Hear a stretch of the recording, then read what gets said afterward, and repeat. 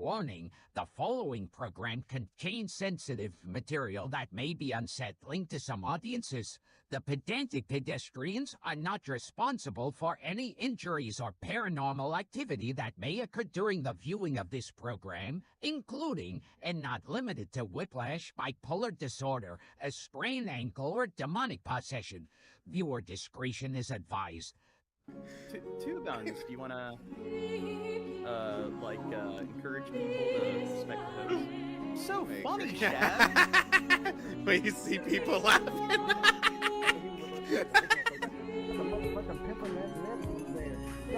Nah, like, pause it. What did he say? Whenever it sounds like he said.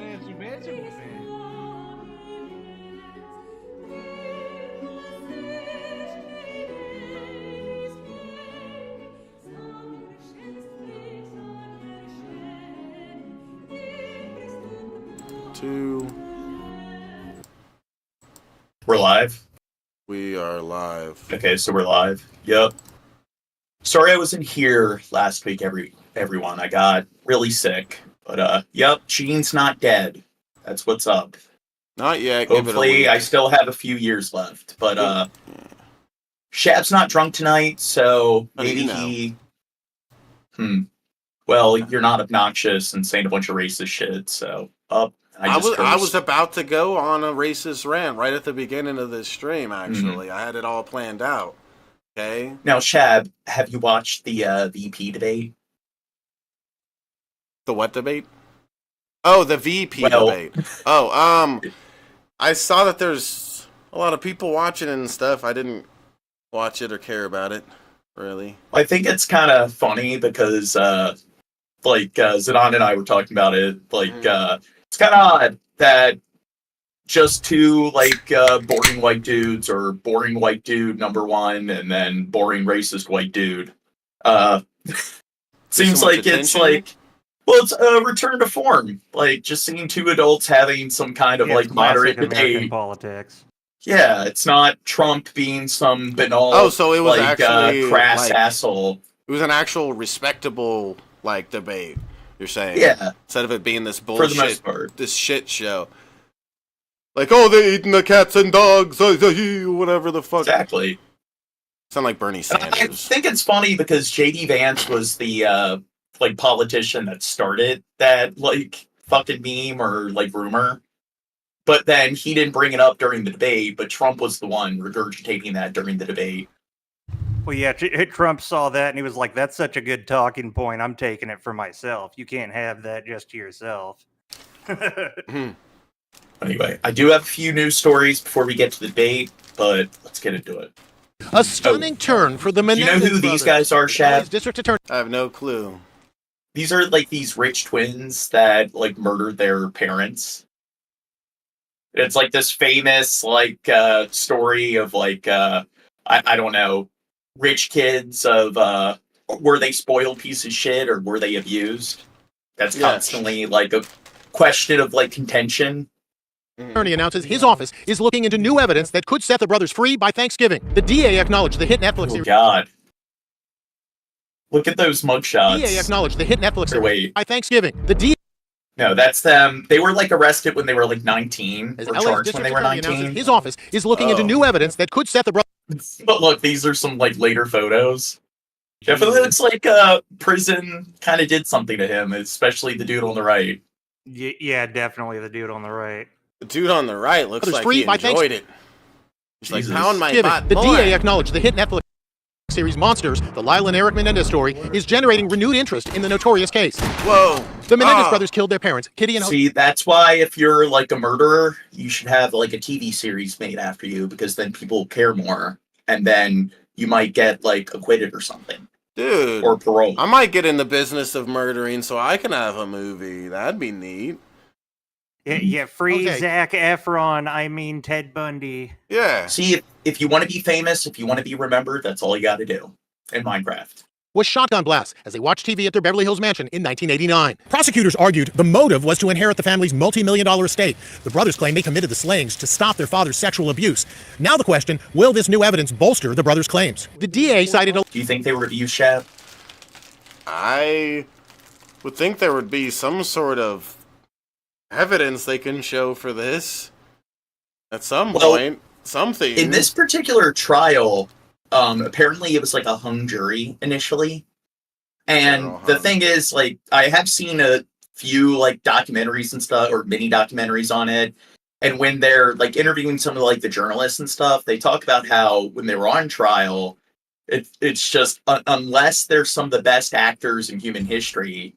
Like the one journalist mentioned how you could see him, like the vein popping out of his forehead as he was like holding back the tears, discussing the kind of like abuses that their father subjected them to.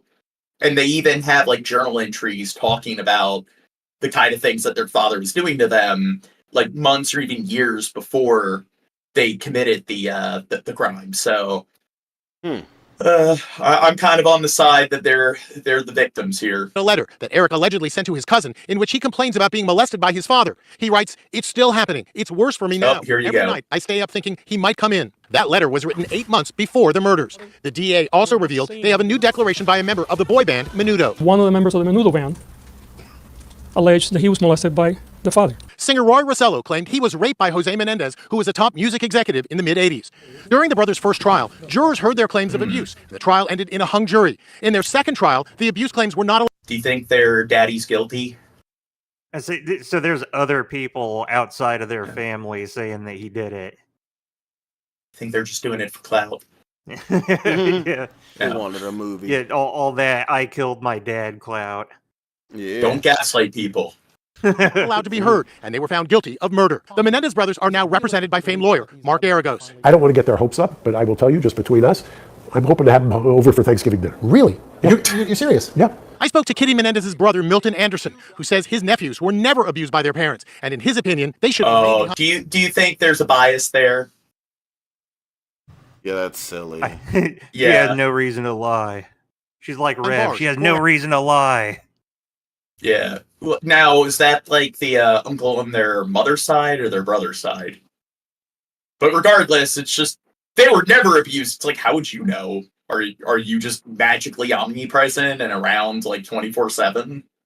Forever. I think that's absurd. They did the crime. They should do the time. They didn't have to do it. They could have packed their bags and left any time. They were 18 to 21 years old. They'd rather murder their mother and father. Do you think he's gaslighting? I don't know about gaslighting, and definitely dumb though. Oh, here we go. So here's another case of flash mobs. Police getting some surprising help from suspects' parents, turning in at least 3 teens to officers in recent days after the department shared images of massive bike flash. Dude, their parents are a bunch of narcs. Yeah, mobs ransacking on by your 7-Eleven parents. Yeah. Stores. With all the publicity that we use the media on the flash mobs. To be fair, it's like if you like send your kids to like a group home or just like abandon them, you have to face abandonment charges and you have to pay like some like yearly fine until your kid's 18. But if you turn your kid in, your kid commits criminal charges, then they go to juvie and there's no expense. So maybe the parents are making a pragmatic decision. That the parents had seen that and decided that the right thing to do was to bring the child in. The LAPD says there have been more than a dozen of these flash robberies at 10 7-Elevens across the city since July, where mobs of young Now, people... the issue is, like, some people will be like, hey, if you're robbing, like, Costco or Walmart, it's like these are big multi-billion-dollar corporations that definitely don't pay their fair share when it comes to taxes and so forth, the amount of money they take. For wages. Yeah. But the issue is with a lot of these 7-Elevens, they're owned by like families and so forth. They'll like buy the stores, so it's like you're kind of hurting everyone around there. The people that all the other the people that actually the owners. I thought you were talking about like the people, like the prices go up on shit when this kind of shit happens. Like, wait, they're saying my mic's muted. Your mic is not muted. Yeah. Guy with long hair. Hear you just fine. Well, no, on the stream. Which dude with long hair? Nothing. Where do you even Flood see stores. this? Somebody in the chat. Snag merchandise, knockover displays. Oh, never mind. Okay. occurring on Friday nights. While there are calls for more precise data, research shows Los Angeles is the most affected city in the U.S. by organized retail crime. I think these individuals have checked. been I could lulled hear into a all false three sense of of us. security into thinking that if they do it in mass, that somehow they may be able to just slink away because of the sheer numbers of perpetrators. And so this time, not so much. The stores often left in shambles, requiring major cleanup efforts and becoming a priority for the LAPD, applauding parents who are choosing to hold their kids accountable. It is interesting to hear that parents... And they are destroying communities doing this. Like, theft is on the rise, and a lot of it is... They've changed policies where they just don't really enforce any sort of penalties. And the problem is, it's like, before they did this combat, like, these sort of draconian sort of penalties and stuff, and also police brutality, because the police show up and they usually make things worse. But now things have kind of oscillated in the exact opposite direction, where they're being too lenient. And then people on the right are like, see, look, this is what happens. And it's like, well, I don't think people are making the argument that they should do nothing.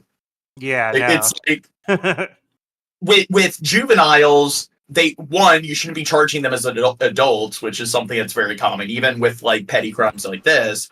But also, it's like, maybe you should be focusing more on like corrections, like youth counseling and like youth programs and so forth, as opposed to just locking them up in juvenile detention centers, which it's expensive to hold people in prison. And it's like they're likely to get out and not really benefit their community or society at all. You're likely to just put them on a track for like endless fucking failure. So they should, especially with minors, invest like if they go to court and they're found guilty, it should be mostly rehabilitation. And it's also the fact that with police, you need to have more proper training so they don't show up and make things even fucking worse. And that's the problem. Like, a lot of times if cops show up and it's like they're putting the kids in handcuffs and they're kind of like resisting to any minor extent, then they'll stack up the charges, like resisting arrest and all that crap. And it's like, but you don't need to be sending them away to prison for like 8 years. Themselves were active in getting their children to be held accountable for those and to face consequences. The minors were booked for robbery and released back to their parents. When you engage in foolishness, you play stupid games and you win stupid prizes. And so I'm glad that these parents are modeling and teaching their children that every choice has a consequence. And hopefully this will deter these young people from doing it if they've done it before and the parents just didn't know. All right, Emily kind of joins us now in studio. So, Emily, what else is the LAPD doing to sort of get these robberies, which are very high profile because we watch them all the time on the news? How do they get them under control? So I mentioned those several arrests, but police actually believe there were something like 20 to 40 young people that had been involved in this string of robberies over the last number of months. And they believe that some of those people weren't even from the area of the crime. So they're getting in touch with school resource officers, school districts across the region, and they're also putting out an ask to... You know how like now they're starting to like deploy these like robot drones that are like security drones that are usually... They're not like flight drones. They're like grounded. I think they should have like these... the robo dogs. Yeah. But I'm thinking that maybe like the future of policing, we do have a bunch of like aerial drones. And then if like a flash mob happens, the drones know to go to that location and they just fly in and start like spraying mace and stuff. And then indiscriminately. Yeah, it immobilizes them, and then maybe like just spray some tear gas as well, and then the police can show up and like apprehend them. The public to bring forward any kind of information. They've already received a number of anonymous tips, and as we've seen, we know some of those tips, critical tips, could be coming from the families of the suspects themselves. All right, Emily Aketa, for us, interesting story there, Emily. Thank you. Thanks for watching. Stay updated about breaking. In recent years, the prevalence of autism has risen significantly across all populations in the U.S. Do you think autism is overdiagnosed? It's like, who doesn't have fucking autism these days? I'm sorry. Well, it's again, like when I was in high school and researching autism, it was like something like 1 in 120 kids were born with it. Then it's like just a few years ago when I was like researching it, it's like 1 in 50. Now it's like 1 in 30. So I don't know. I kind of feel like it is they're being a bit too lenient or careless when it comes to diagnosing children. And I do think, like, with autism, they do know what the chemical causes. It's like the neurons in their brain have, like, triple the amount of neural synapses. They have tests where they can take, like, baby teeth, and I don't know how expensive this is, but they can take baby teeth and then convert them into stem cells, and then convert the stem cells into, like, neurons, nerve cells, and they can actually see that it's like, oh, they're, like, autistic neurons. And I just find that a lot of people, they like, I know that if somebody is born post-term or premature, or there's any other complications during birth, they're 90% more likely to have certain, like, neural developmental or certain, like, neuropsychiatric issues. So it's just, I find that a lot of it is the system being lazy. I know with ADD, one of the things they'll do is they'll just give people a form. And it's like, on a scale to 1 to 5, do you find that your kid has issues with this? And it's like, you know what? The parents shouldn't be diagnosing their kids with something as, like, primitive like that.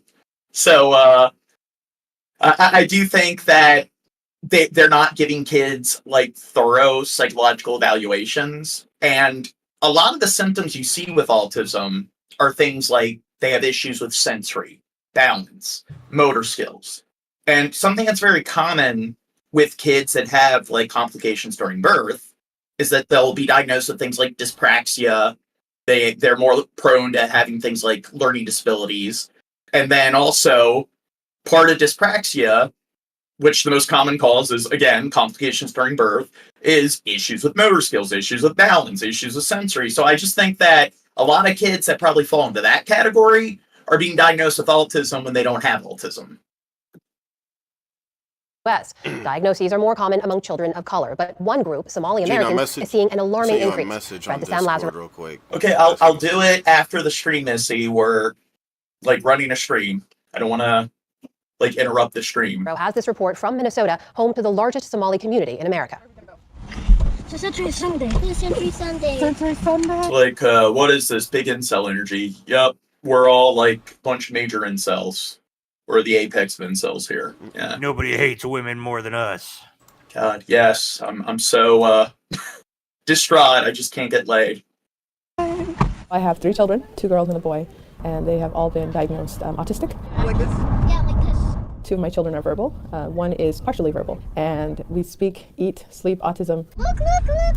For Anisa Haji Mohammed and husband Duran Ali, this is one of few outings the family does together in a routine otherwise individually tailored for their 8, 6, and 3-year-old children. On Sundays, the kids get to play in a safe space set aside just for autistic children. Haji Mohammed was a teacher. She has a degree in linguistics, but has devoted her life to advocating for autistic children in the Somali American community. I always tell parents, you are going to face a period of denial. I experienced it with myself, even though my daughter was showing very visible Yes, Bill Hicks, especially Shadisky. Autism. She was refusing affection. She had, different behaviors. Autism is a brain development disability whose symptoms can range across a wide spectrum of severity with repetitive... Is she, like, flipping the bird? Look. Just flipping off the camera. Autism is a brain development disability whose symptoms can range across a wide spectrum of severity with repetitive speech and behaviors and verbal and social skills. Many public figures have confirmed themselves or been described as autistic, scientists and tech leaders like Albert Einstein and Elon Musk, and the climate activist Greta Thunberg. But up to 40% of people on the spectrum have... Now, has Elon Musk actually been diagnosed? And I do think that this kind of annoying where it's like, yeah, let's take any sort of, like, notable genius throughout history, Isaac Newton, Einstein, and let's just claim that they all had autism. They're all kind of socially awkward, and that's also something that's, like, very vague. There is no scientific, like, classification of what is good or bad social skills, and there's so many fucking conditions that cause issues with, like, social interaction and communication. So they constantly bring that up, but they never really go into detail about, like, how exactly it interferes with a person's, like social capacity. Intellectual disabilities, lack basic life skills, and require lifelong care. Good morning. All parents are going to have a challenge when they have a child with disability because what it involves is mourning the... Billy Boy Blue says, how much for Shab to show his feet? $50. Okay, $50 and Shab will do it. The thoughts, the dreams related to what that child's life's trajectory is. The ratio is 2 to 1. But for immigrant patients and families, Dr. Abyan Bashir says there are other hurdles. The first challenge is finding care providers. Although their number has increased in recent years, Bashir is one of very few Somali Americans in a field where cultural background really matters, she says. What I offer to them is familiarity and understanding the diagnosis in and of itself, and allowing them to grieve that in a way that doesn't stigmatize that or makes them feel bad. It's like, yeah, that happens, and it's okay. Autism is not widely understood in the Somali community, even though it's becoming alarmingly prevalent. Overall rates in our 4-year-olds of 1 in 53. And what we were seeing in our Somali 4-year-olds were rates of 1 in 16. That's astounding, isn't it? Wait, they said 153, but like the other day when we were looking into it, like it was like 130 something. I think her stats are outdated. University of Minnesota It's research. going to be like in 10 years, it's going to be like 1 in 5. Scholars Amy Essler and Jennifer Hall-Landy are part of a Centers for Disease Control Autism survey tracking the national rise in diagnoses and research. Chad, what are you doing? Butt sex? Have you ever done that? They were approached by alarmed parents to tease out specific prevalence in the Minnesota Somali community. I'm glad that we were able to provide some confirmation on what parents have been talking about for over 10 years now. Okay, Dirt says they'll be home soon and they'll be on. And hopefully this helps influence policy. What they cannot answer is what do you want, Negan? Whoa. Oh, well, I seen Zidane like left or lagged out. Okay, so you're their replacement? I don't know. I guess so, temporarily. Okay. I was watching. Autism is so prevalent in the local Somali community, but they also found higher rates of intellectual disability than in the general. Negan, do you think autism's being overdiagnosed? Yeah. Yeah. You have autism? I think if I was born now, I probably would have got diagnosed with it as a kid. Do you think I have autism? Whoa, all three of us are definitely on the spectrum. Yeah, because everyone's on the spectrum. General population. You look at and I know like the brain's the most complex organ. You look at any condition, usually there's like a huge list of side effects, but usually with like neuropsychiatric disorders, there's like 3 times the amount of symptoms. But with like autism, you look at the list of symptoms and it's fucking like endless. So people will sit there and be like, I have some of these symptoms. Maybe I'm on the spectrum. Literally hundreds of genes have been identified that are linked with autism. So knowing how to predict autism ahead of time, we're not there yet. Having a biomarker for autism, we're not there yet either. Yes. There may be an environmental. See, it's becoming such a pervasive ailment that even people's like internet connections are being diagnosed with autism. Is this lady saying that like if you're a Somali Muslim, it means you're on the spectrum? No, they're saying that the like ethnic like groups, there's something to do with the genetics with that ethnicity where it's more like pervasive. Or it's more like ubiquitous. But we're very much in the do you want me to leave now? Environmental components. Yeah, you can stay. Yeah, get the fuck out of here. Poop and pee. I didn't know if it messed up the It's video. not the science that's lacking, but these parents said it's also support from a system that's under-resourced, foreign to them, even hostile. Faduma Ismail recalled taking her then 2-year-old daughter in because she'd begun to withdraw emotionally and stopped eating. Now, do you think Somalia, their government, do you think they give adequate care to special needs children? Oh yeah, for sure. Just like they do here, right? I'm gonna roll the dice and say yes. I know what the odds are, but I'm gonna roll the dice. Somalia is ranked next to North Korea as the country with the worst human rights violations, or degree of human rights violations, and they're a pirate state. Well, they have the worst violations. They have the worst violations, so that means that they're really nice to them. Like, wait, how does that work? If it's a really bad assault, that just means you go up and you hug somebody. You didn't really hurt them. You didn't do that good of an assault. 1 sec. It's all about perspective, Gene. I was wondering what Gene was doing. The doctor brushed her off. And she said, oh, so many people you guys like. Gene, you need one of those things I say no. to put on your desk and you click the button to make different noises. I'll get around to it. something. Gay guy. So they took some blood test, and they called me before even I go home. She was summoned back because the Maybe test I'd revealed have to severe have it. malnutrition. Wait. There's blood tests for autism now? Blood test, and they called me before even I go home. She was summoned back because the tests revealed severe malnutrition. She received packets of high-calorie nutrition supplements and a home visit. After 2 days, there is a lady coming visiting my house. It was a social worker, as activist Idil Abdul noted. The doctor who's supposed to help you, not only did she not help you, but she reported you to Child Protective Services. Now, do you think that anime and Sonic the Hedgehog and Pokemon, do you think they cause autism? Cause? Yeah, There's cause certainly autism. a correlation. Yeah. Yes. Or if we- maybe it's a symptom of autism. Yes, we should watch some Pokemon right now and give everybody here autism. That'd be great. It's the bright colors.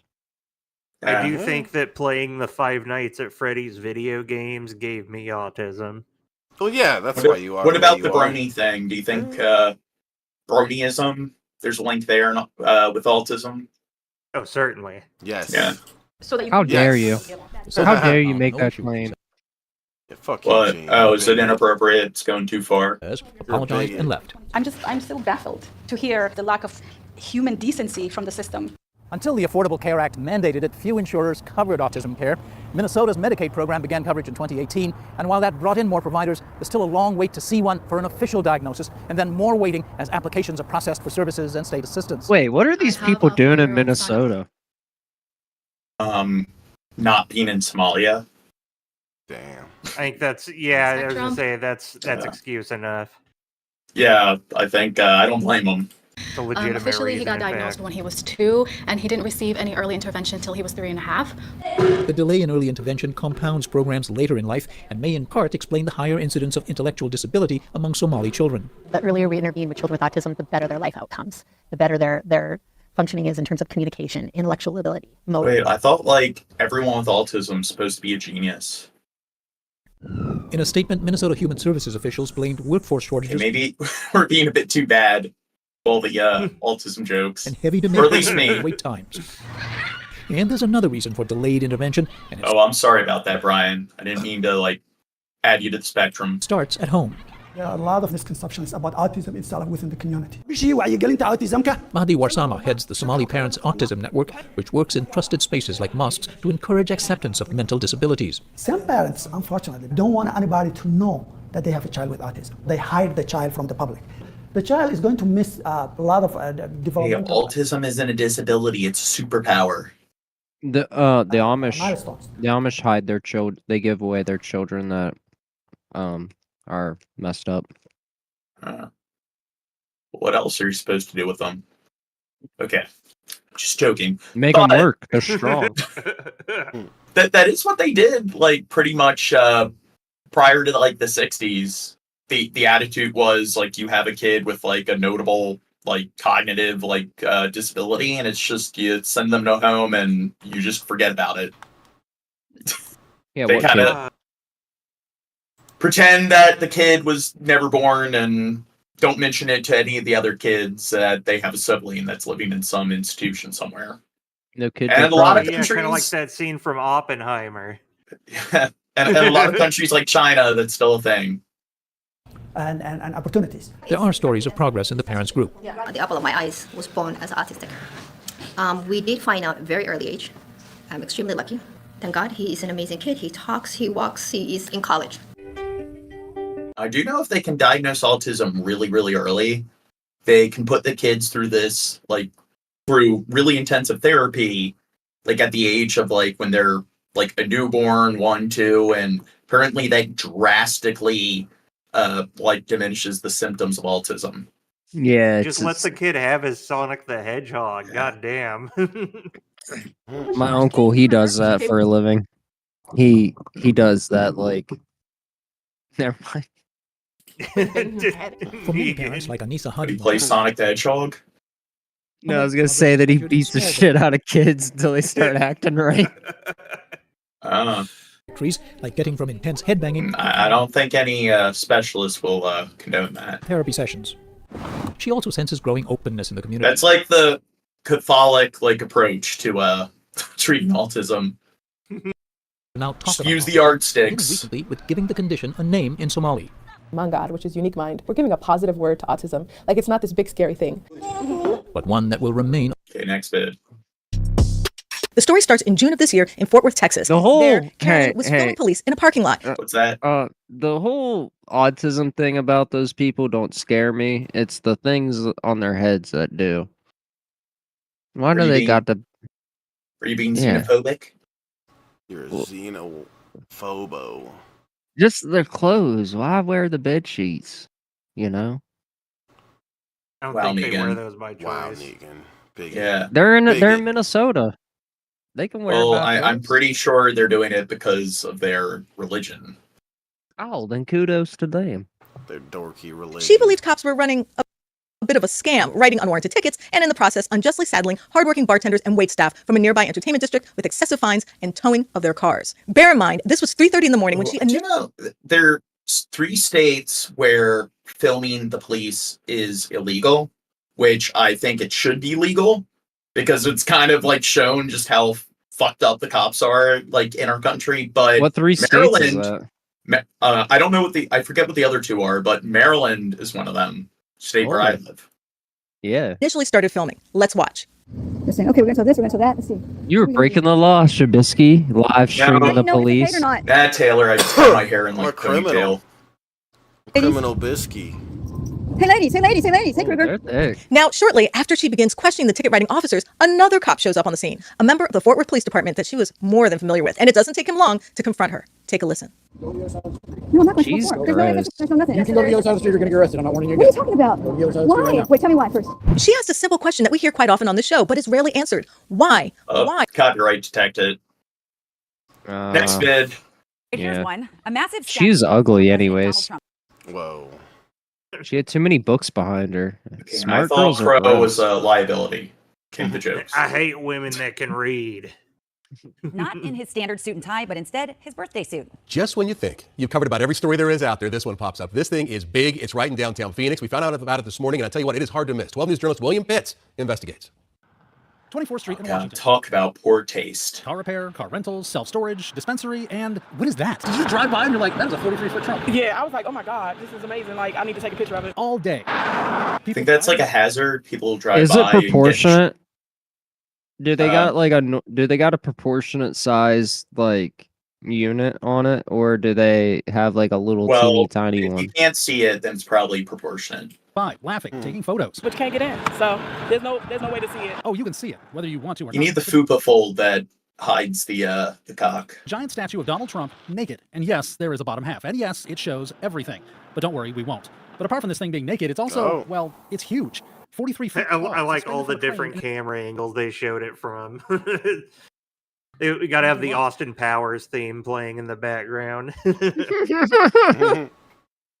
It's so tall we can see it from the 12 News Studios roof camera. Heck, we can see it from the newsroom. But I just think that it is extraordinary. Extraordinary. And I know a bunch of like Trumpites got really offended over it, and the issue is it's like aren't they all like pro freedom of speech? So I like it when like people on the right like to accuse certain people of being SJWs, but then they'll like cry and get all offended when who was the one redheaded comedian? I forget her name. She did the like fuck Trump photo shoot with like the his headless head. Trump. Yeah. And then everyone was freaking out. It's like, well, if you're so Kathy like, Griffin. Yeah, that was Kathy Griffin. That's like a good cinematography right here, by the way. Like the cameraman was on point. The dispensary says it's not theirs. The person at the lot would only say it's just being stored there. But here's what we found out. The statue was apparently in Las Vegas a few days ago. Is it a political statement or I don't know what it is. No. But hey, Vegas, anything will happen in Vegas. According to multiple media outlets, it's This is in Vegas? Was that your dad? I didn't even catch What's that that? before. This is in Vegas, so I should go to this. That was Bisky's dad on the news. What, Should go Trump? to it. Naked Trump? an art installation from an anonymous artist called Crooked and Obscene. Someone claiming to be the artist told a Las Vegas TV station it weighs 6,000 pounds and is made out of foam. At the time, the Nevada GOP called it deplorable and offensive. The Arizona Republican Party did not respond to a they're offended. request for comment. We don't know if it's here to stay or if you'll see it somewhere else around the valley. I wish we knew how many hours it took. What's that? I wish we knew how many hours it took to make it. Yeah, they're Such a Like, loser grand with no total. life. William Pitts, 12 News. No, I just Yeah.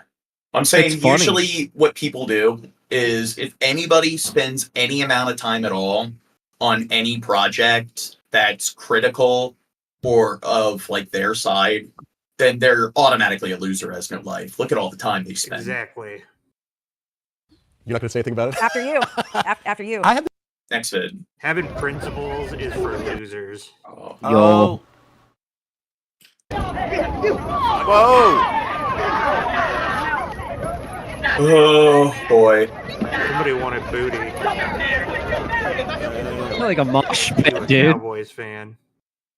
Is this a mosh pit or is this a fight? It's a bunch of Trumpites fighting with each other. Oh. It's like stay classy, like Trumpites. Yeah. Divide and Oh, conquer. and did you know, like, there were people in the chat talking about how, like they're racist because they immediately like tackled the or shoved the black dude, and it's you can see how they immediately broke up the fight. And they had two different officers, like, apprehend both of them at once, and... Yeah, they were getting in between the fight. It didn't even look like that cop was mean to that black guy. He just got in front of him, was like, stop, and put his hand behind him, being, in between the fight. But they're racist. Yeah, de-escalating, which I think Yeah. is where they went wrong. He should have had his knee on the back of his neck. They should have. On everyone. I was waiting for Negan to say something fucked up. Ooh, okay. Highlights of the VP debate. In the first and only vice presidential debate between Governor Trump highlights? and Senator J.D. Vance, both men. This is one of the shitty. By Israel on Iran after Iran launched the largest. I watched the debates Yesterday. Look, it is up to Israel what they Okay, this video sucks. Thank you, through Governor. like another podcast. I watched it. Which podcast was that? I don't think you want me to mention one of them. Just to clarify for our viewers, Springfield, Ohio does have a large number of Haitian migrants who have legal status, temporary protected status. Maura? Thank you, Senator. We have so much to get to. Margaret, I think it's important We're because going to turn out of the economy. Thank Margaret, you. the rules were that The you guys weren't economy- going to fact check, and since you're fact checking me, I think it's important to say what's actually going on. So there's an application called the CBP One app where you can go on as an illegal migrant, apply for asylum or apply for parole, and be granted. Okay, that's not true. So this app that he's talking about is pretty much an app that you use if you want to, I guess, apply for citizenship and so forth. So You can I do think, it with multiple countries. yeah. So he's claiming that this app grants people citizenship. No, it teaches you how to for different laws for different countries. Yeah. Legal status at the wave of a. I've used this app open border before. law. I Yeah. know exactly what he's talking about. He says it grants you legal status with like what did he say? The wave of a wand? Open border No. bond. That is not a person coming in, applying for a green card and waiting for 10 years. That Thank is you, the Senator. facilitation of illegal immigration, Margaret, by Thank our you. I mean, anybody that listens to this, same thing with the kind of crap that like Trump says, and they just don't question it at all by any level of skepticism. It's just, I don't know, it says a lot about the state of that person's critical thinking. Thank you, Senator, for leadership. describing the legal process. Kamala- We have so Kamala much has to opened get up to, that Senator. pathway. We Those have laws so have been on much. the books since 1990. Thank you, gentlemen. The We CBP want to One have. app has not been on the books. And I remember they had to mute both of their mics. It's something that Kamala Harris created, Margaret. Gentlemen, the audience can't hear you because your mics are cut. We have so much we want to get to. Thank you for explaining the legal process. He is still saying he didn't lose the election. I would just ask that. Did he lose the 2020 election? Oh, now this is the part where he really fucked himself because he can't say that he did lose the election because then he'll piss off Trump. But he can't say that he did lose, or he can't say he did lose the election because he'd piss off Trump. But he can't say that he didn't lose the election because then he'll look like a complete total nut job. And it's just, so he's put in this bottleneck where he's not able to really answer the question. So he just sits there all awkwardly and he doesn't give a response. And I mean, that was really good on like Walt's end because it's like it's the Socratic method of discourse. You just ask people questions. And that's where a lot of people get pissed off with me. So I just ask them these very simple yes or no questions. And you know that they're fucked when you have the awkward cricket noise. It's like crickets for 5-6 seconds. And then it's, you know what, fuck you, piece of shit, and then they rage quit. I'm focused on the future. Did Kamala Harris censor Americans from speaking their mind in the wake of the 2020 COVID situation? That is a damning non-answer. My party, we've got to do so much better of a job at earning the American people's trust back on this issue where they frankly just don't trust us. And I think that's one of the things that Donald Trump and I are endeavoring to do. I want us as a Republican Party to be pro-family in the fullest sense of the word.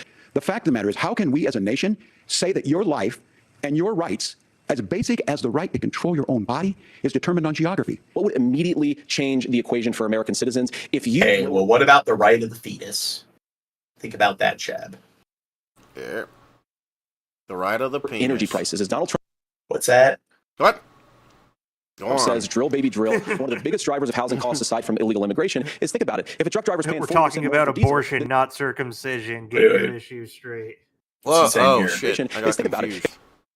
If a truck driver's paying 40% more for diesel, then the lumber he's delivering to the job site to build the house is also going to become a lot more expensive. If we open up American energy, you will get immediate pricing relief for American citizens, not, by the way, just in housing, but in a whole host of other economic goods, too. Oh, so I know that he's like criticizing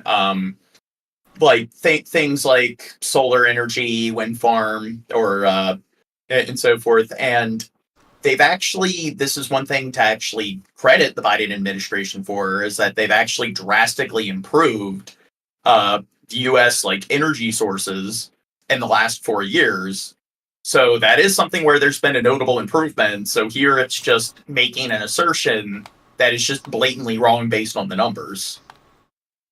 When it comes to abortion, I say drill, baby, drill. Yeah, because there's clearly not like a bias there trying to pander to these like big fossil fuel organizations. But Trump, with the wind farms, he cares about the birds or whatever. And what will likely be their one and only debate, the candidates for... What's that? I was going to say, of course he cares about the birds because they're not real. They're government bodies. Vice President faced off, running through a laundry list of issues from immigration to climate change and the economy. And mostly absent from this debate, the current president, Joe Biden. Instead, during the debate hosted by CBS News, Ohio Senator J.D. Vance worked to tie the vice president, Kamala Harris, to the Biden administration's perceived failures, and Minnesota Governor Tim Walz worked to tie Harris to the administration's perceived successes. Fox 4's Amelia Jones, and now with a deeper look at some of their responses to the major issues. Amelia. Yeah, Heather, Steve, this was the first time these two men have actually ever met, and it's the only time they'll debate as vice president candidates. Senator J.D. Vance and Governor Tim Walz shook hands briefly before starting. Okay, so Fox News, who do you think they've declared the winner of the debate? Megyn Kelly. The debate hosted by CBS News. Out of the gate, the candidates addressed the conflict in the he Middle has East, a climate girl change, name. and immigration. Senator J.D. Vance was asked about former President Donald Trump's desire for Megyn mass deportation Kelly. and what that would look like. Both of his Vance names replied are by attacking. girly. Do you know who Megyn Kelly is? Was it it's the dude? Who is that? Who's Megyn Kelly? Here, let's not talk over the points that they're never mind. making. I don't know. Immigration. I don't pay enough attention to this. Okay, back on topic. In the Middle East, Shut climate up. change and immigration. Senator J.D. Vance was asked about former President Donald Trump's desire for mass deportation and what that would look like. Vance replied by attacking Kamala Harris and her border policies, while Governor Tim Walz pointed out a bipartisan border bill. Oh, they said something like she's the the czar of like border control or something, and it's like the one thing that Biden like tasked her with is like this like diplomacy when it came to countries south of the Mexican border, such as like Honduras, and trying to find a way to like improve some of their like social programs and improve their infrastructure so less people would actually try to cross the border. So has nothing to do. That's like international relations. That has nothing to do with actual border control. She couldn't keep them there, man. She couldn't keep them there. And another thing, like he claimed, was the fact that they lost a bunch of children, like what is it, national security or homeland security. They claimed that a bunch of like children who were like undocumented immigrants ended up being lost in the system, and it's like, no, there was something like around a few 100,000 cases of them not showing up to court. That's not them being actually lost, where they're not able to actually find the kid and it's like a missing persons kind of situation. authored by a Republican senator that ultimately ended up not getting passed. Allegedly, it was Trump who had the bill killed, so he had a platform to run on. What would Donald Trump talk about if we actually did some of these things? And they need to be done by the legislature. You can't just do this through the executive branch. So look, we have the options to do this. Donald Trump had 4 years. He had 4 years to do this. Before we talk about deportations, we have to stop the bleeding. We have a historic immigration crisis because Kamala Harris started and said that she wanted to undo all of Donald Trump's border policies. In terms of the economy, Vance emphasized the Trump campaign. You know, it's going to be funny. Called a common is when if Kamala and Waltz like win and they get like nothing, they promise to do something, they don't do it. Like just show that clip of Waltz himself saying he had 4 years. He had 4 years to do it. Well, that's the thing. It's the evil Democrats. They wouldn't let him do all the stuff he wanted because when the president doesn't get anything done, just blame the other side. Yeah, and exactly. It's the same thing with Obama. Like Obama, like when he wasn't able to actually accomplish anything, it's like, oh well, the Republicans won't let him do anything. It's like, yep. So, and it's like if something really bad happens during their campaign, whether it's something the president or the executive branch has any control over, it's always if your politician's in office, then it's the fault of the politician before them. Or it's like if your politician isn't in office, it's all related to them. And it's people really do like to think critically when it comes to evaluating things. sense economy, saying that experts aren't always right. Walz reinforced the Harris campaign's goals to provide economic relief through child care relief. The candidates were also asked about their leadership qualities and to address some discrepancies in their past statements. But I've also been extremely open about the fact that I was wrong about Donald Trump. I was wrong, first of all, because I believed some of the media stories that turned out to be dishonest fabrications of his record. But most importantly, Donald Trump delivered for the American people. Rising wages, rising take-home pay, an economy that works for normal Americans, a secure southern border, a lot of things, frankly, that I didn't think he'd be able to deliver on. Now, look, my community knows who I am. They saw where I was at. Look, I will be the first to tell you, I have poured my heart into my community. I've tried to do the best I can, but I've not been perfect. And I'm a knucklehead at times, but it's always been about that. A big difference in tonight's debate is the microphones were not turned off when the opponent was speaking. The CBS moderators only had to mute. Dude, watch him run for president after Kamala and watch him win, but then he starts suffering from like dementia or cognitive decline. The mics once during the debate as the candidates were speaking over each other. During the debate, both candidates trickled in pieces of their own backgrounds and even at times acknowledged that their opponent's statement was right. The second half of the debate focused on reproductive rights, gun violence, and the 2020 election. Let's introduce the candidates. Minnesota's Democratic Governor Tim Walz and Ohio's Republican Senator J.D. Vance. Is that one thing you can take the whole political stuff aside between Fox News, CNN, and CBS? Fox News knows what they're doing because they always have the hottest chicks on the news. They know how to keep you staring at that screen. Yep, that's what really matters. Tonight, meeting for the first time. First of all, let's start with the hurricane because it's an unbelievable, unspeakable. And they have to have sure big Governor Walz tits. Don't forget about that. Big tits. CBS like covers them up. Oh. Me and saying our That's hearts why I go don't out to watch those innocent them. people, our prayers go out Okay, back on topic. to them, and we want as robust and aggressive as a federal response as we can get. Senator Vance has said that there's a climate problem in the past. Donald Trump called it a hoax and then joked that these things would make more beachfront property to be able to invest in. We have a Yeah, well, I mean, don't you think the climate's changing all the time? I mean, boom, well, warming's true. Then why do we have all this snow? Yeah. Yeah, global cooling. Really know their. I do think they said something about like hurricanes, and they're like claiming that climate change has nothing to do with like hurricanes. What would like rising? Yeah, they do. No, they don't because don't you know about HARP? All hurricanes are just made by foreign governments. Oh yeah. Conspiracy theories galore. Yeah, Jesse Ventura taught me about that. Is QAnon behind that? QAnon is because Kamala Harris started and said that she wanted to undo all of Donald Trump's border policies. This is what happens when you don't want to solve it. You demonize it. And we saw this. And Senator Vance, and it surprises me on this, talking about and saying, I will create stories to bring attention to this. That vilified a large number of people who were here legally in the community of Springfield. The people that I'm most worried about in Springfield, Ohio, are the American citizens who have had their lives destroyed by Kamala Harris's open border. It is a disgrace, Tim. And I actually think I agree with you. I think I wish he was like the people in Springfield who have had their cats and dogs eaten. Yeah. I wish he would have went in that direction. Problem, but I don't think that Kamala Harris does. Margaret, the True, rules were Skip, I'm the new dirt. Yeah. I thought Skip was talking about Negan. I mean, you are. Yeah, Dirt. Smarter. Dirt said he was home and he'd be on soon. You're super more handsome than him. It makes sense. This is an upgrade. And you have a cool mic that's all colory full.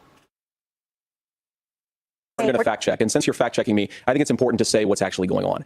Thank you, gentlemen. They fact check them. The app has not been on the books. Gentlemen, Gentlemen, shut the fuck up. But as I read the Minnesota law that you signed into law, the statute that you signed into law, it says that a doctor who presides over an abortion where the baby survives, the doctor is under no obligation to provide life-saving care to a baby who survives a botched late-term abortion. That's not true at all. So, like, Trump made similar points. It's illegal in any state to, have, like, a post, or to have, like, an abortion, like, post-conception. That is, I think, whether you're pro-choice or pro-abortion, that is fundamentally barbaric. These are women's decisions to make about their healthcare decisions, and the physicians who know best when they need to do this. Trying to distort the way a law is written to try and make a point, that's not it at all. What was I wrong about, Governor? Please tell me, what was I wrong about? That is not the way the law is written. Well, I think all the parents watching tonight, this is your biggest nightmare. Look, I got a 17-year-old, and he witnessed a shooting at a community center playing volleyball. Those things don't leave you. I 100% believe that Senator Vance hates it when these kids, it's abhorrent and it breaks your heart. I agree. Hey. But that's not far enough when we know there are things that work. What's that? He said his son was playing volleyball, so his son's gay. Because only JD girls. Vance canceled. Yeah, only girls and guys in the Air Force that are gay play volleyball. Damn, You were trying to think of a word other than I'm sorry about that. the F word to say. I could tell. I appreciate it. Okay, Christ have mercy. January 6th was not Facebook ads. This was a threat to our democracy in a way that we had not seen. And it manifested itself because of Donald Trump's inability to say, he is still saying he didn't lose the election. I would just ask that. Did he lose the 2020 election? Tim, I'm focused on the future. See, this is the thing that really destroyed him in the debate. Americans from speaking their mind in the wake of the 2020 COVID situation. That is a damning non-answer. Kamala Harris is bringing us a new way forward. She's bringing us Why does he question Nudgen? It's a politics of joy. She's bringing real solutions for the middle class, and she's centering you at the heart of that. We have the greatest country, the most beautiful country, the most incredible people anywhere in the world, but they're not going to be able to achieve their full dreams with the broken leadership that we have in Washington. And whether you vote for me or vote for Tim Walz, I just want to say I'm so proud to be. Now, what do you think of his beard? It's good. He's hot. I think his beard looks like a generic like neckbeard beard. Seriously, who's hotter? Which one of the two? For you. God bless. Yeah, which one would I you don't fuck, have an Gene? opinion. If you That's had the to poll fuck, that they should really be running. Yeah. Which vice president candidate would you rather fuck in the mouth? I'm not voting for this guy. Jesus Christ. Presidential debate today. What a ripper it was. JD Vance wiped the floor with Tim Walz. He was cool, he was calm. Let's hear some, I guess, external, perspectives when it comes to the debate. We're going to hear what the Aussies have to say. He was able to meet every attack that Walz levelled at him. He was able to meet every attack that the moderators levelled at him, and there were a few of them. I think it really shone through. Crikey, they're both cunts. Great orator, but he's put in the work to front up to the media, particularly the lefty media. He knows how to deal with them because he's unafraid to talk to the voters, even why would those people who in might disagree with him. Australia care about our politics? Well, the U.S. Yeah, go ahead, Gene. The U.S. has the #1 economy on the planet.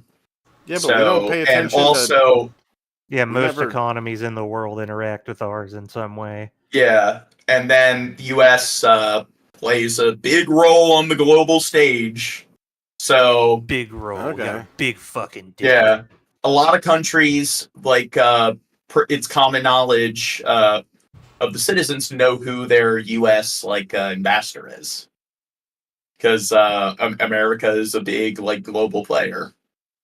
Unlike Tim Walz, who's barely done any interviews, he only showed nothing. Go on, play the goes up at occasional rallies. Of course, that interview with Kamala Harris on CNN, he had to be there to hold her hand. You hide them away and you put them in this situation, and it doesn't always go well. So Tim Walz seemed a bit nervous to the point where he started telling us he was a knucklehead. My community knows who I am. They saw where I was at. Look, I will be the first to tell you, I have poured my heart into my community. I've tried to do the best I can, but I've not been perfect, and I'm a knucklehead at times. My commitment has been from the beginning to make sure that I'm there for the people, to make sure that I get this right. I will say more than anything. But another big reason Australia might care about the U.S. is the international security. I mean, Australia, New Zealand, they're out there they're not that far away from China. And say that, yeah, Australia is right there.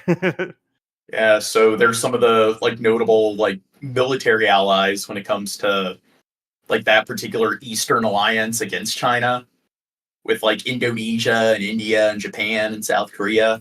Many times I will talk a lot. I will get caught up in the rhetoric. I'm a knucklehead, I'm from Minnesota, and I am here to help. What a way to sell yourself to the people. And then, of course, he's been saying for a long time that he was in China when the Tiananmen Square attacks happened, and this formed his view about how important democracy was. Honestly, how Trump governance shows should be pretty run. strong, like pretty well that showing your weakness isn't a good thing, or at least for his audience, at least for his fan base. Well, we found out he's an alpha. He's the exact opposite. He's never sorry. He's never wrong. He's the greatest at everything. He didn't even cry when he got shot. Wait. You're saying he's a narcissist, Shab? Just like me, baby. When Tiananmen Square happened. So, of course, he was asked about this. And take a listen to the answer. I don't think he quite hits the point here. Governor, just to follow up on that, the question was, can you explain the discrepancy? All I said on this was I got there that summer and misspoke on this. So I will just, that's what I've said. So I was in Hong Kong and China during the democracy protests went in. And from that, I learned a lot of what needed to be in governance. Oh. He learnt a lot. Oh, Compelling and rich. For those of us who actually watched this debate, it was eye-watering bad watching Tim Walz. And the split-screen difference that you see between Vance, just cool as a cucumber, he's got his facts on his side, he's been doing his murder boards, as Kel explained to you last night, prepping for this. He is a well-oiled machine, didn't once falter. And compare that to Walz, who looked 50% terrified, 50% That's a stretch. The entire Damn Aussies. time. I know, like, they like to call Americans Yanks, which is weird because, like, a Yank was somebody who supported the Union during the Civil War. Vance took it upon himself to fact-check the fact-checkers when they tried it on with him. Check out this interaction between himself and the moderators. The most He wasn't letting famous them get away with anything. Australian is a dude who is known for shoving his thumb up alligator butts and got fucking decimated by a stingray. So that shows what the Australians are worth. No, Australia, they're behind the show Farscape. It's a really fun, like, sci-fi. Not even a real place. Hugh Jackman's Australian. Okay, so I guess there is one cool Australian. Jim Jeffries.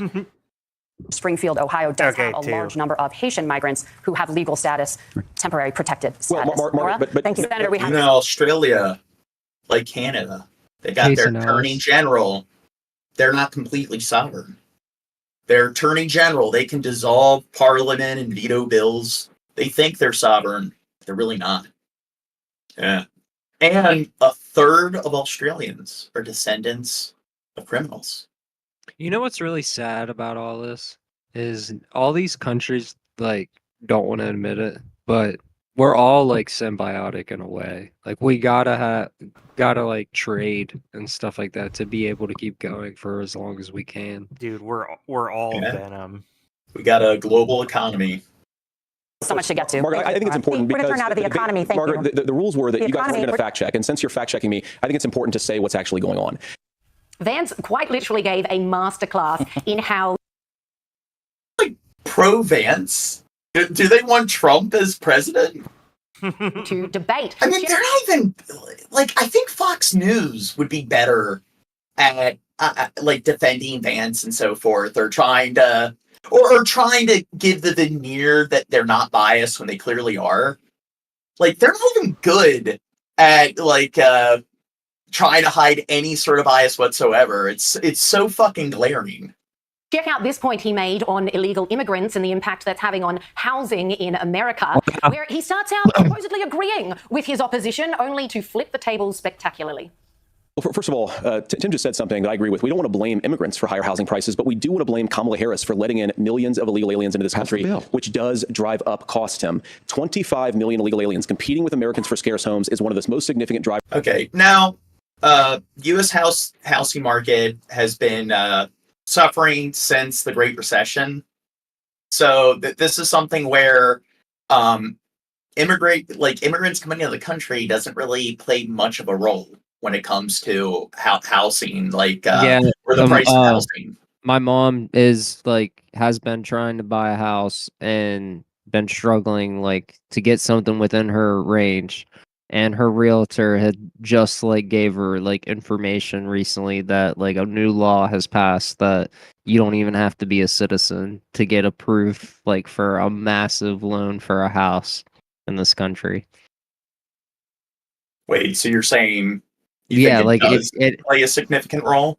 yeah, like immigrants in this country can get a house, can get a loan for a house, a much higher loan than what my mom can, and my mom's been a Now, are working you talking U.S. about citizen immigrants her or whole illegal life. immigrants? Legal immigrants. He's talking about illegal immigration. Oh, well, I'm talking about legal immigrant people who are legally immigrating here.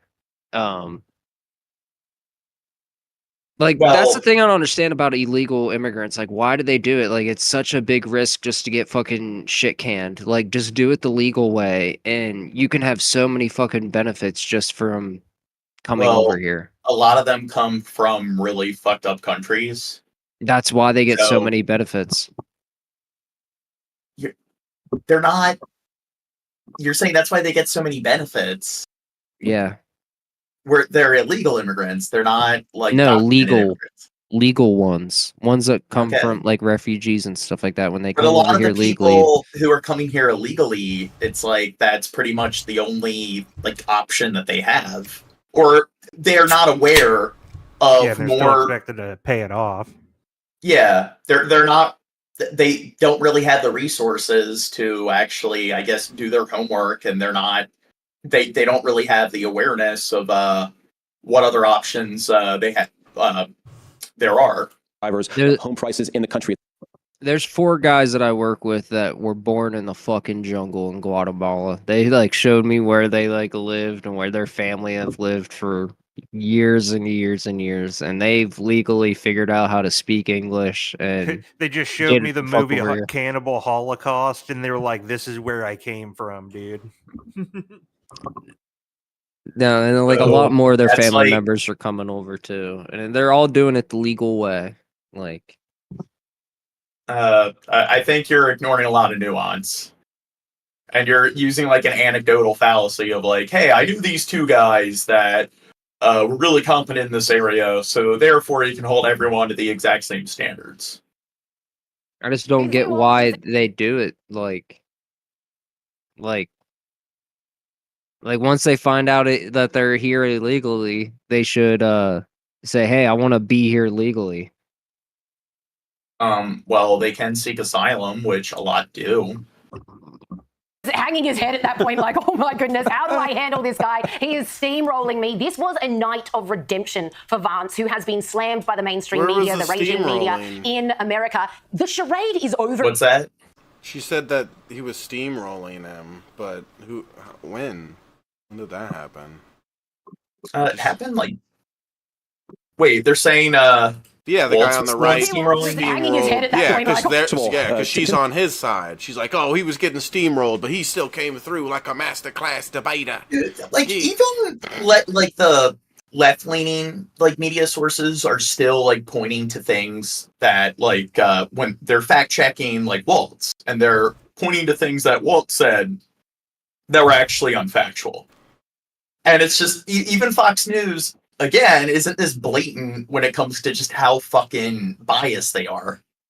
This is some of the worst journalism we've seen. Yeah, Like- this is like, I'm gonna go home and choke myself thinking about JD Vance. You just said something that I agree with. We don't want to blame immigrants for higher housing prices, but we do want to blame Kamala Harris for letting in millions of illegal aliens into this country, which does drive up cost him. 25 million illegal aliens competing with Americans for scarce homes is one of the most significant drivers. Wait, it's this one person. Trans woman or men? Trans women. Oh, what the fuck, dude? What a dork. Your generation has it so easy. Really? How old are you? Yeah. When he says our generation, I could probably be his dad or something. I mean, isn't like the housing market more expensive than ever? And the cost of living is increasing. And like when it comes to higher education, the cost of like college is also notably higher than it was in the past, like previous generations. Wasn't it free at some point? well, it was never free, but it used to be where you could work any sort of mundane job, and it wasn't really that costly for anybody to afford college. It was something that pretty much anybody could expect to do. Now it's like this extreme investment.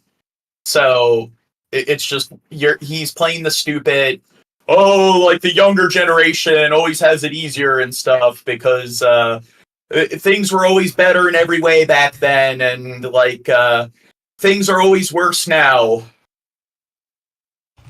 Of home prices in the country.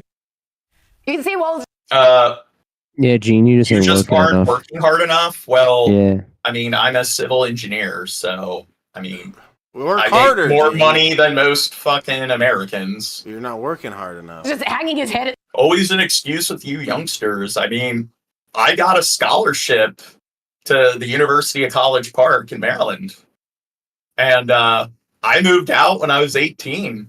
Cut my parents off. So Yeah, I mean, too. I'm somebody who, as like a Zoomer, I could sit there and be like, hey, I moved out when I was 18. Hey, like I found a way to go to college and afford it and so forth. So it's like I cut off my parents and I don't even have any contact with them. So I could easily play that stupid, like self-pandering narcissistic game where everybody can be held to the same standards.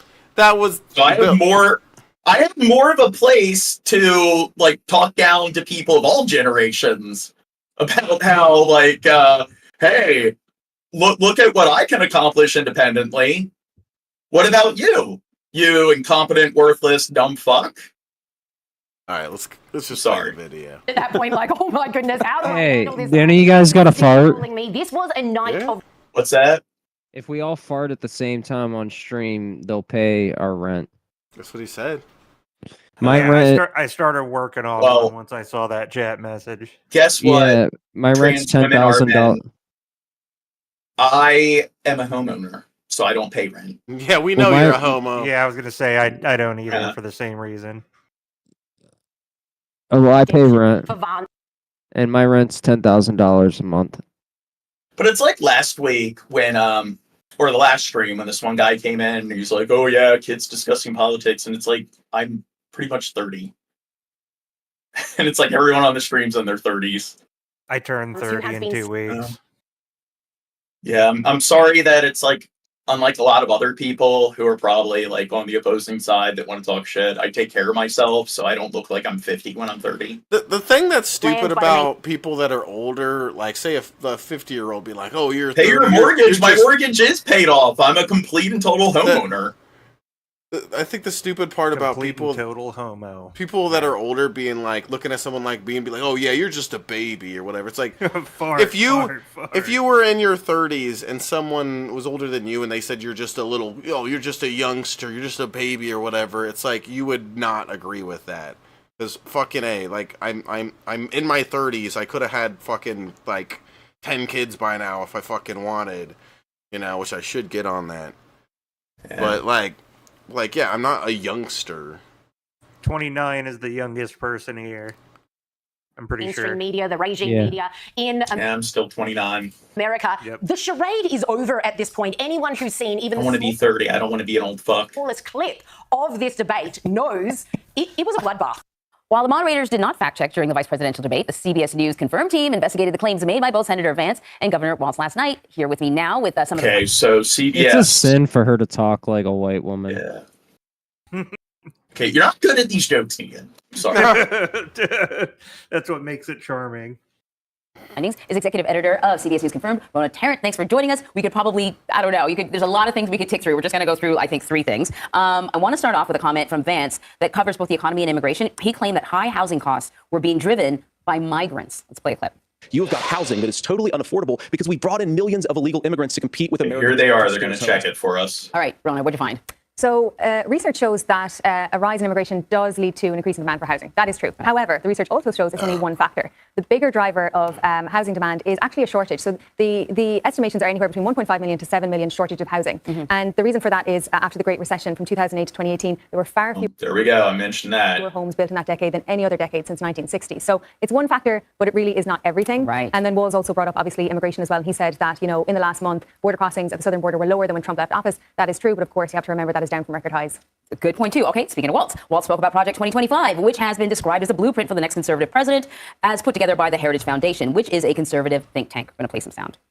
The Project 2025 is going to have a registry of pregnancies. It's going to make it more difficult, if not impossible, to get contraception and limit access, if not eliminate access to infertility treatments. Okay, so I think a lot of people probably haven't actually read Project 2025, and we should point out that Donald Trump has said over and over again that he doesn't know anything about it. He's not. You know why? You know why it's going to be harder to get contraception? Why? Because they're raiding all the grocery store and stealing everything off the shelves. They're going to lock up the condoms, and we won't be able to get the condoms. And I won't be able to leave steal my Old condoms Spice anymore? alone. What the fuck? Yeah, you can't get Old Spice anymore. They just steal that shit off the shelves. Dude, Well, she's going ham with that thing tonight. Just wait until Crow's That here. being said, what about what Walt said about he'll stimulus? add to it. So Project 2025 does not call for a registry of pregnancies. What it does call for is mandatory reporting about abortions. So right now the CDC does collect some data. It's voluntary. The reporting is voluntary. This calls for mandatory, particularly around abortions where there were some issues. Do you think when Trump pleads ignorance when it comes to Project 2025, do you think they're being honest? What even is that bullshit? It's made It's by just it's an idea by the Heritage Foundation, which is the foundation that he's followed like perpetually. He's like followed their things that they put out. So and it has a bunch of crazy shit in it. What were some of the stuff? There was some really crazy shit in it. Like I don't know. I remember I brought it up on stream and we read a bit of it. It had really... That's as far as it goes. Every time I ask somebody what is Project 2025, they say, "Oh, dude, it's this plan." Yeah, but I that has, actually like, read crazy it. shit. Yeah, everybody has, but nobody can tell me what the fuck it is. I've never read it. I don't know what it is. I've just asked anybody who mentions it, what is it, and they're just like, dude, it just has some crazy shit in it. It's like, Here, okay, can you show pull it up to right me, now. please? Mandate. Well, it's got a lot of really draconian policies about abortion. And it's like a lot of it is just like increased policy for the wall plan. And also a lot of the policy enforces things that are like anti-climate change. And like defunding like public schools, that's another big one. That is true, but it does not the document registry of itself, pregnancy. Negan, is 922 pages long, and there is a lot of different things on it. So that makes sense that you've gotten a lot. Can you of just different send me a answers link? across.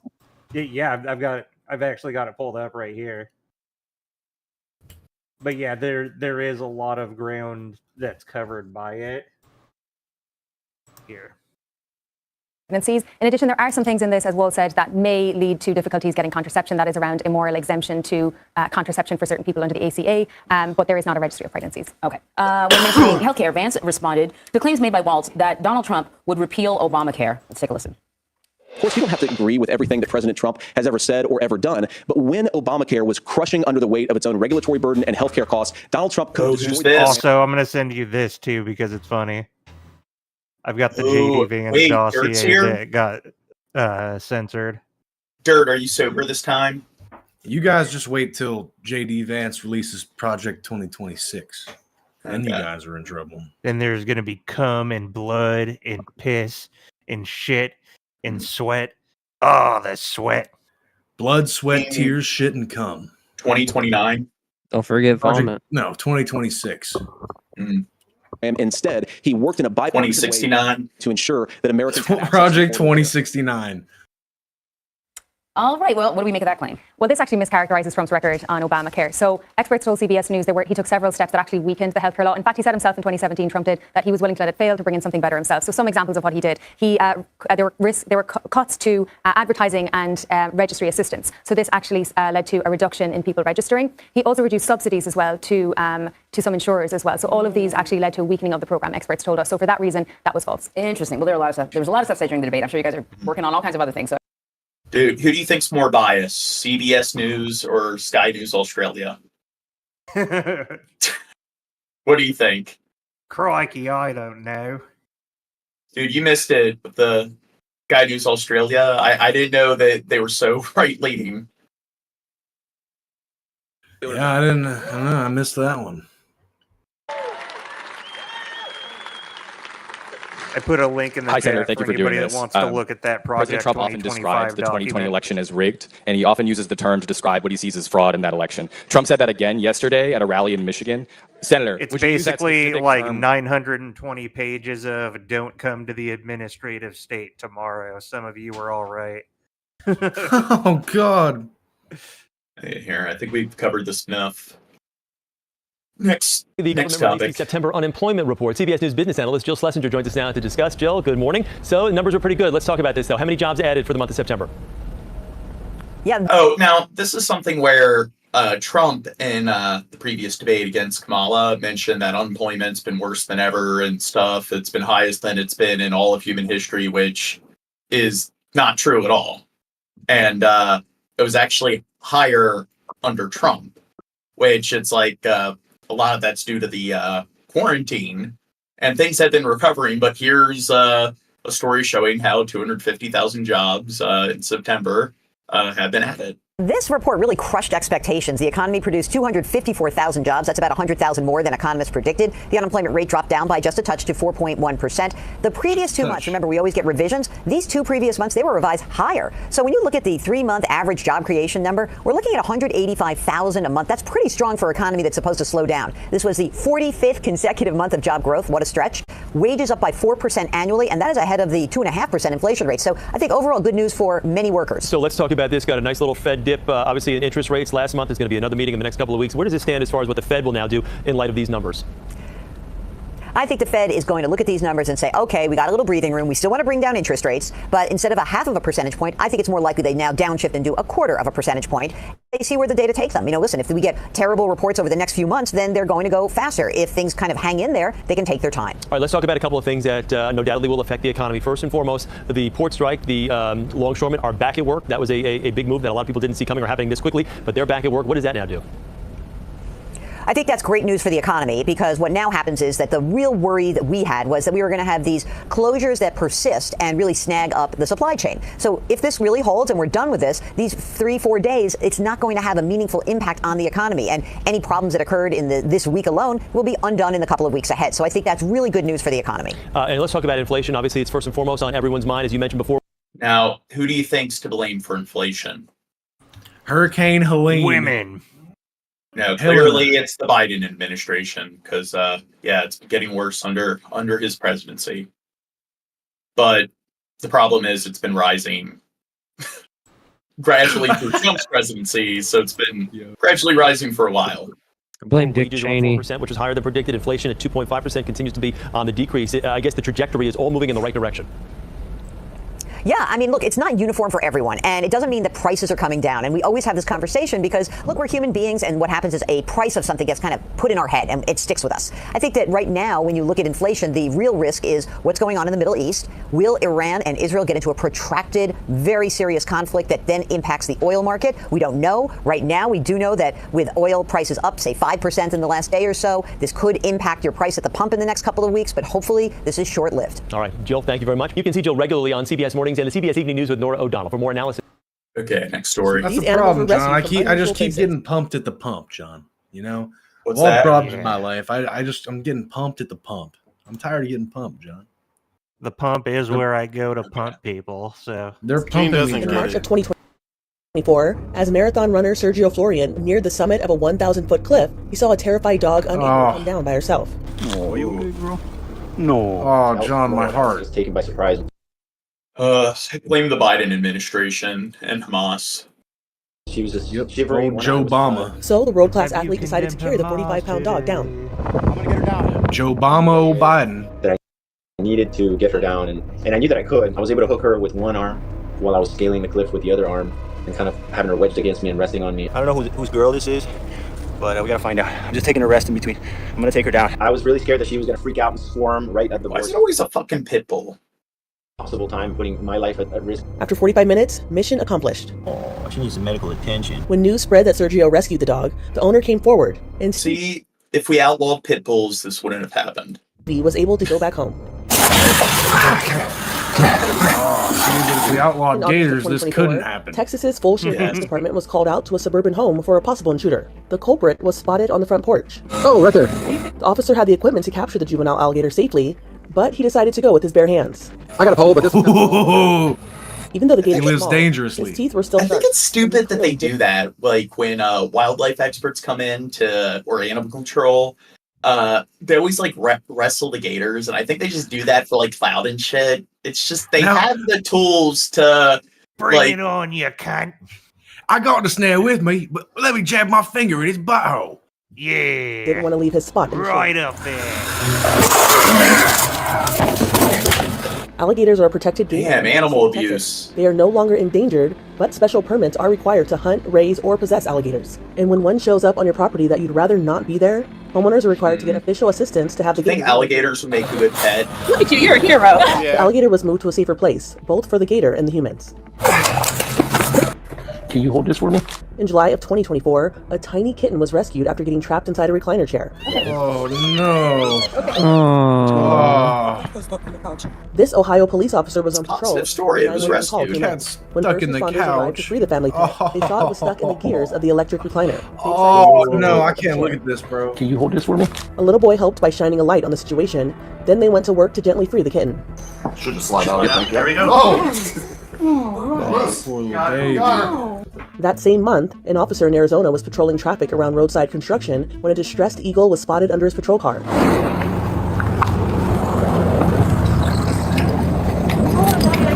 Using a blanket, the officer picked up the bird and carefully moved it to the back seat.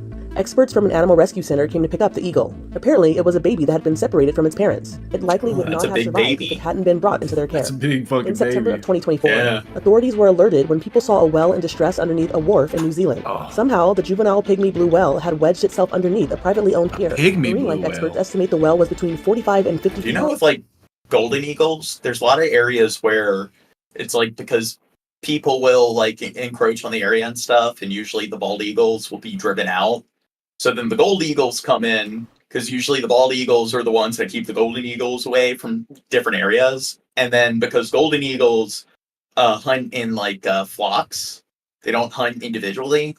It usually they kind of become invasive and they start killing off a lot of like the local wildlife. So They decimate. Long. They knew time was of the essence in saving its life, so They multiple organizations decimate, worked dude. quickly to try to lead the well out. It took a rescue crew pulling out several of the wharf's posts to free the well. The wharf had to be partially dismantled using an excavator. Once freed from the wharf, boats were positioned to block I the think well. would be awesome. Do you think like African gray parrots would be able to survive most like U.S. environments or environments in the U.S. mainland?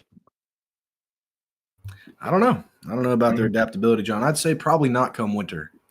They're But it's- African animals. Yeah. Maybe like, do you think maybe Arizona or Florida? Ooh, Florida. would be a Not good even option. because the desert temperatures drop so low at night. Yeah. Florida, I'd say, is a solid maybe, but Yeah. not in the winter. It gets too cold. They wouldn't survive the winter. Well, if you can find a place, it would be awesome if you just found a bunch of African gray parrots and you just released Hawaii. them. I mean, well, that would be pretty awesome. Just having a bunch of like wild gray parrots in the area. And Be you like a teach bunch the of- colony. You teach the Yeah. colony, so then you have Planet of the Parrots. It's like Well, and Island swimming of the toward the shore, Parrots. and a They barge all- helped they have guide their the own well out to language sea. and economy. I want to get a bunch of ferrets and just let them loose. I want some like alley ferrets. I don't care if it fucks up the environment. The New Zealand Department of Conservation says the pygmy blue whale was last seen swimming into deeper waters. Look at Shabisky. In January of 2024, 10 circus animals were rescued after a semi-truck and a trailer burst into flames. camels and zebras can be really fucking dangerous. I know there's a woman in Australia that had like a pet camel, or she was like, they have wild camels that were like imported from like the British Empire, but she was like feeding the camel, and what it did is it just started. One of the things camels will do is they'll just continue to like slam their body on you, so they'll just lay down on you constantly, and that's what the camel did to her. And then zebras have a habit of like biting and not letting go. So unlike horses won't do that, zebras will just bite and start running along with you. I think donkeys will do the same thing, but they're a lot smaller, so it's not as serious when they do it. What are we doing? Getting the animals out. Still a couple more in there. Indiana's Grant County Sheriff's Office said a state trooper patrolling Interstate 69 saw a truck engulfed by fire. The driver of the semi got himself out safely, but his passengers, animals belonging to the Shrine Circus, needed help.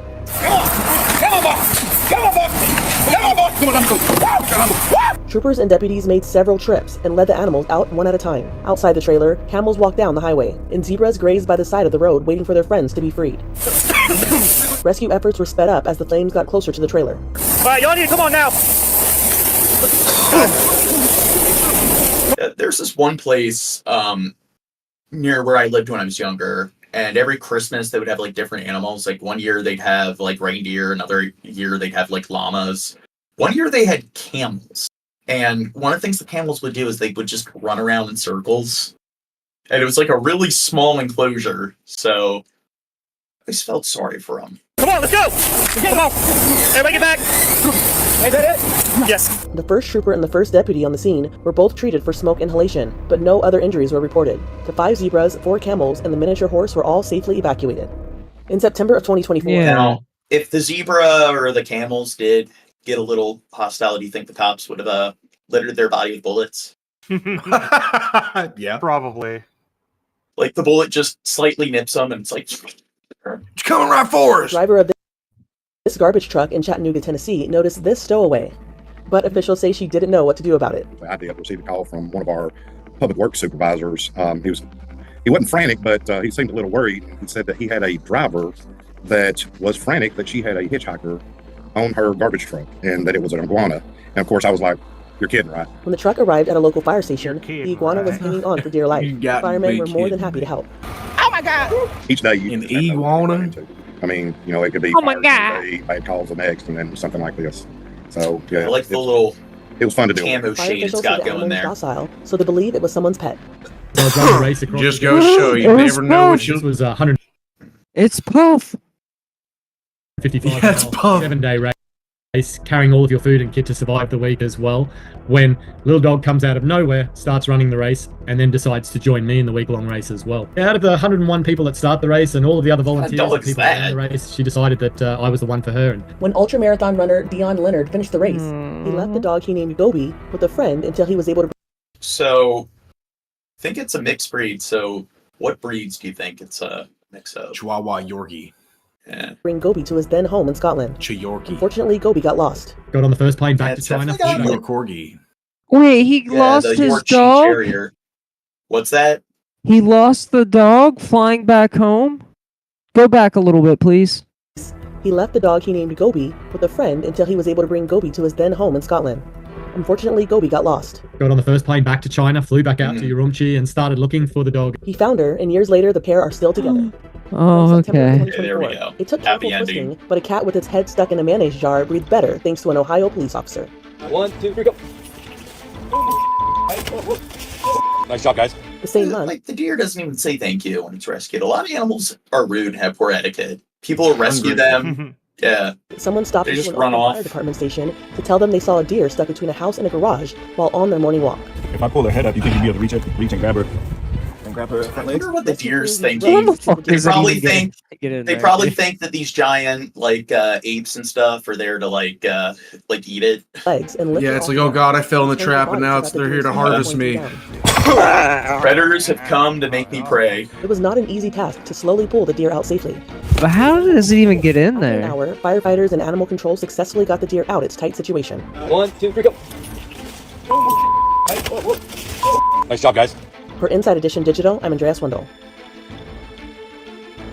Well, I'll be damned. 32-year-old Andy Norton loved Legos growing up. At age 6, Andy did what a lot of kids do. Put them right Play up with their Legos. noses.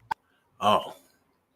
Yeah, so stuck in their nose after 26 years. This reminds me of that Simpsons episode where I'd say it's probably one of my favorite Simpsons episodes, where it turns out that Homer is like a dumb fuck because it turned out when he was younger he had a crayon shoved up his nose.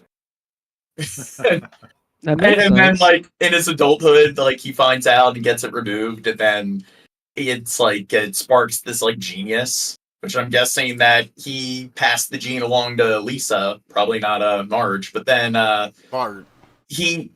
What's that? You meant to say No, Marge. Lisa's the genius home. No, dude. Gene was saying that Marge didn't pass the brains on to Lisa.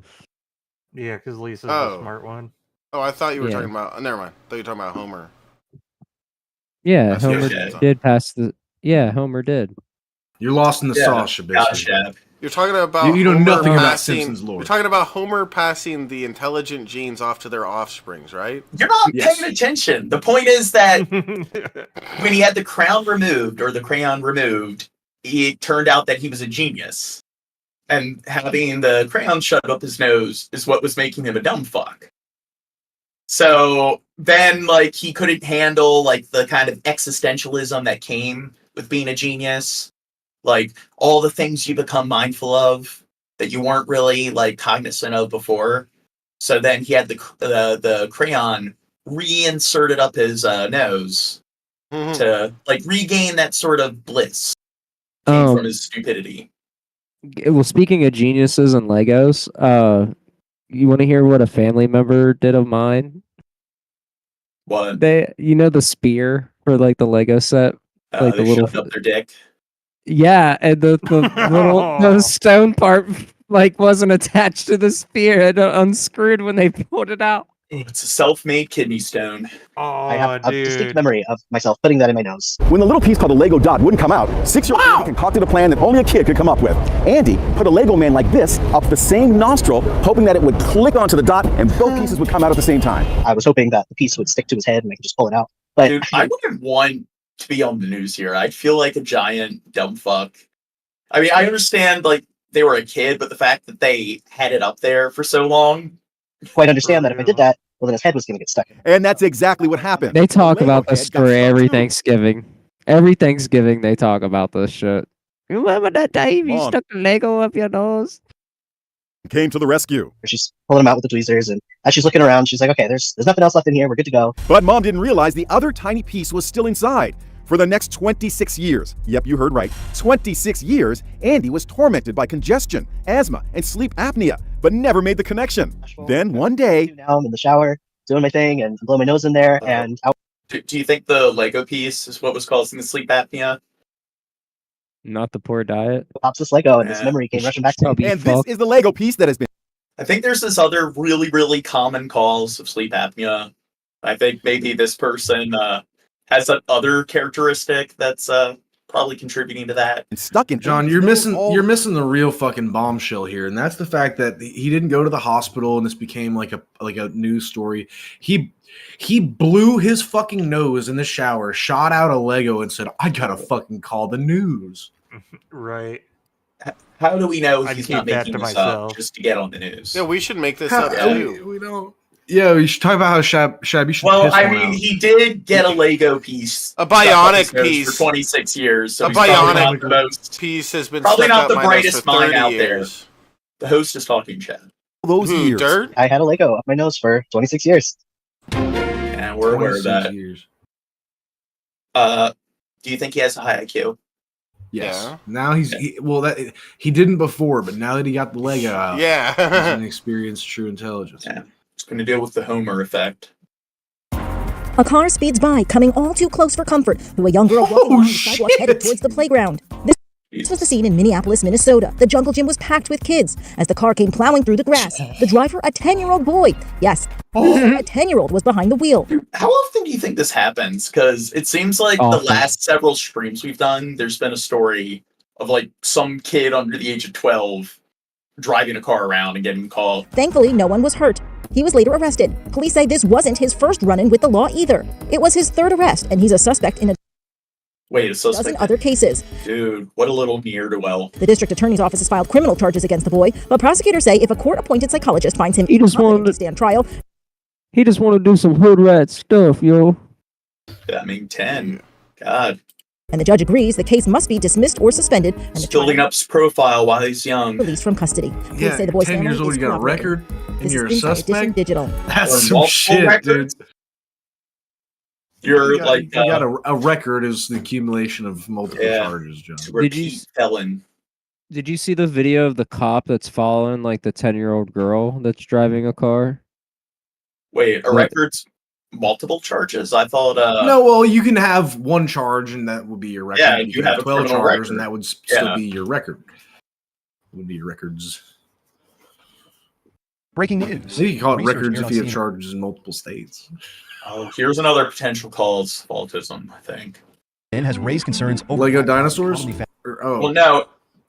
Recently there was a study that showed that these black plastics that's in like a lot of kitchen containers and utensils is a cause for a lot of really concerning ailments, including cancer. So it's a very common carcinogen that people probably should be more aware of. Found in toys, food containers, and kitchen utensils. Here's what you need to know. Black plastic often contains high levels of toxic flame retardants, designed to prevent fires but dangerous to health. These chemicals can disrupt hormones, cause developmental issues in children, and are So all the flame retardants cause, I don't know, a bunch of retarded characteristics when it comes to their development. So retarded for development. linked to lower IQ, ADHD, For IQ, yeah. So the flame retardants are causing cognitive retardant. and even cancer. All these Christian parents were so Much of that concerned with plastic black magic, they never stopped to consider black plastic. Yes. comes from recycled electronic waste, known to contain harmful substances. Rather than being disposed of safely, this waste is turned into everyday items, potentially exposing youth to dangerous toxins. When black plastic is heated or comes into contact with food, harmful chemicals can leach. Okay, so a couple generations ago it was lead. Now it's black plastic. Flame retardants. Leading to repeated exposure. Despite evidence, Being a there's a lack cognitive of strict retardant. regulations on the use of recycled. They had to get For safer creative. alternatives, consider Yes. using glass or stainless steel. Well, I mean, What's now. What's that? It would suck to have a parent that like believes this shit and be like, "No toys, use your imagination." Do you want Believes cancer? this shit.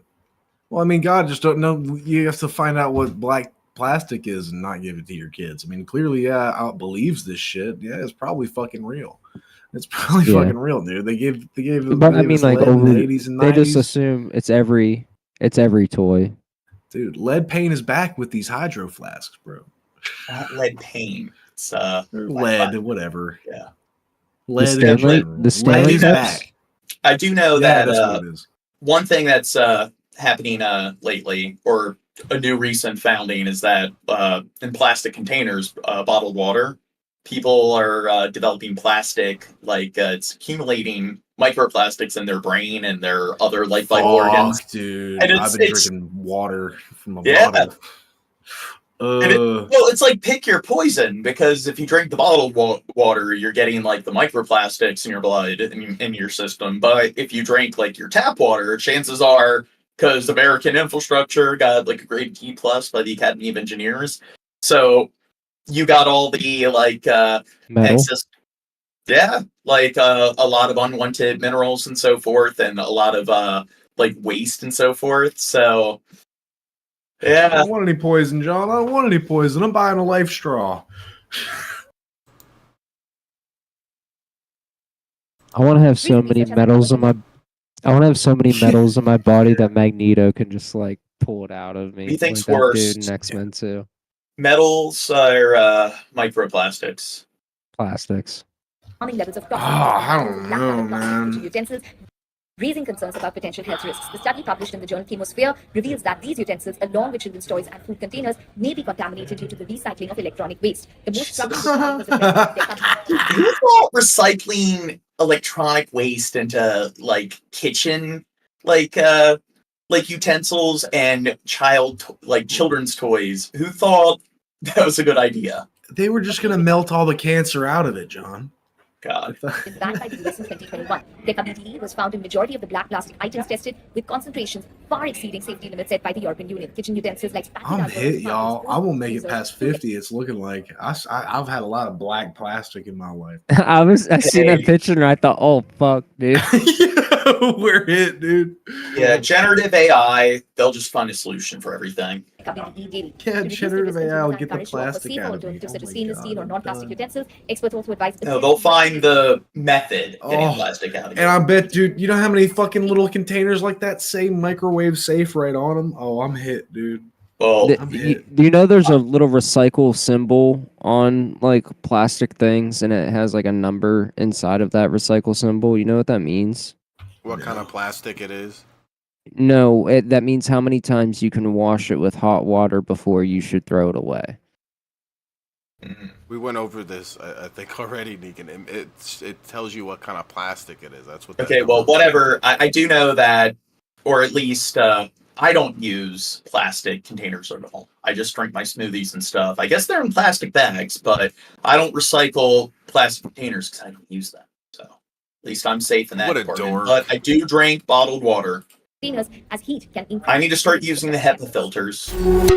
Black plastic seems to be everywhere you look, in takeout containers, kids' toys. Yeah, see, white plastic is clean and pure and safe. Black plastic, it's a retardant. Yeah, save your McDonald's cups. Dangerous, and it's a retardant. May contain Quit spitting this poisonous rhetoric about black plastic, John. that could be leaching in. Well, hey, when it comes your poisonous rhetoric is leaching in like black plastic, John.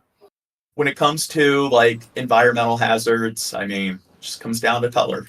Recycling process. The study by environmental advocacy group Toxic Free Future found the highest levels of the toxic chemical in costume jewelry that kids often wear when dressing up as pirates. The study's lead author said these It's in everything that it shouldn't be. necklaces contain toxic chemicals equal to almost 3% of their weight. The toxic flame retardant. See, this is why recycling just needs to go away. I mean, Just don't have kids, and then you don't have to worry about poisoning your kids if you don't have any. Diphenyl ethers. Well, recycling is one of the big like boondoggles out there because I mean, it turns out that when you like most recyclables, the companies just outsource it to other countries like China or the Philippines, and it just ends up in landfills. So, and then it like has more of an adverse effect on the environment because like all the pollution and fossil fuels when it comes to all the like maritime vehicles transporting it there, just it's more hazardous for the environment overall. PBDEs, which have been linked to a significantly increased risk of dying from cancer. Researchers found one PBDE in particular, known as DECA-BDE, was found in 70% of samples tested, even though it was completely banned by the Environmental Protection Agency in 2021. The European Union allows a level of DECA-BDE up to 10 parts per million. Are these corporations breaking the law?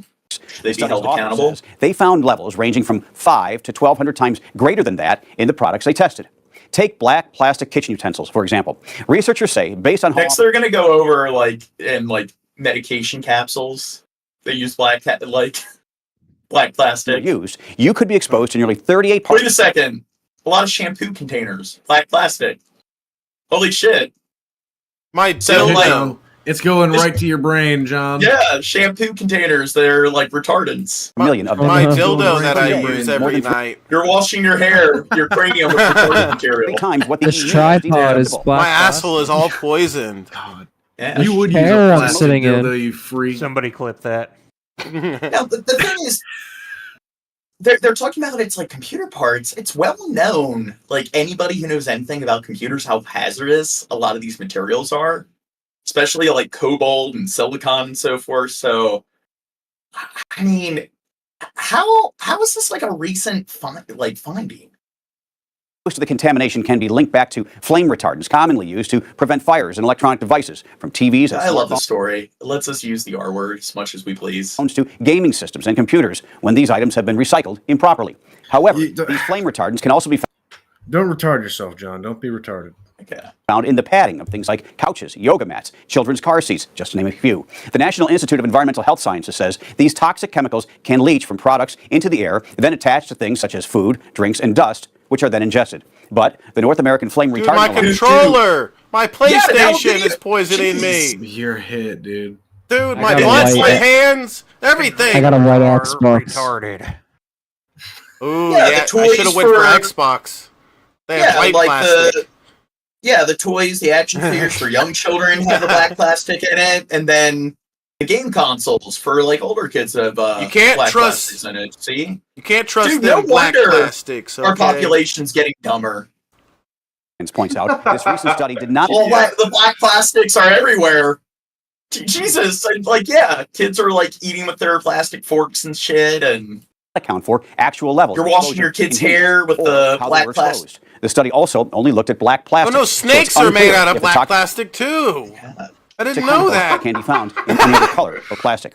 Researchers say if you want to cut down your exposure, you can replace your kitchen utensils with stainless steel.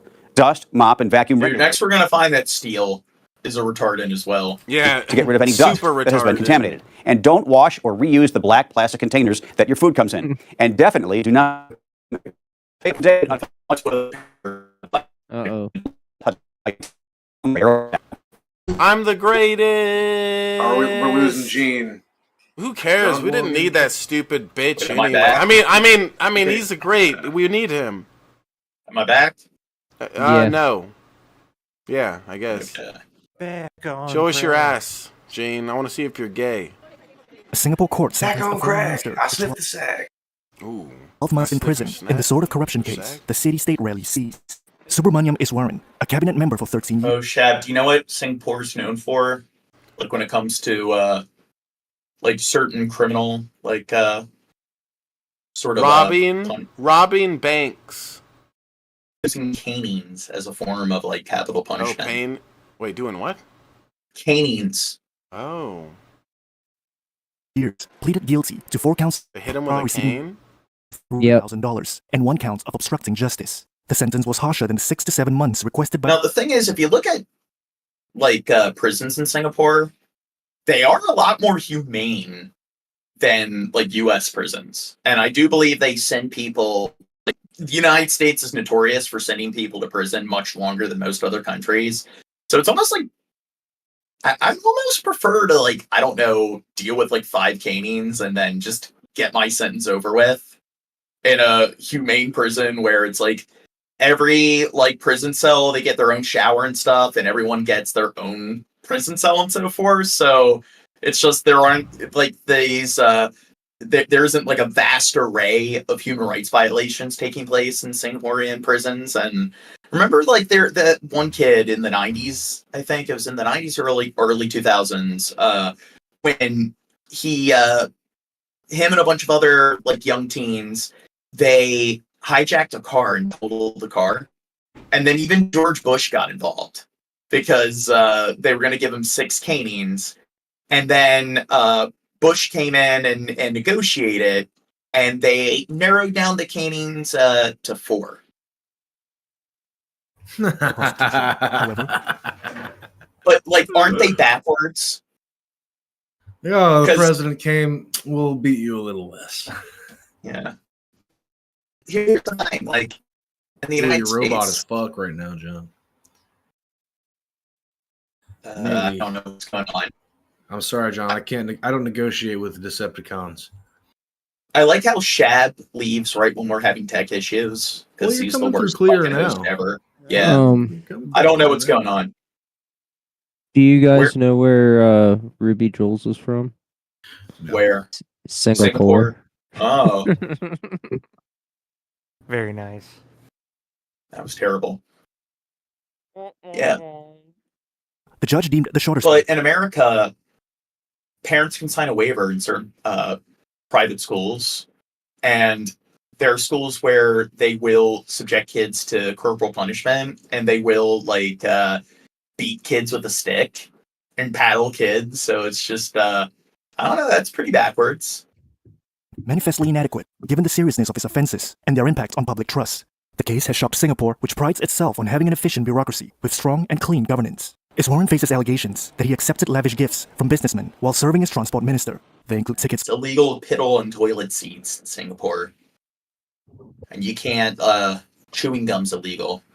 from Singapore's Formula One Grand Prix English Premier League matches, London musicals, and a private jet ride. He's also accused of taking kickbacks from property tycoon Ong Beng Seng, who holds the rights to the Grand Prix. Ong has not been charged and hasn't commented on the allegations. The Attorney General's chambers said he will decide soon whether to take action against him. Iswaran had served as an advisor to the Grand Prix steering committee. He initially claimed innocence, but pleaded guilty last week to 5 charges, 2 of which were originally corruption-related, but changed to receiving gifts as public servant. The Attorney General's chamber said they made amendments due to the litigation risk of where the fuck is Shab? Proving the corruption charges beyond a reasonable doubt. The court said he can remain on bail for a few days. And He needs a pay reduction. Singapore was ranked among the world's top 5 least corrupt yeah, I have countries no last idea year what by Transparency International. The last corruption case We're involving having tech issues, Discord's like fucking up, was and in then Shab leaves. and the National Development Minister was investigated for alleged bribery. Okay, next bid. Thousands of people in Portugal have protested against uncontrolled immigration in a rally called by the far-right Chega party. The I demonstration. know, like all the Mediterranean states and like Europe are not very pro-immigration, and I know how like you'll see interviews where they'll interview people in different like European countries about America, and they'll talk about how like xenophobic Americans are, and it's just, are you aware of like what's going on with your neighbors down south? Kind of funny how the southern regions always seem to correlate a lot with I don't know, racism, anti-immigration. Italy, like we were covering a story a while back where they're complaining about like immigration because ethnic Italians are starting to like decline, and it's like, oh god, the terror.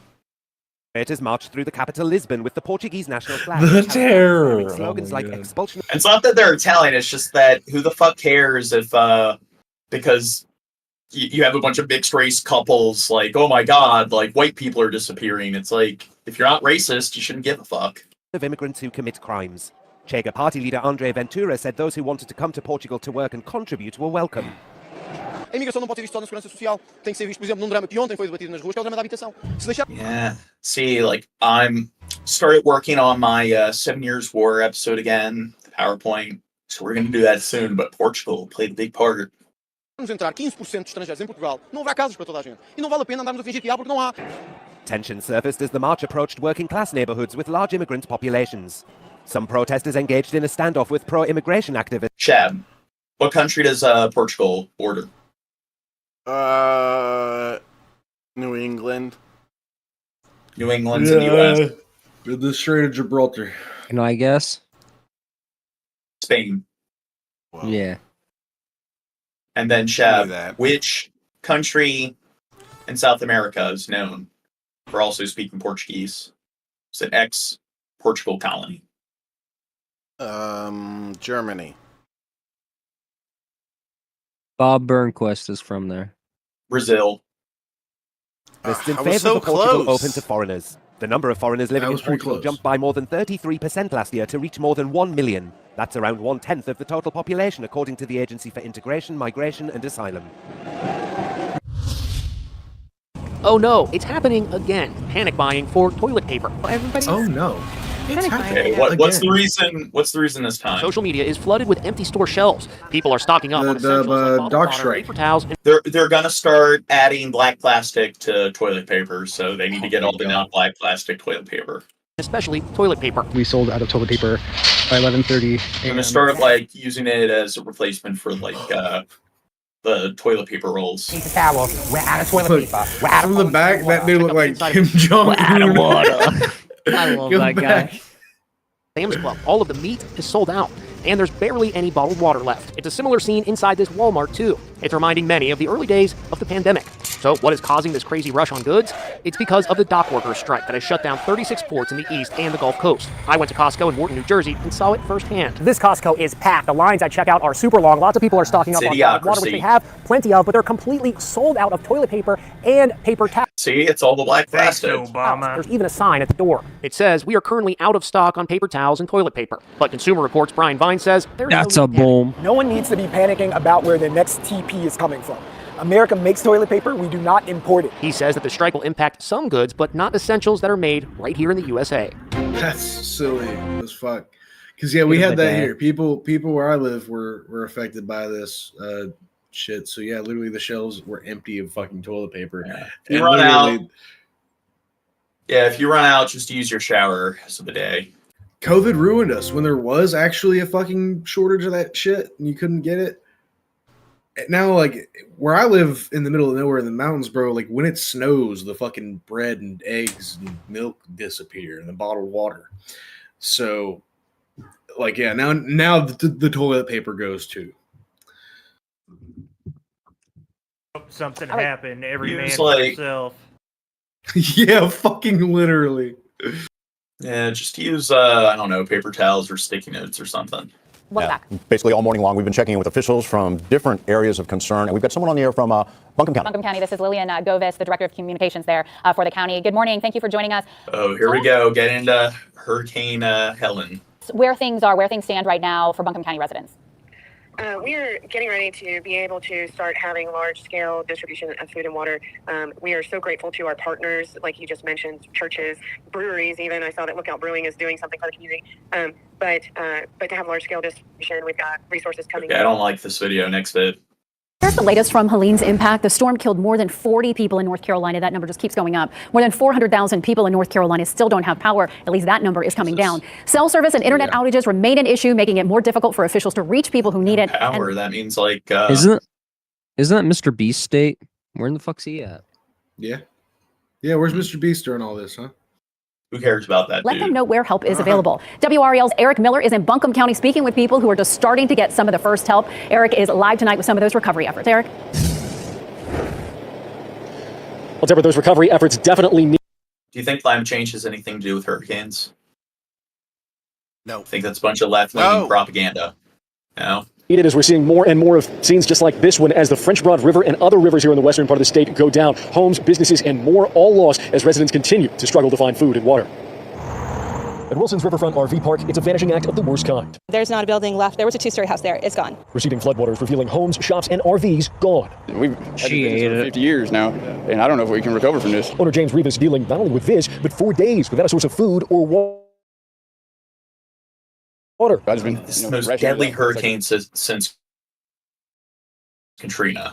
Monday, hundreds of thousands of pounds of aid from federal, state, and local governments have been flowing into Western NC, but getting it to people remains a challenge. Buncombe County launched 4 distribution sites Monday, hundreds of drivers lined up, those supplies vanishing within the hour. I know that FEMA has set up 3 distribution sites across western North Carolina as well. The city of Asheville's also stepping up with its own site. But again, demand is so great. You saw those lines out there. These agencies working to get more distribution sites set up for the coming days and to get services online that can bring some of this aid out to people who need it, who might be trapped or might not have working cars after this terrible storm. In Asheville, Eric Miller, WRAL News. Do you think, I don't know, how do you think they'll survive with like no entertainment and everything? And we begin our coverage with WFMY News 2's Tanya Rivera, who is in Asheville tonight, where search and rescue teams have been searching for countless people who are missing. Tanya, they have a tall task ahead of them. So this is the airport. Okay, so I know these are in like descending order from stories of like oldest to newest. So we're gonna start seeing the kill count go up. It's like whenever we cover mass murders, genocides, bombings, earthquakes, any sort of natural disaster. I like to do the descending. Gonna come. I like doing the descending order so you can see the gradual like kill count rise as the days go by. The main staging area for all supplies in western North Carolina. And why is that? Because 300 plus roads are just not passable. So the way you get supplies is by air. We've got the FEMA trailers behind us right here, and they're holding plenty of supplies for this part of western North Carolina. And they're playing a part in this. And I say a part because local leaders right here in Buncombe County are asking, hey, where are the supplies? You see, Governor Cooper, he toured this whole area by air earlier today. She sounds robotic. And he saw what he says was extensive and devastating damage. Those are the words that he used. And he talked about the difficulty of reaching this part of North. No, really. Like the damage is extensive and devastating. I wouldn't have been able to tell looking at it myself. Carolina because of all of the infrastructure issues and the need for supplies. I'm glad they clarified that. The Buncombe County manager in their daily briefing said in no uncertain terms, she wanted to ask him, hey, we need a better response from state leaders. The message that we would say is that we've been asking for water and we just getting water. Now, do you think Bush would have been more efficient at getting military out there? Only to the white provide people. Aid and rescue. Only to the white yeah. people, because he doesn't care about black people. Gotcha. You gotta stop pandering to left-wing media. And it's still in you know what that's you from, gotta take right, notes Gene? from a hot. What's that? You know what that's from, right, Gene? Kanye West said that a long time ago. He said George Bush doesn't care about black people. Well, I mean, there's probably a lot of people that said that. But he just said it out of no. He was on like some news thing. Yeah, or with something, Mike Myers. Yeah, it's out of nowhere. And then Mike Myers gave him that like look, like. Yeah, we should watch that at some point. We've watched it before on the stream. I haven't seen it in And so we would like long. to see a different response from our state partners, a better response from our state partners. And when it comes to infrastructure, NCDOT has about 1,600 employees on the ground here, plus they've contracted out with about 100 or so contractors. And they're bringing people from other states as well to build temporary bridges so that they can actually connect those people who are in those cut-off areas. It was. I should go down there, build the bridge for him. This was a terrible storm. Helene was really a bad storm, you know. And to come up in here and tear up this area right here, I've never seen that. I never, since long as I've been living over here. And it's just sad. And I mean, I've been strong, but it got to me this week. Did she call it Helena? Irritate me. She called it Helena. God, don't be pedantic. That's what this show's about, okay? You don't need to be correcting people's trivial mistakes. Helena. And I can't do nothing for my family that I wanted to. Because if it was a room available, that's where we'll be with power and water, you know. It's hard. It really is hard. A terrifying. Trubisky, why don't you help your mother-in-law, dude? I don't like her. She's rude, and she has a big gap on her bottom teeth. These neighbors took refuge here as Helene flooded the neighborhood and find themselves trapped in freezing water 5 feet deep. Furniture is floating around them. Why are they just sitting there, dude? Fuck that. Go on the roof, dumb fuck. Well, they're currently not being electrocuted, so the problem is if they try to like climb out and stuff, it's like there's any loose wires, they're kind of fucked. Some are holding their pets to keep them from drowning. They're sheltering in the home of James White in Hendersonville, North Carolina. We started rescuing our neighbors, which were most of them were between 70 and 90. At that point, we had about 15 people in my home. There was also other neighbors across the street yelling for help. I said, we've got to devise a plan to get out of here because as the water's rising, we got to do something. After 2 hours, James and 2 companions led his neighbors to safety using ropes and life jackets. Nobody passed away in this neighborhood, and that was the biggest thing and the most heartfelt thing of all of it. We lost everything. But that's trivial. You can't replace a life. Showing amazing resilience, James and other homeowners in the neighborhood are already back at work today, cleaning out what remains of their homes and starting to rebuild their lives. The amount of destruction, absolute madness. And they'll always be grateful for the sanctuary they found in a neighbor's home. Thank God the animals were safe. That's what's important. Yeah, really decimated. It's been just awful to see Amber and Steve. And of course, it's been about a week since Hurricane Helene, or the remnants of Hurricane Helene, cut its path through western North Carolina. But just take a look at the scene around me. Can you hear me now? Post-apocalyptic. Yep. You want to hear something that's kind of funny, but not ha-ha funny? You're South Carolina, aren't you? But like, it doesn't matter where. But the point is, what's funny is these people, they're getting a nice, relief check from the government that's going to help them rebuild their homes and reestablish their lives of a shocking, whopping $750. I don't think it's really going to help them out when the insurance companies. Obama socialism. Well, this is something most of the insurance companies and stuff will say in the contract that they don't cover flooding. I think it's like hurricane insurance that they have. It's like, what? Nature of it out in Burnsville. You've got cars like this completely swept away in the floodwaters. A couple of buses to your right here, Jeremy, that were completely flipped over with tree limbs on top. You have a completely damaged warehouse. Yeah, and then they're also going to go to the hospital and stuff, and then they're going to find out that their healthcare providers and stuff, they don't cover injuries due to hurricanes or natural disasters. This, what's normally a creek and looks frankly more like a river still right now, then across the street as well, sort of a semi-trailer that's on its side still days later on the side of this state highway. In the last hour, we toured the Red Cross emergency shelter that's now set up at Blue Ridge Elementary School just down the road from here. That shelter now housing hundreds of local residents who lost everything due to flooding from Helene. We spoke with the We're really entering developed world status when the Red Cross is coming and giving aid to stranded Americans. Pastor named Chris Morgan, who's been working nonstop since the storm, about the scenes inside that shelter, watching some families find loved ones and others get devastating news. Just have to love on people.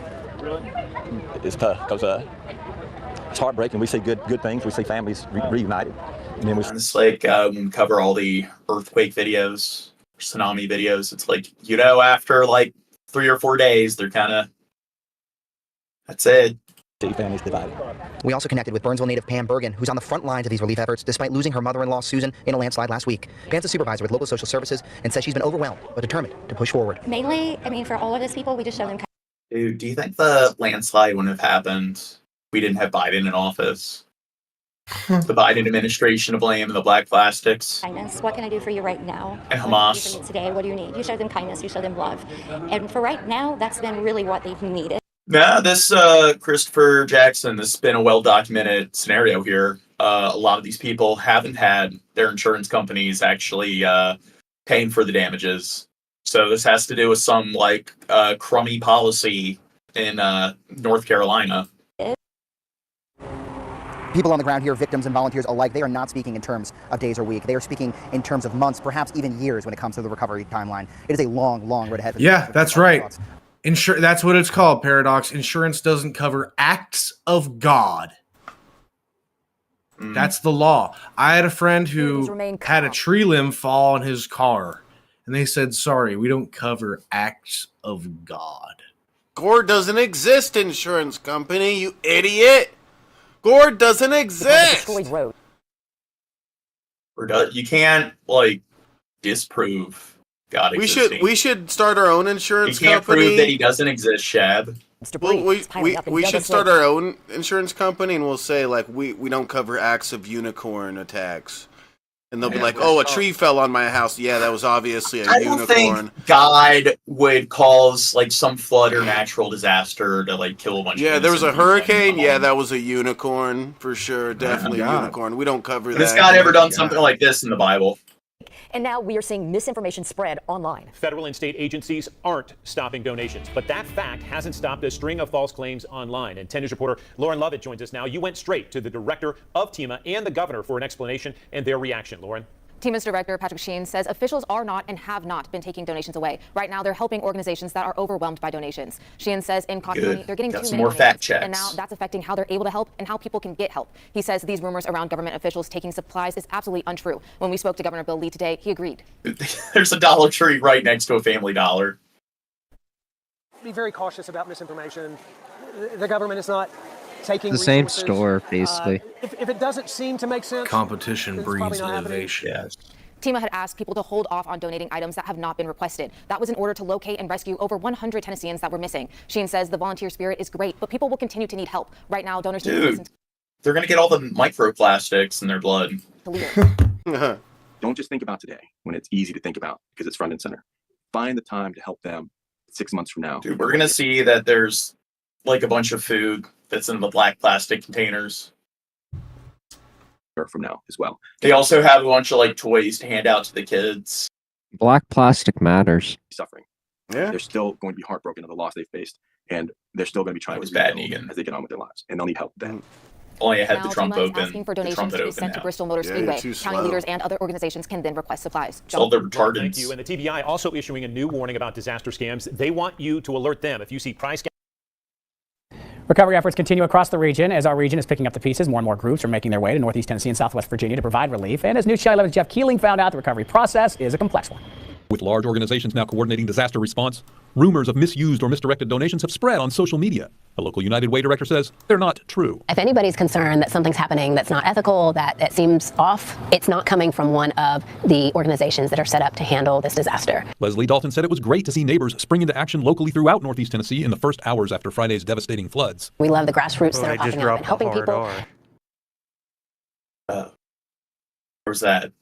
And it's important for neighbors to help neighbors, right? But Dalton says the disaster's magnitude has made big groups like TEMA, Red Cross, and others critical to long-term recovery. They are set up to respond to disasters like this in an organized manner. They have best practices that they follow that have worked in the past with disasters like this. With locals still helping as well, misunderstandings have arisen. People may see things or perceive things that aren't quite accurate. Bristol Motor Speedway has become a region-wide distribution hub. General Manager Jerry Caldwell said the coordinated logistics don't hurt, they help. You may have a lot of one item that gets delivered in a certain county, and there may be another county that's not getting that. They need it. They're able to call here, and we're able to coordinate the distribution of that, make sure that's getting to the right folks. That is the most efficient and effective way to get. Look at all these people asking for handouts. They need to pull themselves up by the bootstraps. In North Carolina, and you see the massive amounts of damage behind me. This is what it's been like throughout our week here. It's just town after town after town, and they all look like this. I think the really hard thing to wrap our brain around is the scope of this flooding event, the amount of damage it's done, and the type of damage it's done to so many different communities. Now, cell service is getting better and better every single day. Power is getting better and better every day, but people here still don't have water in their homes. So though they might have electricity, they are still, a lot of them, without water. The cleanup has started, but there are still people cut off and a lot of... Dude, like, not only are they going to have to deal with all the microplastics, which it's like North Carolina, so the quality of the drinking water and the infrastructure, the pipelines actually, so I don't know. They Pick have your power poison. in their wet ass homes with soaked carpets and fucking decaying floors and walls. It's gonna be Now, what do you think they're using as an alternative for flushable plumbing? Dude, dig a fucking hole. What do you think? Well, I guess all like the flooded areas can just act as like a latrine. of communities too. So there's still a lot of work to do here in Western North Carolina. One of the ironic benefits, I guess. Stephanie Abrams. As cleanup efforts continue after Hurricane Helene, the true scope of the storm's destruction is being revealed right now. President Biden was on the ground in the hard-hit communities in Florida and Georgia yesterday, promising to foot the recovery bill. Look at his just mouth, like derping open. Communities in Florida and Georgia yesterday, promising to foot the recovery bill for several months. In Western North Carolina, Dude, when did he have a stroke? Do you think it was like his second year as president, his third year as president? The river rose 6 feet, and that is... Well, you'll notice that there was this random like one day it's just he's on camera and his like mouth is like drooping open, and that wasn't a thing for a certain amount of time, so it was pretty abrupt. So I don't know, something happened. More than 5 feet above its previous height, set more than 100 years I know ago. what happened. Fresh water and power are in that? limited supply, and cell services He are met the on aliens. some areas still waiting for any sign of help. We haven't seen FEMA, we haven't seen Red Cross, we haven't seen Markers with Hands, we've seen no agencies come through here. This is like what you see on television from Cat 5 hurricane. Yeah, every joke I say. I might as well just fucking leave. What? Jeez, why are they getting all butthurt? See, like they need to pull themselves up by the bootstraps, like Crow. Virtually, that's it. Crow deals with the trumpet far more. Their town is just gone. Meantime, another hurricane is churning in the Atlantic. That is Hurricane Kirk. That is now a Cat 4 storm. I mean, Crow's not here yet. We got to use it on somebody. Serious surf and rip current conditions this weekend along the East Coast by Sunday. However, this should be a very different situation from Helene. Yeah, we're talking about just on the shorelines there, because this next hurricane is way offshore. So it could bring some issues to the East Coast and Bermuda and those areas, but not going to have a huge impact. It is a Category 4 hurricane right now, major storm. I mean, like, what if, well, I guess when two hurricanes intercept, they just become one hurricane. But imagine, like, just, I don't know, like 2-3 hurricanes intercepting at once in, like, a particular region. We also have another tropical storm that's developing out here called Leslie. But Kirk, this is going to move its way kind of north and then northeast. So it's moving away from the United States. However, it can still produce some big waves that can have impact. Next stream. Kier Kreitzmuller and her family traveled to Western North Carolina for family vacation. And the stream started a new one. Her family, and she knew about the hurricane when everybody believed Florida would get the worst of it. She says the area she was in was I got really sick last week, so I'm still dealing with like brain fog. Supposed to see some additional rain. Thursday night, things took a turn for the worst. Mueller says her family and she woke up to no power, no cell service, and no idea what was happening at the bottom of the mountain. A few of her family members went down the mountain and saw the road like this. That's when the group went into survival mode. The pool in our neighborhood that had a cover on it, and so we were siphoning rainwater for that to flush toilets. The pool went into survival. Oh, never mind. It's like going to say here they can use that as like a makeshift like latrine or mode. The pool poo in our dispenser. neighborhood that had a cover on it, and so we were siphoning rainwater for that to flush toilets. We broke into like the water heater compartments of the apartments that we were staying in to get water that we then boiled. We were lucky. In my gratitude list every night, it was like all of a sudden I'm grateful for propane and these things I had never thought of before. The group eventually made their way to a shelter Sunday night, where her father-in-law drove 15 hours to pick them all up. The group made it home safely Tuesday, 3 days later than anticipated.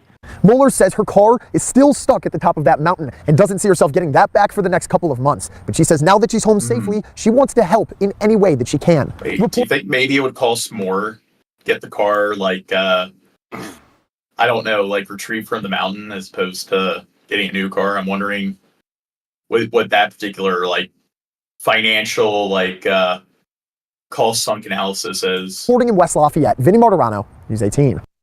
And the death toll continues to rise from Hurricane Helene, killing more than 200 people. Helene is the second deadliest storm to hit the U.S. mainland since Katrina 19 years ago. Skylar Henry is in the devastated city of Asheville, North Carolina.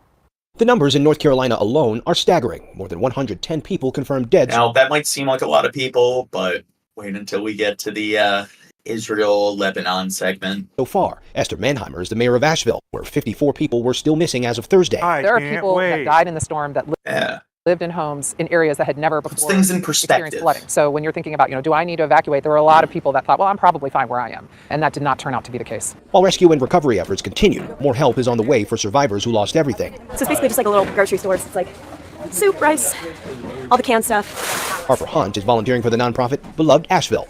Look at this communism. We are in the Shiloh neighborhood here in Asheville at one of the distribution points where the community is coming together to bring all sorts of goods here. You see the essential water, food, supplies. There's even dog food down here to try to make sure that everyone and even all the pets have everything that they need. FEMA says the National Guard has delivered more than 130,000 pounds of food and water to Asheville so far. The cost of the rebuild in western North Carolina is expected to be in the billions. And we have to think about resiliency. How do we rebuild in a way that forecasts for climate change Maybe if they don't rely on like the National Guard or these international like aid agencies, maybe if they win and forage for their own food, that's how they could build some resilience, get through this. I mean, you give a man a fish, they eat for a day. You teach a man to fish, they eat for a lifetime. Unprecedented event like this. Teach them how to fish, they build some resilience. No, go ahead. I live not far from Asheville, and when I slept through the worst part of this hurricane, all right? Like, literally a tornado touchdown not far from where I live, and I woke up to like literally 20 notifications of people hours over the course of hours while my happy ass was asleep checking to see if I was alive. So yeah, this shit was no joke. It's actually devastating. And yeah. Well, are you alive? Such a bitch, dirt. Well, I'm actually in heaven, so I'm not sure. It's actually maybe it's purgatory. It's actually kind of confusing, but I try not to think about it's hell. So the volcano got you, or whatever. And make plans because we can't have the volcano got you. Yeah. It's another cause of climate change, just like miraculous, like spawning volcanoes. Skyler Henry, CBS News, Asheville, North Carolina. That's right a new back turn. Like that's Category 6 hurricanes. They come with a volcano. Yeah, the volcano's spitting out lava. It's blowing the lava well, it around. spawns in like the eye of the storm, the eye of the hurricane. So once the hurricane dissipates, it's like, where'd that volcano come from? There's still plenty of damage and cleanup needed across the southeast more than 1 week after Hurricane Helene made landfall. Fox Weather's Jay Menard has more from North Carolina. A week after Hurricane Helene made landfall, conditions are slowly starting to improve for millions across the southeast, but there's still plenty of work to be done as the recovery effort ramps up. The death toll still rising as first responders reach hard-hit rural areas, navigating roads made nearly impossible by mudslides and debris. And elsewhere, folks are starting to clean up and dig out, but it won't be easy. Everybody's biggest concern is getting the garbage out of here. There's no place to put anything anymore, and there's still so much to do. Another major concern, widespread power outages that are now reaching into their 8th day in some areas. Officials say crews are working as fast as they can, but they're overwhelmed by the magnitude of the destruction. This is unprecedented that we're dealing with. Previously, the worst storm Georgia Power had ever dealt with, they had 1,700 poles that needed to be replaced. Currently, there are over 8,000 that have to be replaced. Dude, I would just leave and go to the closest motel that has like internet and electricity, because I don't know. Seems like that's what's the most important thing. 8,000 power lines that need to be decent amount of collateral. While President Biden is promising the federal government will give the states every resource they need. Are there even 8,000 power lines in Baltimore, John? They're not that difficult to produce or manufacture. But 8,000 of them, John. Yeah. 8,000. That's a lot of work. They're very happy across the board. So I'm going to have to go back to the conference and get some more money for this. More than 200 people have died as a result of Helene, making it the deadliest storm to hit the mainland U.S. since Hurricane Katrina in 2005. In Boone, North Carolina, Jane Menard, Fox 32, Chicago. We're going to look at the latest on Hurricane Helene. The death toll now surpassed 200 and could rise higher still, as rescue crews and volunteers are just now trying to get to the hardest to reach places, finding mudslides, downed trees, and washed out roads. Helene is now the deadliest storm to hit the U.S. continent since Hurricane Katrina. Communities in the South are still picking up That was a very informative video. the pieces from Helene, and a lot of people might find their insurance won't be much help. Oh, here we go. Someone was mentioning that earlier. It's from Asheville, North Carolina, just one of many communities dealing with major flooding and heavy damage from the storm. And who that was, they're like, somebody mentioned, hey, oh, there you go. Was it Christopher Jackson? Insurance does cover the damage. Depends on the insurance and depends on the state. Everything, a lot of factors. FEMA says 99% of counties in the United Not all insurance plans are the same. States have experienced flooding since 1996, but only 4% of people have flood insurance. Let's bring in USA Today Money reporter Bailey Scholl. She's been covering this issue in a piece about how many people don't have flood insurance and the headaches Helene is causing for them. So thank you so much for being here. I mean, this is very naive of me. You know, now, why don't they have flooding? Like, maybe it's because they just don't live in an area. They don't pay extra by a long shot. Well, no. I'm thinking it's probably they don't live in an area where flooding is common. Yeah. So they wouldn't expect it to really be a thing, and then oh fuck, a hurricane happens. if I have homeowners insurance, is flooding just not included? I don't think you're alone. Where I spoke to someone for the story who used to work in insurance and was hit hard by Helene. And for her, it was a surprise when she found out she would not be covered because she doesn't have flood insurance. And so I think this is something that a lot of Americans just aren't aware of. So what is happening right now? In Maryland, you definitely want flood insurance because there's a lot of flash floods in Maryland. To people in Helene, especially areas that probably don't think they need flood insurance. Yeah, so what we're seeing with Helene specifically is a lot of this damage is really due to... That is something you don't really expect. I mean, really, like a hurricane in most areas, most regions can cause flooding. So that kind of fucks you over because a lot of areas where just naturally based on the geography, that's not really a concern there. It's like, oh fuck, a hurricane happens. That storm surge, that flooding. And so with other disasters, I think these homeowners were able to claim things like wind damage. And so that kind of fell under their home insurance policy and they were able to have their claims worked out. This time, a lot of flooding, like I said, is really due to specifically flooding. And so for those homeowners who are submitting claims, they're finding out, okay, if they don't have that flood insurance specifically, their claims are not covered. What an absolute nightmare. What are those people going to do? They should have read the fine print. Yeah, so it's tough. There are a few tips that experts... How dare they succumb to just basic human error? ...gave me where, they can really dive in and see if there are any avenue with their policy to see if they have any coverage. But other than that, it's kind of working on getting your home dried quickly, making sure you're not falling for scammers who are kind of preying upon these people hit by this disaster. Take lots of photos and videos of the damage. And then other than that, it's checking around, seeing if there's any sort of FEMA assistance or maybe some state or local money available. What can you tell us about flood insurance? I mean, from I should tell them, like, if they give me, like, $500, then I'll be able to come and repair all the collateral. Your reporting, how much on average is it a year? I mean, maybe people are just thinking, look, it's way too expensive. I can't even get by. I'm just trying to get groceries. What did you find? Yeah, so what experts told me is there are really two reasons that we don't see a lot of flood insurance. One is just people aren't really aware it's something they need. They think if I'm not in a FEMA designated flood zone, I don't have to worry about it. And then the other is just that cost where home insurance prices are just going up already. And so adding on flood insurance on top of that, which on average can cost nearly $1,000 a year, that's just out of the question for a lot of families. How could someone... So one thing I just thought of, like, regarding power lines, like the cables, which is basic like insulator, conductor material, that's not that difficult to manufacture in bulk. The transformers, those are going to be fucking expensive.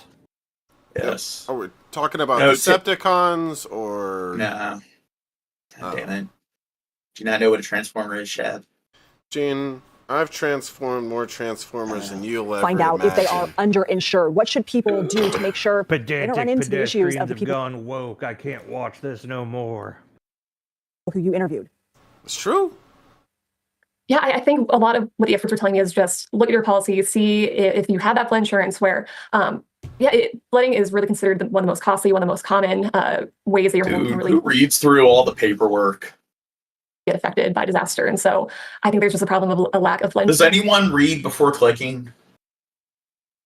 partnerships with a lot of homeowners in this country. And so with about, what was it, FEMA says about 99% of counties in the country are affected by flooding since 1996. And so this is something that is a risk for a lot of homeowners out there. So it might be worth considering adding that. Yeah, we're gonna, like, everyone has a Gmail account. We're gonna find out that if, like, you click the terms of service and everything, then they have like a deal with every single insurance company that it just vetoes your insurance. It doesn't cover people that click the terms of service and like the for their Gmail account. Policy on. One more quick question for you. With the experts that you interviewed, given, for example, Asheville, not an area that would be affected by hurricanes or tropical storms, did the experts tell you that essentially the climate that we're in makes everybody vulnerable? Everyone leave. That's what we've been hearing, where with I'm these still here. FEMA flood maps, a lot of them are just because we're just seeing things shifting with the climates. And so this is just something where do you think that water do you think that water's safe to drink? It doesn't look too sanitary. Just boil it real quick. Hitting hard, becoming more prevalent. So that's something that homeowners need to keep in mind when they're insuring their homes. Pretty much everyone needs to boil their water nowadays, make sure it's clean. The days we live in. Water from the tap without boiling it. Yeah. New perspective on the devastation left behind by Hurricane Helene. These are some aerial images that show you what it looked like before and now after the storm. It's incredible. Very post-apocalyptic. The homes are destroyed. The roads are washed out. Why would God allow this to happen? In some areas are still impossible to reach. Nicole Valdez has more on the cleanup and recovery efforts. It was 1 week ago Friday that Helene's wrath reached the Western Carolinas, Tennessee, Georgia, and Virginia. Just ripped it in half. It's complete. And the dehumidifiers. Event.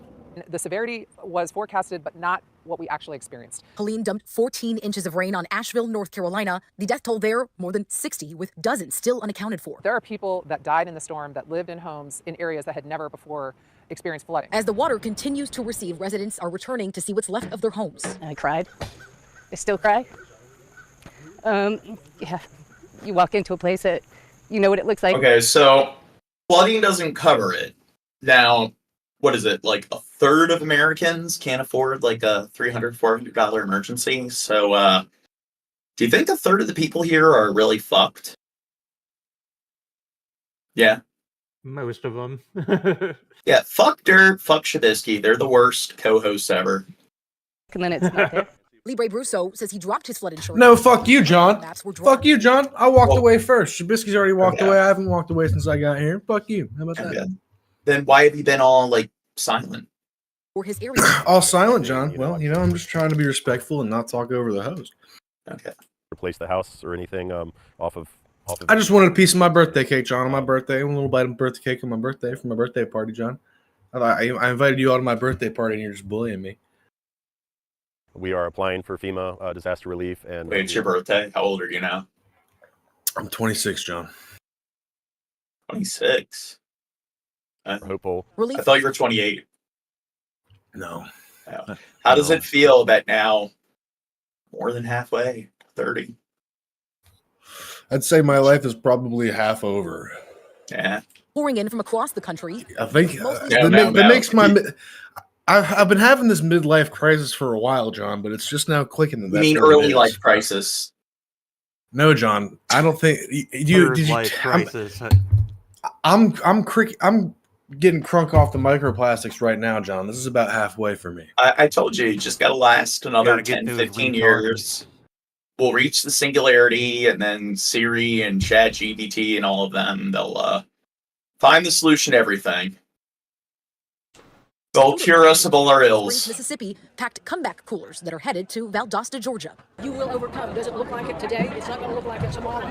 But eventually the sun's going to shine again. Nicole Valdez, CBS News. Now, the effects of Helene there in North Carolina are trickling down to the rest of the country. There's concern now over a nationwide shortage of IV fluids. The storm damaged a facility in Baxter that provides IV fluid to hospitals. Wow. Yeah. Well, we have made it easy. Maybe they can just boil the rainwater and use that as a substitute. Support the people whose lives have been upended by Hurricane Helene. And as you can hear with our storytelling, we're all interconnected here. So if you text us the word help to 202-895-55, is that a bad joke? We will send you back a list of verified dude, make the noise. Didn't like we a all thumb, learn thumb, from Bear thumb. Drink your piss. Yeah, it's way to go. through the remote mountains in western North As long as Carolina. you boil your piss, then it's okay. Hoping to locate those still missing and those in need of supplies. Teams from across the country helping with those search and rescue efforts. Fermented piss, good alcohol substitute. Private helicopter companies stepping in to deliver much-needed aid, including food, water, fuel, and over 100 donated Starlink satellite units. We've just been distributing them Pampers, diapers, I guess that's a good alternative. to local fire departments who we Black know have flushable been isolated plumbing. with no comms, and it's fantastic. In Asheville, the North Carolina National Guard working non-stop to deliver supplies to residents. ABC's Morgan Norwood is there. These guardsmen have been working round the clock to help get aid into the disaster zone, but with so many roads closed, there's only so far they can go. Duke Energy says they have repaired more than 1 million power outages in North Carolina, but about 170,000 customers in the mountains are still without power. We're committed to continuing safe restoration until everyone's power is restored. Duke says they're dealing with unprecedented damage. Think about where power lines are. Yeah, transformers. Roadways, their easements. Think about where lots of black plastic materials, all the coils and stuff. That's gonna be fucking expensive. Think about where power lines are normally located. Their easements along those roadways. Those easements are gone. This substation in Swannanoa buried under the debris. If we go down a little further, you see an 18-wheeler cargo container wrapped around one of our transmission towers. Much of the small town, about 20 miles east of Asheville, washed away, homes flattened, businesses destroyed. See, this is why we gotta stop relying on Taiwan. We need all of, like, the silicon-based chips, like the cores for the transformers. Impassable. FEMA has launched a webpage dedicated to pushing back against misinformation about the federal government's response to Helene. The agency tackling rumors like one claiming it doesn't have enough money for disasters, which FEMA insists it does. Alexis Christophers, ABC News, New York. The number of insurance claims after Hurricane Helene We have the continues to money, increase. we More just than don't want to use it. Well, we do need to fund our military. I mean, we don't want Russia and China to take over the world. 84,000 and counting. And through this weekend here in the Bay Area, there's an event to help impact. You know what? We need to get all the other NATO countries to pay their fair share with their claims. 10 Tampa Bay's Aaron Parsegian has details now from Clearwater. Well, Helene was so devastating, this may be many people's first times having to file an insurance claim, and that's what this insurance village was set up to do. There's about 30 carriers on hand to assist people through this claims process. I identified some concerns, and they looked into it, and they were able to just kind of expedite things on the spot. Wait, now, isn't it like the United States? Isn't it like 15% of our budget goes to the military? The federal budget? I don't know the number, but I know it's too much. I know that NATO, I think it's like they're required. How much is NATO? Like, if you're a member of NATO, you're supposed to invest at least 4% or something. Maybe we should lower our budget to 10% and then make it so every NATO state needs to invest 10% of their budget to their military. Yeah. Make them pay their fair share. It can be a stressful time for folks like Joe Anastasio, whose Clearwater home was flooded by Helene's storm surge. On Friday, he came down to the state's insurance village to talk face-to-face with his carrier. Florida's chief financial officer, Jimmy Petrona, says the goal is to help folks understand their policies and speed up their insurance claims. One of the reasons why we want to push and make this happen as quickly as possible is to get the claim started, because you're overwhelmed, you're getting your things out to the side of the road that are to be hauled off. I want your claim working immediately. And sometimes coming here in person is just a little bit of an easier way to do it. Some of the carriers are writing checks, but it all depends on where you are in that claims process. Petrona says they can also help you get out of anything you may have signed with an unscrupulous contractor. Oh, okay. So apparently it's 2% that they're expected. That's the minimum. Okay, we're paying like 15%, probably more. So we're gonna lower it down to 10%. All of them need to up it to 10%. They need to do a plus 8% increase on the minimum. You're the one receiving the insurance. Make them pay more so we can pay less. Sunday here at the Long Center from 9 a.m. to Make 5 them p.m. pay. Clearwater, Aaron Parsegian, 10 Tampa Bay. We know there's a lot to take in after the aftermath of Helene and the threat of another system moving through, but we do want to keep you informed, prepared, and connected with the very latest on our 10. The death toll keeps rising in the wake of Hurricane Helene, making it the second deadliest hurricane to hit the U.S. Okay, mainland. how many people are dead now? Take your guess. 12. 82. 6 million. And since Katrina, Nicole Valdez has. Oh, Negan's back.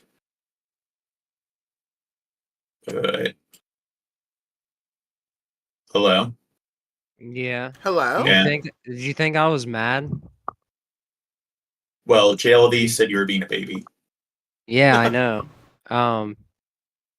No, I went to go to the gas station and get some cigarettes and chocolate milk. Okay. Chocolate milk. Idiot. Chocolate milk, high in fat, sugar. I'd like this lady's chocolate milk. Whoa. Is it in? Did you get it in like a carton or did you get it in like a jug? Because if it's in like a jug, is it a it's got black the jug? microplastics. Is it a black jug? jug? That's even worse.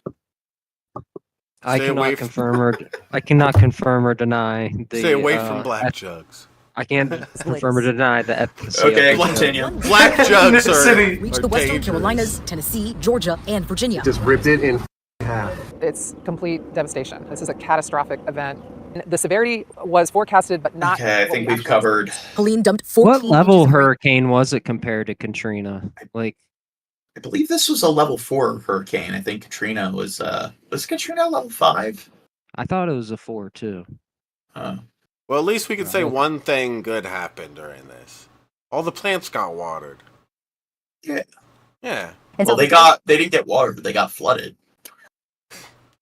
They're Typhoon Yagi, Asia's most powerful storm this year, has claimed more than 500 lives, and that count is expected to go higher as communities clean up. Okay, this is another natural disaster, another part of the world. Northern Thailand has suffered severe flooding and landslides in recent weeks due to torrential rains. Take a look at. Do you think in Taiwan or Thailand, do you think they had flooding insurance, landslide insurance? This. Around 100 elephants have been evacuated from a toddler sanctuary in the Thai city of Chiang Mai after flash floods inundated the area on Thursday. With many blind elephants in the herd, the founder of the elephant. Do you think elephants can swim? Nah, probably not. No, they I can't. doubt it. I fucking doubt it. I don't think buoyancy is on their side. Park told CNN They got this was the blind biggest elephants. evacuation they've ever done. The animals are now waiting out the rain on a nearby mountain as water levels at the park continue to rise. Well, at least all the elephants were safe.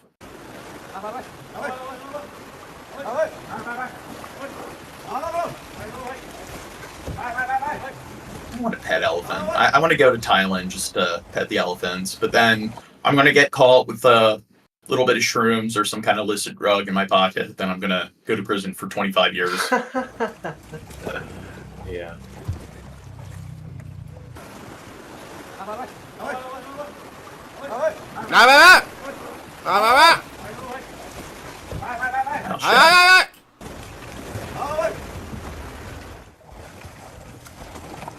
I'm so uncultured. It's like It's whenever not telling me what category Helene was, but Katrina was a category 1.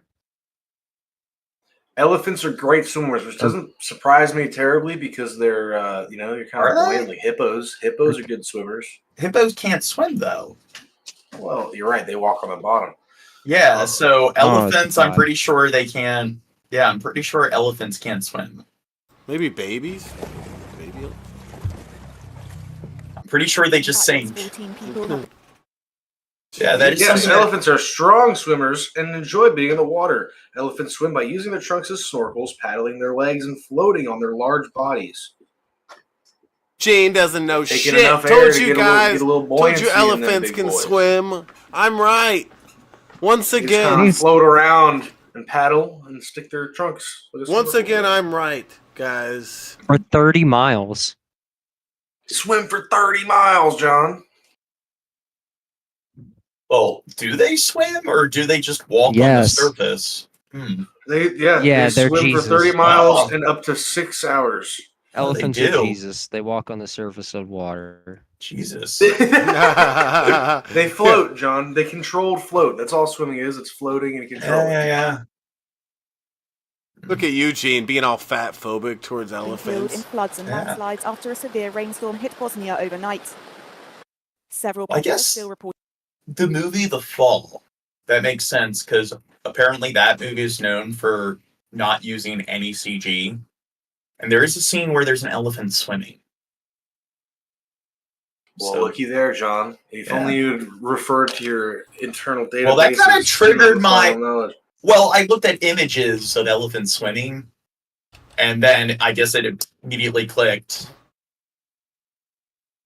Reported missing, and the army has been dispatched to help with rescue operations. Oh, and this is Bosnia. Where's Bosnia, Shab? Bosnia. It's right there. You know? Where it's supposed Which to continent? What continent? be. Canada. Shab is the most cultured and educated person. Yeah? Hey, on this if, podcast. hey, when I move to Finland, are you traveling alone, Trubisky? I'm gonna 'Cause bring my you're gonna boyfriend get lost. Gene. No, my boyfriend Gene's gonna Definitely come with me. fly with Gene. Bosnia is in. I need someone Europe. to jerk me off on the trip. And it was a Yugoslavic state. And it's not, Bosnia is not its own country. The country is Bosnia and Herzegovina. Herzegovina. I always have trouble pronouncing that one. Bro, hold up. My sleeper cell fucking. I believe my it sleeper borders agent Croatia. code. What's that? My sleeper agent code was just activated. $1 worth a dime under shit for brains. Biden and this laughing lion. Communism. Camel Harris. Think emoji. Trump 2024. Game over. Yes. LGBT. Let's get back to Trump quickly. Let's get back Trump quickly. I'm sure. We got some intelligent mind. Yeah, we got I'm a sure- brain in the chat. I'm sure- Somebody who knows how to Back think. fucking my cousin. I'm sure Paul could We got easily. somebody here who can enlighten us and inform us. I'm sure Paul could easily go into detail about what communism is, as well as socialism. I'm sure that's another one he brings up. Communism. I'm sure he can go into great detail. Yes. Sure, he's very adept when it comes to Socratic knowledge and recognizing his own ignorance. I mean, it's true. I bet he is definitely not an intelligent mind full of doubt. He is, or you know the saying, our intelligent minds are full of pride. There's Our too stupid many minds are full of doubt. Yeah, there's too many people. The that are- Kruger-Dunning effect. Yeah, and it's gonna be asked, why do people assume we like Kamala? Yeah, that's some of the black and white thinking with people with politics. They assume that if you don't agree with their politics, you must be on the opposing side. It's like, no, You must be a shill for the other candidate. Yeah, that's called a false dichotomy. It's much Yeah. more complicated than just one side or the other, just two choices. No, this guy's smart. They know how to simplify it, narrow it down. Sock. The cum sock Yes. is under the bed, but it's also not.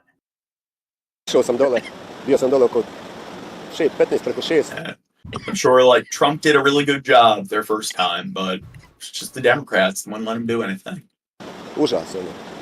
Ljudima je načinilo štetu, poplavilo, ušlo u objekte. Tako da sam od jutros šetam po ovim kuda mogu da prođem i ono, stvarno je užas što se desilo. Authorities in the towns of Jablanica and Kiselyuk say the power stopped working overnight and mobile phones lost their signal. Jablanica fire station also says the town is completely inaccessible because roads and train lines are closed. Jeez. The environment's fucking everyone over. Thailand, like, Bosnia and Herzegovina, and the United States. Strong winds are also reported in neighbouring We're all Croatia, fucked. where several roads are closed and the capital Zagreb is preparing for the Sava River to burst its banks. Yeah, I mean, Paul Sauce, you're such a bright mind. Because when I think of bright individuals, tampons, dude. Yeah, I always think of people who are just completely black and white. Just political football. Like when I think of people who aren't childish, I always think of people who take politics and they make it just about whoever the presidential candidate is, and to them that's politics, whoever the president is, and then yeah, it's just the your side, my side political football. Gene. Well, 20 tigers and one. What? Republicans eat diapers. I won the debate now. Yay! I believe it. Don't you? Yay! One panther have died at a zoo in southern Vietnam after contracting bird flu. State media reports the animals became sick after being fed raw chicken from nearby suppliers. Zoo managers say they died within 48 hours of showing symptoms. The animals tested positive for the highly pathogenic Wait, how many? H5N1 strain of the disease. How many did they say died? After contracting bird flu. Who left us? Zidane? Yeah, God. he said, hold on. You offended Zidane. Became sick after being fed raw chicken from nearby suppliers. One panther have died at a zoo in southern Vietnam after contracting bird flu. Dude, I can't hear what she said. Well, 20 tigers and one panther have died at a zoo 20? Jesus. in southern Vietnam after contracting bird flu. I mean, tigers are endangered. There's not that many of them left. State media reports the animals became sick after being fed raw chicken from nearby suppliers. Zoo managers say they died within 48 hours of showing symptoms. The animals tested positive for the highly pathogenic H5N1 strain of the disease. Rare cases of humans being infected with bird flu have been reported by health authorities, primarily from... I know cats, it's like, apparently they handle AIDS fairly well. But it's like COVID, I don't know, bird flu. It seems like a lot of viruses have it out for the cat family, coming into feline contact family. with a diseased animal. And right now, the 19-hour region on high alert tonight because of these new cases of Tripoli and West Nile found in Massachusetts and Rhode Island. And with this warm stretch, the threat is far from over. See, this is why, like, out of all the animals we should genocide, mosquitoes, they need to go. And I'm Patrice Wood tonight. Genetically engineer them to make them, like, sterile. The health department is urging local schools to move. If they made a vaccine where like if everybody got it and then like mosquitoes, like if they suck your blood, it would kill them, I think it should be absolutely mandatory for everything to get that shot because we do need to wipe out mosquitoes.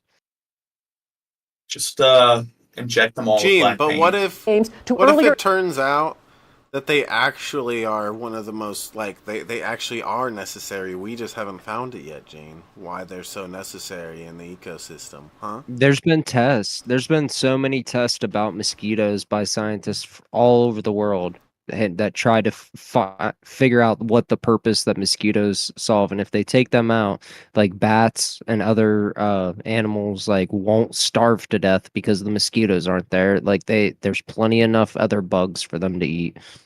Yeah, but things very, can be very complicated few- in science, and well, sometimes it takes time to figure out things. Like, there's very few regions where mosquitoes have been found to be like to have some level of importance to that ecosystem, but there are other insects that they can introduce to that environment that can fulfill the job that the mosquitoes provide. So I don't know. But it's like saying we haven't cured cancer yet, so there's no way it's gonna happen.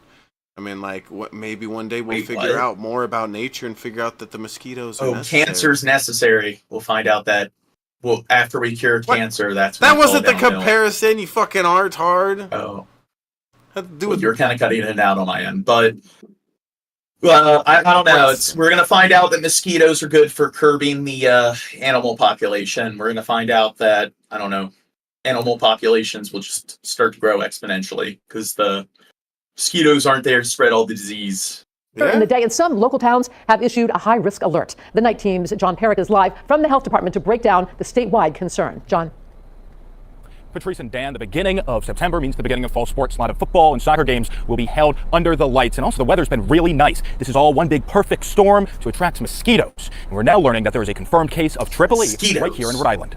Case confirmed. Tripoli is here in Rhode Island, and a person in their 70s from Providence County has it. I think you've seen those things like in certain labs where they're doing tests on mosquitoes. If you have a bunch of confined mosquitoes, they need food, and their food is blood. So there's people that have to stick their arm into the mosquito enclosure and have the mosquitoes feed on them in order to provide them with the sustenance they need so they can continue to test them. Hopefully it doesn't get any worse. This comes as Massachusetts officials raise the risk to high in Dartmouth, Acushnet, and New Bedford after 3 new cases of West Nile virus in the state. Some highly concerned. Hopefully it gets better. Others less so. I'm not really worried about it. Maybe I should be. But no matter which way you look at it, Tripoli is a highly dangerous infectious disease with a fatality rate between 30 and 70%. Here in Rhode Island, this is the first case of Tripoli since 2019. It always is a concern, but hopefully we get a frost with the way the weather keeps changing. And that's what would kill mosquitoes. Colder temperatures. Certainly not the weather flowing through southern New England right now. But in the meantime, if you have a mosquito problem, global warming. It's going to take longer for the temperature to go down. Like Bob Lawrence are here to help. They're just a nuisance. Lawrence knows mosquitoes well. He's the owner of Mosquito Joe of Rhode Island, a pest control service. We're going to go around the outer perimeter of the yard, treat the vegetation that's out there with our adulticide products. And if you're looking to take immediate action, Lawrence says the best thing to do is walk around your house and check for standing water. It's mosquito heaven, and it's where they lay eggs. Hundreds of mosquito eggs can be laid in the smallest segment of water. Instead, discussing vaccines and mosquitoes, it's just because there are a bunch of idiots that don't want to take their vaccines. Just genetically engineer the mosquitoes, so instead of them devouring people's blood, they just inject people with the COVID vaccine and all the vaccines they need. Yes.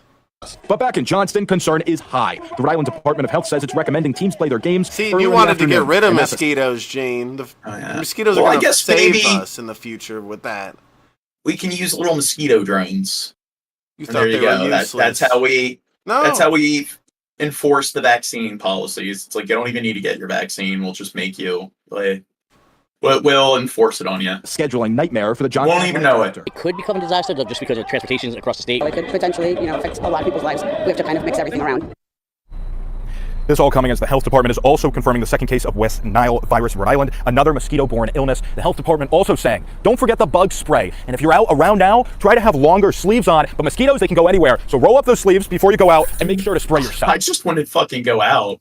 They're carrying a disease that has like a 30% mortality rate. Live now in Providence, John Perrick, NBC 10 News and 18.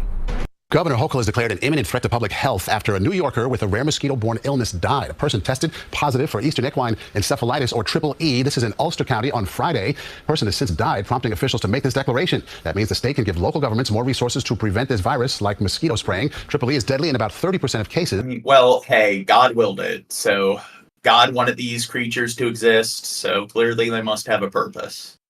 Most people infected are asymptomatic, but some could get headaches, high fever. They survived like the Great Flood. Fever, chills, and vomiting.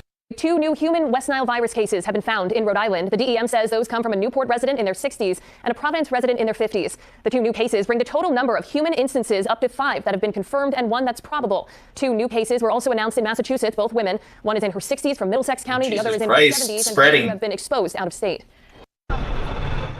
Greta Thunberg and dozens of other activists were arrested. Okay, here, I gotta pee. Talk to the chat.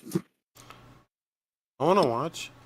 All right, so our weekly clan meeting can now commence. Yeah, everyone put your hoods on.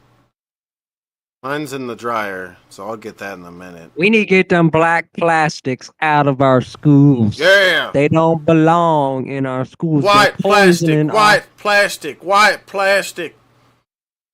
Gene, I mean, dirt, white plastic. Come on.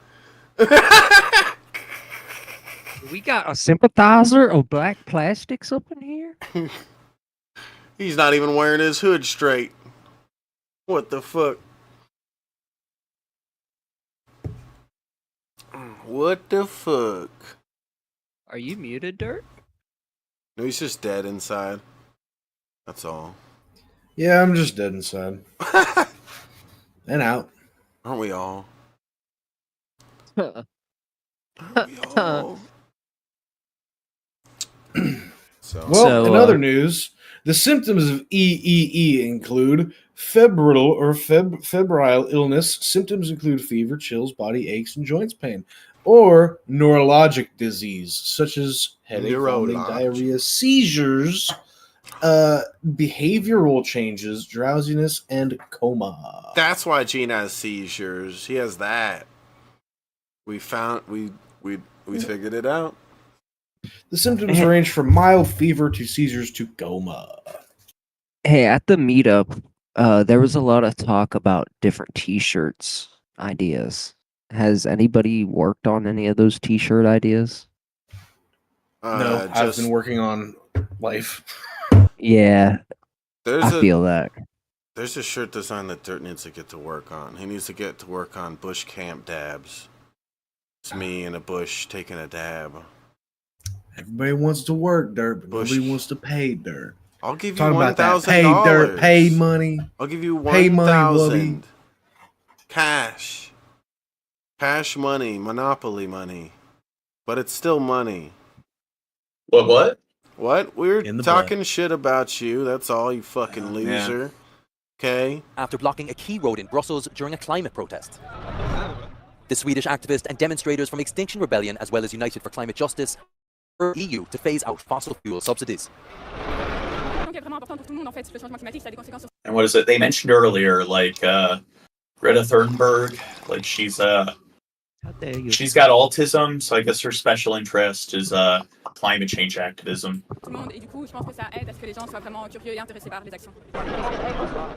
European Commission President Ursula von der Leyen urged her incoming team to begin phasing out oil and gas subsidies, but a report showed the EU still spends more than €100 billion a year subsidizing the industry. Activists are calling. Wait, I thought it was the Americans that are supposed to be the backwards one.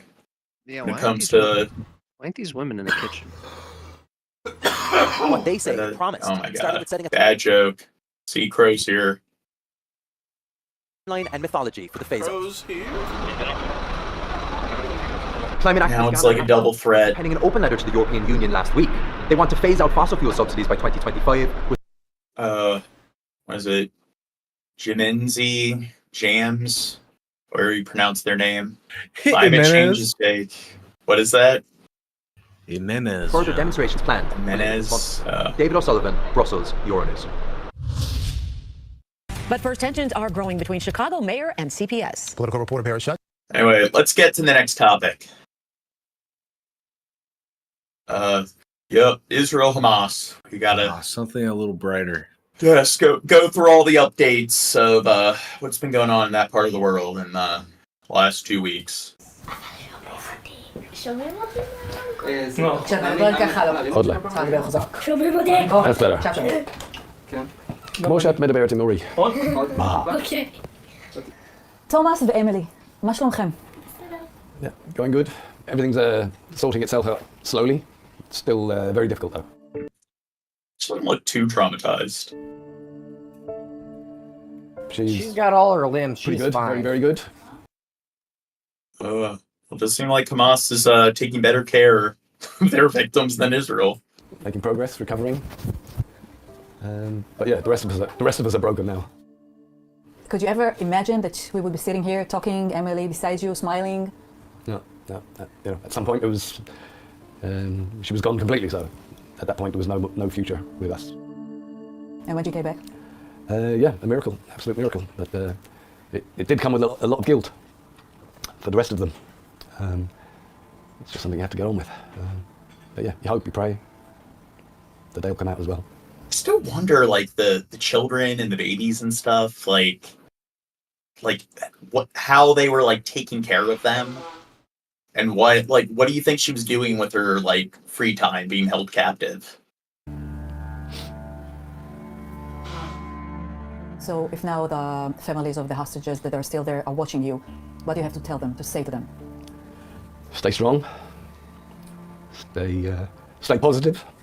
I know it's very, very hard, but this is proof that it's possible. It can come back. You know, I'd given up all hope, really, and it can happen. So this little girl was a Hamas hostage? Yeah, she was held captive by Hamas, and I don't know how long she was held captive. But Crow, why aren't you on camera? I'm naked. So, why do you guys think Shab? Why do you think Shab gets up and leaves far more often than anyone else? It may be an incontinence issue. Oh yeah, he is getting old. אני רואה שאתה מרגש אותך, כשאבא מתרגש. כשהוא מתרגש. No, I'm good so far. I'm good so far. אבא רגיש. אבא רגיש. היו ביניכם שיחות, אבא, איפה היית? Why did it take so long for you to come? Yeah. Well, thankfully, that question in my head, or that doubt, that guilt that in my head was quashed within a second of meeting her. Because she kept looking at me, and eventually I said, what's the matter? And she said, I thought you were dead. I thought you were kidnapped, one or the other. That's what she saw on her way out of the kibbutz. She saw people who she knew killed on the ground, murdered, and she saw other members of the kibbutz being taken away. So obviously... You think she's going to be fucked up for the rest of her life? Nah. She'll get over it. To me at the time. She's already over it, dude. Yeah, she's got a fidget toy. She's chilling. But I thought that, yeah, she was down deep in the dark tunnels, going, where is my dad? Where is he? But she presumed I was killed or captured. Oh my God. That was a great relief. And throughout all these weeks, all these days, when you talk about it, does she still have questions that you don't know how to answer about that time? To be honest, no. She did it. When can I go back? For... It was fun. Okay, Negan. It's one of those stories where we do want to focus on the gravity of the situation. Your gravity. Gaza. Yeah. Terrorists. Got to work on the timing. Lots and lots of code words. It's what's Zaytin? Mechablim. Any food or item that she doesn't like, she transfers that word. That's her code. Why do you have codes? למה יש לך קודים למילים מסוימות? כי לפעמים לא נעים לי להגיד את המילים האלה. Yeah, she doesn't even want to say it. As soon as she came out, she was still in the pajamas that she wore when she went out. 2 months. They gave her a pair of trousers and another top to put on top, and as soon as we got to the hospital, she ripped it off and went straight to the bin. Just threw them in the bin. She didn't want anything from them. לא היה שם אפילו איש נחמד אחד? לא. אפילו לא אישה או איש נחמדים? I think she's got PTSD. Probably. הקופסה. לא נראה לי. She was with men all the time. There's mainly 3 guys. נכון? כמה אנשים היה שם? בבית השלישי היה איזה, לא יודעת, 7. Emily. She was with men the entire time. I'm wondering, like, the babies that need formula. It's like they need, like, I don't know, milk. They need their, like, to be changed and stuff. It's, were the Hamas militants doing that? Has healed extremely fast, like I say, resilience of children. For the rest of us, it's much slower. I'm okay because I've got a purpose by giving interviews, by traveling to America or whatever. That gives me something to focus on. Natalie and Aidan, my 2 older kids, they've lost their mother. Narkis, yeah, shot on that day. And so they're still grieving for her and coping with all this that's going on. How do you... And see, this shows, well, hey, do you think, based on what Israel's been doing to Palestine, do you think all Israelis are partially accountable? Yes. For voting politicians like Netanyahu into office? Yes, Gene, 100%. Or do you think that what particular borders person's born into, or what their particular ethnicity is, shouldn't have anything to do with no, that's how stupid. that particular individual should be treated? That's stupid. What do you think, Do you think she has changed? Are you saying you have a dream, John Morgan? I think people need to stop treating others like Borgs. I think human beings suck. In a matter that you won't be the same again. I think there's this like in-group, out-group bias that causes people to, I don't know, take large amounts of people and to just try to like mentally assimilate them into one group. It was immediately Makes things much more simple. Gross oversimplification. For some reason, a lot of people like doing that. For sure, and I've heard that from a lot of other parents. There was quite a shift in maturity. See? It is fun to do. A little bit of adversity can't hurt. Yes, it's like a double-edged sword. Some pros. Secure. If she's having a shower, I have to sit outside. She wouldn't have a shower in a little confined room with me somewhere else in the house. I've got to be there. Yeah, she always wants to know that the door is locked, that the shutters are down. She wants to be secure, feel secure in her environment in the house.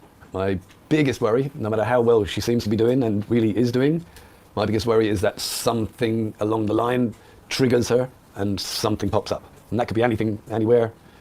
So yeah, we pray that doesn't happen and that she just recovers fully and continues with the rest of her life. And the nights? Every night I'd ask her, did you dream? The next morning I'd ask her if she dreams. And she usually would say, no, all good. She had one good recurring dream where she escaped from Hamas and ran back to Beirut. I don't dream at all, so... One thing, like, I've read about, like, aphantasia is apparently, like, people who deal with trauma actually really helps because you don't have, like, the visual flashbacks. You don't have the nightmares. Yeah, that sounds pretty cool. That's one, like, ironic... yeah, go traumatize yourself, John. Test the theory. Probably have been fucking traumatized. Like, you're right. A lot of fucked up shit. A lot of my dead friends I still see in my dreams as if they're like not dead. It's like it's yeah. I feel you, bro. What, a few nights? That's a good one. It's like they're still there, yeah, communicating from the other side. I'm just like, bro, you shouldn't be here right now. I literally, I had one weird dream like that where it was shortly after a friend of mine passed, and it was in high school, and I was walking past him in the hallway, and I walked past him in the hallway, and I looked at him like, wait, bro, you shouldn't be here. And he looked at me and shushed me and kept walking. I was like, damn. I had a dream where I had 2 dicks.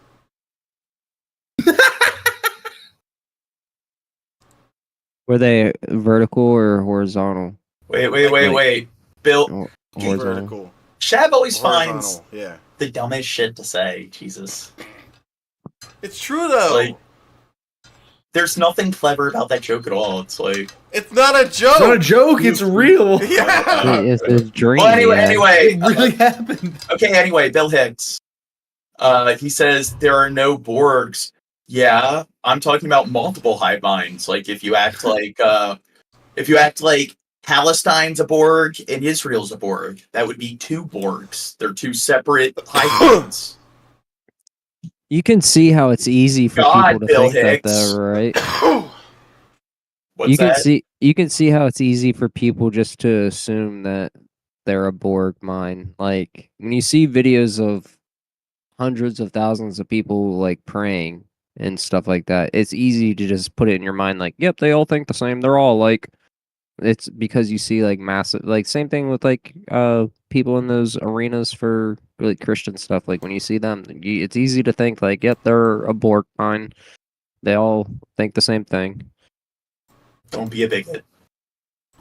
In her sleep. Don't be a bigot. She sort of started crunching her face. I knew she was having a bad dream and just break her out of it.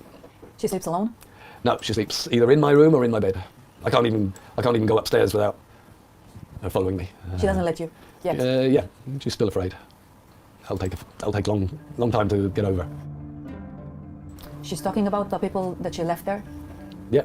When I got the news that Yossi Sharabi was killed and Itai Svirsky, Shabisky? Thankfully, she knows. Bill Hicks, how do you know that in the Star Trek universe there might not be another like distant like sort of solar system or galaxy where there's another sort of like the Gorg. Well, there's another like Borg network. Yeah, it's the Gorb. It's kind of like how you might have two different ant colonies. It's like another network of Borgs encountering, and maybe you'll have like the Borg Wars. The Hamas lie. And so she, even though she heard it officially, unofficially, she said, I don't believe it. They lie. So I've left her with that thought. But you know how kids are with all their WhatsApps. I'm sure she's realised that they're gone. Wow. Yeah. She knew she had her birthday? Apparently yes, because like I say, I believed she was down in the tunnels because that's the safest place. That's where I thought they would treasure their hostages. But no, from the time she was kidnapped, they ran to one house. I don't know if it was a complete house or a bombed up house, but some kind of shelter. Next morning they ran to another house. Next morning they ran to another house, presumably keeping one step ahead of the IDF. Maybe they do, Skeptical Jesus. How do you know? Doesn't go against like the lore of Star Trek. Maybe they were both like programmed to think that they were Borgs, and they both refer to themselves as the Borg, and they think that the other like entity that refers itself to the Borg isn't the true Borg. They must be assimilated into their Borg ship. They only had for entertainment. There can only be one Borg. Pass the time, claffin or drawing. 2 months of that in a very tight, confined space is eventually going to wear off.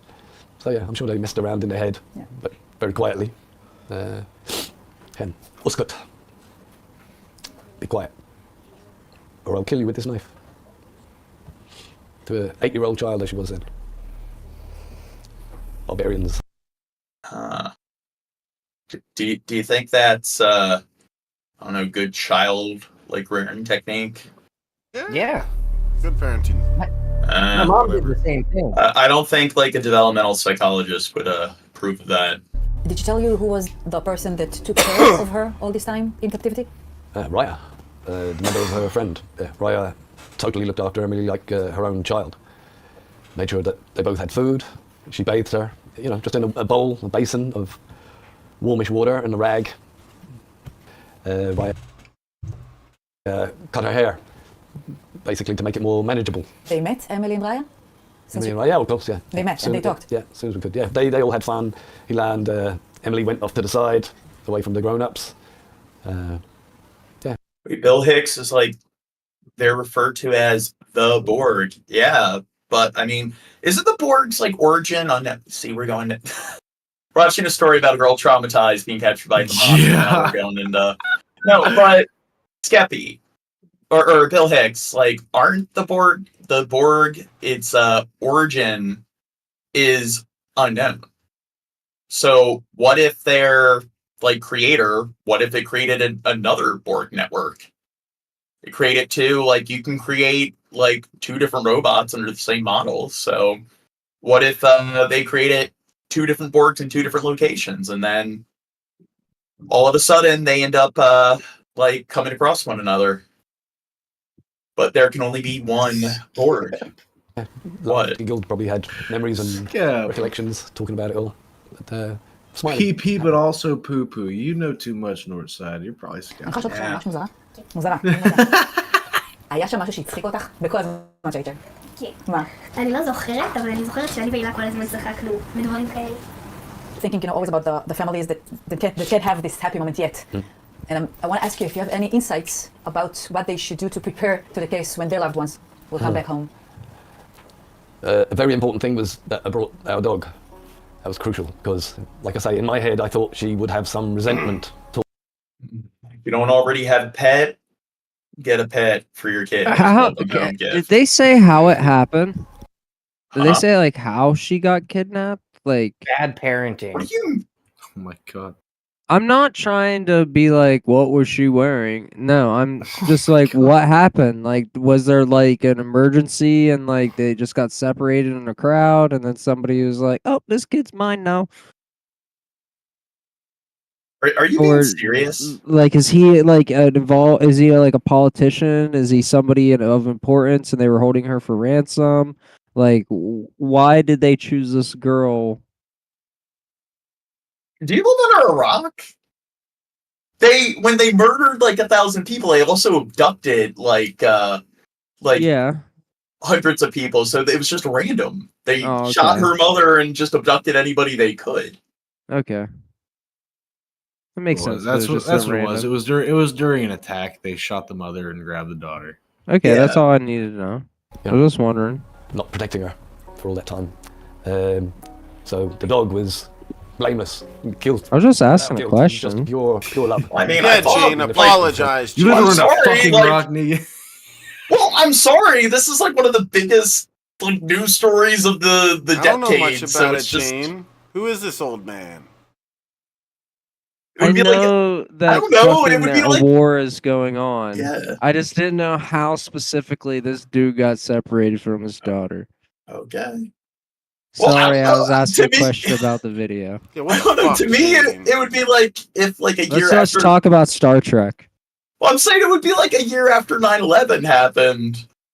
Being like, wait, like, did they establish This how didn't the happen. planes got like This crashed or didn't how they happen got in hijacked? America. This didn't happen Oh. somewhere special like America. Okay, everyone would know about that if it you stupid, dumb. What are you living under a rock? You don't know A that, little bit Gene? of a cold shoulder to me. Idiot.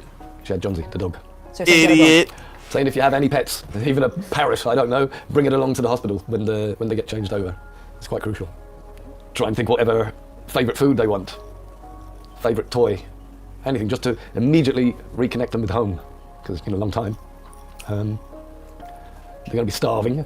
She was, I say, ravenous, like a horse, but because her stomach had shrunk so much, we had to be careful. She wanted to eat like a mountain of food. We had to no, a little bit later, till now she's good. Now she can eat like a horse. You feel strong enough after what you've been going through, after what Emily's been going through? Yeah. Mentally and physically, it really takes a lot out of you. When it all started, I was like 65 kilograms. By the time... Oh, is Northside Trap, are they Scotty? They released Emily, I was I don't 52. know. And that was a massive weight loss. I don't eat mushrooms that taste like poop because I don't get mushrooms. Okay, never mind that topic. Got my little belly back. Took a lot of hard work. Thank you. A lot of chocolate, which I don't have a sweet tooth, but my body's... Look at her fat shaming her dad. Inside. A few beers. But that doesn't put on weight. Right. I know. That I doesn't remember. put on weight. You hear that, Shabisky? You got nothing to worry about. Yeah. Don't put on no I think weight. he's being facetious. Cheers. But I do remember, like, when they were they turned away some of the humanitarian aid trucks because they had chocolates. They claimed chocolates are luxury food. And loads of meals. Some say that the price that Israel needs to pay for releasing the hostages has a high cost. Yeah, the Hamas are going to want as much as they can for every single hostage that they've got. We'll give them prisoners back. And a lot of times in the papers it says, a hostage deal. It's not a hostage deal. It's a swap of hostages for convicted prisoners. Murderers. Yeah, some cases. Yeah. Some of them very cruel. Very cruel, and like we already let one very important guy go, and he's now the leader of them. Yeah. So that's a very, very big risk. But that's why we have to completely destroy Hamas from the top. Do you think they'll achieve? Do you think they'll completely destroy Hamas? We completely destroyed ISIS, didn't we? Yeah. The Taliban and Al-Qaeda. Yes. Every one of them are gone now. Yeah, Hezbollah, the Houthis, I mean. Some say we can't really do that. Yeah. We can make it extremely weak.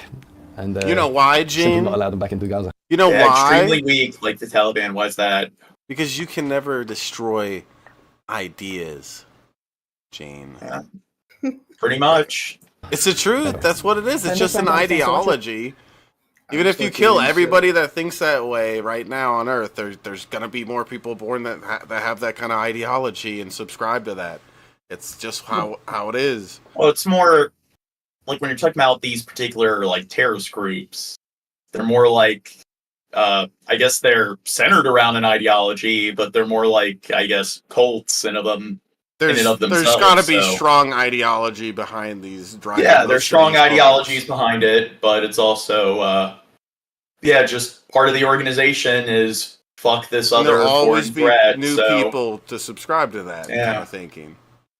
It's like destroy. Well, it's like a gang. It's like the Bloods or the Crips. It's like when you destabilize a region, it becomes pretty much a crime state. And then it's like the biggest gangs in town control everything. And a lot of these like Middle Eastern countries that have been destabilized, the biggest gangs in town are these different terrorist organizations. And when young kids have nothing else to do, they pretty much, it's just this perpetual cycle. These young boys that have had their homes ravaged and stuff where there's an employment desert, like, I guess, fuck these other like Western nations that have done this. I'm just going to join the only organization that is going to give me any sort of job, and that's essentially what happens. What you're saying is that it's almost like maybe instead of destabilizing the regions, so their only option is to join these militias. Maybe I don't know, do the reverse. Maybe that's how you'll diminish the particular gangs and criminal organizations. Israel should release no matter what's the amount of the prisoners, the murderers that she has, in order to get everyone back. Within reason, of course, yeah. What is within reason? Well, they couldn't turn around and say we want every single Palestinian prisoner in jail. Well, they can. They can say it, but they're not going to get it. Talk reasonable numbers. So how comfortable you feel talking to me about, the numbers and about what Israel should do when your daughter, who was in captivity for so long, is sitting next to you and she's fine and she's healthy and she's okay? Mm-hmm. Believe it or not, in my head, at the time, when she was captive, I knew that the IDF had to do everything in its powers to destroy Hamas, primarily, and to do whatever they could to find and... Including leveling the entire Gaza Strip. Retrieve the hostages. And within that thought process... Wait, what's a ridiculous thought? I realized that she could be bombed. Well, that there could be 2 Borgs. Shot by friendly fire. That was a price that, in my head, I could say, okay. So long as we destroy Hamas, so long as the government and the military finish the job they've started out to do. If not, everyone who's died, hostages, all the massacres, all the terrible things that happen is pointless. Pointless. A waste of time, effort, and lives. Kind of like the sunk cost fallacy. We have to finish the job completely. And I really don't care what the world says. That's all for nothing. Doesn't matter what I say. Yeah, that is a fallacy. But now, spat out, John. we have to finish it. They started it. Now that my daughter's home. Now that my daughter's home, level the place. Yeah. Whatever, no matter the Bulldoze cost. it into the ocean. If you get rid of everything in that set of borders, then there's no more Hamas. There you go. Problem solved. That's how you eliminate it. Thomas, thank you very much for taking the time. In Minecraft. You're welcome. I'm not being serious. That would be profoundly unethical. People That's aren't what this bored. dude's saying, right?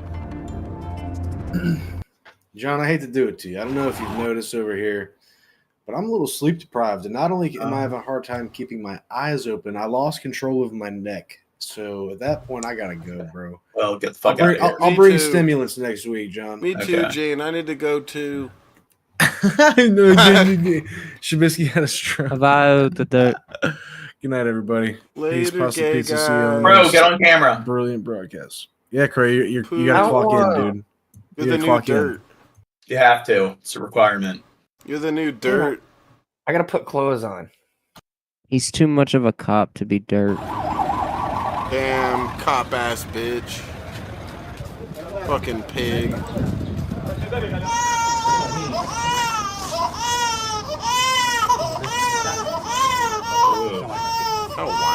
Unfortunately, as we mentioned This before, shit makes she me lost sad. all of her family. She lost her mother, and she lost breastfeed. This baby lost their mother and father. Yeah, now it's refusing to breastfeed. Which is very essential for her. She's now crying. She's asking about the breastfeeding. If she didn't get a milk in this day, she will get dehydration, and she maybe need IV fluids. We prefer these cases not to be admitted in the hospital because of the cross infection. We try to ask her aunt to make a breastfeed by some mother who's lactating, or try to obligate the baby to have bottle fed as soon as possible. It knows.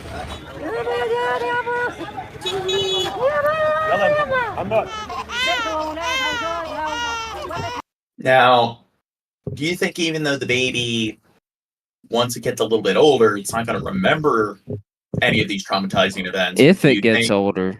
Yeah, but do you think that if it gets older, that I think it's it going won't to have consciously- long-term effects? What's that? Oh, I thought you were saying until they remember. I think it will for sure have long-term effects. It's like I don't know. Well, I know they don't remember, but still, it's like you know that it's kind of uncanny how even though they're not going to remember it, it's still going to have this profound trauma.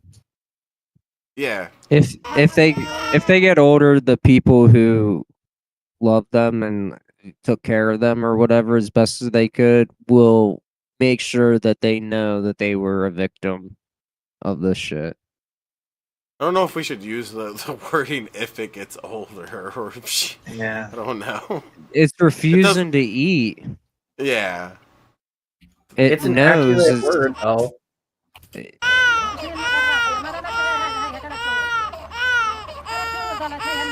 That's a little girl. Who the fuck is this bitch?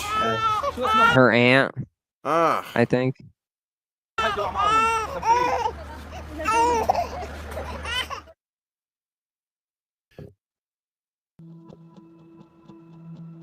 واحد من وراك يخبطك كف تغلط بالعربي بالعبري يا بن زنا يا بن حرام. Thousands of Palestinians have been detained in Gaza, taken away by Israeli forces to prisons and military bases, accused of links to Hamas. Some will be fighters, but many are just civilians. Those. Do you think this bunch of propaganda? How many do you think are civilians? 10%? 50%? No, I was gonna say like 80.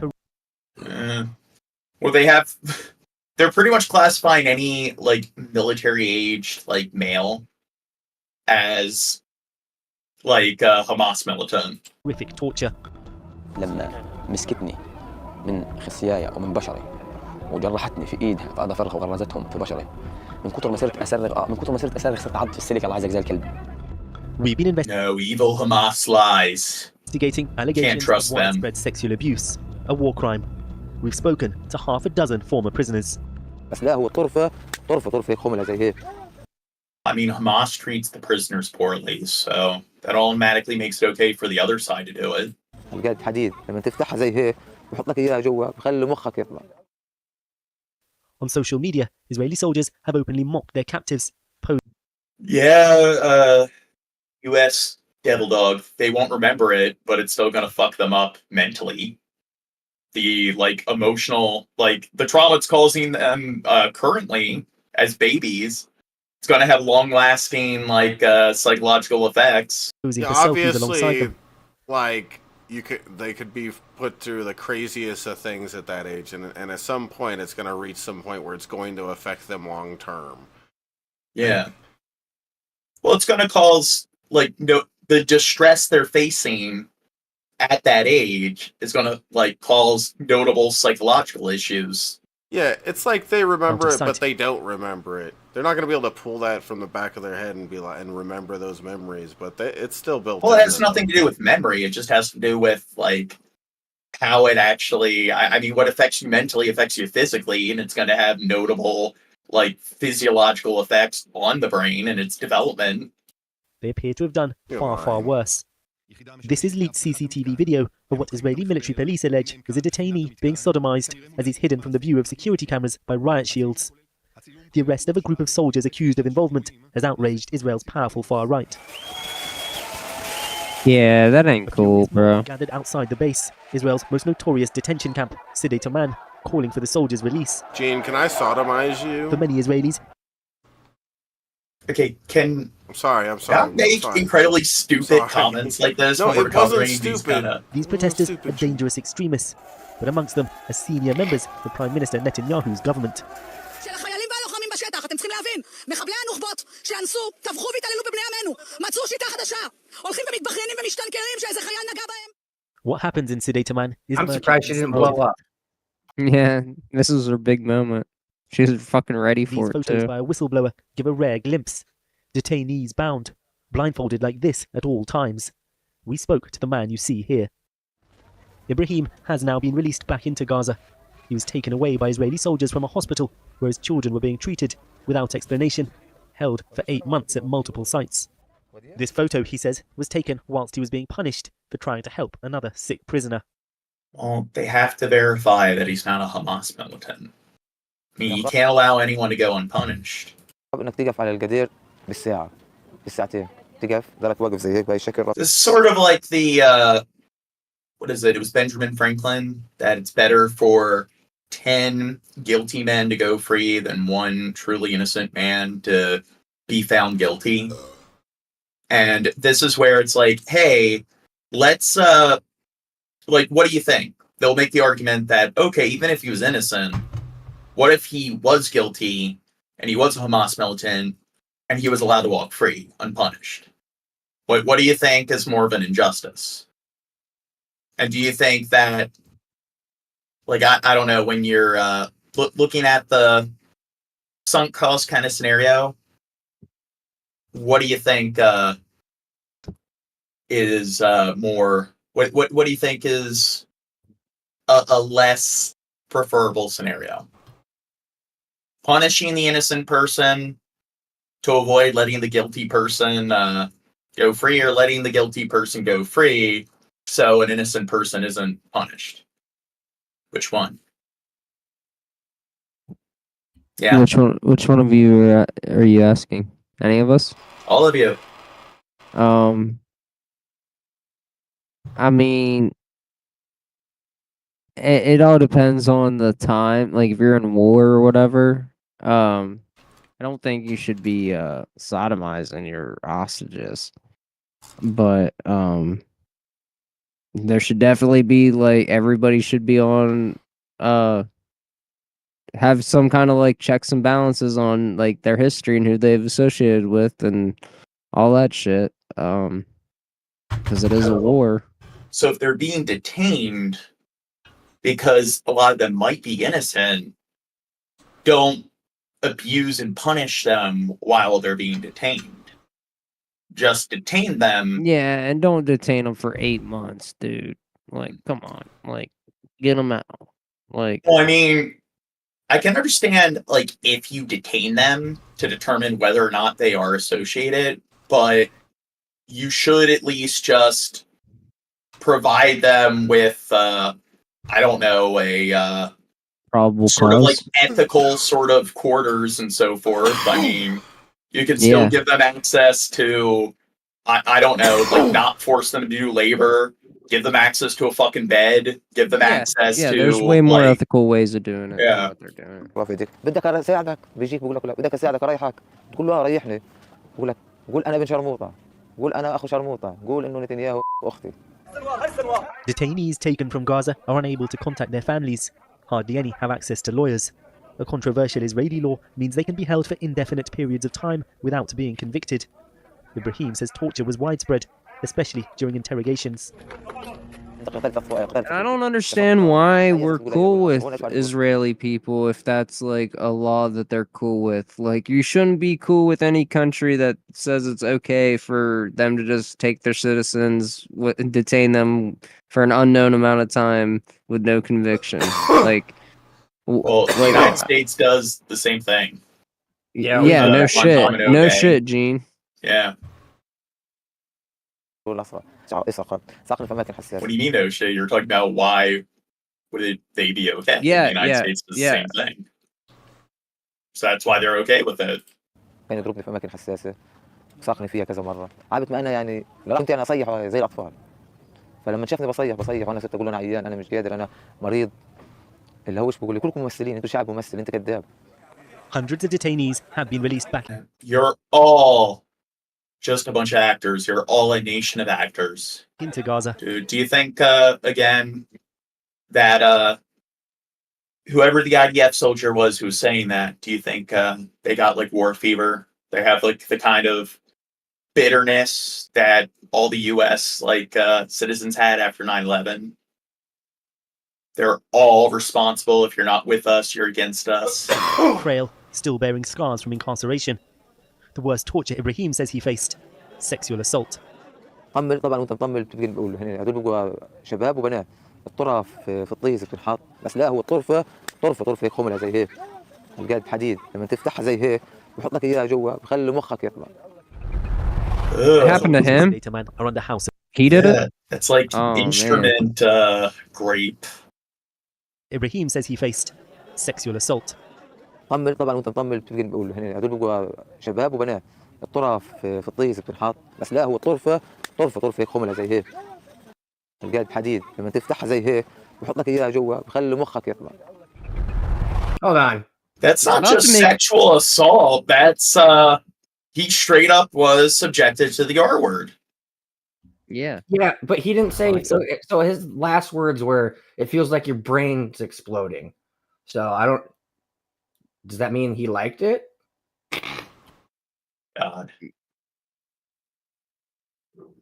Damn. You would take it there. You guys lack cadence when it comes to Drunken Crow did a good one there. That was gold. Oh my God. Okay. House arrest, accused of aggravated sodomy of another detainee in the most high-profile case linked to the site. That's the entrance to the Escalating man base just over there. We're not allowed inside. Even the Red Cross has been denied access.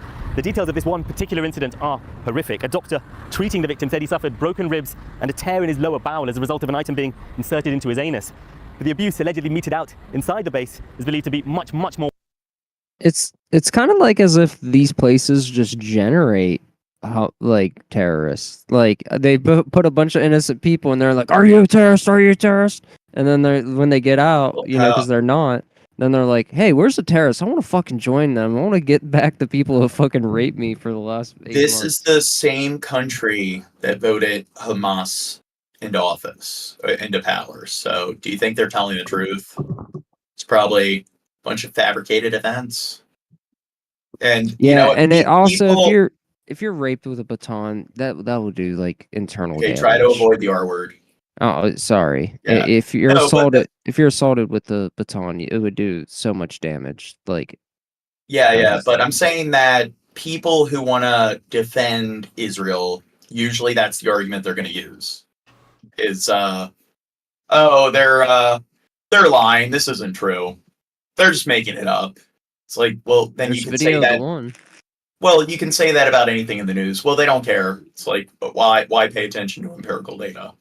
It's all a bunch of fake, like liberal propaganda. That's all it is. Fake news. If you don't like something, confirmation bias. If you just basically discount it and say it's not true, that magically means it's not true. More widespread than this one case. So what do you think, Gene? Do you think it happened to that guy? More than 30 Yeah, I do.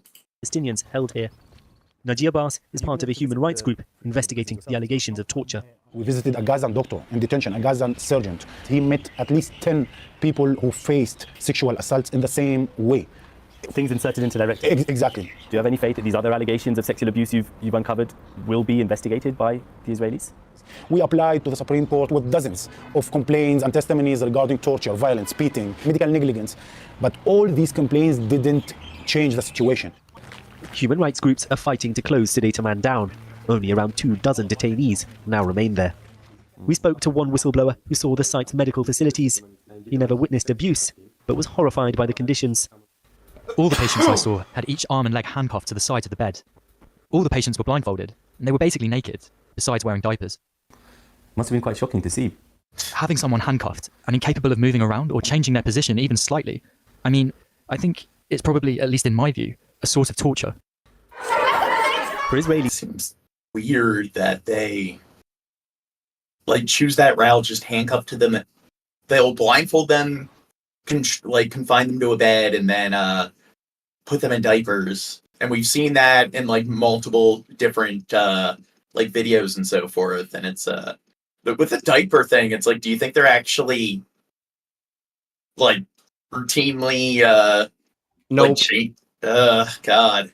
These, though, Hamas's atrocities of October the 7th are still raw, and some are furious about the focus on the rights of Palestinian detainees amidst the war. These are right-wing protesters disrupting a court hearing, angered that the Sedate Man base could be closed down. Amongst the crowd, posters of abducted hostages and dead soldiers, and a simple slogan, an eye for an eye. Here, they see all. Well, I will make the whole world blind.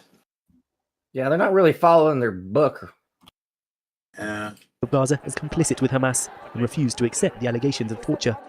And this judge in this court speaking about the right of these people that killed these people, that kidnapped these people, and we don't want. See, they're all a Borg. They're all the same. These people. To speak about the rights. We want to speak about our rights. And see, it's exactly what I said. They're just lying. Whatever. Who cares about any sort of empirical evidence? It's all just a bunch of lies. Really trust these people? All the people from Gaza who've been released, but who say that they were beaten, that they've been electrocuted, some of whom say that they've been raped. Are they just lying, do you think? Easy, I burped at the same time. Let's say 19% that they're lying. Why would they lie? Why they lie? It's the way of life. If you say Hamas agenda, they say... But these are people who have been released, so presumably they're not Hamas. I'm sure they are. Others appear unabashed advocates for torture. This was a lawmaker from Netanyahu's party. להכניס מקל לרקטום של בן אדם, זה לגיטימי? כן, אם הוא נוח'בה, הכל לגיטימי לעשות. הכל. Close to half of those detained have been cleared for release. This was Barrage, a farmer from Gaza City, with his family before the war. This was the moment he was reunited. Now they're talking about everyone is partially responsible. I mean, they did vote Hamas into power. Do you think these kids are also partially responsible? It looks like it was an old photo, too. His daughters, they aged a lot. Gaza City with his family before the war. This was the moment he was reunited with them after months detained in Sedate Man and another Israeli prison. He says he was never It's like he lost a lot of weight. Told why he was being held. Soldiers used him as a go-between with other prisoners. Some confided the sexual abuse they said they'd faced. اخذ اغسل له اول شيء ايش مالك ايش عاملين له يحط العصايه واللي يحطه العصايه في مؤخرته يعني ايش بتقول يقول لي والله يلبسها يلبس الكمكم هذا الكوندوم فبوز العصايه ويحطها في قفايه يحط. Barrage shows us how he was forced to kneel and was beaten. His role as a helper in Sedate Man didn't mean he was spared from torture. He describes a scene many detainees have referred to, being interrogated in the disco room. فلما باخذك من البراكس بوديك عليها على التحقيق خلاص عشان ما حدش يسمع صوت اللي بيصرخوا كمان وش اللي في البراكس. Sounds like a room in Diddy's mansion. الطريقه اللي انا تم استخدامها معايا اللي هو تقعد على الكرسي المفتوح ظهر مفتوح كلبش من ايديك رجليك مكلبشين بتجيب المربط البلاستيك طول تقريبا متر او 90 سم المربط البلاستيك بيمسك المربط هذا ويصير يخبطك فيه زي الكرباج. Hamas seems pretty fucking gay. Wait, what? I said Hamas seems pretty fucking gay. They really want to fuck dudes in the ass and shit. This isn't Hamas. You're saying Israel. Are you paying attention? IDF is doing this. Oh, shit. Okay. I mean, whatever. And they're doing this to, some of the people they've detained are part of Hamas, but a lot of these are innocent civilians Sorry, that we were go found back to have and no... forth from stuff. Jesus Christ, Chad. You don't think that's pretty gay of them, though, to be like, I don't know. If I was gonna, like, I hate this person and I want to, really hurt them and stuff, I wouldn't, go to, that direction. Like, oh, I gotta get a condom and a baton. I think I can teach them a good lesson without having something sexual with them. I don't know. Just a really Just imagine. Well, it's a way to dehumanize the person. Yeah, it's just really nasty. And I would throw up. Yeah, it's nasty, and it's also, I mean, they're trying to like torture them as much as they can, and I mean, sexual abuse. It's one of the most fucked up things to do to somebody. So it's just It's Do you that think- on top of the physical abuse. Just kind of a Do you weird think- direction, huh? Do you think before he put the condom Well, on, he isn't said torture to safety any first? extent? Isn't torture to any extent weird? I'm saying it's weird in a weird sexual way. Like, I don't know. Because you could torture a person in 1,000 ways other than تخدمها that. معايا اللي هو تقعد على الكرسي المفتوح، ظهر مفتوح، كلبش من ايديك، رجليك مكلبشين، بتجيب المربط البلاستيك طول تقريبا متر او 90 سم المربط البلاستيك، بيمسك المربط هذا ويصير يخبطك فيه. Wait, where are you bringing up the condom thing? He said they put a condom on the baton and fucked him. Or they raped fucked his friend. Raped his friend, the dude he was washing or whatever. Oh, I thought you were talking about what he was discussing. It's not just sedate a man, where serious abuse is alleged to have occurred. This is an Israeli news report on Ketziot prison. One soldier remarks the conditions are too lenient. Alongside detainees from Gaza, Israeli jails like this have seen a massive rise in prisoners from the occupied West Bank in East Jerusalem. We reached out to around a dozen former detainees who we've been told may have suffered some form of sexual abuse, but all of them were too afraid to do an interview. Some of them even said they'd been specifically warned by the intelligence services not to speak out. One man has agreed. We're on our way to meet him now. Ramzi is a Palestinian activist from Jerusalem. He was arrested last year before October the 7th, accused of links to Hamas, which he denies. ولكن بعد 7 أكتوبر تم انتزاع كل الحقوق كاملة منا. He says sexual assault formed part of the abuse he suffered and witnessed too. قاموا بوضع الماجنومتر الفحص في الخلفية خلال التفتيش. خلال التفتيش أيضا كانوا يتعمدوا بضرب الأماكن الحساسة من الأمام، ضرب بشكل. Okay, so I mean, again, bring up the Borg thing. It's like all of these various people are describing a very similar type of abuse with a very specific set of details. So I guess their hive mind just they're able to communicate this narrative with one another. Because they're clear, like a lot of the people trying to claim that they're lying and making this up. I mean, it seems like the odds of all of them like presenting this like exact narrative, I don't know. It seems a bit unlikely. It's their project 2025. إنه هو ليس اغتصاب لمجرد إنه بده يغتصبك، هو بده يغتصبك أو بده يقوم باغتصابك أو التحرش فيك أو يذلك يكسرك. Israeli officials know the International Criminal Court will be looking into the treatment of Palestinian detainees. It's likely one factor behind the few arrests of soldiers that have been made. They used the condoms so they didn't impregnate him. Yes, that's what it was. What were you gonna say, Gene? Of abuse is.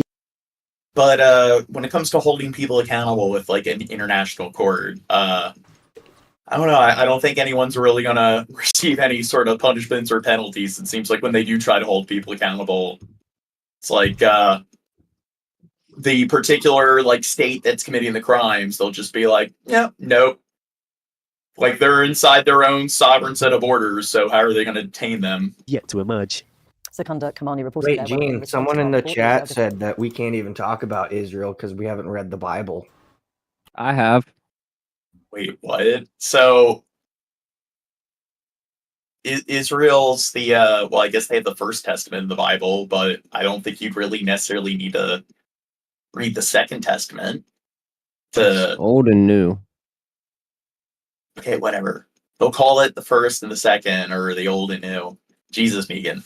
But I'd say that's kind of like a false sort of like equivalent there, or a false requirement. Defense Forces said the IDF rejects outright allegations concerning systematic abuse of detainees in the Sudan. And yes, I've read the Skeptic's annotated Bible. So that's like the Bible with like double the level of substance. What about the Manipulator's Bible? Including I allegations haven't of read that. using detainees. The IDF acts in accordance with Israeli law and international law and protects the rights of individuals held in detention facilities under its responsibility. Well, we don't buy into religion because we like to think critically, so we don't like conform to books of fairy tales that were written like thousands of years ago. But if you're going to claim that you want to be truly holy, why is it Christianity your faith? I mean, couldn't you argue that a person should also have to read the Quran if they're discussing affairs in the Middle East, where, I mean, is like Islam's another really big faith in that region. So in order to truly understand Israel, I'd say Islam's another like faith that maybe if you have to understand the religions involved, I mean, You know, it's another really good old book that has fairy tales in it that people don't mention. Cat in the Hat. what's that? The Bhagavad Gita. Ooh. Oh. Responsibility. They said concrete complaints would be forwarded to relevant bodies, and when required, criminal investigations are opened in cases where there is a reasonable suspicion of criminal misconduct. The Israeli Prison Service told us all prisoners are detained according to the law. All basic rights required are fully applied by professionally trained prison guards. We're not aware of the claims you describe, and as far as we know, no such events have occurred under IPS responsibility. Nonetheless, prisoners and detainees have the right to file a complaint that will be fully examined and addressed by official authorities. And a dubbed version of that report.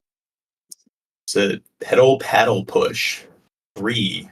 Will be available on our website later. Well, joining me now is Elon Pinkas, a former Israeli diplomat who has been chief of staff and foreign policy. What about the Book of Mormon? That has like a third testament. Advisor to one Israeli prime minister and 4 foreign ministers. Thanks so much for joining me, Mr. Pinkas. What do you make of what you saw in that report? Hi, Jackie. Well, look, it's very simple. I mean, it's not very simple. It's very tragic. But the bottom line is this: even if 50% of these stories are true, even if 25% of of their accounts are accurate, it is inacceptable. That gotta love that argument. Me superior, you inferior. Yeah, they do a good job of hiding the fact they're a troll. Usable, it is intolerable, and it, Israel should investigate this much more thoroughly than what appeared in the responses, the official responses that you got. But on a broader from a broader perspective, Jackie, you saw both sides here, and this just illustrates in a horrific way how dehumanizing this entire thing is. How Israelis have been dehumanized, how Palestinians have been dehumanized, how they each dehumanize each other, and in the end, this is what we're left with. I mean, as you say... Oh, so he's saying that both sides are at fault in many different ways. You see both sides in that report. Extraordinary scenes of far-right demonstrators storming army bases, storming the courts in protest at the arrest of soldiers for alleged abuse. I mean, what do you think the wider Israeli public feel about these allegations? I have two answers that are kind of incompatible, and I'm sorry for that. The first is that a lot of people are repulsed by it. They don't like to see this. They don't like to hear about this.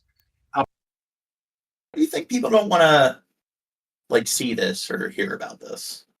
It's but that leads to the scary. second incompatibility here, and that is their incompatible explanation here that people prefer to live in. Whoa, Bill Hicks! You have to understand, Jackie. The devastation. Yes, Taylor. Whoa. Too far, Bill Hicks. Cause people to dissociate themselves from the suffering on the other side. What you show on Channel 4 would indeed other international. You could probably get us in trouble considering that you're a mod. And no, we don't. News outlet show is not seen by. Fuck the Israeli government and what the IDF is doing. By the vast majority of Israelis. There is a sense, an understandable sense of. Well, it can be erased, Bill Hicks. So that's why I kind of have to specify. It's a word with multiple meanings, Bill Hicks. Yes. Self-righteousness and victimhood.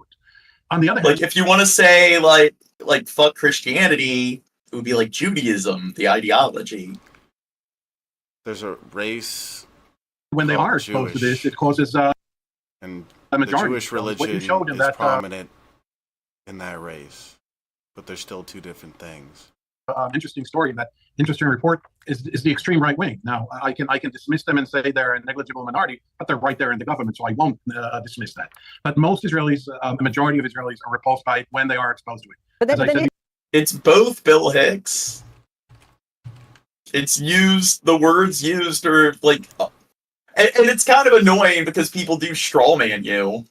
Because there are times where like when I was in college, I was discussing like the different Abrahamic religions. I was criticizing all of them. I'm like Judaism, Christianity, and the guy's like, "Oh, that's racist." I'm like, "They're religions. They're not ideologies." And then he pauses for like a few seconds, and he says, "Well, you're Jewish. That's a race." It's like, if a word has more than one definition, look at the sentence and the other words that are used in conjunction with that word. And that's where context happens. So it's like, if I'm talking about the race, then why'd I use the word in conjunction with Christianity and Islam, which are religions? So, yeah. Sorry to interrupt you, but if they are exposed to it, and we see more and more of these reports in recent weeks making the news. Yeah, it is recognized as a race, and it's you want to avoid that. I don't think you can be the Jewish race, but then practice any religion. We know the United Nations, the EU, a raft of human rights groups are publicly condemning Israel's treatment of prisoners. But does Israel care? What is the collective responsibility to try and stop this? You know what? Jesus, I heard Jesus was Jewish. I don't think Jesus really knew about this Second or New Testament thing. I don't know. Do you think Jesus, if they were around and they came across this second installment to the faith they were associated with, do you think that's what they wanted? I don't know. But it does care. The question is, why does it care? For fear of the International Criminal Court and the National Court of Justice, or international public opinion, or does it care because it's patently illegal, patently immoral, and patently should not be done? I don't know. The government behaves as if it is more fearful of the legal repercussions abroad than it is about the immorality and inexcusability of all of this. I'm not going to defend the Israeli government here. I think this is a very bad and abject and abysmal government from day one. But Israel. Next vid. Has a genocidal intent against the Palestinians in Gaza. The charge of genocide leveled against Israel is not only false, it's outrageous. The highest court of It's false and it's outrageous because it is. the United Nations has ruled that Israel must take all measures to prevent genocidal acts in Gaza and punish the direct and public incitement to commit. Dude, are you trolling Bill Hicks? I mean, really? no, he's not trolling. This has been one of his pet peeves or whatever the fuck. Well, it's semantics. So it's just, even though race is a social construct, it doesn't change the fact that people will still use the word to describe people of a particular ethnicity. And it's a word with two different definitions because that's just how words work. Language is fluid, and when it comes to cordial sort of dictionary definitions, a lot of times they are arbitrary in meaning. But Israel has been accused of allowing controversial statements to continue. Just prove it. Wait 1 sec. Talk to the chat. I did a quick Google search, and like the first thing was like Jews nowadays are descended from the block wherever they were fucking from. And then I saw like 1 out of like 10 that was like, in short, Jews aren't a race. But the rest of them said that it's a race, religion, ethnicity, blah, blah, blah. Well, here, we'll just go to a dictionary. Oh, dang. And trans woman, whatever, said that one stupid thing I've heard people say before, that I'm not homophobic, I'm not scared of gays, I'm disgusted. I don't know, things that are hydrophobic aren't scared of water. It's not, I don't think that means that word means that inherently you have to be scared, or whatever it is has to be scared of the other thing. They kind of show like they don't understand how equivocation works, and it's like idiots that will take like different syllables of word, and because this syllable It's usually associated with words that have this meaning. It must mean that all words with that like phonetic, But here we go. Means belonging to, relating to the religion of Judaism or to Jews as an ethnic group. There you go. It's just definitions. Yeah, Bill Hicks, are you trying to say that there's some sort of conspiracy across the board with this definition? It's just language. It's just linguistics. I mean, that's it. I mean, that's how language works. People use the word a certain way and it adopts that meaning. So people use it to refer to an ethnic group and they use it to refer to a religion. I mean, words have the value that a society gives to it. It's where you get in the realm of like the sociology associated with language. And that's what etymology is. It's the history of words and their use in particular societies over time and how they change in meaning and adopt new meanings. And that there's plenty of synonyms for Jewish though. What do you mean synonyms? Like dirty, gross, disgusting. Oh my god. That's different. That's different. Okay, that's really bad. Here, one sec. BBC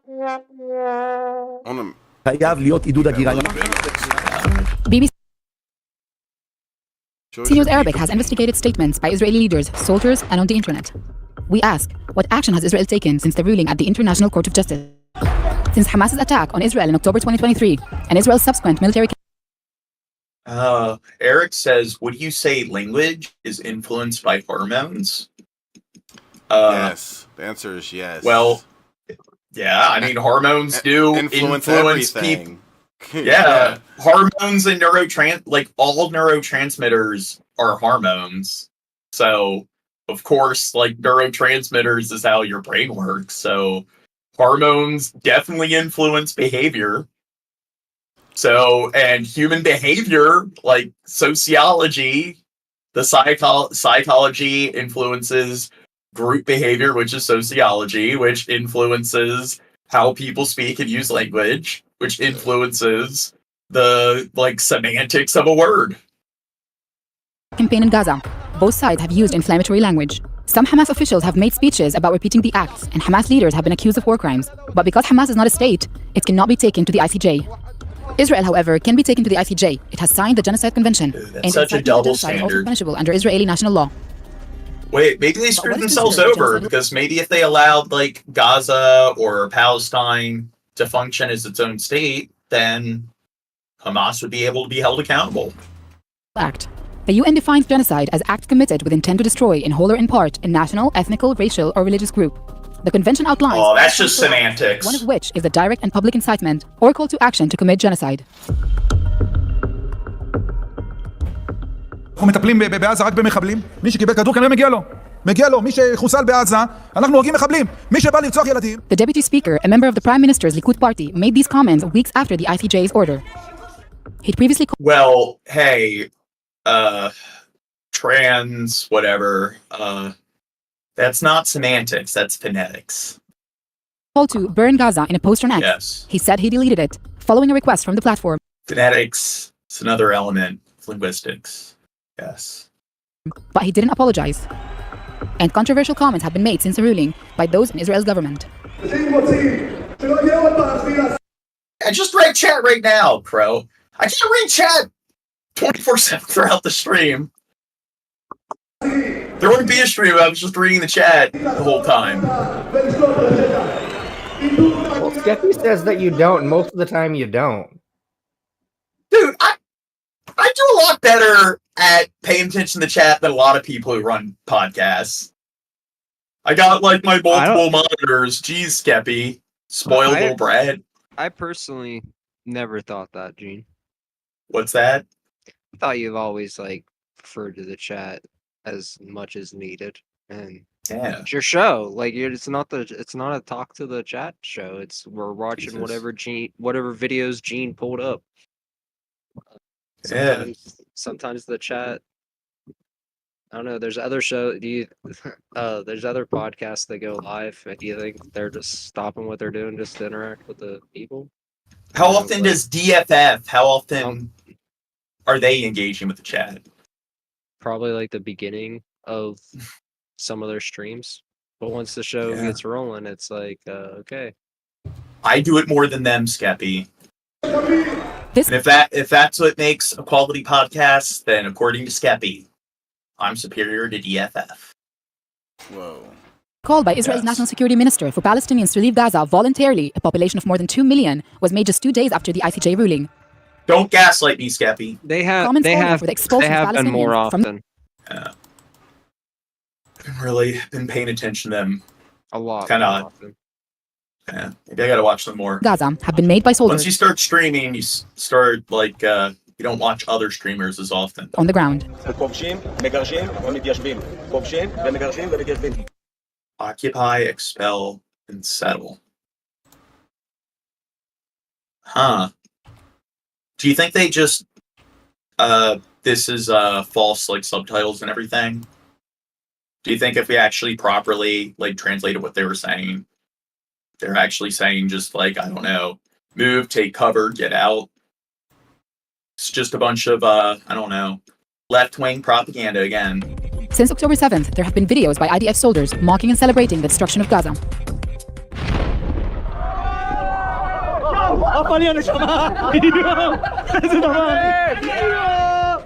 It's like therapy for them.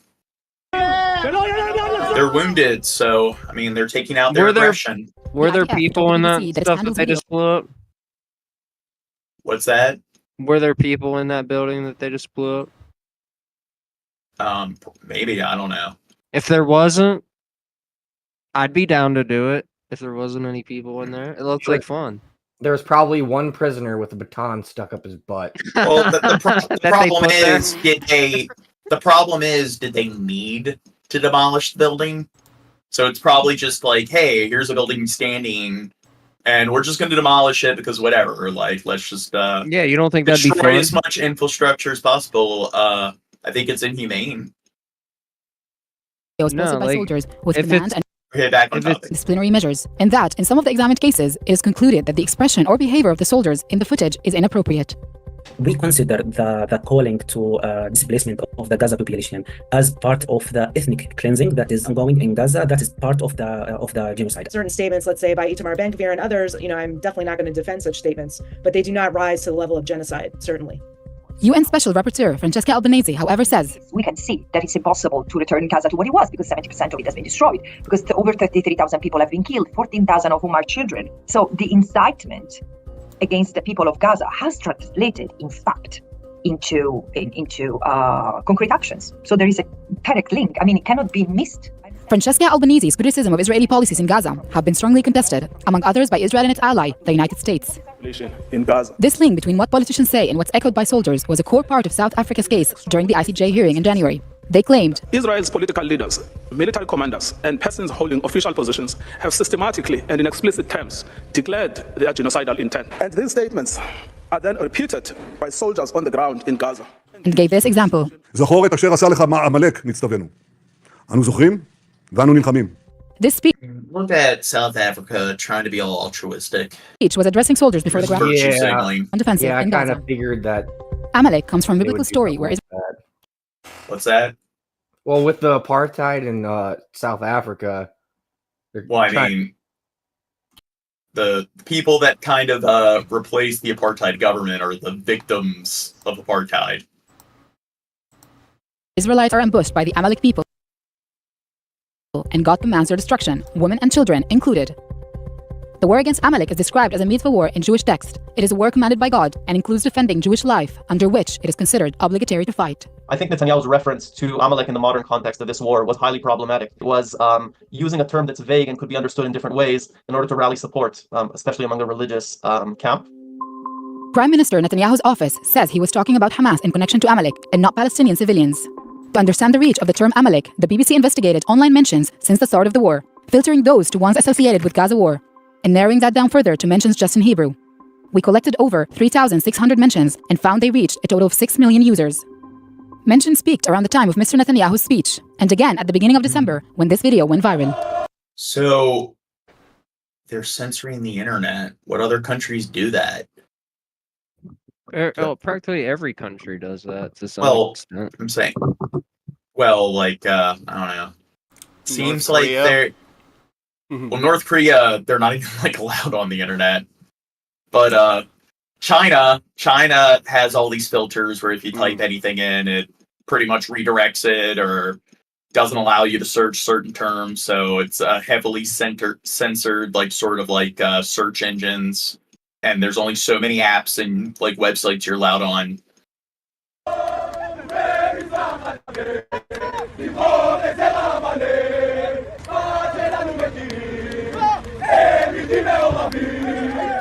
This religious language and ideology has become part of the messaging within Israel, at least in some communities. It was also expressed at an annual conference that took place for all Zionist yeshivas, Jewish religious schools in Israel. Rabbi Eliyahu Mali gives a lecture which he describes as being about the treatment of civilians in Gaza. The following clip went viral and has been watched over 1 million times. We have added our own verified translations.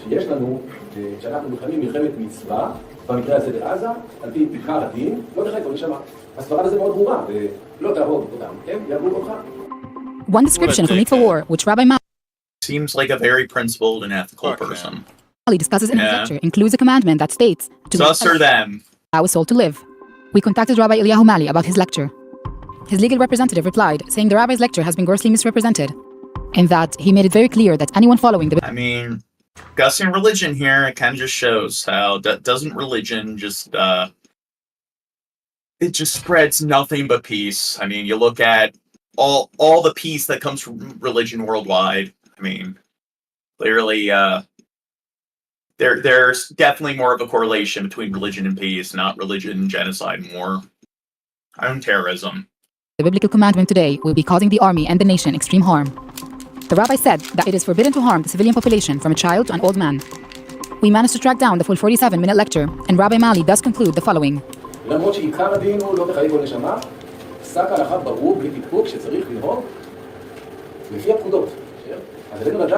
like in like World War I, World War II, they had Christian priests that talked about how like it was God's duty to eliminate the enemy. And like pretty much all the armies or like the Allies and the Axis powers, at least in the Western like front of the war, they pretty much all had priests telling them that it was their duty to like exterminate the other side. And that was the Crusades. God wills it. God needs you to go and capture the Holy Land. Well, from what I'm getting from at least this guy, that's basically what this is right now. It's a modern crusade, apparently. Yeah. However, earlier in the lecture, he discusses the position of Jewish texts in relation to civilian populations and says this.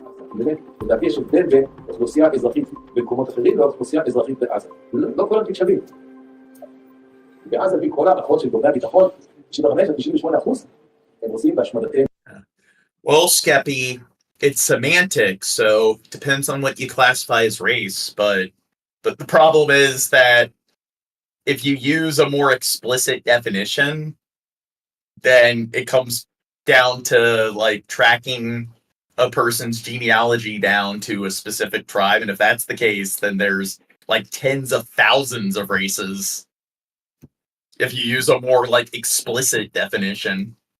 Itai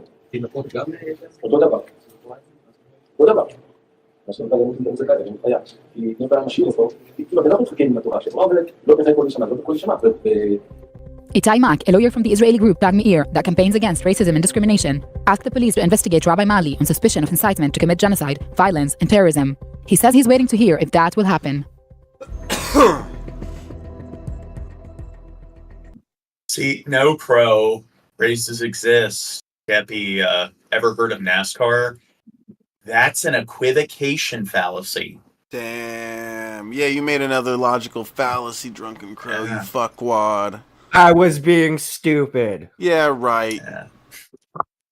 No, but that's a fair point with the stupid semantics thing. There are a lot of idiots that don't understand, or I'm not trying to call anyone in the chat idiots, but there's other people out there that usually think they're being clever when they do the semantics thing, and it's like, you don't understand that words can have more than one definition. There's only one race, the human race. 2 days before the court hearing in January, Israel's Attorney General said any statements calling for intentional harm to civilians contradict the policy of the State of Israel and may amount to a criminal offense, including the offense of incitement. Currently, several such cases are being examined by Israeli law enforcement authorities. And while no report has been made public, the ICJ confirmed it received the report it requested from Israel on what action it's taken. The BBC has not been able to verify whether any criminal investigations have been opened to determine if fucking statements could be wigs. inciting genocide. Talk about appeal to tradition. That's another thing. I just don't get it, like the rogues and the like the wigs. Yeah. Whether there are investigations, of course, depends on whether, As it is tradition. Any arguable incitement. What's that? As it is tradition. Yeah, it's stupid. That's what I said. It's just a stupid tradition. To genocide has happened. Hamas hides behind civilians, and inevitably, some of those civilians have, regrettably and tragically, been harmed. The BBC contacted Israel's State Attorney, Police Commissioner, and Ministry of Justice for comment. Only the Ministry of Justice replied, saying they have to balance the constitutional right to freedom of speech while safeguarding against harmful incitement. The ICJ issued the interim order because a final verdict will take years. And while there's no end in sight to this deadly and long-standing conflict between Israelis and Palestinians, inflammatory language from both sides continues. It's unclear what Gaza will look like or how it will be governed once a final ruling is eventually issued. More than 40,000 Palestinians have now been killed in Gaza, a majority of whom are civilians. And these numbers are from the Palestinian Ministry of Health, but they are backed up by the United States, by international organizations. Humanitarian conditions in Gaza have degraded so much that diseases like polio... this is like asking J.D. Vance, do you think the election was stolen from Trump?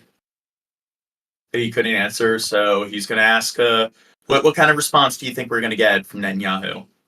Word salad. They are now spreading. Yep. We have seen countless children be orphaned. We have seen countless mothers lose their children. How much is too much, sir? At what point is word salad's politicians' favorite language? The time to end this war. Well, we'll end the war when we achieve our war goals of making sure that Hamas can't repeat such atrocities. But we're fighting this war in a just war with just means. In fact, with means that no other army. Oh fuck! I forgot he spoke English. No other army has taken the precautions that Israel has taken, sometimes at great risk, to make sure that we minimize the number of casualties. You talked about polio. We enabled now massive vaccination of polio. We want 90% of the Gazan people of Gaza. They need to fact check this. I'm wondering. It's more coherent than vaccinated. Biden. 200,000. I think we're Do you think the figures he's presenting are accurate? Vaccinated today. We put in 1 million tons of food, 1 million tons of aid, 700,000 tons of food. That's unheard of. We've taken, because we think that every civilian death is a tragedy. For Hamas, every civilian death is a strategy. For us, it's a tragedy. There are 1.4 million people in Gaza. They moved from the north to the south.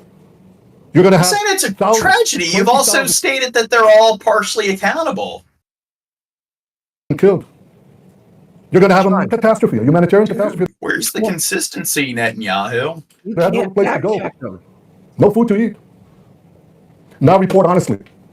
Because here's what happened. They all left. They went to the humanitarian zone, which is 2 miles away, less, on the beach. They have tents. We supplied tents for 150,000 people. The aid agency supplied the rest, and some of them carried. Okay, here it is. Fact checks for Netanyahu. Aid entering Gaza. Claim Netanyahu said Israel has enabled more than 40,000 aid trucks to enter Gaza, according aiding that it amounts to more than 3,000 calories for every man, woman, and child in Gaza. Fact, more than a dozen aid agencies working in the territory have said that Israel's statistics on truck entries fail to address several vital components necessary for an effective operational response. The mere entry of trucks into Gaza does not guarantee that the supplies reach the intended recipients due to safety and security reasons. They said, adding that reported numbers do not differentiate between types of cargo, often mixing commercial goods with critical humanitarian aid, which obscures the real picture of assistance reaching those in crisis. Rafah death toll claim, Netanyahu said. Commander in Rafah told him that there are practically no civilian deaths in the city, with the exception of a single incident where shrapnel from a bomb hit a Hamas weapons depot and unintentionally killed 24 people. So according to him, the IDF is only responsible for 24 deaths. He thinks people will believe that? After like all well, look at this shit that our politicians say. It's like people true. don't fucking care. People believe what they want to believe. Like the people who like want to believe or who don't want to believe it are just not going to believe it regardless. They don't care. It's just confirmation bias. So, fact. There have been multiple reports of several Israeli strikes in Rafah that have caused civilian casualties. The incident Netanyahu appeared to refer to occurred in May and killed at least 45 people, not a couple dozen, at a camp for displaced Palestinians. The airstrikes injured more than 200 after a fire broke out at the camp following the strike. Most of them women and children, according to the Gaza Health Ministry and Palestinian are we going to trust Gaza, or are you going to trust Netanyahu? Yeah, but there it's like he said it was only like 24 deaths, and we're talking about like 200 deaths, and that's just one incident. In the same week, at least 29 Palestinians were killed in 2 separate Israeli attacks on displacement camps in Rafah, according to the Palestinian and UN officials. I don't know, UN, do you think we could trust them? CNN has verified videos from Rafah and spoken to several health officials, humanitarian workers, and eyewitnesses who reported civilian facilities as a result of Israel's military assault on the city. Okay, there's a bunch more, but still, like, most of the shit that he's saying, I don't know. But how do we know that, like, these 1,000,001 different international aid organizations and different journalistic sources and like intelligence sources from not just like neutral powers and enemy powers, but also from powers that are allied to like Netanyahu? Like there's intelligence coming from like NATO states and even the US that show even their more generous estimates still will like demonstrate that it's like far more than what he's claiming. So it's like, are all these government intelligence agencies, all these humanitarian aid agencies, and then all these like sort of when it comes to like the UN, so these sort of like international sort of like union agencies, and then it's just, and then all the journalistic sources, so they're all wrong? All of that's just fake news? Netanyahu and the IDF, they're the only source you can trust? They have a place. We supplied water lines, sewage lines, food. There's more to be done. Medical. So now we know how many people were killed. How many terrorists, because we counted them. And we just passed. Wait, so we're a joke. So what do you think was inaccurate about what I just said right there? Do you want to provide some discourse? 2,000. Terrorists, body counts of terrorists. The people left. How many civilians died? I asked the commander. The commander of the... Yeah. I still don't know who to take sides with. Like, for real.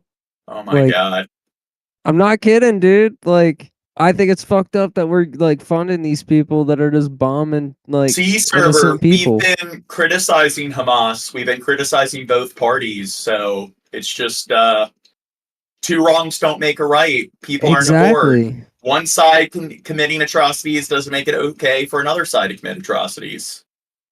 Of the division. It's called nuance. Seems like you're being a bit too black and white.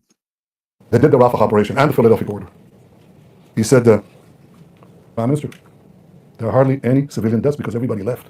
They heeded our warnings. But he said there were probably 24, and most of them occurred 24. And most. Well, you're saying you can, so why don't you show as opposed to tell and present an argument? Of them occurred when one of our bombs hit a Hamas ammunition depot that was planted inside a residential area. 40 people died, about 20 were terrorists, but 20 were civilians. And he said that's most of the deaths. That's the lowest ratio of non-combatants to combatants in the history of urban warfare. So we're constantly seeing cases where like buildings and camps and areas are being bombed and there's like 70, 200 casualties. So is it just Hamas in every single scenario? Yeah, they're like 50%. Hamas who did it. 50% of the attacks they'd get Hamas. Well, they're not even saying 50%. Like this is the said thing. 40. He said 40 were killed and 20 of them were innocents. Well, but he's claiming that there's only been like 2 or 3 cases where civilians were actually killed because of like actions by the IDF. But it's like, we know that there's far more than like 3 incidents where a ton of civilians have died. Oh yeah. So it's like, according to what he's saying, is like 80-90% of all the civilian fatalities have just been due to, I guess, Hamas misfiring. I don't know. I don't agree with what Hamas did on like October 7th, but I really don't think that they're the ones responsible here. Are you gonna like party or something on that day? It's a terrible joke. Now report Bad Negan. because you accused us of something that is outrageous. I mean, like, and in didn't they fact, the accusation party 9/11? outrageously false. Humanitarian, 1 million trucks of aid, 1 million tons of aid, 700,000 tons of food, a deliberate starvation policy. You can say anything. Doesn't make it true. You repeat a lie over and over and over again. It assumes the cachet of self-evident truth, but it's false. Oh, yeah, tear emojis. Don't challenge me, dude. God. You're really showing that you're the one who knows how to think critically. I don't even need to debate you because we all know I'd already win. God. I don't need to play you in a game of chess because, yeah, y'all know who's going to win the game. Israel is doing, and That's why I don't need a show. I can just tell. I can just make assertions. X is true because I say X is true. Why? Because nothing after because. It's almost like that's the most common logical fallacy there is. The one-sentence essay approach to discourse. Thesis acting as your conclusion. X is true because it is. the Israeli army is doing. The because I said so fallacy. Something that no other army has done in history and will continue to do that. I'm not going to change my policies, humanitarian policies, vaccination policies, combat policies to minimize civilian casualties. From northern Africa to the mountains of Scotland, the California coast, America's urban city centers, South American border towns, and more. Throughout our Prime Focus pieces, our ABC News reporters are shining a light on some of the most pressing and underreported stories of our time. And tonight, we'd like to report on yet another story that's happening behind the scenes. In tonight's Prime Focus, we're in Israel, reporting from one of the country's military prisons, Steteman, and speak to a former guard who is peeling back the curtain on the alleged atrocities he says he saw in plain sight, kept away from the public as formerly incarcerated Palestinians now speak out. ABC's Britt Clennett reports from Bethlehem.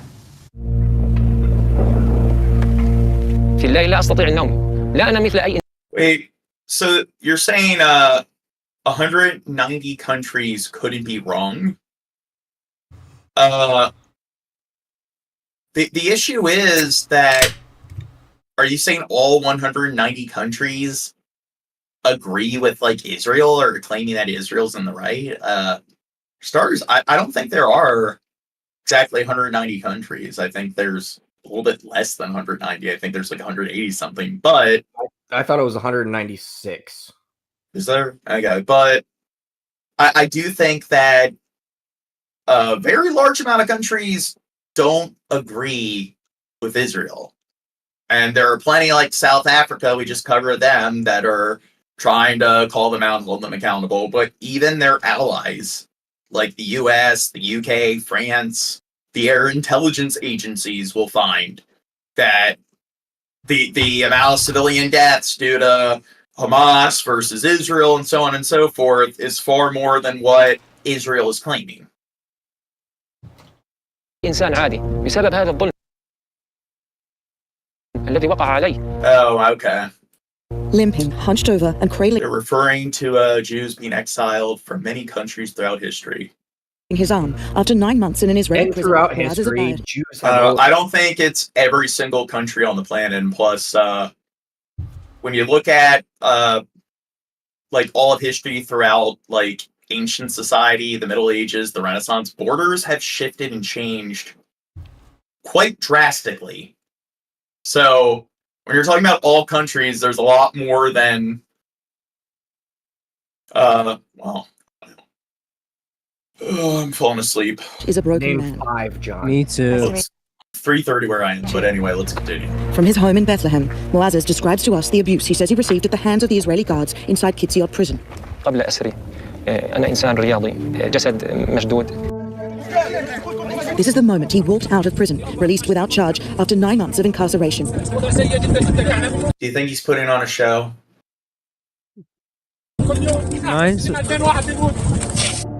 كان في رأسي ضرب في هذه المنطقة بمواسير حديدية وأداة حديدية على رأسي.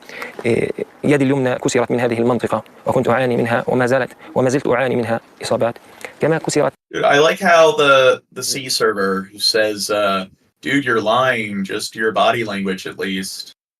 They haven't really come up with an argument yet. So they wiped the floor clean, but it seems like they're kind of scared because they haven't really presented anything.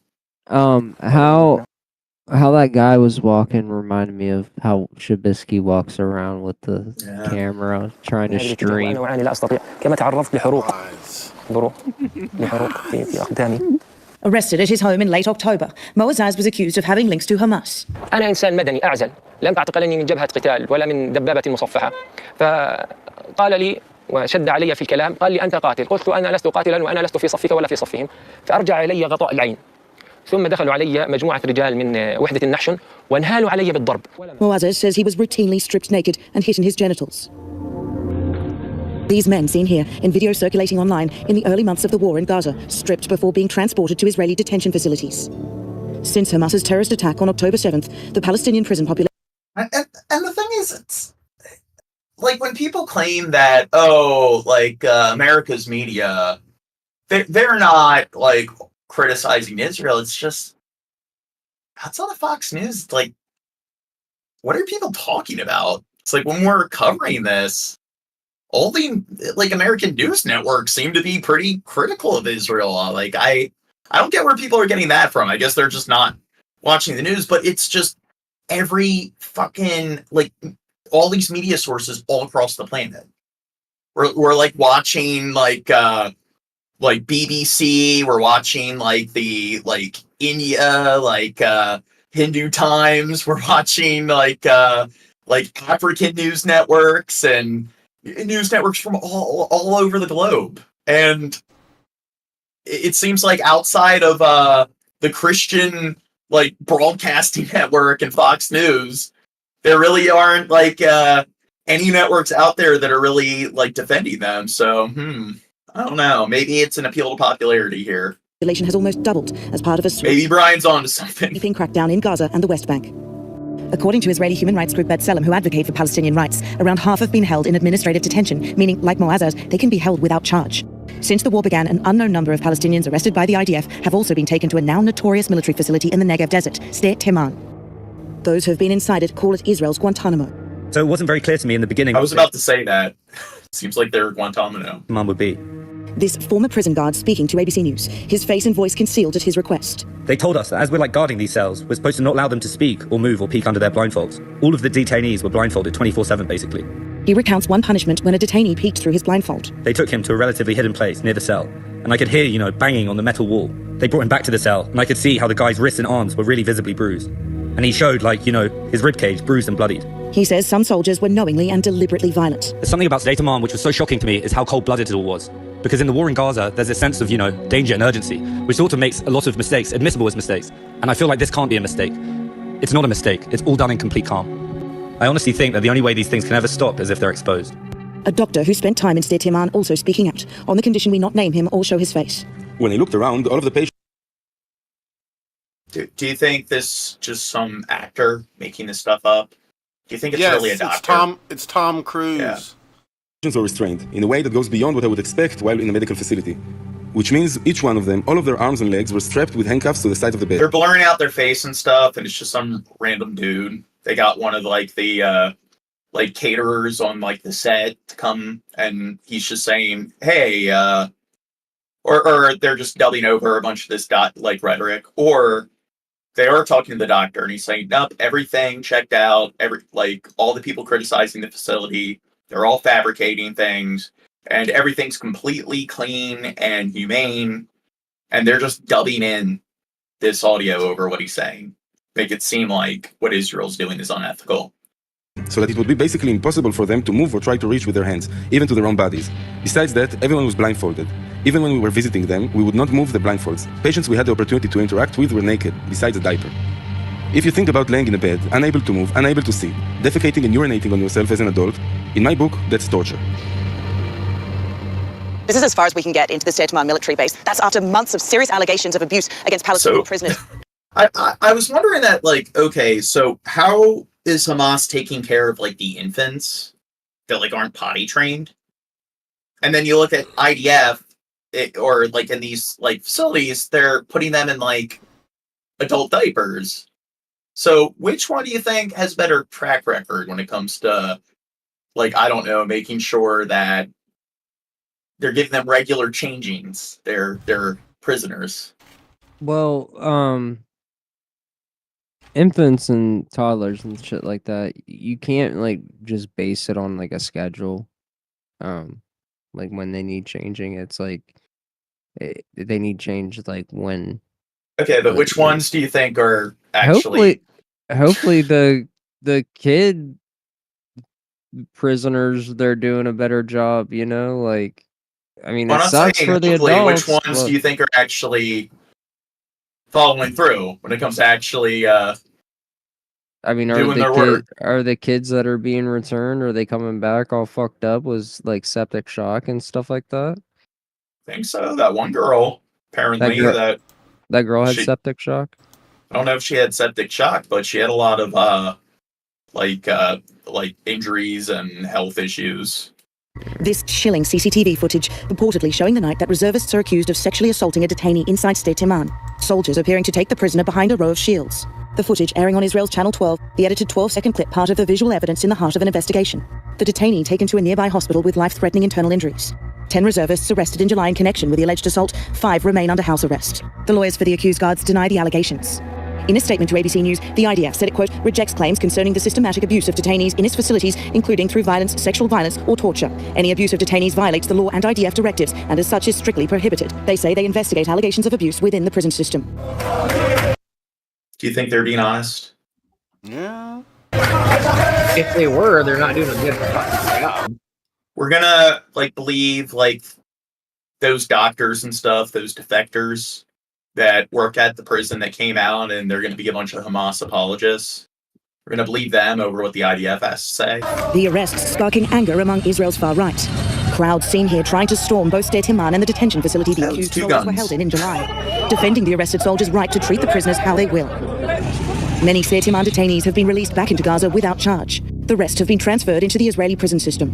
That system run by this man, far-right Minister for National Security, Itamar Ben-Gvir. קייטנה חייבת להיפסק. לא יכול להיות מצב שבו מחבלים ארורים שרצחו ילדים, רצחו נשים, יקבלו תנאים של קייטנה. Seen here boasting about the conditions inside those jails, saying one of his highest goals is to worsen the conditions of the terrorists in the prisons and to reduce their rights to the legal minimum.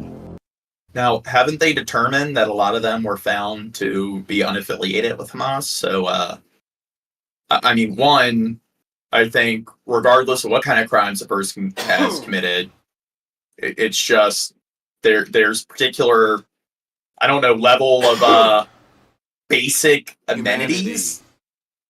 That you should abide by. It's like, I don't think two wrongs don't make a right.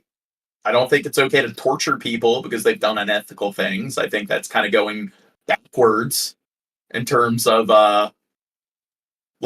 ethics and so forth. I don't think you're abiding by like modern principles, but I think it's pretty barbaric and savage. But it's like, what about the large percentage who have found to be unaffiliated? He goes on to they say, get sodomized. Propose a much simpler. What's that? I said they get sodomized too, so it's fine. They're equal opportunists with the sodomy. This Gene, is like the 40th sodomy joke. Yeah, well, sodomy's funny. Okay, Gene, how long are we going here? It's only 4 hours. I mean, should I? Well, I just want to know. Are we going long enough where I can go on a beer run real quick? I'm going on a beer run because then you did that once, and then the screen went down. It probably went down regardless of whether I would have been here. There's internet messes up sometimes and stuff. That's how it works, Gene. No, it was your OBS that crashed, and because you weren't there to actually fix it. Well, it wouldn't have been fixed anyways. It automatically ends the stream once it stops. Okay, whatever. Fucking Terrorists, which would solve the overcrowding issue. the most racist, even sadistic Well, minister I am calling it a night. put by the prime minister. You're lying. You don't He's know how to lying. do that. Negan's Like a liar. Hamas. You're part of Hamas, Negan. No, I don't believe in any of that shit. I don't subscribe to either Israel, Hamas, or anything. Shut up. You stick your baton in people's butt or whatever the fuck Hamas does, okay? Hey, you wanted me to do that. I was curious. It was a I gotta nunchuck. stop the stupid jokes. Okay. Yeah. Yeah, I'm stop sorry, with the Negan. stupid jokes, Drunken Crow. To be the minister responsible over two of the state Can't systems let being a bad influence on Shab. I can't let Shab get out of line here. have the most potential to be violent and cruel. That's the police and the prisons. What we heard from witnesses is in line with a major report by Israeli human rights group B'Tselem, which in the past has accused Israel of being a, quote, apartheid regime and no longer a democracy. They say 60 Palestinians have died in Israeli custody between October 7th and when this report was released in August. Sdet Iman, which is a military facility, as we understand it, is really only the tip of the iceberg, because those kind of behavior became the norm in each and every detention facility, whether it is of the Israeli army or the Israeli prison system. When you see something that happened in 16 different facilities to thousands of people, what else can it be rather than a policy? Asked about claims of abuses like Moazaz's and those described in the B'Tselem report, in a statement to ABC News, IPS, the Israel Prison Service, said they were not aware of the allegations ABC News raised and Yes, we need more subscribers. Have we got any new subscribers to stream? prisoners have a right to file a complaint. Probably. I guess the argument from Once the you right give me would your be- account info, we'll have the exact number on the screen. Yeah. And to figure that out.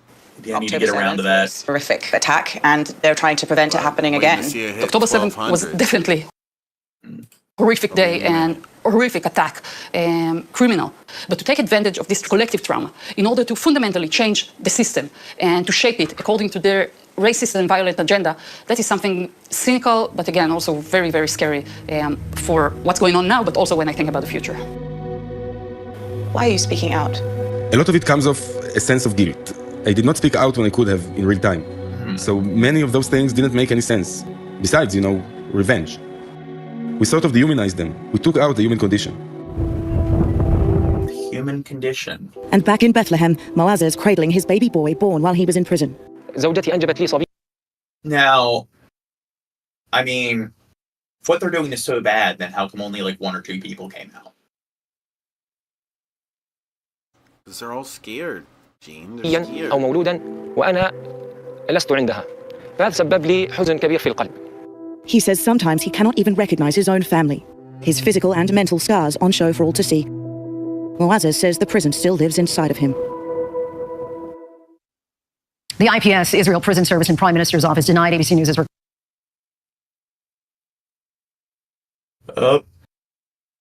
Here we get into the back and forth fodder between Lebanon.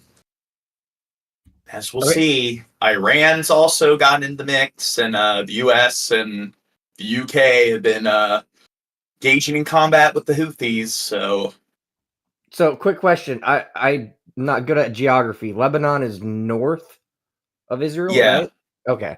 It's off the coast, and the Golan Heights, which was annexed from Lebanon. Back I think the Yom Kippur Wars when it was annexed, and then, or it was the 7-Day War or the Yom Kippur War, and then Syria is east of Lebanon.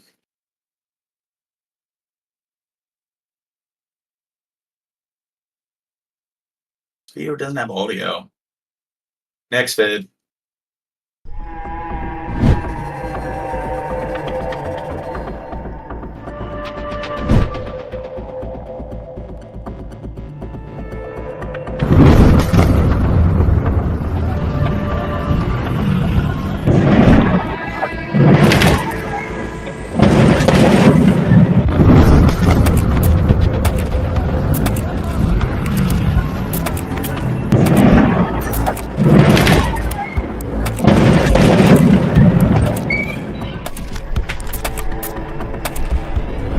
Now, I do think their level of vindictiveness towards Lebanon and Hezbollah isn't as extreme as their level of vindictiveness towards Gaza and Hamas. So, what do you think the casualty count is going to be of civilians here? In Lebanon? Yeah. Well, they're trying to pretty much erase Palestine, so they're going to be more vindictive there. And well, I don't know. It might be the same. It might be the same because like they're focused on Palestine, and I don't know if they're just like blindly like, Hezbollah is in southern Lebanon, and they're just like throwing fucking bombs and shit, and not giving a fuck when they actually do kind of give a fuck with Palestine because they're more focused on Palestine. They're getting rid of Hamas in Palestine, and well, Hamas, they're kind of like bunkered down, and they're not really able to put up much of a fight. Hezbollah is a much more well-structured and organized military group. So my thing is, it's like I think the civilian count's going to be a lot smaller. So if you look at how significant the civilian casualties are here, you know it's going to be a lot higher in Gaza, especially since in Gaza the population density is so much exceptionally higher than Lebanon. So, and I do know so far this has been the largest amount or the largest attack on Lebanon in like decades. So let's see how the kill count rises.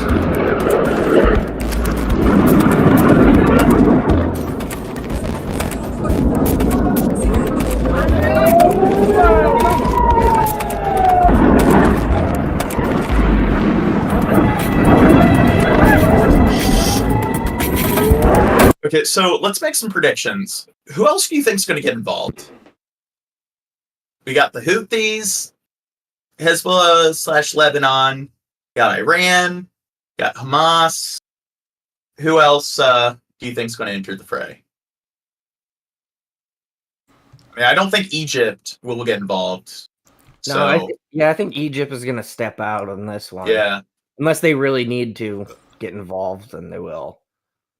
And I think they've pretty much gone more to the side of just like not messing around with Israel at all. They were given they got the Sinai Peninsula back, so I don't think they really care at all anymore.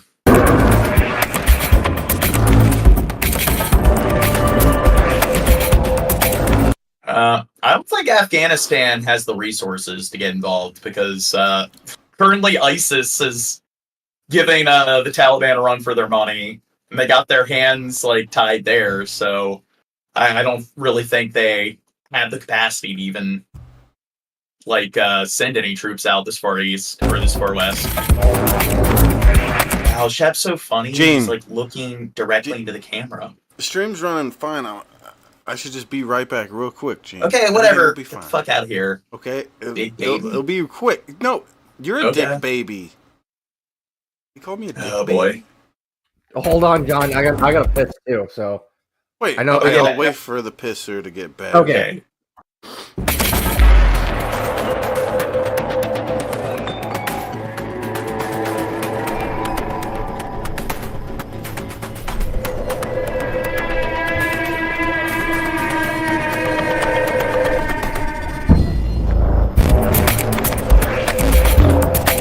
I wonder if this music's royalty free. I mean, we could probably just... Well, you're speeding it up, but... Oh, you meant like you're worried about playing it on the stream or something.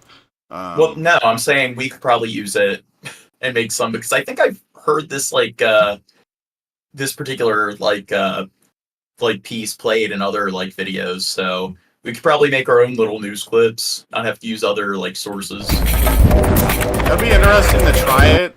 Try doing clips like this and just see how well they do. Just for a Oh my test. god, I'm just gonna do it because this is like nothing. You could just get like generative AI to write everything for you. Yeah. Just like basically, like make it easy for yourself. You're subscribe to channels like this. As soon as you see them upload something about that, you make one real quick too and upload it. And you can easily look at the tags that they put with clicking a couple buttons. Jeez. And use the same tags. I don't want to reveal too much. هاي هلا غاد انتبهوا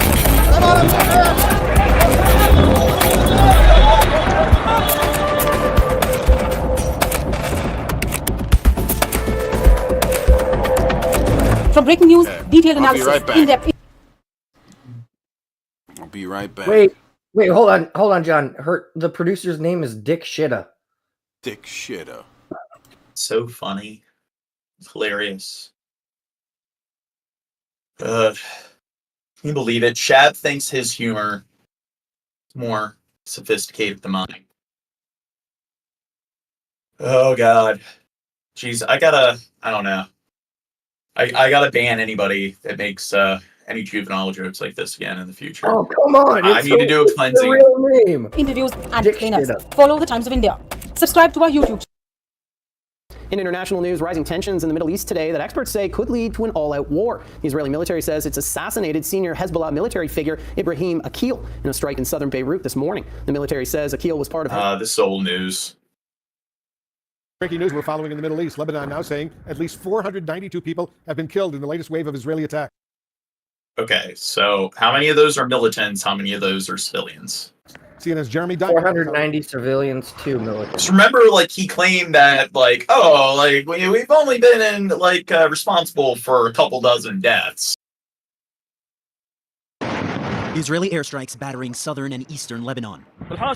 It is the most intense Israeli bombardment of Lebanon since the 2006 war, and the deadliest. Hundreds were killed and many more injured as the Israeli 2006, that was not the Yom Kippur War. That it targeted Hezbollah weapons depots and rocket launchers. Meanwhile, Israeli air defense is springing into action as Hezbollah fired more than 200 rockets and drones at Israel, targeting the city of Haifa and aiming further south than usual. At least 2 rockets hitting the West Bank, more than 60 miles south of the Lebanese border and just east of Tel Aviv. As Israeli fighter jets carried out some 1,300 airstrikes today, the country's leaders say they are deliberately escalating, hoping to change the equation. I promise to change the security balance, the balance of power in the north. This is exactly what we're doing. We're dismantling thousands of rockets and missiles aimed at Israeli cities and citizens. Lebanese officials say this is simply Israeli aggression. The continuing Israeli aggression on Lebanon is a war of extermination in every sense of the word, and a destructive plan aimed at destroying. They're saying, and Syria and Iraq have some fighters that can kick ass. They will send fighters to help.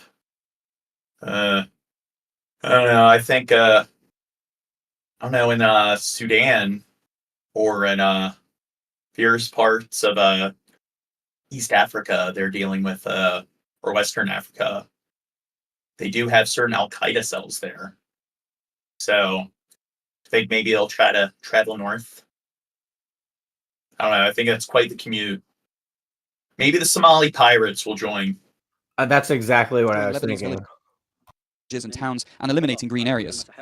In Lebanon, Israel's new escalatory strategy is pushing thousands to flee their homes, as the Israeli military sent mass text messages, including to some residents of the Lebanese capital, and interrupted radio broadcasts, urging residents in southern and eastern Lebanon to evacuate. In Lebanon's Bekaa Valley, this warning is focused on the villages. You know what? Fuck it. Let's just have every single country get involved and send troops to the Middle East. But just the Middle East. So you're not allowed to have any naval battles in the Pacific or the Atlantic. You're not allowed to fight in any of the other like major continental or subcontinent like regions. Just all out. Only exception, no nukes or chemical weapons, and all the major powers, China, US, all the NATO states, Argentina, Cambodia, Nauru, Sri Lanka, get them all involved. In the Oh, that's how it's been for Vatican City, they're going to send the Swiss Guard there. hours' notice before Israeli jets began hitting targets, including homes where the Israeli military says Hezbollah is storing rockets and weapons. As smoke engulfed swaths of Lebanon, many now fear this is just the beginning, as the prospect of all-out war now looms larger than ever. And Wolf, this evening, the Israeli cabinet... No, Bill Hicks, the world, like not going to war for Israel, like, tensions are brewing. And I think that, you know what, maybe it's like the purge. It's like every 100 years, we just got to pick, it will be like the Olympics, but instead of like every 2 or 4 years, every 100 years, and it's like a sort of purge, and we pick like some subcontinental region, and every single country sends their military forces there. No, just like and they just fight. Every war We get it out. in the Middle East. Yeah, if it's like a war between No, not this one will be Middle East, but the 100 years following, maybe do it in like Oceania or something, and then one in Central America, and then just do one in like the Arctic Circle. That way, all the countries can get different kind of training. So, like, yeah, that'd be cool. Across Israel, this empowering the government to put in place emergency measures to limit civilian activity should it deem that necessary. Clear evidence that this country is on a war footing. The Israeli government clearly aiming to try and escalate the situation in Lebanon in order to try and get Hezbollah to back down. But for now, Hezbollah is simply showing that it is willing and capable of striking deeper into Israel than before. Wolf. All right, Jeremy Diamond reporting from Haifa, Israel, up in the north. Stay safe up there, Jeremy. Thank you very much. Joining us now, CNN political and global affairs analyst. Now, do you know Hezbollah? They have gone to war with, or they have fought with Hamas before. Because they both one Sunni and one Shiite. Okay, which one? I think the Hezbollah. I think they're Shiite. Barak Ravid and Kim Gattas. Tonight, with rising tensions in the Middle East, will there be an all-out war after the dangerous escalation between Israel and Hezbollah already? The moment one of hundreds of airstrikes slamming into a neighborhood in southern Lebanon. Israel saying they struck 1,300 Hezbollah targets. Officials say nearly 500 are dead tonight. Residents watching as their neighborhoods burn. Israel accusing Hezbollah of storing weapons and missiles in civilian homes. People heeding Israel's warning tonight to move north. You can see the traffic jams there. A dash cam capturing a rocket landing in front of this vehicle right here. There's no word tonight. Look at that Chabisky guy, asshole in the chat. On the driver's fate. Hezbollah, in response, firing more than 250 rockets into northern Israel. Israeli defenses intercepting those rockets. Tonight, the Pentagon now sending additional U.S. troops. God, they got their Iron Beam, their Iron Dome. Now, I know Iran did a giant missile barrage, and a decent amount actually got through.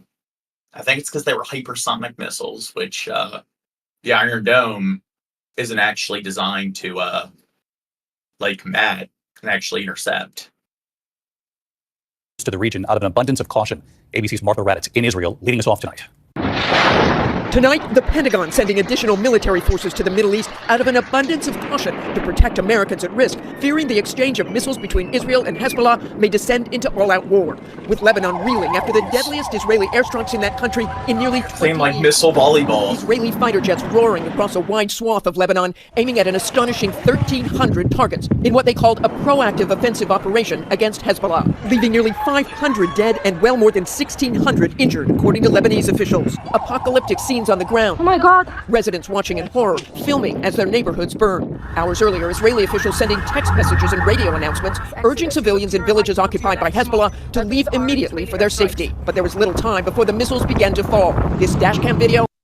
Oh, I'm looking up now. Okay, so apparently, so the Iron Dome, that's for more short-range, like ballistic missiles.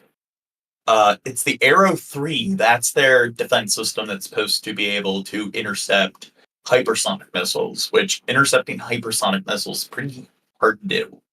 So I do know with Iran, they decent amount got through. And then they have another one. I can't find which that one is. And I think it's like the Cleveland something, and it's for shooting down more long-range sort of missiles that are shot like outside the atmosphere.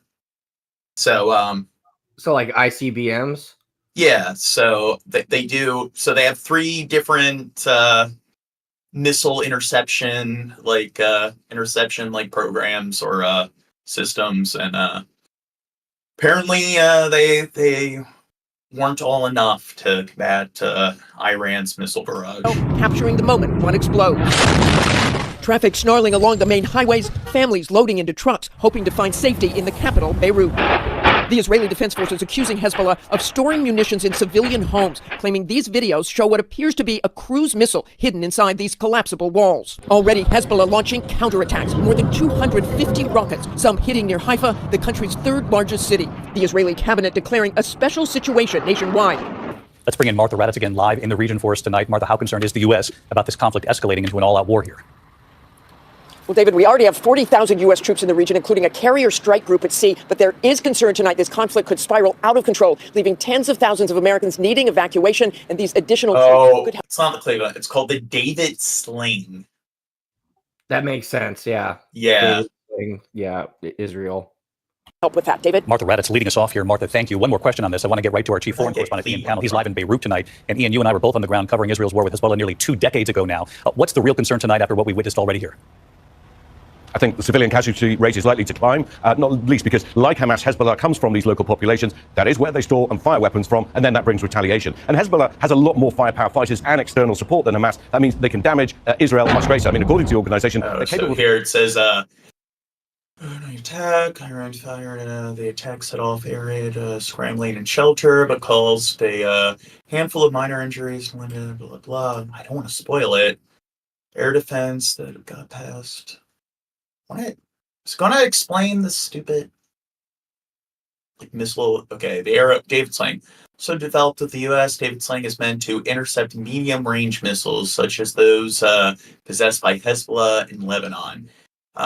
It has been deployed on multiple occasions throughout the war. Okay, and then mentioned the Iron Dome, Iron Beam. So the arrow is supposed to combat hypersonic missiles or the any other various missile that goes into the atmosphere. Hitting almost anywhere in Israel, and we haven't seen even the least of their firepower yet. Israel's invasions and wars in the past ultimately didn't make the country safe or diminish Hezbollah, so what can Israel really do differently this time? David? Ian Pannell and Martha Raddatz both in the region for us. Ian, thank you. We begin with breaking news, and we are working to confirm all of the details on this, but Israel right now, through its military, says it has... Here's Fox News. Let's see what they got to say. ...killed a Hezbollah commander in a strike on the country's capital, Beirut, Lebanon. This would be a development of epic proportions that they could hit that commander inside that city. So we are following that. More reporting to come just shortly. And I want to mention the timing of this. President Biden just wrapping up his comments, the last that he will make as the commander-in-chief of the United States at the United Nations General Assembly. And he spoke some words about how a two-state solution and two sides and all these things were, going to kind of come together and that America was committed. But he did not give a map of leadership through this moment. We'll get into it. I'm Harris Faulkner. You are in the Faulkner Focus. Exactly what Biden said about the conflict moments ago. Let's watch. Since October 7th, we've also... See, not all conservatives are white. That's why, at every Trump rally, there's a couple black people in the background. Tokens. Been determined to prevent a wider war that engulfs the entire region.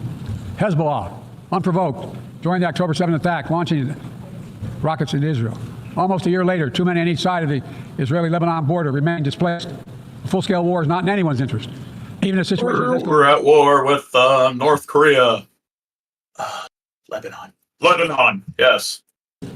A diplomatic solution is still possible.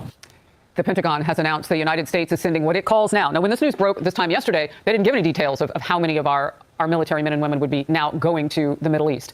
Now he's saying, Major General Ryder... Laugh out loud, not ICBMs. Is that they're called intercontinental ballistic missiles? That it'll be a small number. From my understanding, and it is ICBM. Or are they talking about the particular defense system we talked about isn't designed for the intercept ICBMs? We have 40,000 of them there, so I guess smaller than 40,000. Details on this would be important too. How much more does this commit us as a possibility of wider war is breaking out in that region, with Israel at the center, fighting in both directions, north and then toward Hamas and the Gaza Strip, our staunchest ally in that region. And here's what that fight looks like on that northern border with Lebanon. Israel saying it has finished a second wave now of strikes on Hezbollah targets today. They are 7 hours ahead of us. So when we show you... Okay, so it seems like there's a lot more empty space. There's a lot more barren land. So I don't know. Do you think they can get through this, their little dispute with Hezbollah here without murdering hundreds or thousands of civilians? Think that's a feasible goal? Well, judging by just paused here, you're right. It's a lot of open area. It's not very urban, but 558 people killed in a single, in strikes. Yeah, Bill Hicks. Bill Hicks says 2 states isn't a solution. Yeah, we need a 4-state solution. No, you need to do 3. That way you got 3 people, 3 heads of states doing rock, paper, scissors, and they all have to do something else. And that's how you figure this shit out. I don't know. Live video, you'll know that it's coming upon darkness there. The Israeli Defense Force also confirms a targeted strike in Lebanon's capital of Beirut. And I don't know. They should just make it some like international region. They should just like make it a UN territory. It's like, here, this is the Holy Land. We're going to treat it like, make it like a Vatican City or whatever, where it's pretty much just a giant tourist destination. that is where I started this hour. Lebanon says that at least 558 people were killed in Israeli airstrikes yesterday, the deadliest day for that country in nearly 2 decades. Now remember, and the peoples are stuck with it. What are they referring to there? When they started in Israel with a ramp up, it was a few hours after the massacre by Hamas terrorists on October 7th. So by the morning of October 8th, Hezbollah had begun to hit Israel, and they have not stopped. Tens of thousands. Yes, Rain God, I'm well aware there's lots of corruption in the U.S. government. Thousands of people on both sides of We talk about it all the time on this stream. The border between Israel and Lebanon have had to be evacuated out of that zone. Southern Lebanon, a war zone. Israel is hitting targets, terror targets, inside that country. Iran's president is also They're such heroes. at the United Nations General Assembly, where he said he will keep backing the Hezbollah terrorists. Republicans say it is time to get tougher on Iran. They funded Hamas, Hezbollah, and put it into their war machine. We're reaping what Biden has sown. The people of Israel are reaping the bad policy choices of Biden. I feel like how every news source that isn't Fox News is talking about Biden. He's being too supportive of Israel. He's being too lenient and not giving like a stronger stance when it comes to calling them out on their like war crimes. And Fox News is like the only network that's claiming that Biden's a coward because like he's a Hamas apologist because he's not giving like Israel the level of support that they need. And it's just, I love people where they exclusively get their news from Fox News and they're like, well, it's the truth. It's like, okay. Biden and Harris. Every time you hear de-escalate from this administration, Iran escalates because they smell weakness and they seek advantage. We have a stake in ensuring Israel emerges from this conflict stronger and these terrorist organizations and their Iranian patron weaker. Correspondent Nate Foy is in touch with Israel with more. Nate. Harris, breaking just within the past few minutes, Israel is confirming that an airstrike in Beirut has killed another Hezbollah commander, this time a leading figure in the group's rocket division. His name is Ibrahim Kabisi. So take a look at this video from Beirut. Now, is Fox News going to go over any civilian casualties? As Israel's pressure campaign on Hezbollah continues, taking out its leaders. Remember, an Israeli strike killed several Hezbollah commanders, including the group's elite Radwan unit commander, Ibrahim Akil, in Beirut last week. Israel is again warning residents to get out of harm's way today. According to Lebanon's health ministry, 558 people were killed yesterday, more than 1,800 others injured, and that number is growing today. Meanwhile, falling shrapnel injured an Israeli soldier in the north. Hezbollah is not slowing down after firing 250 rockets yesterday. Here's northern Israel this morning. Take a look. What do you think it's like waking up to these sirens? It's probably normal for them now. Yeah, they're desensitized. Sirens and fireworks. There you go. And Harris, the people who live here in northern Israel have been fired on nearly every day by Hezbollah since October 8th of last year. It's tough. I mean, there's a lot of stress, mostly because of all the rockets coming up, but there's a feeling of finally we're taking action. Take a look at this direct hit in the north, Harris. Unbelievably, nobody was injured here, but you see a Hezbollah rocket smashed into the side of the road as people pulled over there. Meanwhile, intense fire continues today. So far, no civilians fired an additional 155 rockets. What the fuck is that guy doing? Isn't it safer in the car? He got out of his vehicle and went underneath the rail. I don't know what his logic is. Netanyahu promises that the Israeli fire I mean, this also already struck on Hezbollah will continue. We'll send it back to you. Great reporting as always, Nate. I don't know if it would be safer under the car or within the car. Senator Dan Sullivan, Republican of Alaska, member of the Armed Services and Veterans Affairs Committee. I mean, I would have just kept running because you're like stationary, but his brain's probably an autopilot. It's in fight or flight mode. What the fuck do you do? And he is also the Republican representative for the United States at the United Nations. Okay, next vid. All right, we return now with the war in Gaza and the unprecedented peril that journalists face working on the ground. More than 100 reporters have been killed in Gaza, according to the International Federation of Journalists. In addition to the danger, the media is facing Really going to trust what a bunch of journalists tell you? crackdowns. Over the weekend, Israeli Defense Forces shut down the Al Jazeera offices. Wait, no. It's like over 100 journalists have died. And then Netanyahu claims that they're only responsible, like the IDF's only responsible for like a couple dozen deaths. Yeah, the math doesn't math accusing out. the Qatari-owned broadcaster of inciting terror. Now, in the third part of a months-long investigative series, But Hamas, they killed all the journalists. Hala Gourani has this in-depth report on the journalists caught in the Because process. clearly all the world's journalists that are going to Gaza, they're going out of their way to make like Israel look like saints. As the current fighting Hamas clearly has an incentive to get rid of them. between Israel and Lebanon escalates, our reporting begins with an Israeli bombing on the border a year ago. Yeah, I know, right? Yeah, who are you gonna believe? You guys believe the news? Yeah, it's all one big conspiracy. Every single news network on the planet, except for Fox News, they're all lying. And a warning, some of the material is disturbing. Tell me, Mr. M, how do you come up with your particular worldview? How do you determine what the reality of what's going on abroad is? So if you're not getting your information through journalistic sources or from like government databases or academic sources, like what's the alternative? Some guy in his basement spewing shit that he fucking read online. I mean, government sources, journalistic sources, or academic sources. I mean, like what else is there? The only other option is to go there yourself and witness things directly.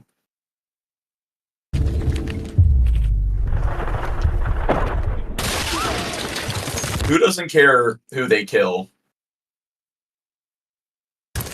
Israel or geez. A group of journalists says it finds itself under attack in southern Lebanon.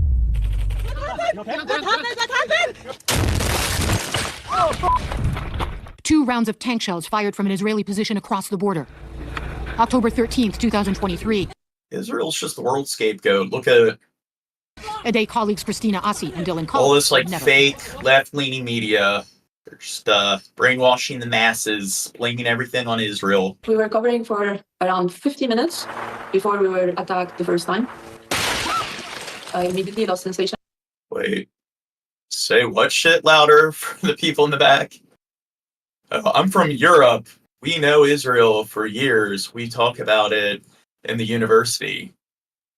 They strong in propaganda. Be careful, guys. And my legs. So I started screaming for help. And then I have no fucking clue. Who's supporting who? Like when it comes to Mr. M and Rain God, are you guys I have being no critical of Israel and critical of Palestine? I don't.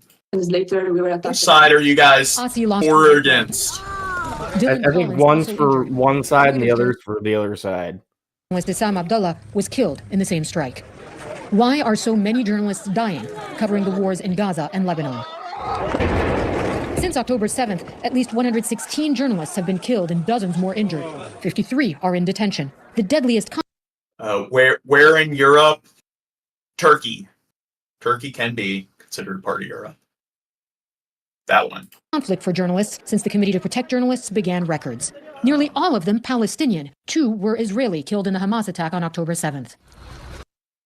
So, Rain God, you don't think Israel's done anything wrong? Because you don't think they've responded to what Hamas did in somewhat of a excessive and distasteful manner? Israel, their hands are completely clean. It's black and white. At the time of the strike on journalists in southern Lebanon, the IDF denied targeting the group. We've had extensive exchanges in that area between Hezbollah and our forces. We do not target journalists, not by any stretch of the imagination. But for Dylan Collins, who says the journalists were visible to the Israeli military before the strikes, that explanation doesn't make sense. It was 2 strikes, 37 seconds apart from the same. Belgium. Here's the thing. Wasn't King Leopold II, isn't he from Belgium? I think so. I want to say yes. Yeah. And what was he responsible for? A lot of shit in Africa. The Congolese genocide. He murdered a lot of people. He's up there with I think he murdered more people than Hitler, like tens of millions. Killed and because one evil historical figure is from that region, therefore there must be a connection with everyone in that region, because that's just how it works. People are a collective. I don't know. Direction. It's a sustained targeted attack against a group of journalists that I think was clearly intended not just to scare people away, not just to kill one person, but to kill all of us. For this 3-month-long investigation, NBC News has spoken to 21 media professionals and Yes, he wasn't a good guy. organizations in Israel, Gaza, the Yes, Europe colonized the planet. Europe, they're responsible for all the world's woes. West Bank, Lebanon, and Egypt, who all describe killing. But not America. Our hands are clean. All the Native Americans pretty much died of disease, so whatever. They're all mostly dead at that point. So when we steamrolled their land, whatever. Gave them reservations. Killings, arrests, and attacks on their profession. Journalist Noor Harazin left Gaza for Cairo in April. Laugh out loud, everybody is guilty. Yeah, see, I like that. Everyone's fucking guilty. The world sucks.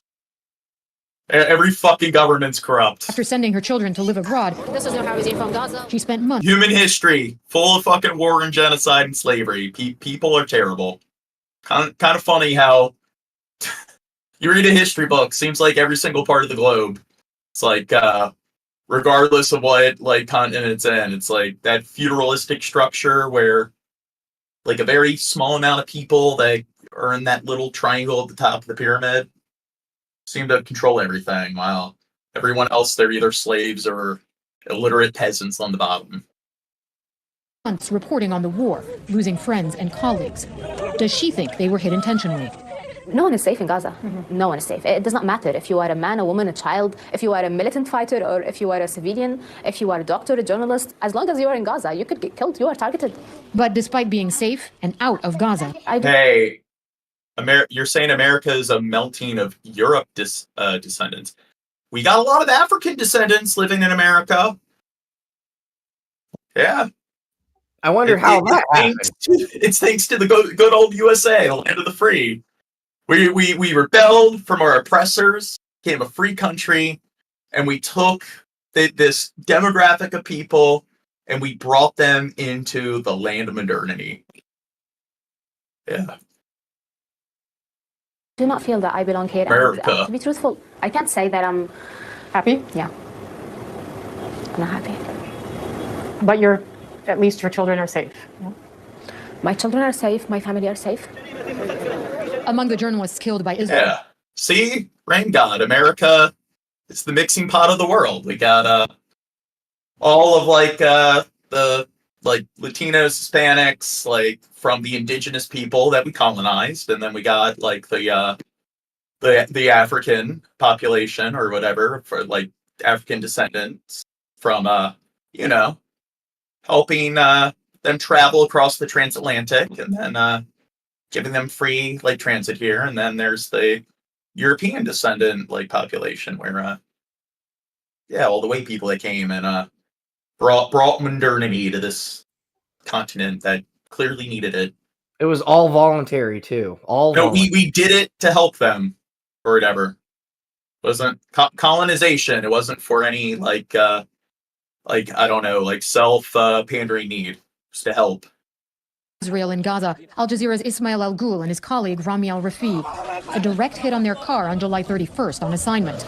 We do everything. We wear our press jackets, we wear our helmets. Their colleague Hind Al Qudri breaking down on air, announcing the deaths. The Israeli military says Al Ghul was a Hamas terrorist and even took part in the October 7th massacre, putting out a document that lists him as an operative as far back as 2007, when he would have been only 10 years old. Well, here's the thing. God, which one said it? I don't have my fucking glasses. Diversity sucks. Hey, I like diversity.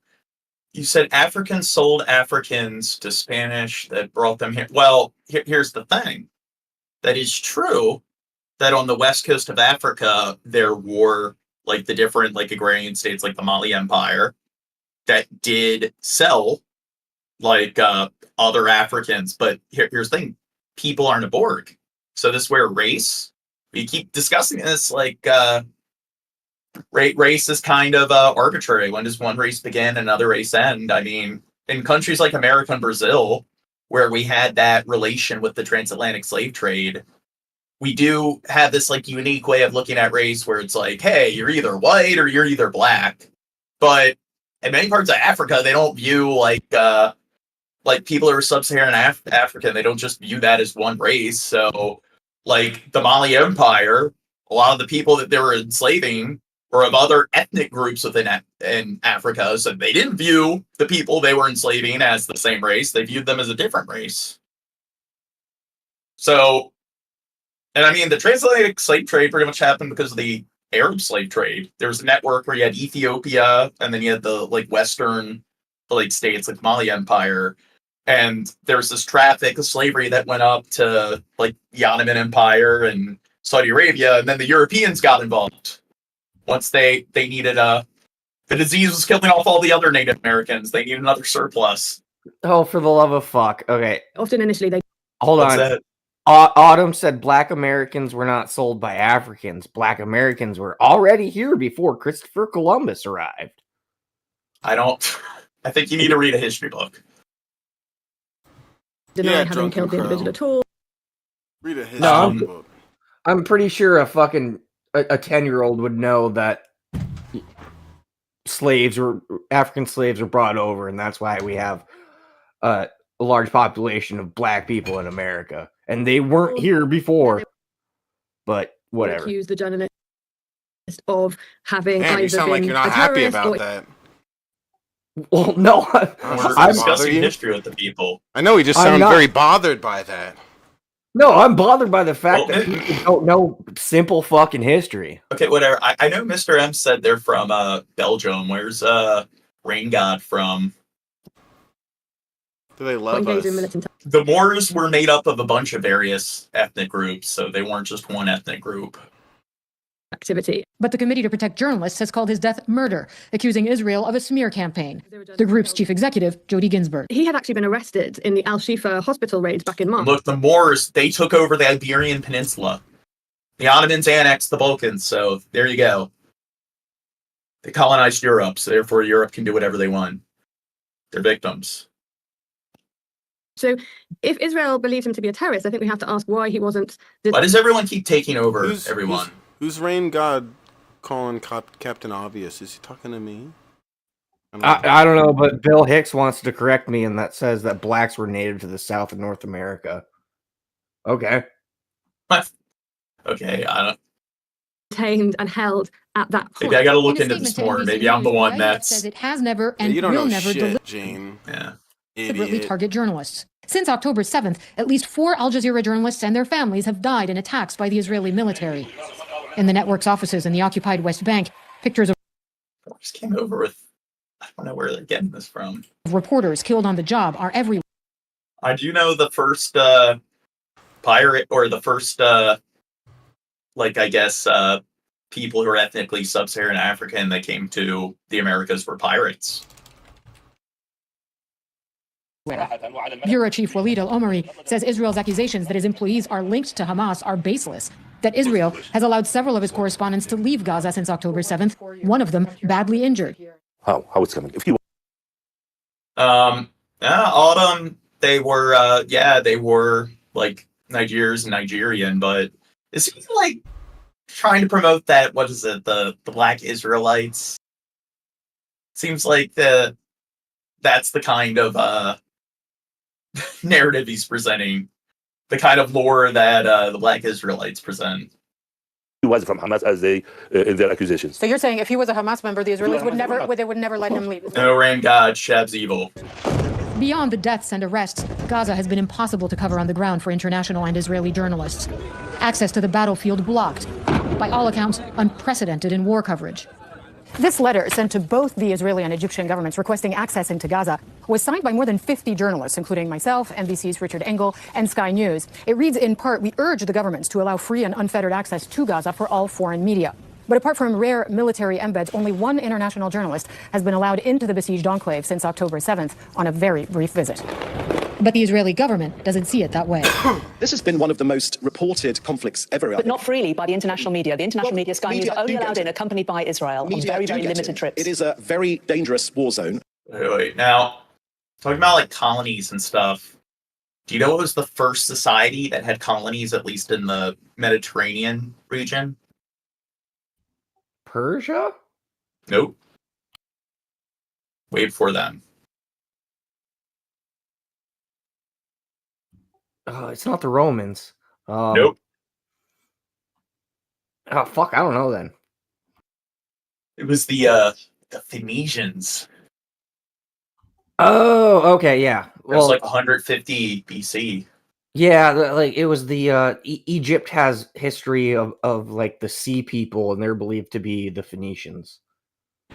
Yeah, bunch of colonizers. For the safety of these journalists, but we're keeping them out. We asked the IDF when foreign journalists would be allowed in, but it did not respond to our question. Back in Cairo, we head to the new home of veteran Agence France Presse correspondent Adel Zanoun. He left Gaza in April with his family. Why Israel target the journalists? Israel don't want to see independent journalists, independent media, independent press to cover the war. I think this is why not for Israel. No Gene, do you reply. think they'll let the PPP cover the news there? You think they'll let us do our thing? Yes, we need to go to some of the war-torn areas of the planet. We'll send Drunken We need to wear Crow, because I don't want to die. I'm good. I'm too white for that place. Whoa. Inside Gaza, there are those who've decided to stay. Whoa. I'm We just offended. need to... Yeah, we just need to, like, paint our skin some other color, but we got to make sure it's not affiliated with any race. That way they don't know what race we are. And it's not racist because it's like a purple face or something. Noor Swirki is one of them, living in a tent a few yards from her live position at a nearby hospital. I call it Noor Villa. It's displaced Gazan women, mothers. I don't think the sea people, I believe, were from Europe, and they invaded like Crete and those Middle Eastern societies. I think it was the Phoenicians were from like Babylon. I think. What's that? Gene, what just happened? What just happened? We hit 1,200 subscribers. Yes. Rain got When are we going to get subscribed. to 2,000 subscribers? Then we have to do another 24-hour stream. We'll do a 48-hour stream. Ooh, yeah, we got to go up another like 24 hours each time. Yeah. We get 1,000 subscribers. Yeah. Until we do like I don't know, 72-hour stream or whatever, and then once we get beyond that, we're probably going to die. She says the Israeli military is going after media workers. We spoke to her via Zoom. And what makes you say that? Because too many of our colleagues have been targeting while they were in duty. Yeah, they were. Maybe I know the longest person's ever gone without sleep, at least in a documented setting, like a controlled environment, 11 days. That was like in a military experiment. Oh, yeah. Do you remember? I just heard the name of the dude that did that earlier. I was watching a video. That's such a coincidence that you say that. 12 days. That would be like 288 hours. So yeah, we got to do a 288-hour stream once we get to the 12,000 mark. I think the longest I've ever gone was 3 days, and I was having visual hallucinations. It was fucked. For Christina Ossi, it's been a long road to recovery. Months of therapy and pain. She carried the Olympic torch through the streets of Paris this summer, pushed by her colleague Dylan. What, Yeah, 12 264. times 24? Oh, I thought it was 11. Oh, you said we gotta beat him. Oh. Yeah, beat him. We gotta 12. beat the world record, yeah. God, She says that when she's better, she'll get back to work. Well, you know we won't Hala beat Barani, him. NBC News, Jerusalem. And we thank Hala and her team for their reporting. And we'll do it on streams. That way, like, it will be documented. Get the Guinness record. Good evening from Beirut, where just a few hours ago, But pretty much all of us but one will probably die in the process. of smoke could be seen rising through the city after a series of loud explosions. Israel says that it was targeting the headquarters of Hezbollah and its leader Hassan Nasrallah, but tonight it's not clear whether he was in the buildings that were hit or whether he's alive or dead. The initial death toll from the explosion is that 2 people were killed, but that is expected to rise. We're told that 70 injuries have been reported so far, and just in the last hour the IDF has issued warnings for people living in certain parts of those southern suburbs to evacuate their homes, which suggests... Okay, so here's the thing. It seems to be much more sparse and barren, a lot of the regions in Lebanon. So it's not as densely populated as Gaza. And our theory is that they don't have the same level of like animosity and spite built up as they do for Hamas. So we want to see, as they're attacking Lebanon, how many civilians do you think will die in the process? Because I think that the amount of civilian deaths we'll see, probably if that's how much you see in Lebanon, then how much more do you think it really is in Gaza? Suggests that more strikes may be due overnight. Well, Iran, which backs Hezbollah, has called the attack on the capital in those southern suburbs of Dahir a dangerous, game-changing escalation. In just a moment, we'll speak to our international editor, Jeremy Bowen, who will give us the latest on what's happened and look ahead to what this could mean for escalating tensions in the region. But first, Hugo Beshega reports from the area close to the attack. Ooh, jeez. Imagine waking up to that. Scenes of war in Beirut. Dude, Shab left right at the good part. Hezbollah's conflict with Israel returning to its stronghold of Dahir with a series of... I mean, be fair, yeah. Kind of like colors the optics got here. Massive explosions Pretty and an intricate. escalation with unpredictable consequences. Kind of serene. An attack so powerful that was seen and heard across the city. Lebanon now on the brink of another war. Chaos on the streets, and here is what they're running from. Dahir in southern Beirut, now looking like Gaza. But amid so much destruction... Okay, to be fair, it doesn't look like Gaza because most of the buildings are still standing in the background and there aren't like 20 kids laying dead with a bunch of their limbs missing. Jubilation. 2 children rescued from the rubble alive. Hezbollah's backers, Iran, say this strike marks a dangerous, game-changing escalation in the conflict. For Israel, Joseph, what country are you from? That's somebody else from Belgium, and I don't know, like, Brain God didn't tell us what country he's from. The Israel I believe Joseph said Kurdistan. What's that? Kurdistan. Is that what they said? It said Kurdistan, hello, and then had like 3 words. On the central headquarters I of thought Hezbollah Brain terror God said organization Kurdistan. that served as the epicenter of Hezbollah's terror. Hezbollah's central headquarters was intentionally built under residential buildings in the heart of the Dahia in Beirut, as part of Hezbollah's strategy of using Lebanese people as human shields. this was apparently the target, one of Israel's main enemies. Hezbollah's longtime and powerful leader, Hassan Nasrallah. Okay, so they're using them as shields. So, again, back to the other analogy. Let's say there's a criminal group, 10 dudes. They hold 500 people captive. What do the police do? Try to exercise due diligence to get the 500 people out there alive that they're using as shields, or blow up the building? Who's worse? People who blew up the building and killed 500 people plus the 10 criminals? Or the 10 criminals who are using those 500 people as shields? Well, my thought process is like, so you got all these, they're claiming that Hezbollah, Hamas, they're using tunnels that are built underneath like hospitals, schools, and whatnot.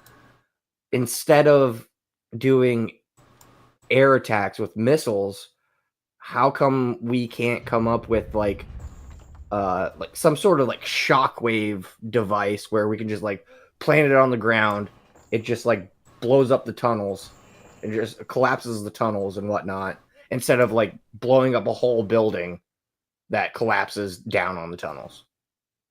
I don't know. Well, the thing is, my thing is, it's like they have demolition drones. So if they know that there's like a platoon or whatever of Hamas soldiers in one building, and they know that, okay, there aren't any civilians in that building with like the Hamas militants, but 2 other buildings down, there's a handful of civilians. It's like, couldn't they just send in 3 or 4 of those demolition drones that are designed to detonate the building where it collapses in its footprint? I mean, I don't know, but maybe I don't have enough understanding when it comes to the logistics and the tactics there. I guess I ain't no tactician. For the last time, a week ago, Israel says it is still checking whether he was hit and remains alive. Hezbollah and Iran say reports he's dead are not true. This is one of the roads leading to Dahir. We tried to get out of the car, but we were stopped by a group of men. There is chaos, there is tension. We've seen crowds gathered by the road with rucksacks and bags, apparently trying to leave Dahir. Minutes before the attack, the Israeli Prime Minister finished a speech at the United Nations. Benjamin Netanyahu said his country wanted peace, but had no choice but to fight its enemies. Hours later, there was some response from Hezbollah in the way of dozens of rockets on northern Israel. One hit this building in the town of Sfat. So why is BBC so critical of Israel? I thought Britain's supposed to love Israel. For almost a year, there has been concern that something like this could spark a wider regional conflict.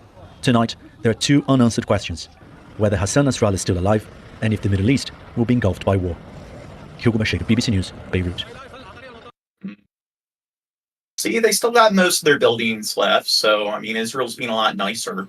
Well, the strike came as the sun was setting here in Beirut, and only just after an hour after Israel's Prime Minister Benjamin Netanyahu gave a defiant speech at the United Nations General Assembly in New York. He didn't refer...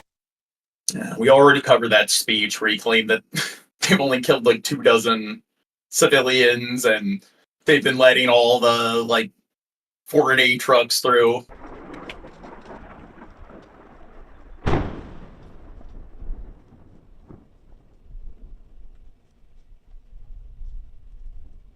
Jeez. How many people do you think died there, Shab? Just a dog. No big deal. Dogs aren't people, right, Crow?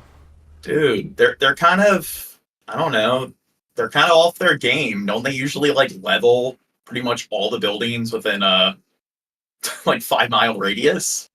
Well, they don't want that land though. So fair point. I think you're onto something.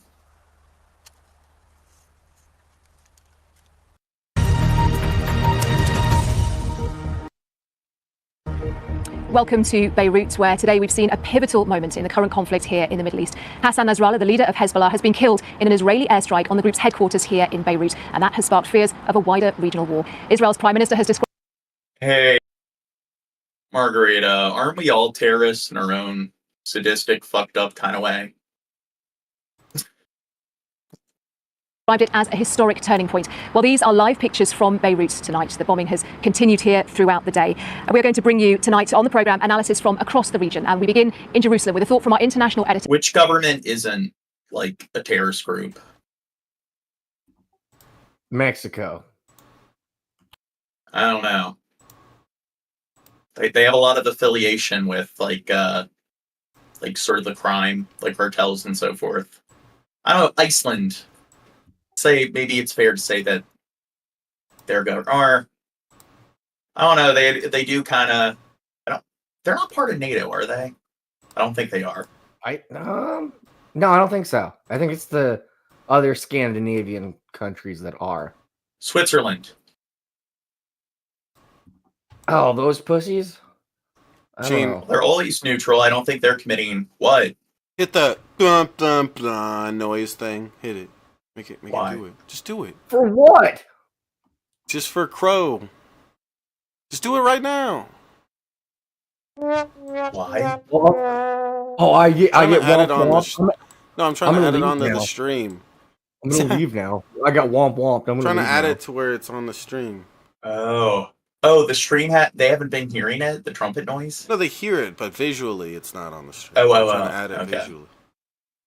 To Jeremy Bowen. And Jeremy, this is the most significant escalation we've seen here in a long time. Yeah, in the last 10 days, Israel has scored some very significant victories, and killing Hassan Nasrallah is by far the biggest of them. Wait, Autumn, you're saying they want that land? So is that why Israel's been building a road to separate North and South Gaza? I thought they were building like settlements there for some other reason. He was the beating heart of Hezbollah. He made it into a formidable fighting organization. Now it's not beaten. It still has experienced fighters. It still has weapons. How the people who are there now after him decide to use those, what their mentor and their allies in Iran decide to do, and the way... Okay, next vid. Israel killing the leader of the terrorist group Hezbollah in an airstrike. The attack could trigger a larger war, and we want to take a brief moment to explain why. We've been covering Israel's war with Hamas in Gaza. That's there. You see it. It's Israel's southwest. Hamas led the October 7th massacres on Israel. But since that day, almost a year ago, Israel has also been attacked from the north by Hezbollah, which is based in Lebanon and also opposes Israel's right to exist. Hezbollah launching a near daily barrage of rockets, forcing tens of thousands of Israelis living in the north to evacuate their homes for nearly a year and counting. And that's one nice. Why would they do that? All this, Iran, which closely supports Hezbollah and has already vowed revenge. Israel has ramped up its attacks on Hezbollah in recent weeks, and now there are questions of whether... Idiot. Matt Bradley reports from Lebanon tonight. Tonight, the streets of Lebanon erupting with rage and sorrow. We're waiting for you. We're waiting for your smile. We're waiting for your voice, said this mourner in Beirut. Please rise. after the Iranian-backed militant group. New era. Israel is only defending their people and country from a terrorist attack. Yeah, because when you're defending your country, you have to like level like an entire city, murdering like tens of thousands of other people in the process. Yes, and then put your own that's people good in that defense. area. Yeah, the best defense is a good offense, I guess. In Israeli airstrikes the day before, a succession of deeply penetrating bombs that leveled several residential buildings, the death toll still unknown. We witnessed the blast from our live position.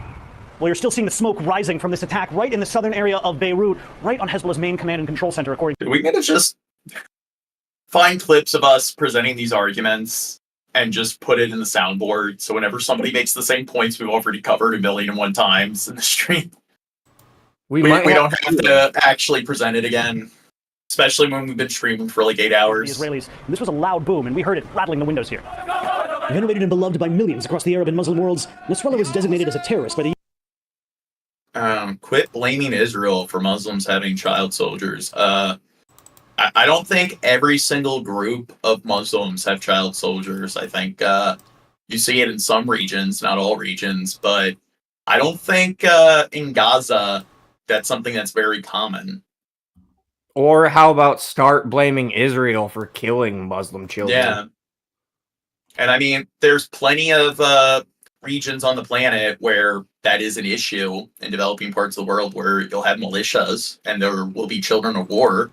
And you see that in some countries, like Afghanistan. But I mean, have there been any documented cases of like 8, 12-year-old kids armed with like rifles or explosives actually attacking any sort of like IDF militants?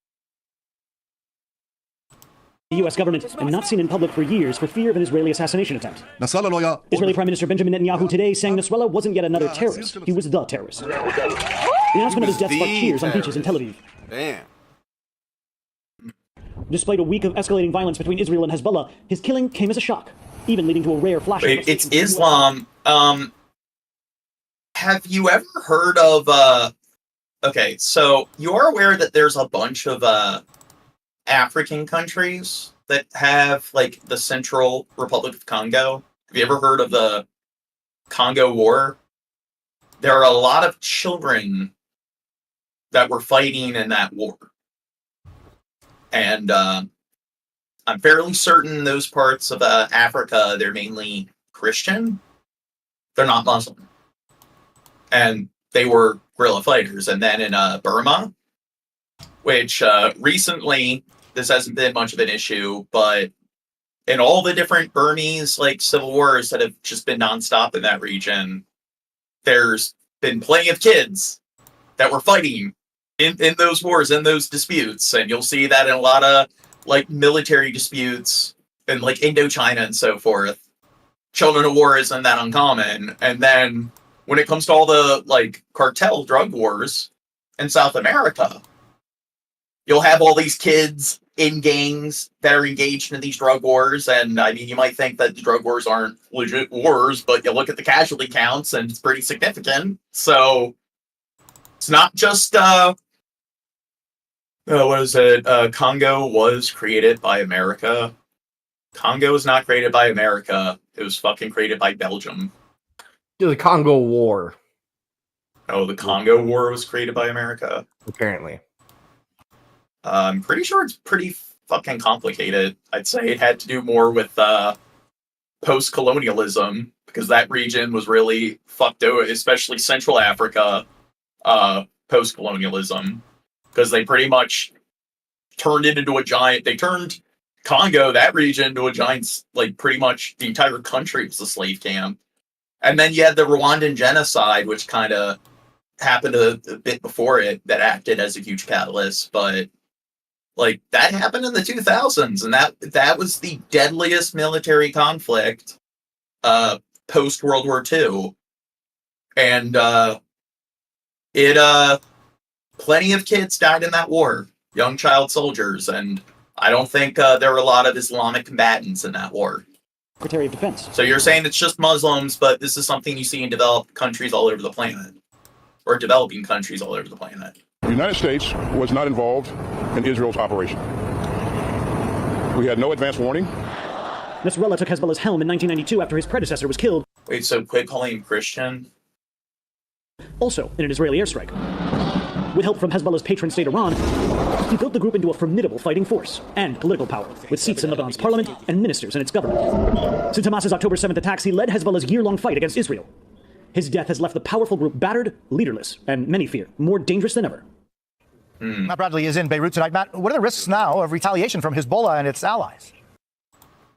To the Middle East now in a stunning escalation in Now, Israel's... do you think they're going to completely eliminate Hezbollah? No. Well, didn't the United States do a really good job of completely eliminating ISIS and the Taliban and Al-Qaeda? Yeah, they're not a problem now. Yeah. I thought those three groups were gone now. Fight against the Iran-backed terror group Hezbollah. Tonight, Israeli Prime Minister Benjamin Netanyahu said his country had, quote, settled the score with the killing of the group's longtime leader, Hassan Nasrallah. Netanyahu called it an historic turning point. But Iran's supreme leader is vowing that Nasrallah's death will not go unavenged. CBS's MTS Tayeb is in Beirut and has the latest.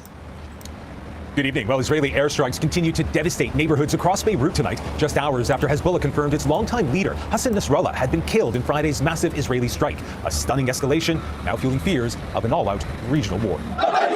Amid the staggering wreckage of Israel's devastating airstrikes and outpouring of grief, as a small group of Hezbollah supporters gathered amid the jagged concrete and twisted metal to mourn a God, look at those terrorists who was seemingly invincible. But Hassan Nasrallah ultimately was no match for Israel's military might or its breathtaking intelligence capabilities, as Israel somehow found and assassinated him at a time of sky-high tensions. Now, how many people, like, I forget, we covered it a couple weeks ago, like the pager walkie-talkie attack. Google it, Crow, because I'm wondering how many civilians died in that particular operation, because is that more than just 24 civilians? So, yeah, again, what's that? It was the last time I think it was the last time we did PPP, but I do believe, I don't know if they got killed, or just maimed, but yeah, it was more than 24. And that's just like pager attacks. So Netanyahu's claiming that they've only killed like around 20-something civilians by accident. That's it. Lebanon-based Hezbollah, designated as a terrorist organization by the U.S., is backed by Iran. And Nasrallah has been its leader for 32 years. Undeniably charismatic, some say messiah-like to his legions of followers from the Shia sect of Islam. Wasn't? So they're talking about like soldiers in the Bible. Wasn't Abraham a soldier? Didn't he fight in the Bible? There's the 7 Kingdoms War. And they also reveal that Abraham, well, they call them his servants, but pretty obvious Abraham had slaves. Religious clerics' fiery speeches. Yeah, but he treated them nicely, so it was okay. Oh, yeah. Don't you love that argument? They go into great detail about how he treated them. It's not like they just claim that he had a bunch of servants, because you read the First Testament and it's just, God did this and God was good. Abraham had his servants and then he did this. It's it was written before prose was a thing, so it's where written language was just a document, how many grains of rice or bison you have. Were among the most closely followed of any Arab leader. But to his enemies, he was a fierce foe of Israel, one who violently challenged Israeli and American interests across the region for decades. With him dead, the future of the group now hangs in the balance. This is not a one-man show. Rami Khoury is a Middle East analyst. You know what? How many wars have there been over Mormonism? Make a good point. We should all become Mormon. Well, I mean, Joseph Smith, he was killed by an angry mob, but did Joseph Smith ever kill anybody? Did his Mormon followers ever engage in any acts of genocide? He got killed. Mormonism, that's the faith we need to abide by. He got killed because he was a known con man, and he had to move from fucking state to state. You know. How do I? Because people just couldn't handle his holiness, his virtue. Couldn't handle the truth. They just couldn't cope with the blonde hair, blue-eyed voice of God. No, they come from the Middle East like his other holy men. Think they couldn't about handle it. God's favorite prophet was all American. Think about Think about it. Joseph Smith Was said a prophet. Yeah, he was the prophet. Dumb. No, go ahead. And he found these golden plates from God that only he could read. And like dumb. Exactly. Yeah. And everyone in town believed him. Dumb. Inspiring figure. He's their public face. He's the one who speaks on TV to the Lebanese and the people all over the Arab world. But he's not the sole autocratic decision maker. While Hezbollah's future leadership may be in question, what's not is Nasrallah's transformation of the group. Skeppy says, is that true? Mormons go to Mexico and gunfight the cartels? I gotta look into that. From a resistance militia of small cells to what That's dumb, Skeppy. non-state forces. But for Israel, his killing and the assassinations of several of Hezbollah's top commanders is aimed at bringing an end to the near daily cross-border fire, which began the day after Hamas's October 7th. Dude, Autumn, are you like a black Israelite? Because I think that's what he's like, the rhetoric he's spewing. Like, isn't the black Israelites, they believe that pretty much Africans discovered America? Yeah, Africans discovered America. They built the pyramids. They were the first people to, come up with, going into the water to bathe. I've heard random people like that will act like every single invention was really by black people, and like white people stole it. And it's like, okay. Well, yeah, because being black, that's just one race. It's not like, again, if you go to Africa, they probably don't look at black as just one race. They probably think that they're they're so naive where they don't see how fucking racist that is. Imagine if a white guy was like, "Oh no, it's just my side. My race is the best because it's my race. It's important. Black people never invented anything. Psh, they just stole it from white people. Any sort of invention that you heard of that was made up. The other race, they're just a bunch of. No, you're not a black Israelite. Then what the fuck are you talking about with stupid more shit? Attacks and see 60,000 Israelis displaced from their homes return as Israeli warplanes continue to carry out devastating strikes across Lebanon's south and in the capital. And as Nasrallah supporters struggle to come to terms with his killing. Now, it isn't immediately clear who will succeed Hassan Nasrallah, but President Biden has said his killing was a, quote, measure of justice, and that he wants to see ceasefires in both Gaza and Lebanon, Nancy. Oh, he wants to see ceasefires? That's new. Oh, but I guess they're not cooperating. Like, they're not following through with his, like, stipulations. He wants them to just completely surrender and seize all their land and just, give up. It's like when we play Civ 6. And it's like, okay, like the surrender deal, and you just have them give you all their cities but their capital and like all of their resources, all of their money. You leave them with nothing but one city-state. For the Middle East, too. That's how I was picturing the whole thing. So, but not like Civ 6, but like Crusader Kings. So they went to war with Hamas in Palestine. They want that land. But then you got this outside force not wanting land, but just trying to fuck with you. So they're more focused on Palestine, and Lebanon's fucking with them. So they got like. Well, wait one sec. I want to talk to Autumn.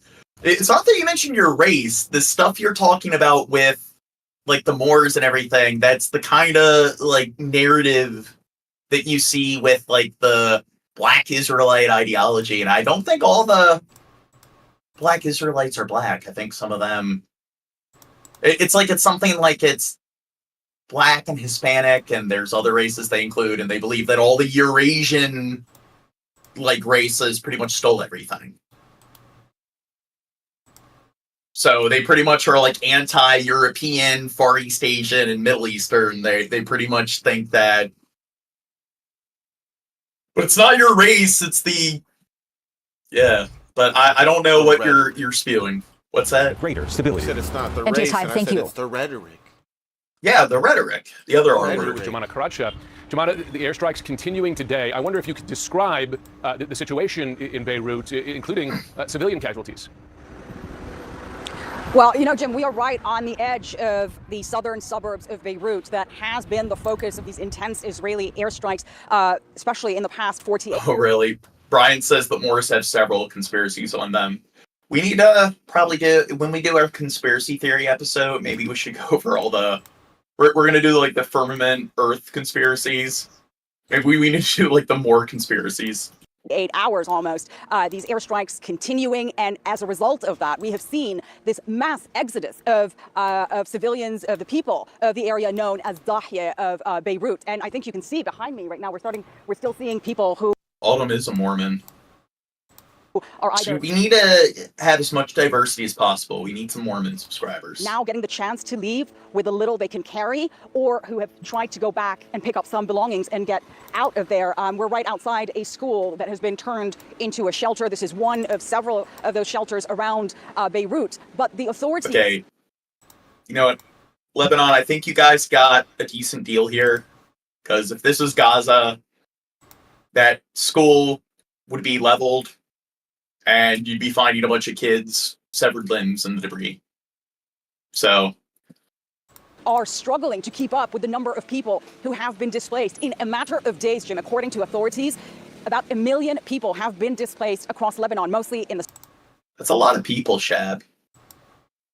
Southern part of the country, the southern suburbs of Beirut, as well as the eastern part of the country. And if you look at Beirut's southern suburbs, this is one of the most densely populated areas, or was, of Beirut. It had a Hezbollah presence, as we saw. This is where the Israelis... I'm wondering, like, how many people are in... Because if that's 1 million, I'm guessing they have between, like, 10 to 30 million people. And if that's the case, then that's, like, 1/10... That's, like, 10% to, like, 1/30th of their, like, population. Killed the leader of Hezbollah, Hassan Nasrallah, and other top commanders of the group. But it is also home to hundreds and hundreds of thousands of people who have now been forced out of their homes. As I mentioned, some are in these schools. Oh, no. I overestimated. It's like 5.4, like, so 5.5 million. So 1 million. So that's like a fifth, or close to a fifth of their population that's been displaced. So have so many others who don't know where they are going to go for days now. They have been on the street. I mean, just a short time ago, we were in central Beirut, in the heart of the capital, and we found people still camped outside. No, I'm a devout Scientologist, so I got my faith and I'm sticking to it. On pavements, in parks, families with little children. We spoke to Lebanese families, Syrian refugees who have been in this country for 10 years, who fled the civil war in their country, and now they're here displaced again with nowhere to go. We met migrant workers from Bangladesh, from Ethiopia. An absolutely desperate situation, and we're talking about people on the streets with no toilets, no facilities. I mean, we heard from some people saying they've had to go down to the sea to wash because they have nowhere else to go. Okay. I mean, people in Asheville are dealing with this, so if Americans can rough it, then I think anyone else can. So Americans John, are a bunch of like fat fucking pussy. No, I'm sorry. Go ahead, Crow. These guys have to go to the water to wash themselves. In Asheville, the water came to them. I met an elderly woman from Syria, and she said that she fled the airstrikes. She didn't even have shoes on. All she grabbed was a little plastic bag with her medications and a little pack of tissues, because that's what she does to survive. She sells those tissues, Jim, and she lives off of that. And now she broke down crying, saying she just... What do you think she's getting from the tissues? Doesn't know what is going to happen to them now. She doesn't have a home in Syria. It was destroyed in the civil war, and she has no money. Doesn't have a home in Syria. So do you think her homeowner's insurance covers like missile strikes? Yes. No place to go to here, and it's story. No, she had to pay an extra like $8,000 a year for that. Situation. Dude, I wonder, like, if your house does get destroyed, like in an explosion or something, from like I don't know, some crazy person or some like mad bomber. No, it's an act of God, Gene. Well, does the terrorist was an act of God. Like, I mean, if your insurance doesn't cover flooding, then I guess they want to cover that. Yeah. Of course, Well, technically, isn't everything an act of God? If there was a God? Yeah. In the middle. Is God an act of God? Yeah, he made himself. Wait, if God wasn't around, then what was the act of God that created God, who can create all the acts? Who's God? He created himself. Paying a high price to Amanda Karacha in Beirut. Thanks so much. I do want to go now to Jeremy Diamond in Haifa in northern Israel. Jeremy, I understand the U.S. perspective here is that they are watching it. Well, I don't think she'll have enough supply to meet demand, Skeppy.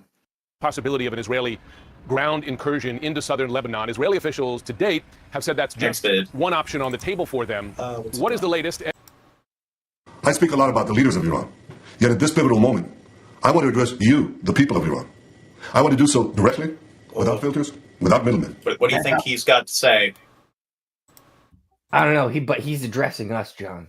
The people Okay, of well, Iran. the last time we fact checked him, seemed like he wasn't being very honest. It seemed like his like truth to falsehood ratio seemed to be like equivalent to what you see with somebody like JD Vance or Trump. So how on it do you think he'll surprise us here when it comes to his honesty?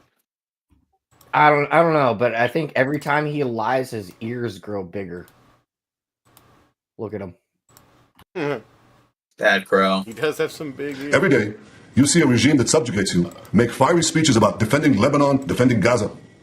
Yet every day, that regime plunges our region deeper into darkness and deeper into war. Every day, their puppets are eliminated. Ask Mohammed Def. Ask Nasrallah. There is nowhere in the Middle East Israel cannot reach. There's nowhere we will not go to protect our people and protect our country. With every passing moment, the regime is bringing you, the noble Persian people, closer to the abyss. Nowhere they can't reach. They got lots of like military weapons and stuff. Where do you think they got all that stuff from? That allow us to. Yeah, fuck Canada. The vast majority of Iranians know the regime doesn't care a whit about them. If it did care, if it cared about you, it would stop wasting billions of dollars on futile wars across the Middle East. It would start improving your lives. Imagine if all the vast money the regime wasted on nuclear weapons and foreign... Wait. Waste billions of dollars on wars in the Middle East? Who's been doing that? Canada. Yeah. Wars were invested in your children's education and improving... No, but seriously, I don't think it's Canada. I think it's some other country in like North America. Oh, I think it's Mexico. Greenland. And building your nation's infrastructure, water, sewage, all the other things that you need. Imagine that. But you know one simple thing. Iran's tyrants don't care about your future, but you do. When Iran is finally free, and that moment will come a lot sooner Netanyahu, he cares about the people. It's true. than people think. Everything will be different. Our two ancient peoples, the Jewish people and the Persian people, will finally be at peace. Our two countries, Israel and Iran, will be at peace. When that day comes... Dude, Margareta, I think it's Qatar, the UAE, the US, Israel, Iran, Iraq. I think it's the all the other NATO states, France. I think all those countries, Russia and China, because of all the stupid Cold War proxy war bullshit. Russia's given training and weapons to some of these groups, so I think there are a lot of government bodies involved. People fucking suck. Wait, John, I just want to point out that he's addressing his people, but he's speaking English. So yeah, Saudi Arabia, they're another big player. Regime built in 5 continents will be bankrupt, dismantled. Iran will thrive as never before. Yeah, I mean, Iran's leaders, they are wicked, just like pretty much every country's leaders. I don't know. Are they as bad as Putin and the kleptocracy in Russia? Or what about Xi Jinping? Yeah. Xi Jinping? Who that? I hear Xi Jinping, and then all of a sudden I think of a pinball machine, and that's the sound it makes. Brilliant technological innovation based on the tremendous talent. I mean, what about Prime Minister Modi? Didn't he do this thing known as bulldozer politics? It's going to what is it, Kashmir, their northern provinces, and bulldozing all their neighborhoods, bulldozing churches and mosques and building temples over them, and it's isn't he a what is it, BJP, which is a Hindu supremacist party? Balance that exists inside Iran. Doesn't that sound better than endless poverty, repression, and war? From Qom to Isfahan, from Shiraz to Tabriz, there are tens of millions of good and decent people with thousands of years of history behind them and a brilliant future ahead of them. Don't let a small group of... blowing them up, you dumbass. Wait, what do you think about the Vatican? Do you think their governing body is behind some terrible stuff? Fuck yeah. That needs to be investigated. I don't know. I think the Pope's the one world leader. It's got its hands clean. Oh, fuck no. Wait, you're saying that maybe there's a bunch of bad things going on in a bunch of Catholic institutions? Why do they have the globe? Why do they have to move around all these priests when God. Never mind, the Vatican leader. The world's smallest country. Terrible person. Yeah, I forgot about all that. Doing all the diddling. Dreams. You deserve better. Your children deserve better. The entire world deserves better. I know you don't support the rapists and murderers of Hamas and Hezbollah, but your leaders do. Wait. He used the R word there, the rapist word. Weren't they just showing like these Israeli like prison camps where they were like shoving objects up people's fucking anus? Yeah, but that's okay. They consented. Those in glass houses shouldn't throw stones, Netanyahu. More. Those in glass houses. Israel stands with you. May we together know a future of prosperity and peace. Israel has been ignoring U.S., European, and Arab leaders all calling for a temporary ceasefire and continuing its strikes against Lebanon, hitting Beirut for the first time and preparing troops to go in on the ground and by sea. U.S. officials have told NBC News they had no warning from Israel of the massive strike that killed Hezbollah leader Hassan Nasrallah, who was also the mastermind behind attacks against hundreds of Americans, starting with the 1983 bombing of the Marine barracks in Beirut. Secretary Blinken addressing his death this morning. Hassan Nasrallah was a brutal terrorist whose many victims included Americans, Lebanon, the region, the world, are safer without him. Iran is vowing revenge for Nasrallah's death, which Israel equates. Well, I mean, like, here's the thing. In all seriousness, yeah, he definitely was a tyrant, but so is Netanyahu. And the problem is, maybe they wouldn't be having all these tensions with their neighbors if they try to engage in more diplomacy throughout the last, like, several decades. I mean, I think all of this is just a byproduct of decades of a lot of different parties not really making the right decisions and not really doing the best to engage in diplomacy, and Israel's definitely not gone about the most ethical course and trying to get along with its neighbors. And also, it was just stupid, like, to blame another power, Britain, carving out that fucking chunk of land. And, like, if you wanted to give the Jewish people their own state, it's like, why choose a territory where there's already a bunch of people residing there? It's like Britain had the, like, controlled, like, a fourth of the fucking world surface area. Why didn't they give them, like, the Falkland Islands? There are plenty of places they could have carved out a territory for them, and, like, I don't know, a part of Australia or Canada where, like, nobody fucking lived there. And they would have had control of a larger surface area. But oh no, it's because of, like, it's a religious landmark. That's the reason. With the U.S. killing of Osama bin Laden. The Friday attack that killed Nasrallah set off a weekend of Israeli strikes inside Lebanon, taking out other senior commanders from Hezbollah and raising the prospects of a ground invasion. An Israeli official tells NBC News the IDF has been carrying out commando raids inside Lebanon for months. But I know, like, the Falkland Wars, Argentina tried to annex the Falklands from Britain.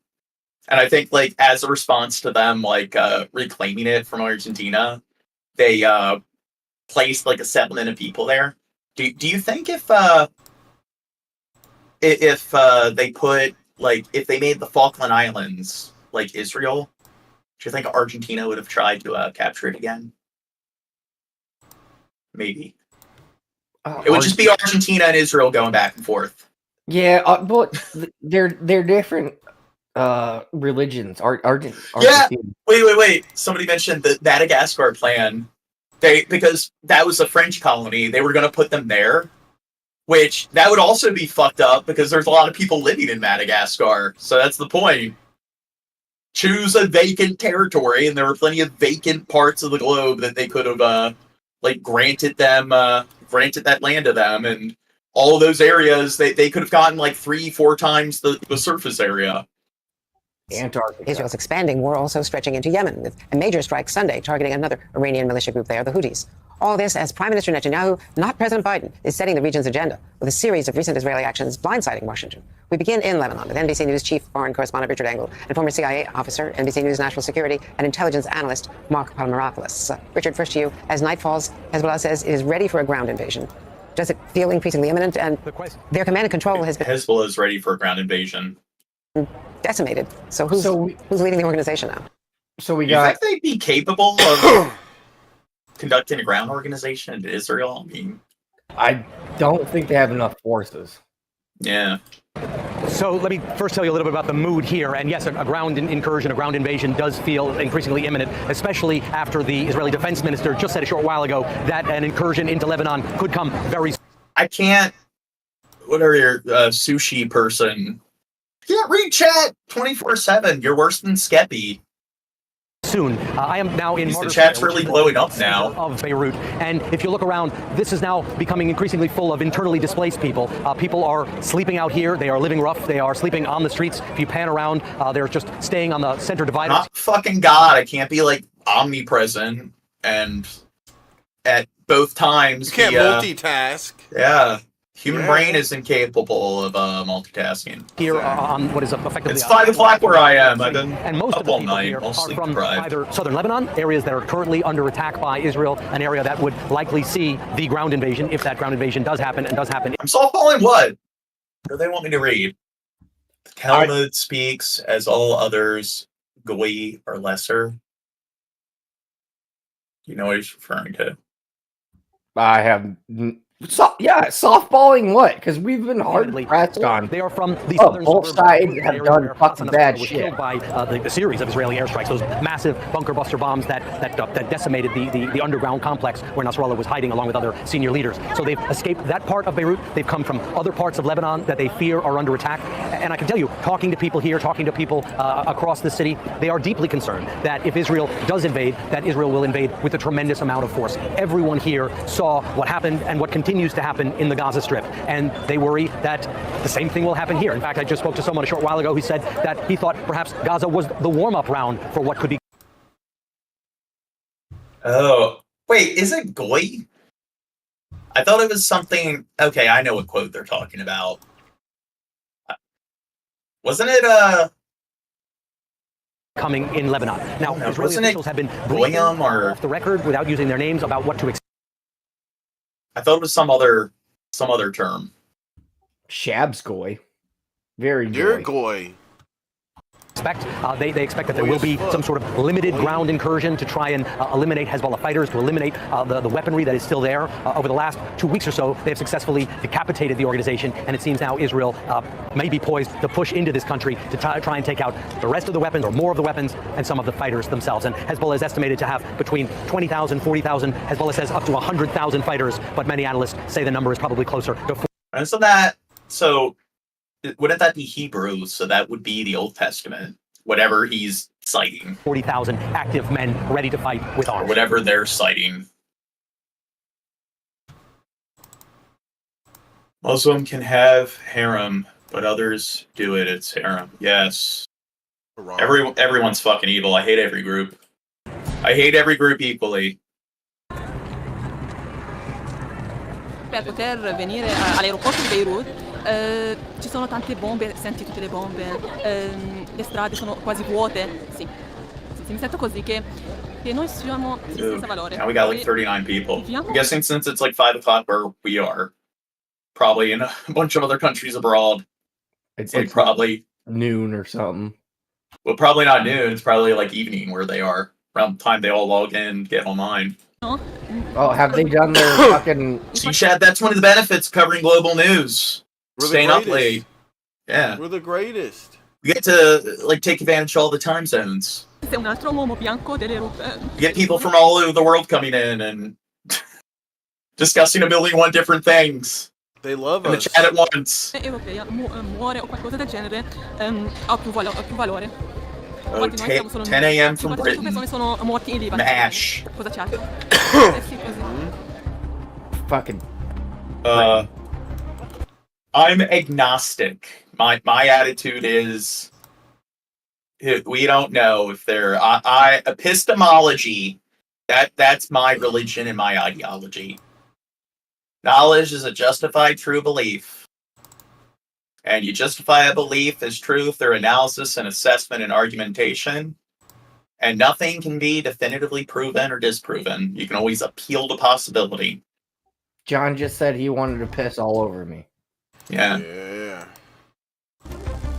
I don't know. My prophets would be Socrates and Rene Descartes, Albert Camus, Roger Bacon, Petrarch, and Confucius. There you go. Those are the people I'm going to model my ideologies over.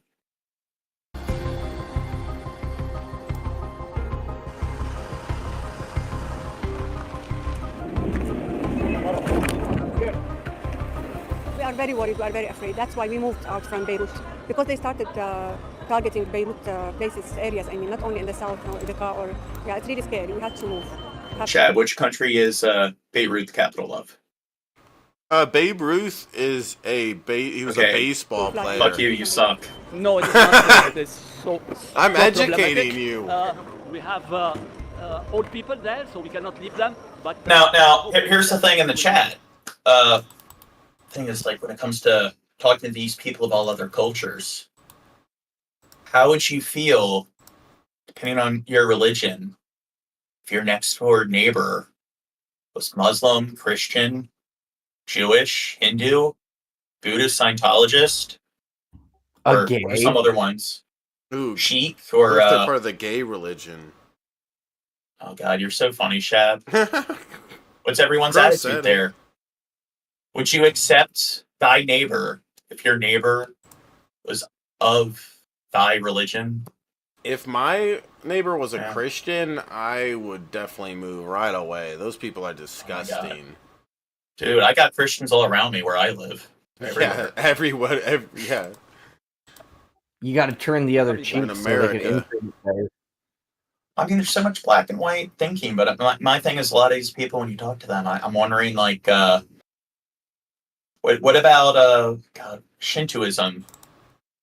If your neighbor followed the belief of Shintoism and they moved in across the street, would you want to develop a friendship with your neighbor?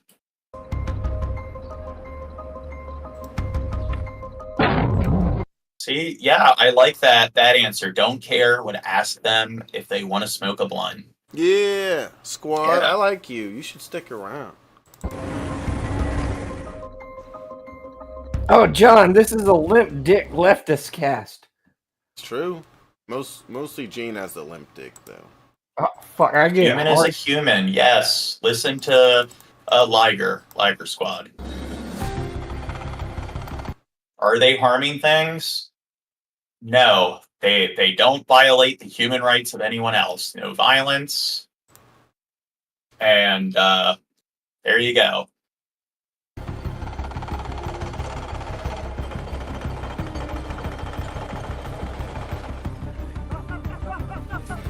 But they go to a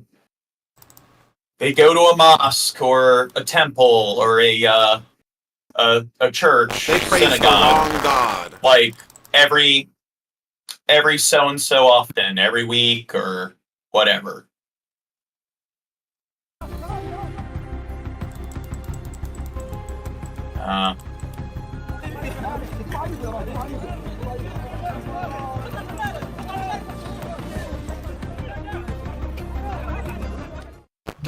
Israel launched a ground incursion into Lebanon on Tuesday.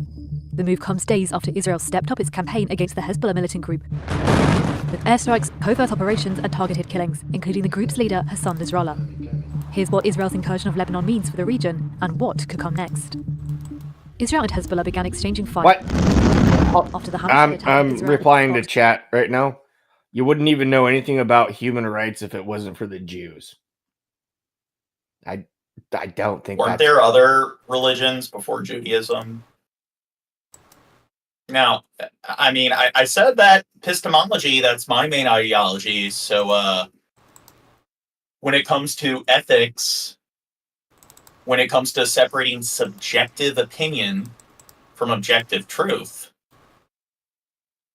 is there any concrete set of ethics? So my thing is, if you want to make the argument that something is immoral or unethical, then you need to present argumentation. You need to use logic and reasoning to analyze and assess the situation to determine what you would find to be ethical/unethical. So things like the golden rule, treat others the way you want to be treated. If I don't like something bad happening to me, you don't necessarily, you wouldn't want it to happen to somebody else. And so you can't use logic and reasoning to determine what's moral or ethical.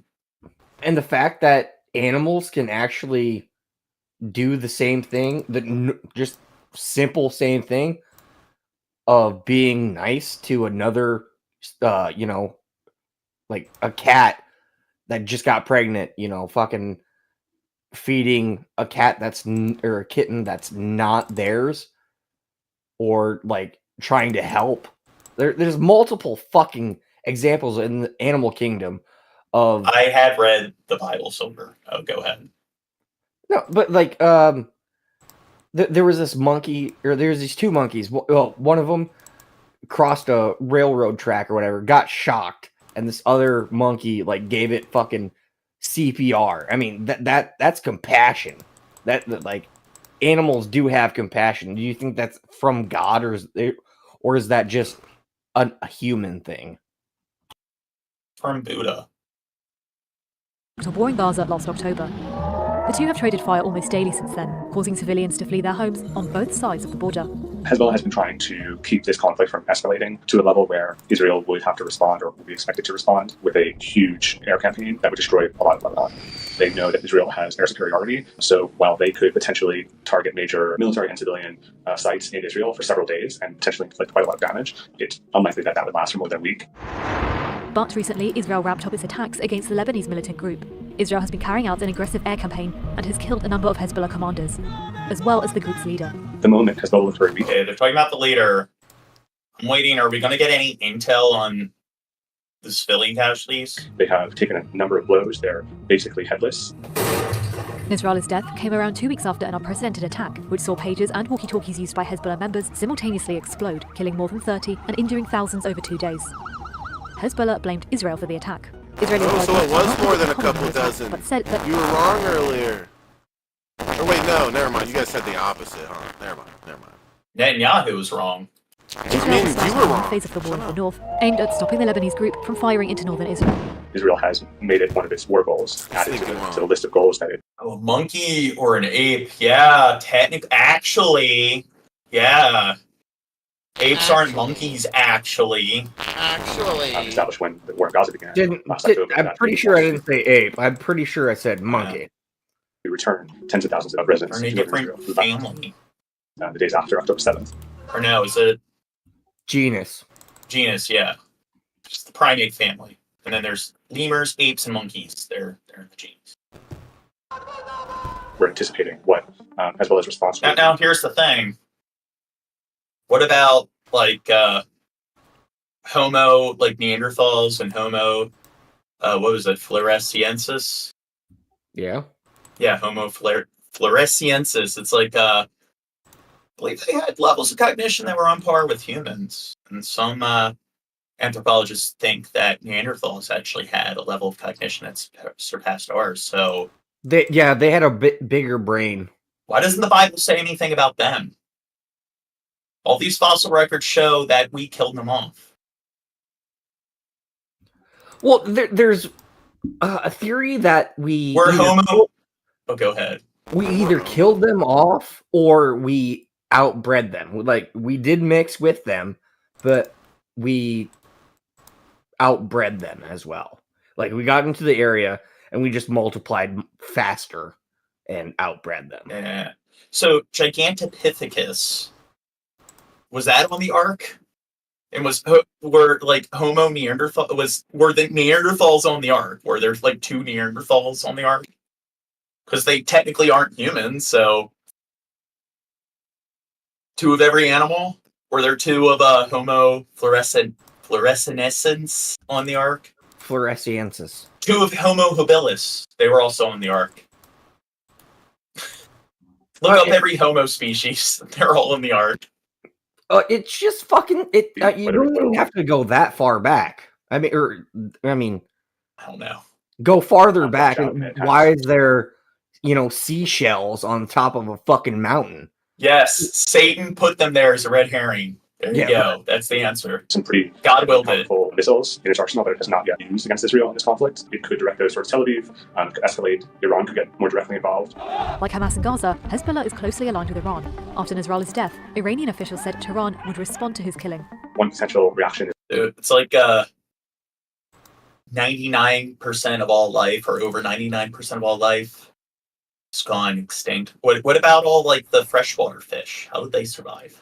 Well, yeah, that's another thing, because since the world was flooded, it was all fucking salt water. So how did the freshwater fish fucking survive? How did mammals, or certain mammals... Did they not fill the ship with methane? With all their farts?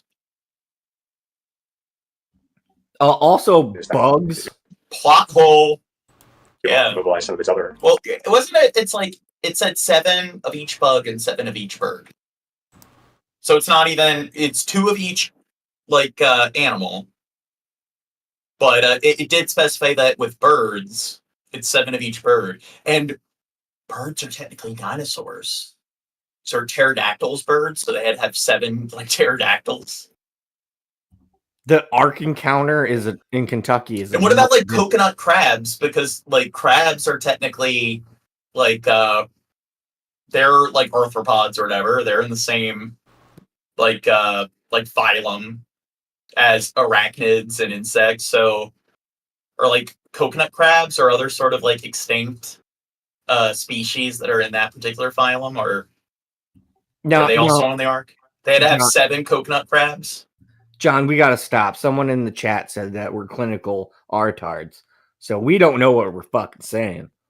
Yeah, I don't know. Maybe I gotta go back and relearn my paleontology and zoology and all that stuff. Allies and proxies in the region, Houthis and Yemen could fire similar missiles towards Israel. The Iranian-backed groups in Iran and Syria could fire drones and send drones towards Israel. Israel is under heavy pressure from the US not to carry out a major... Single white males? How sickening. Trubisky's dating. It's not single. That's true. I have a boyfriend. Invasion. Hezbollah has threatened to invade parts of northern Israel for years. I'm saving myself for the one and only. Oh, God. The two sides have fought numerous wars in the past, the last one being in 2006. Oh, he's saying we're downs. Hey, don't be ableist.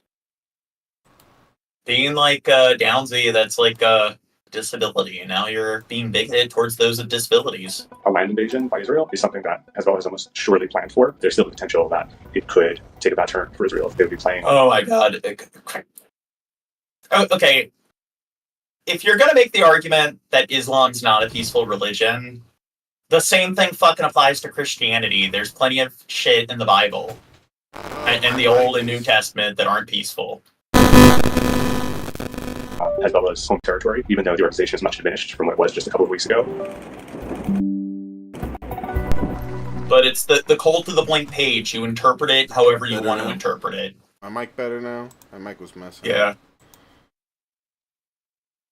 But, I mean, all the ridiculous stuff, it means whatever your heart wants it to mean. It was written a long time ago, and it's all figurative. And it only happened in a certain fucking area. Yeah. It's all the good stuff that you interpret in a literal manner. All the bad stuff, it's figurative, and so it means anything. Yeah, and if you say anything you don't like, or if someone says anything you don't like, oh, they're taking it out of context. Is my mic fine now, Scooby? Okay, it must be fine now. Yeah, it's good. And I'm Kira Phillips. We are coming on the air because ABC News has now confirmed. No. Was it Jethro? Zionism is about peace because it's associated with Judaism, and that other dude earlier said all those religions are about peace. So because they made that assertion, it must be true. Yeah. Made a really good argument. Confirmed. Iran has just launched a retaliatory missile attack targeting Israel. A U.S. senior administration official telling ABC News now that Iran is expected to fire. I have never read what? The Bible? I have read the Bible. That's why I know that it's like in the Bible, Abraham actually was involved in military combat. He actually controlled troops in the Bible. That's one of the earlier like parts of the like Old Testament, and it also establishes that he has servants, which says you can beat your slave, you just can't kill your slave through beating them in the Bible. But I guess that's figurative. Fired 240 to 250 missiles at 4 targets in Israel. Israel. This includes the Mossad headquarters, Israel's spy agency, 3 Israeli air bases. We are told it'll take about 15 minutes to actually reach their targets. The U.S. and Israeli military with their defenses at the 300 men at this moment, including Israel's Iron Dome. So it seems like Abraham wasn't a pacifist. Israel has ordered Almost residents as now many in men as Jerusalem I've had to sex shelter in with. place. The White House Bill Higgs had signaled a potential strike was imminent. The attack follows a rapid escalation of violence in the Middle East, something we've been covering for weeks now, including an Israeli airstrike killing Hezbollah's leader in Beirut. Iran launching a direct attack on Israel in April, but few of its missiles. What about the part where Noah's son went in like when his father was like drunk and sleeping, and he saw his father naked. So Noah damned his son to sin. Well, just start out with fucking Adam and Eve. Oh, they were supposed to go forth and what is it? Prosper or fucking like pretty much let's punish all women because of the acts of one woman. Well, It's no, like that's not what I'm talking about. Forbidden fruit. I'm It's talking evil. about go forth and prosper, and then you got 2 people, Adam and Eve, and then they had what, 2 sons, Cain and Abel, and then Seth. Oh, that part of the Bible where it's like, and he had like he whatever, this person, this person, this person, and this person, and they lived for this many years, and they had this person, this person, this person. It goes through like several generations, and they all lived for like 900 something years, and Well, but if you the think genealogy, about it, what's that? If you think about it, it starts with Adam and Eve. Who did the sons have sex with? Oh, the incest, yes. And then you got Noah and the flood, and you got Noah, his wife, his sons, and their wives. Who repopulated the fucking earth?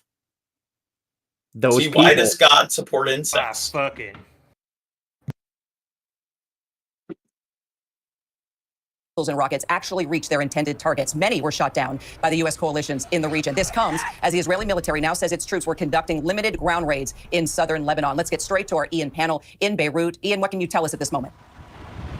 Yeah, hi there, Kira. I mean, this is clearly underway. There have been a lot of fears that this was coming, especially after the assassination of Hassan Nasrallah, the leader of Hezbollah for almost 3 decades. The live pictures that we're now seeing, certainly over the skies in Tel Aviv, show a lot of lights in the air. Now, what's unclear is whether these are ballistic missiles. We believe Iran has fired over 100 ballistic missiles. We certainly know that the Iron Dome and other air defenses are in operation, and this is happening right as we speak. A nationwide emergency alert to all Israelis to shelter. All our colleagues, people with friends and family, are all hiding now, basically in bunkers. Many people in their homes, they have kind of makeshift shelters, and everyone is now underground. This came shortly after a terrorist attack in Israel. We're told that this is possibly the first of 4 waves of attacks. Now, this is almost, if the 250 figure is right, that's almost double the size of the attack that took place in April. Remember, Iran attacking at that time. Alright, so what's that? Again, this is how we are sinful and wicked. Yes, exactly. God damned us, and he's so wonderful. Suspected that there would be attack, but this or they, or whatever God identifies as. Significantly larger. Israel has warned all of its citizens. How do you know there's one God? What if there's like multiple gods? What's your argument for Zeus not existing? The same reason. Yeah, that's. I'm not going to. Okay. It's a dead air. And we're certainly hearing the sounds of explosions from Tel Aviv in that feed that is coming from some of the television cameras there. So clearly terrifying moments of people on the ground. And then eventually we'll start to talk about what the response is. Israel has been very clear that if Iran attacks Israel, it is going to respond, and the response is going to be very severe. So we just... I don't know, like, Margarita, you're talking about, didn't God, like, he made all women feel pain, like, whenever they give birth? That's kind of fucked up because of the crimes of one woman. So that's not very nice. just have to wait and see. 99% of the missiles that were fired a little on the back in rude April side. Yeah, you're gonna damn her billions of like incest daughters to dealing with like excruciating pain when they give birth because their mother ate the forbidden fruit. Intercepted. This is double the size. That's a huge test of Israel's resources. Remember, you've got American service personnel on the ground there, as well as American citizens. You've got the U.S. Embassy and obviously lots of other foreign nationals. Yeah. I don't know. God kind of blessed men with like kidney stones, so I guess that's how women can get kidney stones too. As well. So this will be a terrifying night for many people. We're hearing the sounds of explosions. Again, it's hard at this point to know whether these are intercepts or whether some of these missiles are actually going through. So to stress, we know that this first wave of attacks is now underway. We're told there could be 4. This first wave is over 100 ballistic missiles. Everyone. So I'm preaching like secularism. So it's like, I don't care what particular ideology a person identifies as long as they respect their neighbors and treat people the way they want to be treated. So, like, I start asking it, and then people are like, Christianity, that's the one religion. No, it's Judaism. No, it's Islam. No, it's this, it's that. My religion. The religion I was brought up in. That's the right religion, because it's mine.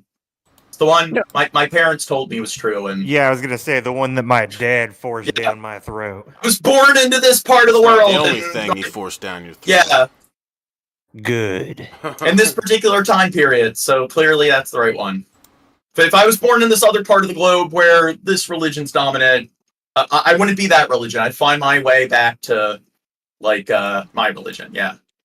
As many as 250 in total. Israel has warned that there will be a strong response to Iran. It's been I respect you too, kingdom-minded. retaliate for a long time, but especially that's been ramped up ever since Hassan Nasrallah was killed. People in this part of the world, here in Lebanon, have been waiting for an Iranian response. Many people have been crying out for it, especially in the Shia world. There's a lot of pressure on Iran to try and respond because its proxies here in Lebanon and elsewhere, certainly Hamas in Gaza, have been under immense pressure from Israel, trying to break this so-called axis of resistance. And this is a response from Iran. But a huge gamble. Skeppy loves it when people are secular. By Iran, and a very dangerous night for Israel. Yes, genealogy. Gene Morganism neology. Gene Morganism. Ew. Following content may contain graphic or violent imagery.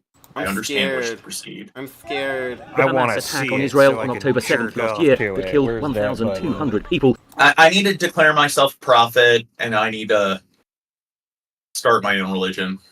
The way of Gene Morganism. Prompted outrage from the country's European allies and an outpouring of support. Now is not a time for equivocation, and I'm unequivocal. Hamas and the people who support Hamas are fully responsible for this appalling act of terror. Israel responded with waves of airstrikes on Hamas targets and a ground invasion of Gaza. At the end of 2023, the Hamas-run health ministry said nearly 22,000 Palestinians had been killed. Concern grew over the civilian death toll. Western government found it very hard to backtrack from the initial... Okay, so Netanyahu said only a couple dozen. Do you think you could find more than? I guess like maybe we're being pedantic. Like if it's like 24. So let's just say Even if the you title. What's this? Hold on. Grew over the civilian death toll. Go back like 10 seconds. I just want to point out, like, no farther. Talking about the body bags. Yeah, body bag. Okay, the body bag moment. Body bag. Okay. The best part. The best part. Okay, so look at the guy in the middle. Yeah. With like the pinkish shirt. This dude. And then go left, just like, and then down. Whoa. Going woke. Oh. Yeah. Yep. Oh, two like babies. Is that a Hamas militant right there?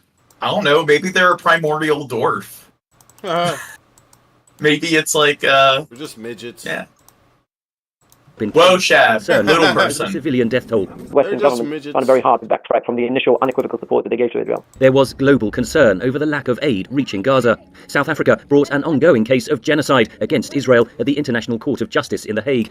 Yes, all three Abrahamic religions feed off of each other and push each other to constantly fight each other.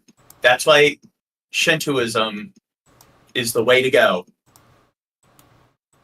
Supported, among others, by Spain, Ireland and Belgium, Israel insists it operates according to international law. Negotiations to secure a truce have so far failed. Europeans don't have the leverage that the US has to actually do anything about it, apart from obviously potentially a diplomatic statement or trying to sponsor a diplomatic effort. But if there's no coercion exercised on the Netanyahu government... Take us away from our playlist. In July, Britain dropped a plan to challenge an international criminal court arrest warrant against Israeli Prime Minister Benjamin Netanyahu for war crimes. In September, Britain... Do you think he's guilty of war crimes? What do you think? He's innocent. He's fine. Yeah. I got a better question. Do you condemn Hamas? Yeah, I condemn Hamas and I condemn Netanyahu and the IDF.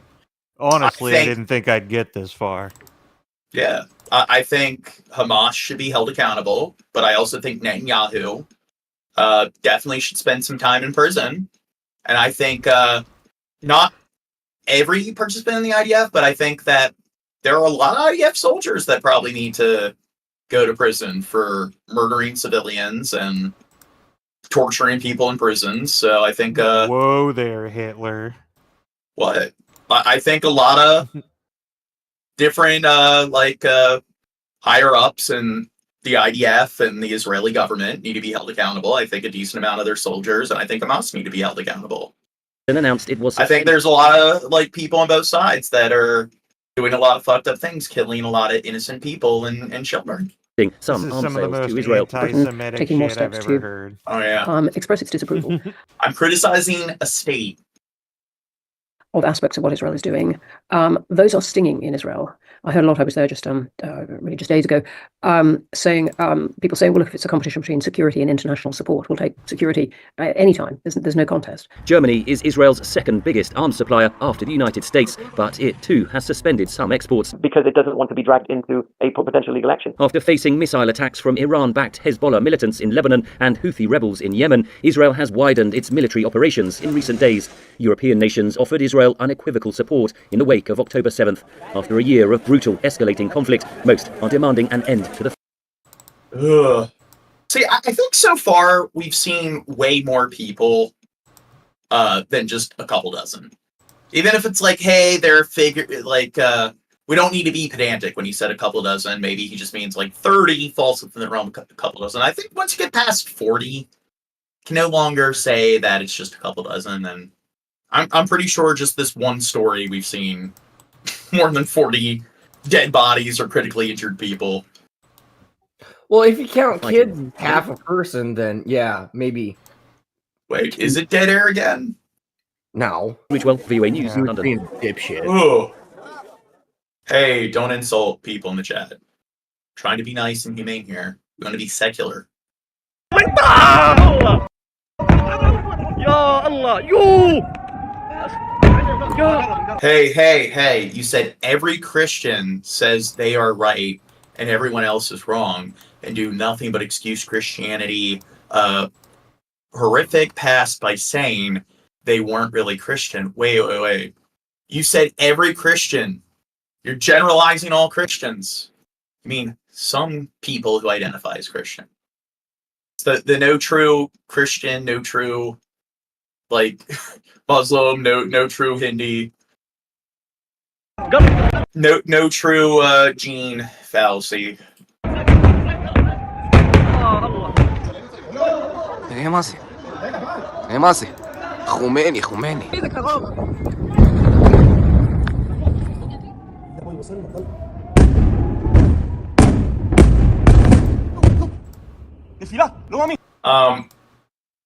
For saying crusades were a defense by Europe against the Muslim invaders, the Roman Empire expanded and conquered a decent amount of Middle East, like Egypt, and pretty sure much of Turkey and everything, and like the Levant states, the Levant Peninsula. Those were all absorbed into the Roman Empire. And before that, a lot of those states were part of Carthage, which was pretty much an empire from Spain and Portugal. So it was like the Iberian states, which was then annexed by Rome. And then Islam happened, and you had the major four kingdoms. Islam happened. Yeah, and I'm just talking about the timeline. But then the Ottoman Empire came to be, and yeah, They colonized Yeah. like that's been happening all Islam throughout happened. fucking That's almost as bad as the Holocaust. Well, there's like the sea people in the Bronze Age collapse, and they were from Europe, and they went in and fucked things up there. All the Sea people, Babylonians. we got to get Puerto Ricans involved. And then the Phoenicians were going in and caught, but both the Middle East and Europe have got, like, Alexander the Great expanded and took over parts of the Middle East, and then before that, the Persians went in and tried to invade Greece. Both sides have constantly been doing land grabs or whatever. See, everyone fucking sucks. Also, during Everyone fucking sucks. Gene is racist towards all of humanity. Everybody fucks and sucks. I'm a misanthrope. Yes. I hate all groups of people equally. They're all a bunch of expansionists, all of them. Also, during the Crusades, there was a lot of infighting because there was, I don't know if it was a third crusade, but it was Christian on Christian fighting for land in like the middle of Europe. And they didn't even like want to fucking go to the Middle East. They just were just like, no, we're going to take this land, even though it was already Christian. Yeah, fuck the Carthaginians or whatever. Fuck the Romans and the Greeks and the Germanics and the Egyptians and the Arabs and the Babylonians, the Indus Valley, the Mesopotamians, Turks, all of them. They all suck. They all keep invading one another. No,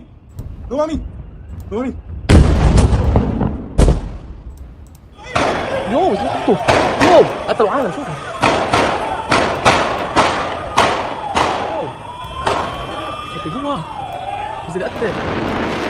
Jesus. Oh, here, we mentioned... Or no, this Iran. Yeah, chef. We've gone 6 hours, 30 minutes. Once we get through all the, like, Israel, like, Middle East, all killing each other stories, then we can edit. Or maybe, do we need to go over Russia and Ukraine some more? We need to get to 2,000 subscribers, and then we... Okay, that's our goal.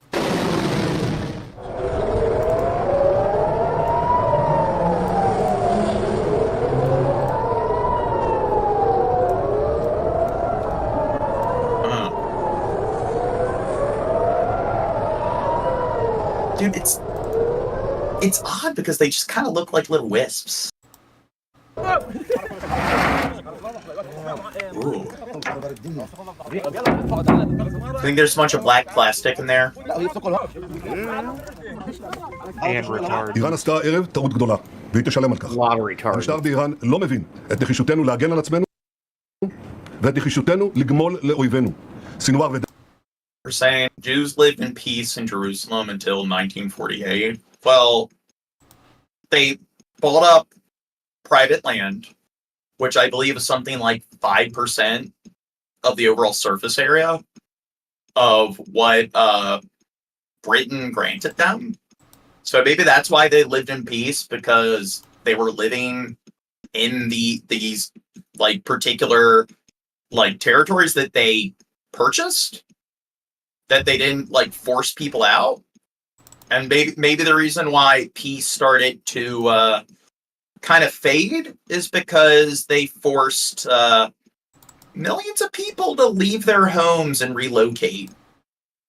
Which maybe that's the problem. That when you force large amounts of people to give up their property and relocate at once, it's almost like things are going to get chaotic and shit's going to hit the fan. דף לא הבינו זאת, נסראללה ומוחסן לא הבינו זאת, וכנראה יש בטהרן אלה שלא מבינים זאת. הם יבינו. נעמוד בכלל שקבענו. מי שתוקף אותנו, אנחנו תוקפים אותו. At my direction, the United States military actively supports... Wait, Muslims can't force people out? Well, what are you talking about? It's like people were living there. So it doesn't even matter. It was a territory of the Ottoman Empire. That's where, like, that particular region is located. And there are already a bunch of people that had homes. They lived on a little chunk of land. They had families and stuff that lived in that particular territory. And there were Jewish people that also lived within the region. But they had their own houses and their own land. And then once World War II was over, and at the end of World War I, the Ottoman Empire collapsed, and Britain and France divided land amongst themselves. And then at the end of World War II, they then granted the land. They declared that particular piece of land would be Israel. And then they pretty much decided that anybody living in that region that wasn't Jewish, who wasn't part of the Israeli state, they pretty much told them they had to relocate. And they did this all over the fucking planet in all their various colonies. They drew unnatural borders and forced, like they did in India, where they created Pakistan in India. And they it was one of the largest migrations in human history. And they forced millions of Islamic Indians, and then millions of Hindu Indians, all to relocate to those different regions, and it just became one big clusterfuck. And that you can claim on the British Empire. That's a byproduct that Pakistan and India keep butting heads today, and you could probably blame it on that. Towards the defense of Israel, and we're still assessing the impact. But based on what we know now, and then you look at Africa and all the unnatural borders that they carved up there, and that's led to an untold. We've gone over the Second Congo War and everything, and you can pretty much blame that on Belgium. And then South Africa, the apartheid, they pretty much just fuck. You know what, Britain needs to be held accountable more. Blame Britain. It's Britain's fault that this is going on in yeah, it's their fault this is going on in Israel. Blame them on in India and Pakistan relations, and then South Africa. I mean, yeah, they pretty much left a white supremacist government in charge. Appears to have been defeated and ineffective. Make no mistake, the United States is fully supportive of Israel. And we're also the fault, America. We're Britain's terrible, evil, warmongering child, and it's Britain's fault for leading us with Native Americans and stuff. In hindsight, probably shouldn't have done that. Yes.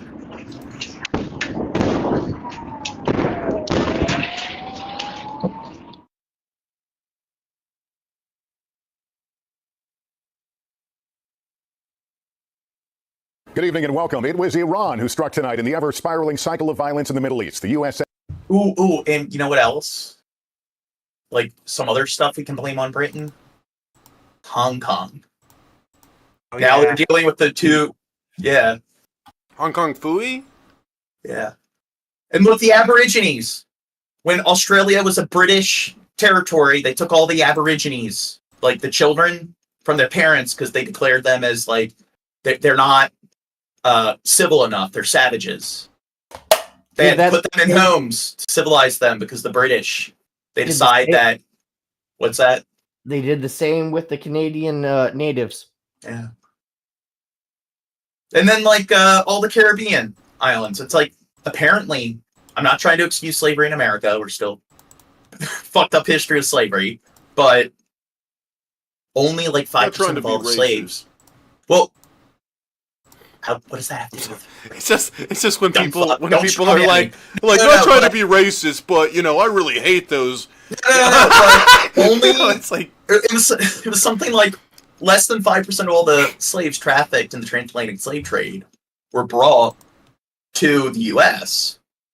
Most of them were brought to the Caribbeans. All of Britain and France and Spain, all of their Caribbean colonies. Caribbean. And look, yeah, Haiti. Look at what's going on, which that's France. But yeah, France. Blame them for what's going on in Haiti. Also, we can blame France for the Vietnam War as well. Yes. Iran. And you can't blame us because we're a byproduct of Britain. Britain raised us poorly. Down Fuck you, Britain. So when we supported France, that's Britain's fault. cover. Just moments after air raid sirens sounded, the sky filled with streaks of light. Incoming missiles, many appearing to explode in the air, intercepted by Israeli and American defenses. Iran launching waves of missiles toward Israel in retaliation for its recent killing of a leader, an Iranian-backed militia group. Remarkably, Israel says there were no deaths and few injuries as a result of the missile strikes this evening. The attack's not a surprise after U.S. intelligence several hours earlier warned a missile attack by Iran was imminent. This evening, Israeli leader Benjamin Netanyahu making clear there will be a response. Our team witnessed it all from the ground. Raf Sanchez leads us. But here, I'm going to create my cult or whatever, my group. I guess maybe I shouldn't call it a religion, but our scapegoat, Britain and France. We're gonna just blame everything on them. Perfect. Yes. I was already doing that. From northern Israel. We're gonna keep them on one island called Britain, and they can't move. They can't leave. We're just gonna keep them on that island. And what about China? Like all the fucked up stuff going there. How can we blame that on Britain? I mean, the Opium Wars. Yeah. Oh, yeah. That's what I was gonna fucking. Yes, they caused like the Century of Humiliation, and then Japan, they annexed like in the Sino-Japanese Wars, they annexed Taiwan and the Korean Peninsula from China, and that was Japan being like, hey, you got all these Western countries colonizing everybody, so they're like, hey, we want to be like you. We want to show that we're part of like the big global power club. So that's why we're so. Britain was a bad influence on Japan, so it's their fault Japan colonized Taiwan and South Korea. Well, what wasn't the Boxer Rebellion against the Chinese too, or am I? No. The Boxer Rebellion was because they didn't. Well, China was kind of like a satellite state because the way India worked is that you had the East Indian trading companies. So the Dutch colonized Indonesia, and then France had Indochina, which was like Laos, Cambodia, and Vietnam. The killing fields of Cambodia, Pol Pot, that was a byproduct of all the destabilization of France leaving, so that's their fault too. But India and Bangladesh were, well, India at first, you had Portugal, Britain, Spain, France, and the Netherlands, the Dutch. They all had all these like coastal settlements all around the coast. And then you had, in the 7 Years' War, there were the Carnatic Wars, where Britain and France sent, it was like, I think it was Roger Clive or whatever. He was like the big British, the first, like, I think, attorney governor that they actually appointed to like India once they annexed it. But it was the Mongol Empire, and then you had the Carnatic Kingdom that kind of was butting heads with the rulers of the Mongol Empire. So Britain came in and supported the Carnatic Empire, and then France came in and was trying to support the Mongol Empire, and they pretty much like pit them against each other in that proxy war. But then Britain and with the support of Portugal, they ended up like defeating all the other European powers in the region, and then Britain ended up laying claim to India. So if it wasn't for that, then pretty much all the different like European companies pretty much would have just contested the area and treated it like a satellite state. So pretty much that's what China was like, where you had all these European settlements littered all throughout like China's mainland. And the only reason why they really weren't colonized is because if they did, then all the other European countries would start fighting over it. And it would have been another like major like conflict like the one in India.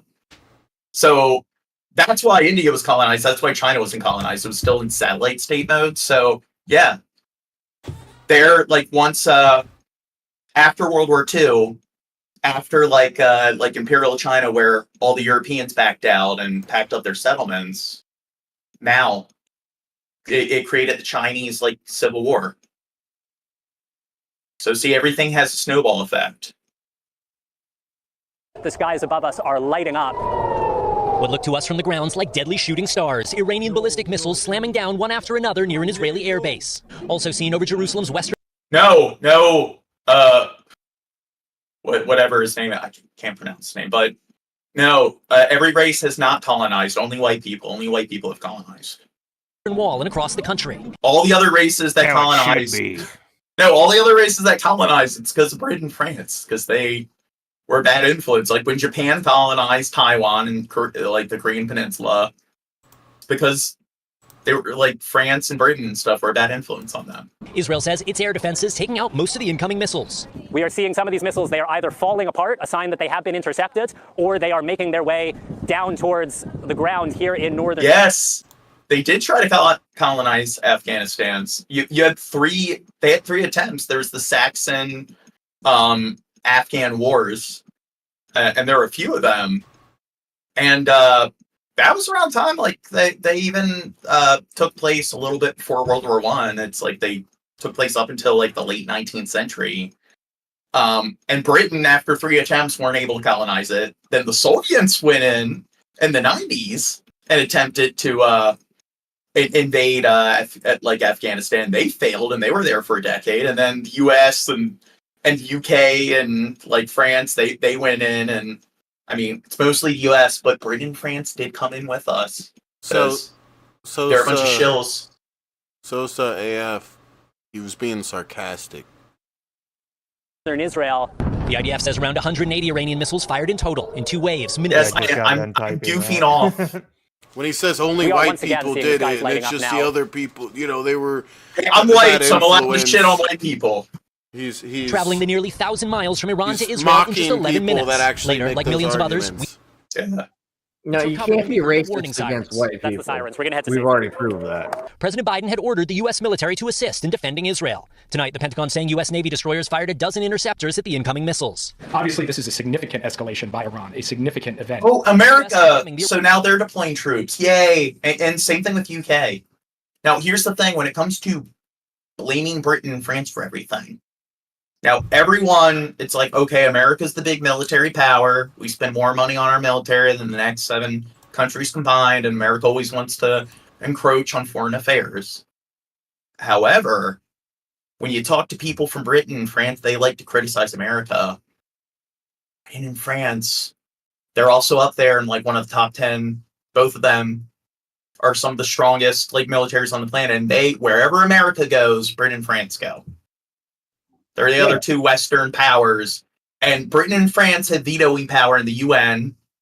And it's like, I think like Britain's the only country outside the US that has more than like 1 aircraft carrier and so forth. And France, and both Britain and France have nukes, and Britain and France still have a shit ton of like overseas island territories. So one thing that you'll notice is that whenever military operations take place, Britain and France are always there as well. So they have no right to criticize the United States. There are 2.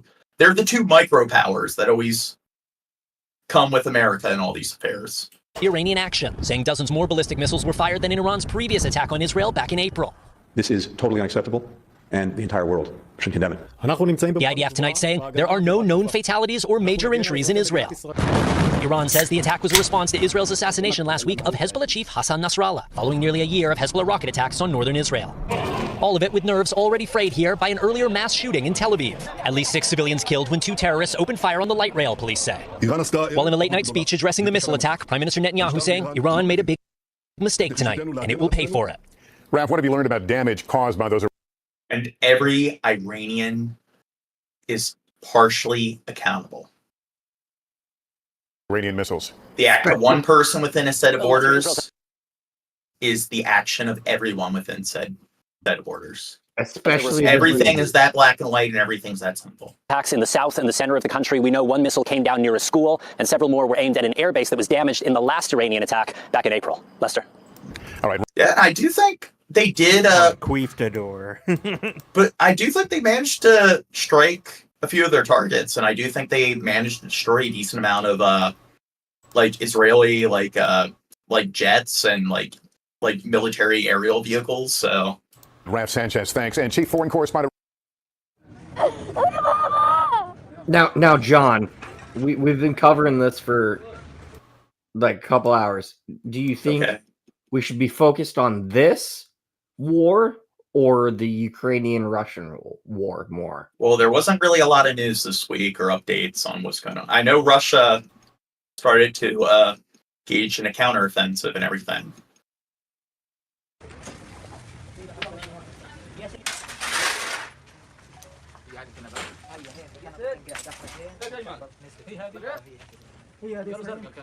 Let's get Russia, an Asian country, encroaching on the West. Mostly in Asia. Even though the Asian part of Russia is like pretty much barren tundra.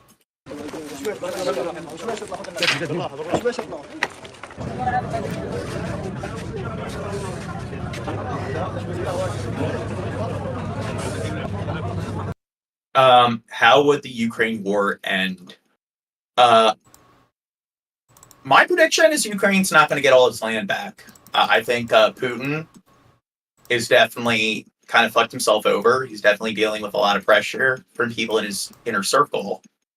And I think probably they'll get some of their land back, but I think once the peace treaty is signed, I think they just got to join NATO and take the loss. It sucks, but I mean, the war can't go on forever, and how many more people need to die? Well, even though they're actually, winning. Well, I mean, they did like an offensive, and they were able to seize some land, but then I believe Russia very recently started to beat them back again.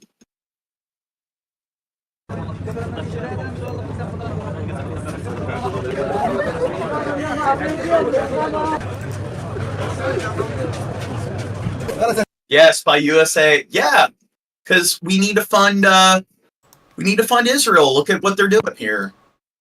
Calling Hamas militants. Do you think that kid was Hamas militant? Definitely. Yeah. Well, that's my thing. I was like, it also is just like, fuck Israel. Just if there is like some military conflict that we should be supporting, Ukraine definitely deserves more support than Israel does. Well,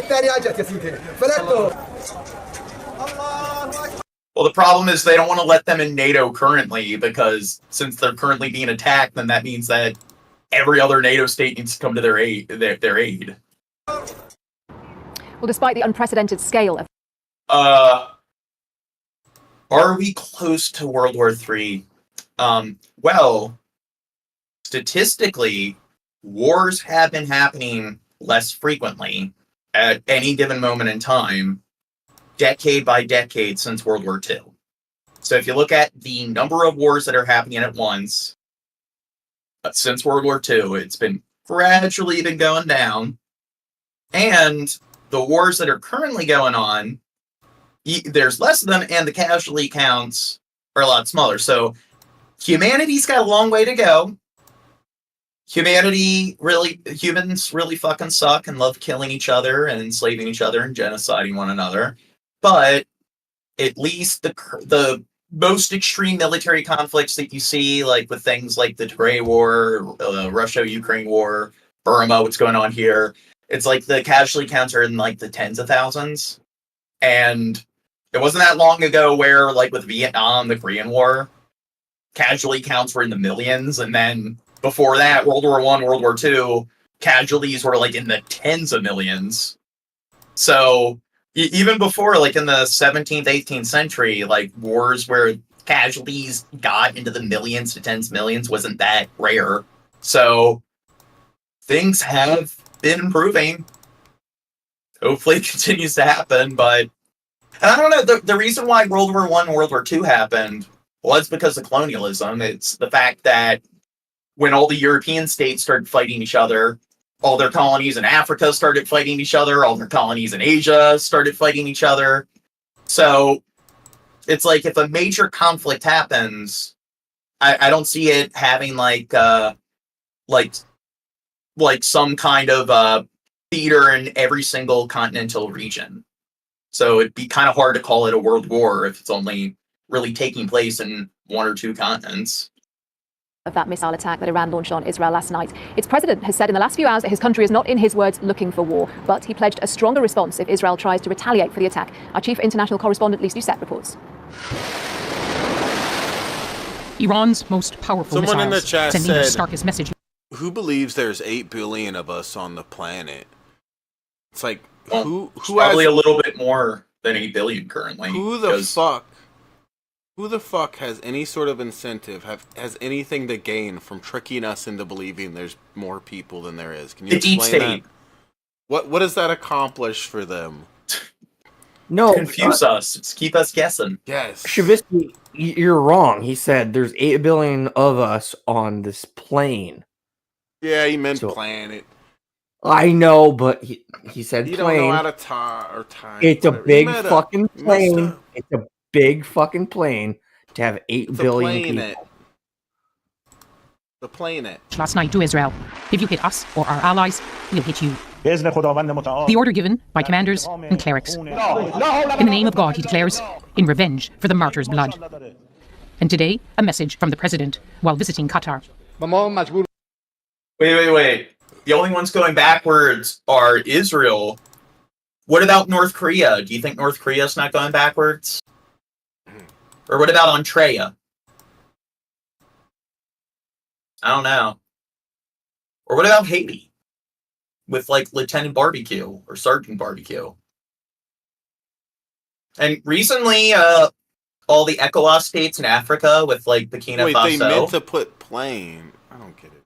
Whatever. I'm sorry. Are they one of those firmament Earth? Yeah, I was about to say, what are you, a conspiracy flat earther? Is that why you say that? On this plane. The hollow flat Earth. It's called a planet, theory. and it has plane in the word, Gene, for a reason. Okay? Plane, planet. A plane is just one flat surface.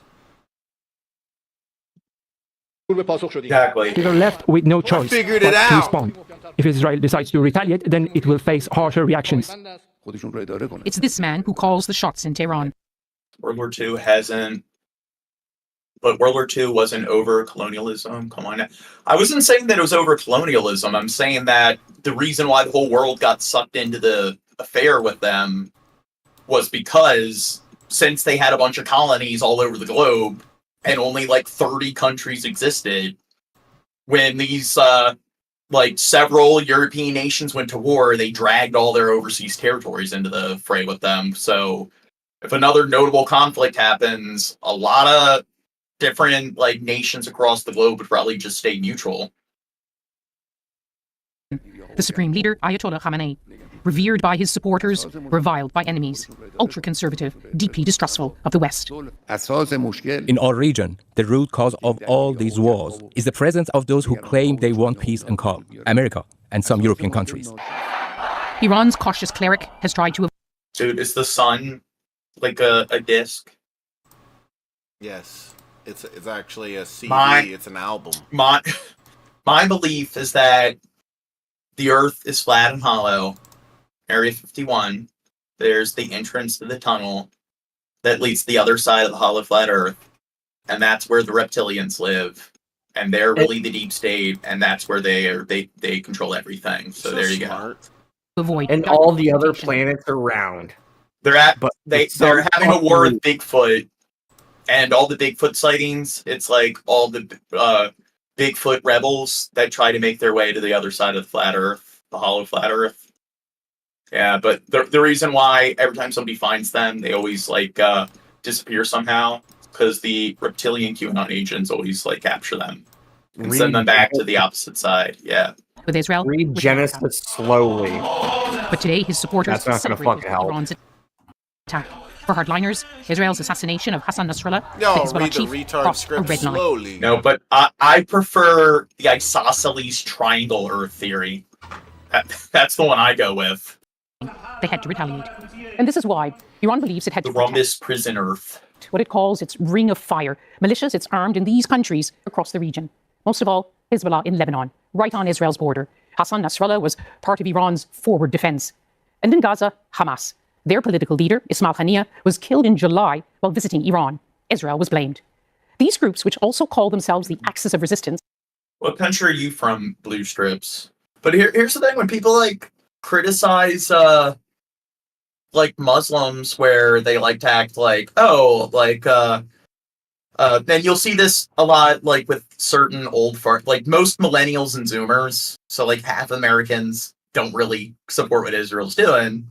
But the other half, the old fucks, they like to play the stupid, like, oh God, like Islam, they're so radical and they treat women like shit. It's like you had those protests a while back where the cops were doing what police do best, pretty much globally, like what you see cops do in America.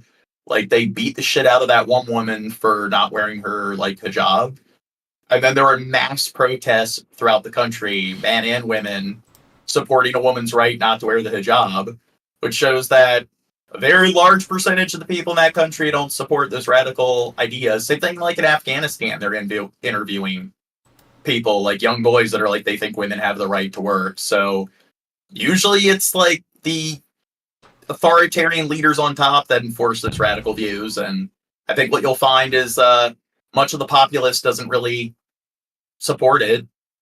And the fact that unlike in America where you can protest, you don't have to worry about going to prison. So you have all these like hipsters with their pink and blue hair dye that go out and want to virtue signal and stuff. It's like, I wonder if they'd be doing the same thing in Iran where they could be getting arrested. And then you have all these men and women going out on the streets to protest for a cause like that, knowing that they could potentially be risking their freedom.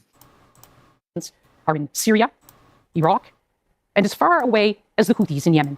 They've all been weakened, but not wiped out by Israel's recent strikes, and they're certain to keep attacking. But what matters most of all for the Islamic Republic is to preserve the Islamic Republic, their power at home. That means striking hard enough.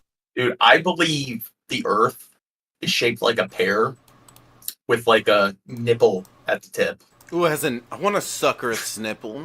You know what that's from? What? Christopher Columbus in his journal. Well, it's actually accurate because it's in a what did fucking Neil? Oh, it's an ellipse. Yeah, it's not a perfect sphere. It's not completely like symmetrical, but he believed. Spheroid. I think that's what they called it. Yeah, but he in his journal he wrote how he believed the Earth was shaped more like a pear, and at like the peak, one of the like the poles, it was like had like some nipple formation. It's God's tit. It's God's tit. It's proof that God's a girl. It's Christopher Columbus. That's his Earth formation theory. To send a message, but not so hard, it drags Iran into an all-out war. It knows it cannot win. Least to set. I know, like, in the Bible, the way it describes the Earth is, at least in the Old Testament, they describe it like the Kariashi dolls. It's like the different layers. So it's like you got the heavens and then the stars or whatever is like poking through the sheet, the clouds, and then you have like the sky, and then you have the land, and then you have the oceans. And BBC News. Iran launched around 180 missiles. Next vid. Meantime, tonight, many North Carolina homeowners struggle. How the fuck did we get here? I don't know. Oh, that's not supposed to be there. I'm glad we did. Hold on for a second. Do you know the what country first started naming hurricanes or tropical storms? America. No, it was the Australians. It was like 1850 Wait, we something. copied those dumb fucks? Yeah, they started naming tropical storms or hurricanes after people. Well, first after people they don't like, and then it was after their girlfriends or wives they started naming hurricanes. And nowadays we are set on like every 4 years we do female names alphabetically, and then male names alphabetically. And if it's super disastrous, like Katrina, we do not reuse those names, apparently. But saying Abraham came from Iran or Persia, I don't believe that's the case. I believe that it's estimated that those religions pretty much started near the Tigris and Euphrates rivers, the Fertile Crescent. So it would be like near Iraq. And then, like, they were a nomadic group, the Israelites, so they I mean, they definitely made their way to Egypt and so forth, but it definitely happened a little bit more east to like the Tigris and Euphrates like region. If Abraham existed, but that's based, if you look at like the biblical records, how they describe the geography and stuff, I definitely don't think that's where he started his journeys. After Iran's most intense strike ever against Israel, raining down almost 200 ballistic missiles, nearly all of them shot down, including by interceptors from a U.S. destroyer, American and Israeli officials tell NBC News Israel is tonight preparing its response. Okay, can we not talk about the P word in the chat?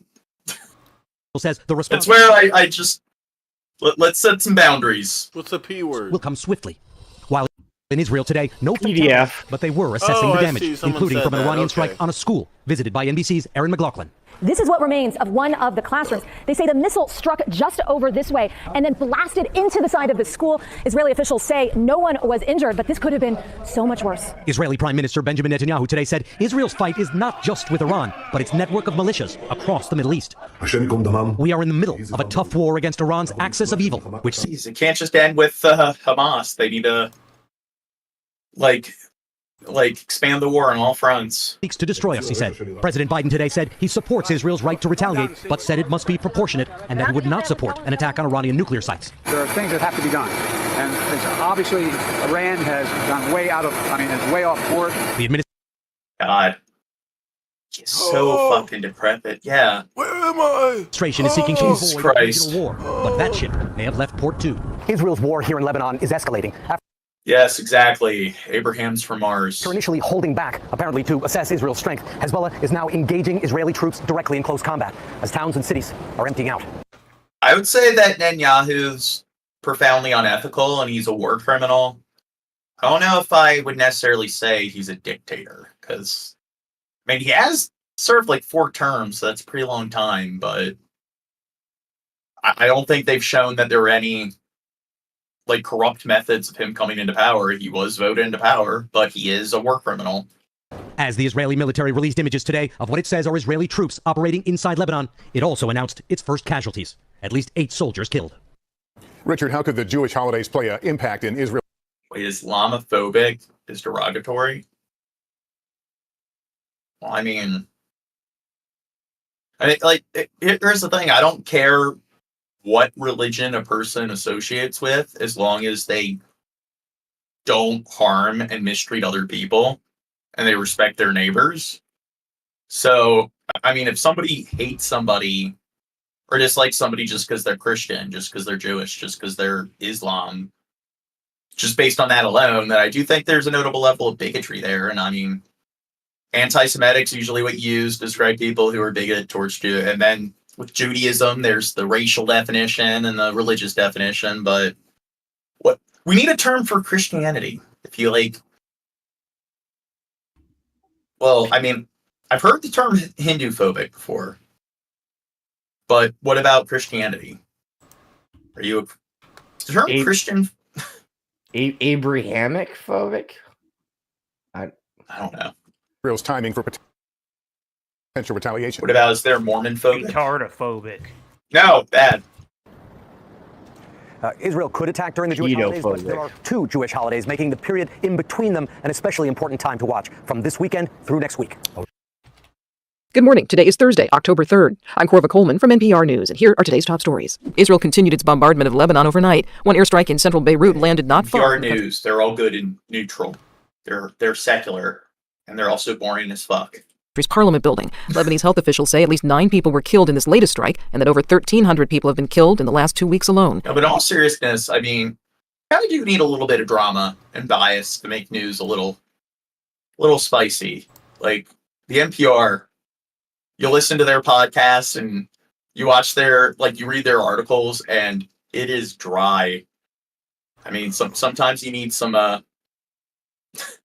a little bit of mental gymnastics to kind of add some flavor. PR's Ruth Sherlock has the latest. Nighttime brings terror for residents of Beirut now. Many hear the whoosh of incoming fire, and homes often shake from the impact. WhatsApp groups and social media platforms come alive with scared discussions of what the bombs might have hit. Israel's air campaign on the Lebanese capital began with strikes on the southern suburbs, hitting what it says are Hezbollah targets, killing commanders or destroying weapons stores of the Iran-backed militant group. Thousands of civilians fled those areas, with many taking shelter in homes or just sleeping on the streets of central Beirut.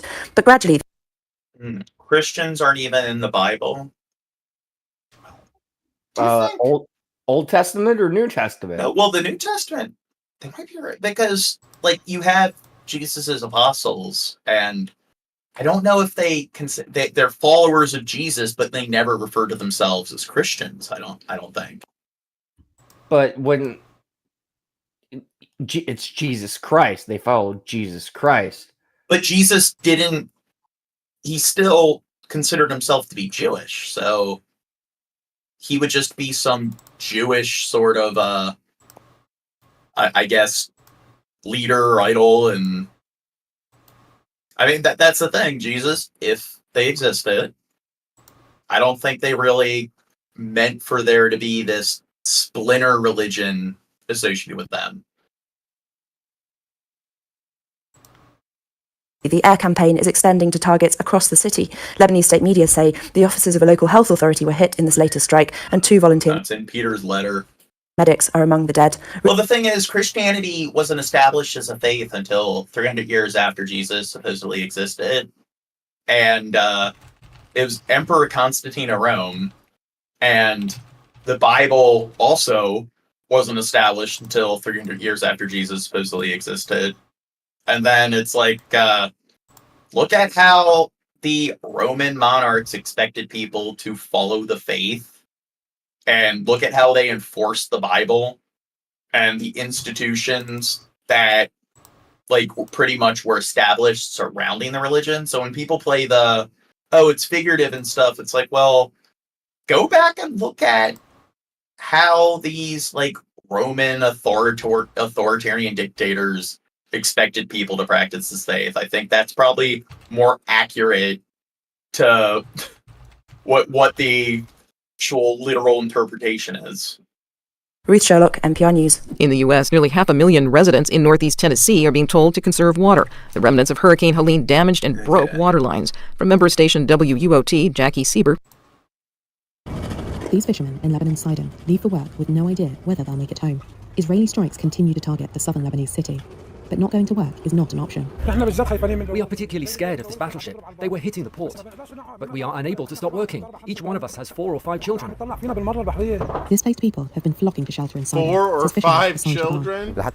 Yeah, maybe that's a problem. Maybe you need to stop making children. They're living in a different country. I know, and in some of these countries, they just I think they really get a strong idea that they should procreate as much as possible. Well, no, it's because a lot of it has to do with agriculture. If you live on a farm, because there's good workers. Yeah, it's normal for people that work on farms or to have a farm to have a large family. Agriculture and religion. I'd say that a lot of developing countries, one of the reasons why they have a lot of kids, because they work in agriculture. Well, so that's why. Well, I think religion backs it up because, like I said, was it like be fruitful, be fruitful. There you go. And then probably one of the reasons they back it up is because probably some of the logic is because throughout most of human history, people were farmers. The vast majority, you were like either a farmer, shepherd, or slave. Yeah.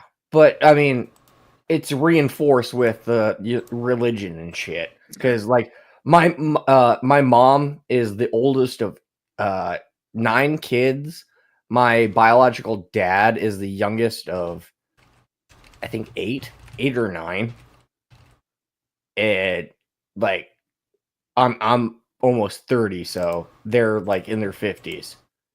So like even back then, like the 70s, 60s, that kind of sort of mentality was still enforced. You know who needs to start, like, what part of the world where they need to start having, like, 5 kids? Japan. Yeah. They're not fucking having kids, and because of that, they have an aging population, and I think they even have a more, like, when it comes to the demography there, when it comes to the age displacement, it's even worse than China, and China has, like, the one-child policy. Same thing in China. They need to start having more kids, because they're going to get to the point where there's a larger retirement age generation than a working class generation. Well, that's really bad for the economy. Well, it's going to be the same thing with like Italy. Oh, we don't have enough ethnic Japanese. We got foreign people coming here, and they're whatever. Every house is around 10 to 15 families. We need to create one giant mega race. Whoa. All the displaced are now in the old town of Sidon. It's packed. All the Yes. Dude. So instead of the master race and going like the Nazi route where it's kind of exterminating all the other races, we need to do the mega race where instead of isolating all the other races, we bring all the races together in one amalgamated race. We got to try to. Remember that? We cartoon? need everyone. No, we need everyone to just start breeding with everyone else, and we need to make it so like everyone is as mixed as possible. There you go. We need to go the bonobo route. Everyone just needs to start fucking. What? Dude, you remember the wacky races? That's what, when you say like the master race thing or whatever, I'm thinking of wacky races. We should do that. I'll throw a banana peel down. families from Tyre and from here and there. Everyone is here in Old Sidon. But what can we do? We need to be able to live. We are working while they are striking. Yesterday night was very intense. More than 1,900 people have been killed and over 9,000 wounded in Lebanon in almost a year of cross-border fighting. Most of the deaths occurred in the past 2 weeks, according to Lebanese government statistics. Caretaker Prime Minister Najib Mikati said about 1.2...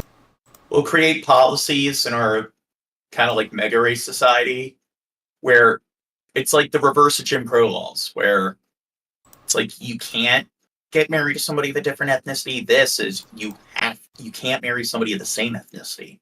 You have to marry somebody of a different ethnicity. 2 million Lebanese have been displaced by Israeli attacks. Yes. Tonight, we are taking an in-depth look at whether every Florida homeowner actually needs flood insurance. Investigator Katie Legrone is looking into whether flood insurance might be required by our state in the near future. Title surge push. No, but you have all these like racist assholes across the planet that want to create ethno-states. You know, like JF, where they want to buy out the opposite of them. Create mixed race states. FES states. Yes. Yes, let's do it. The amalgamation state. Give it enough time, we'll all just be That's one what it is. color. We'll all be one color, purple. I look forward to this. Pushed in, Have you seen? We'll create our rainbow children.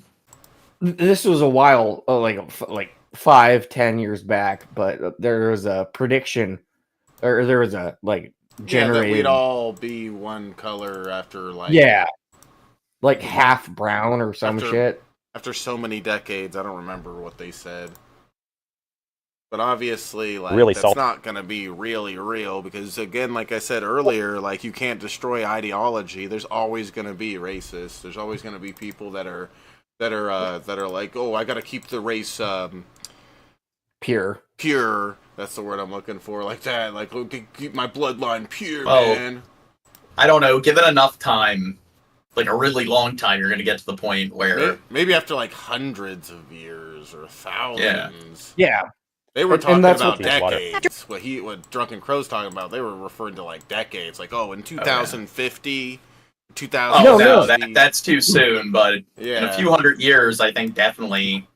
Maybe. Like You'll never living in his destroy Bradenton home for ideology, 20 though. There'll always be those white people or black people or whoever that think, everyone's gonna pretty much have the same exact skin shade, and the new sort of bigotry is just going to be over like being a slightly less tan color.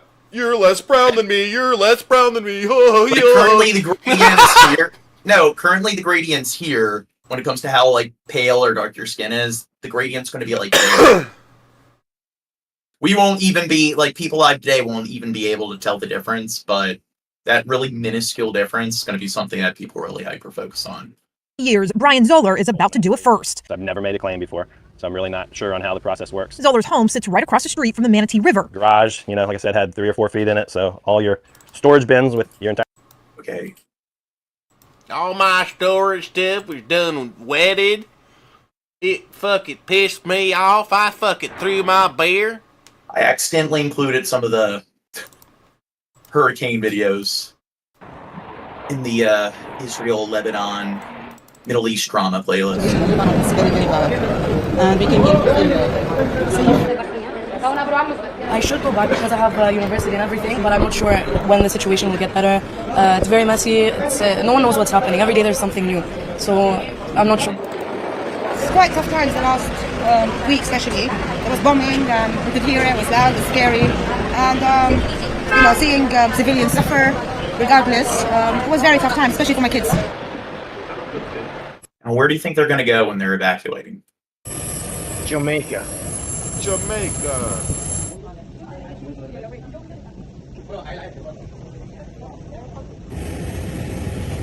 Now, I know Erdogan, he's got a pretty sick palace. Do you think he'll let all these people stay at his place? Yeah.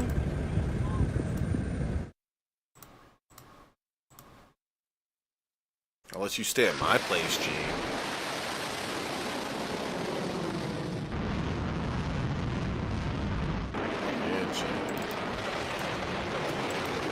I think maybe it's getting a bit repetitive now. Them dropping bombs? Yeah, it's like, dude, figure out something new. Be creative, Yeah. you stupid cunt. Lame. Oh, I'm gonna drop missile A, now missile B, now missile C. Think of something better. Yeah, come out with like a comedy show or some shit. Yeah, do a bukkake on them or something. Do something new. Why don't they just, again, here's my thing. If you want to go after a specific militia, just put some sedatives in the water supply.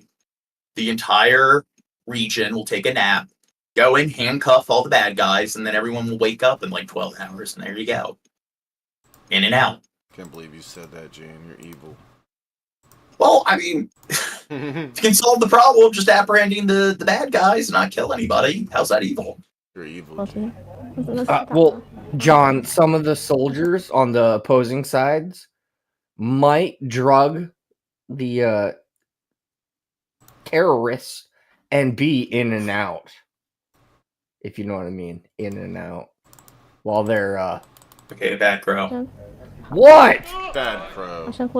They're already doing it when they're sober and awake.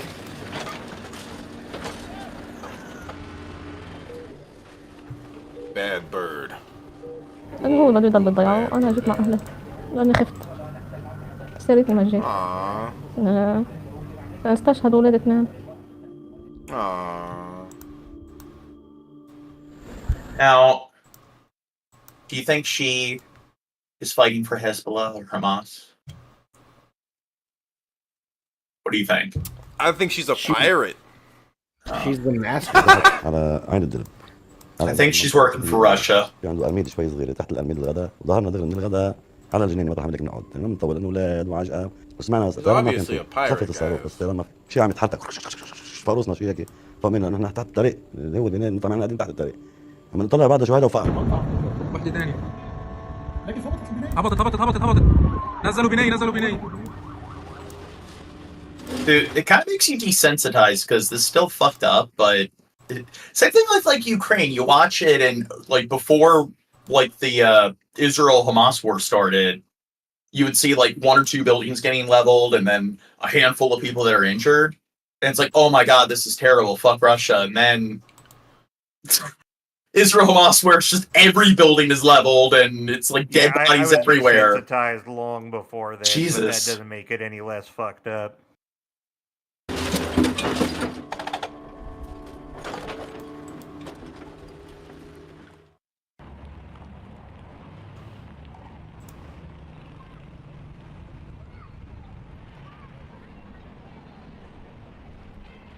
Skeppy, I was so close about saying that fucking joke.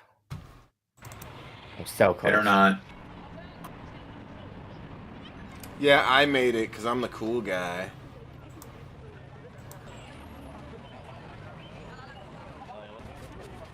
Like super cool, if you ask me.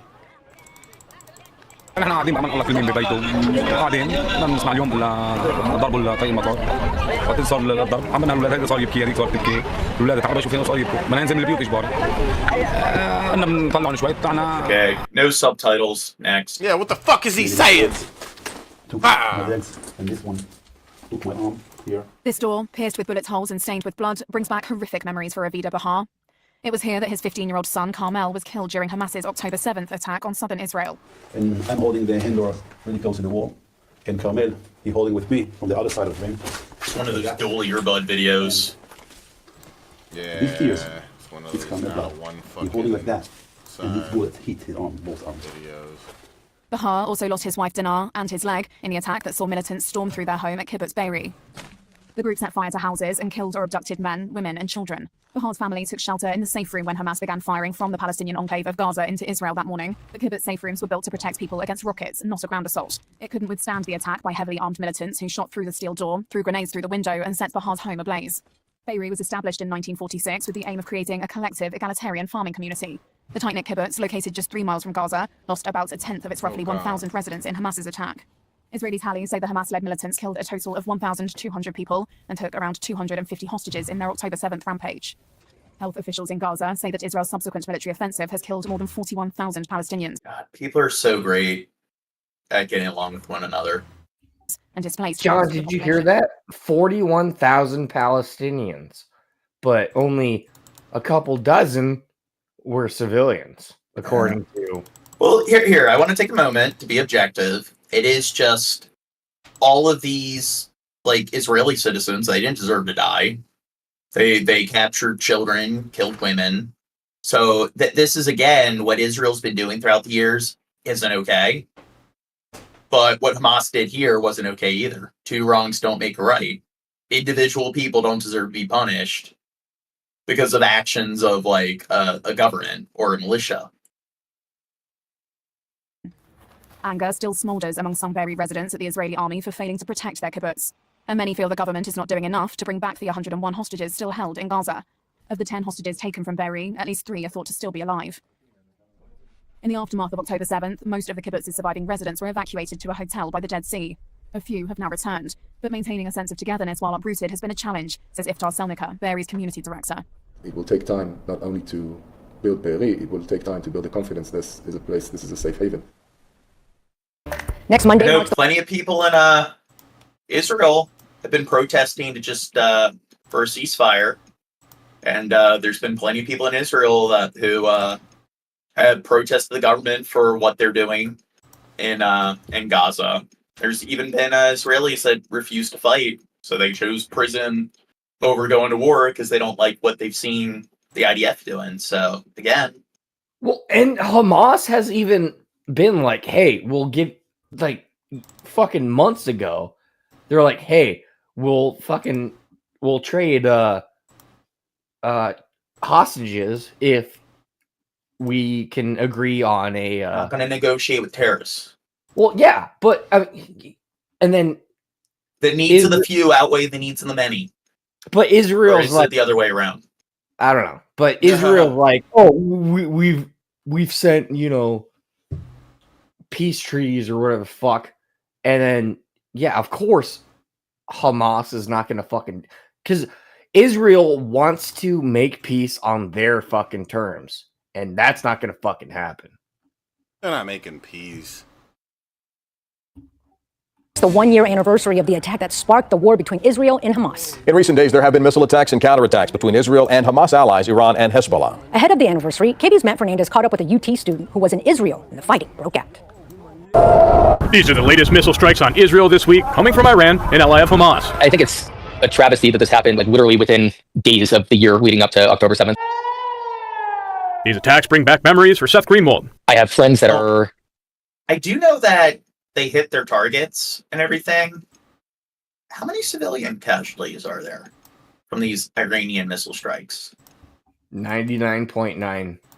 Well, I'm wondering, it's like if they exclusively aimed for military targets and military infrastructure, and they just exclusively destroyed military infrastructure without even harming any Israeli military.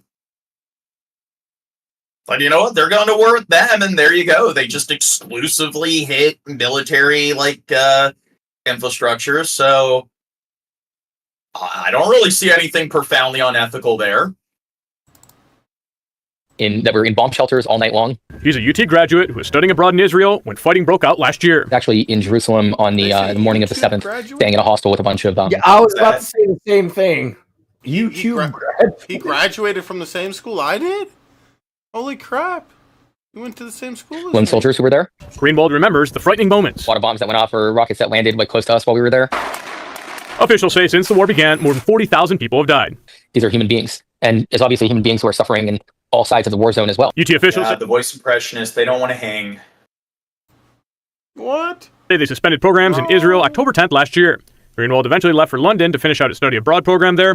Now he's back in Texas, but still keeping an eye on Israel, hoping there will soon be a resolution. I consider the country a second home because of all of the friends and extended family that I've made along the way. Hopefully we can see a more peaceful situation. Matt Fernandez, KV News. UT study abroad programs in Israel. See, the war is not about, Christian and Muslim. It's about the friends you make along the way. It's about oil. Incursion. The Israeli military said today that Hezbollah fired more than 230 rockets and drones from Lebanon into northern Israel. Cross-border rocket attacks have become common over the last year. The day after the October 7th terrorist attacks on Israel, Hezbollah opened fire in an act of solidarity with Hamas. Soon after, the Israeli government evacuated more than 60,000 residents living near the border. Like she has a black eye. Yeah, Shiprin has been traveling across she kept northern talking. She kept talking back when I told her to shut up. Oh, damn it. Bad Shabisky. Begins his report tonight from Kiryat Shmona, just a mile and a half from the Lebanese border. The road to what used to be the largest city in Israel's north was quiet. Inside Kiryat Shmona, the homes bear the scars of war. What used to be a roof over this family's head, now a gaping window into their living room. For 11 months, the town's been Hezbollah's biggest short-range target, hit on more than 200 separate occasions, including last weekend, a direct strike through the roof of the city's main mall. So there's schools right across the street behind us, and the Hezbollah attack struck right here. Ariel Frisch is the city's deputy security chief. Yes, SHLV, keep Shabisky in check. He shows me a site hit by 3 rockets, 2 artillery shells, and 1 missile earlier this year. If we hear an alarm, on the best case, it's 10 seconds. Most of the time, we can hear the whistle and the boom, and then we hear the alarm. Before October the 7th, he'd never done security. He was a rabbi and school principal. But today, the kindergarten in a residential neighborhood is empty. Its playground stands unused. Nearly all of the 24,000 residents have been evacuated. Today, the basketball courts are shot through with shrapnel. The city's frozen in time, its soundtrack mostly silence, punctuated by projectiles. Above the city's gas station late last week, Hezbollah rockets intercepted by Israeli air defense. Hezbollah doesn't care if he's losing troops or commanders. He is a terror organization, and terror organization is only about striking fear. As long as we keep the evacuation going, Hezbollah is winning as he's telling the story. The city's staff have all remained under threat, often... I think I would leave this, I think I would just want to move to another country for a few years. Go on like a 3-year hiatus or vacation. Underground. Mayor Avichai Stern holds his meetings in a bomb shelter. Israel always expected an October 7th style attack. It just expected it from the north. What's that? So they're being like, oh, we have to take on Hamas because we need to get rid of them. And then you have Hezbollah attacking Israel, and they're like trying to play the victims, like, oh, we can't take this anymore, and stuff like that. Like, is that what is going down?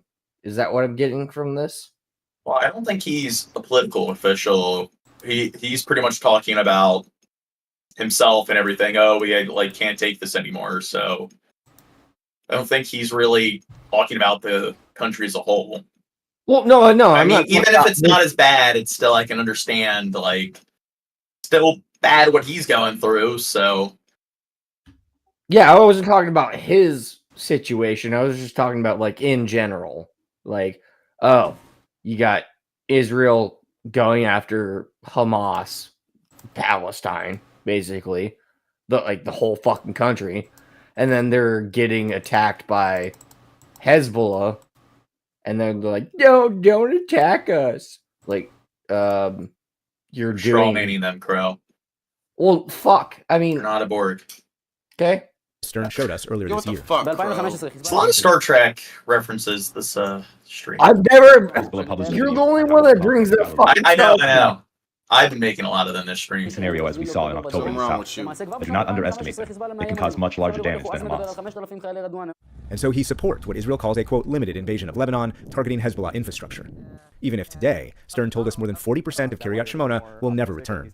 In order for us to bring the residents back here safely, it is not enough to just eliminate the top of the organization. We need to destroy the infrastructure that threatens the citizens every day, and also push them back so that they cannot threaten us with direct fire. That threat is from Hezbollah's Radwan units, whose videos portray fighters operating within sight of Israeli towns, including some built on the hills of the western Galilee. This is the core of Israel's challenge. Behind me is the Bedouin village of Arab al-Aranche, so close to the Lebanese border you can actually see the fence that Israel has built, close enough for Hezbollah fighters to be able to use short-range weapons like rocket-propelled grenades, anti-tank missiles to fire into the city, and close enough for Hezbollah to build tunnels underneath Why didn't they build a wall? That border. Just after October the 7th, Hezbollah fighters tried to infiltrate the village. In that attack, Radwan forces killed an Israeli deputy brigade commander before being repelled. And in April, Hezbollah videotaped as it launched a combined drone and missile strike that hit a You know what? They have their Iron Dome system. What if they just build a giant Iron Dome that encapsulates Israel, so that way none of the other countries can like fire weapons and stuff, missiles at them, because there will be a dome shielding it. And they can't fire any back, right? Yeah, have some artificial like sunlight system, and then Just watch like them like they're in a terrarium or something. Well, no. They can leave whenever they want. Just have some kind of like hatch system that opens up, so when like planes come in and need to fly into the airport, and maybe have one that opens up, leads to a tunnel for like maritime trade. But there you go. Now they have a tunnel to keep all the people they want out, and people they want in can stay in. There you go. Community center turned military. See, maybe Trump was onto something, but instead of building a wall, build a dome. Barracks, killing 2 Israeli soldiers. Adeb Al-Mazal is the community's manager. The feeling is very difficult for the residents. There's fear, there's anxiety. I evacuated the first day of the war. I evacuated to a hotel. I was evacuated to several hotels. Thousands of those displaced have landed in Tel Aviv hotels. And for the Gal sisters, home is a 150-square-foot hotel room. They fled here last October, after their little brother was born on October the 2nd, and 5 days later, Nofar Gal's husband was called up to the military. It was very difficult, especially in the beginning. It was after my cesarean section, and when my baby was 1 week old, we had to flee our home. And we arrived with a real sense of grief. It was hard, but life in Tel Aviv went on as normal, and it was very strange to see that. Did you feel like you didn't belong here? Yes, at the very beginning, we walked around the street and...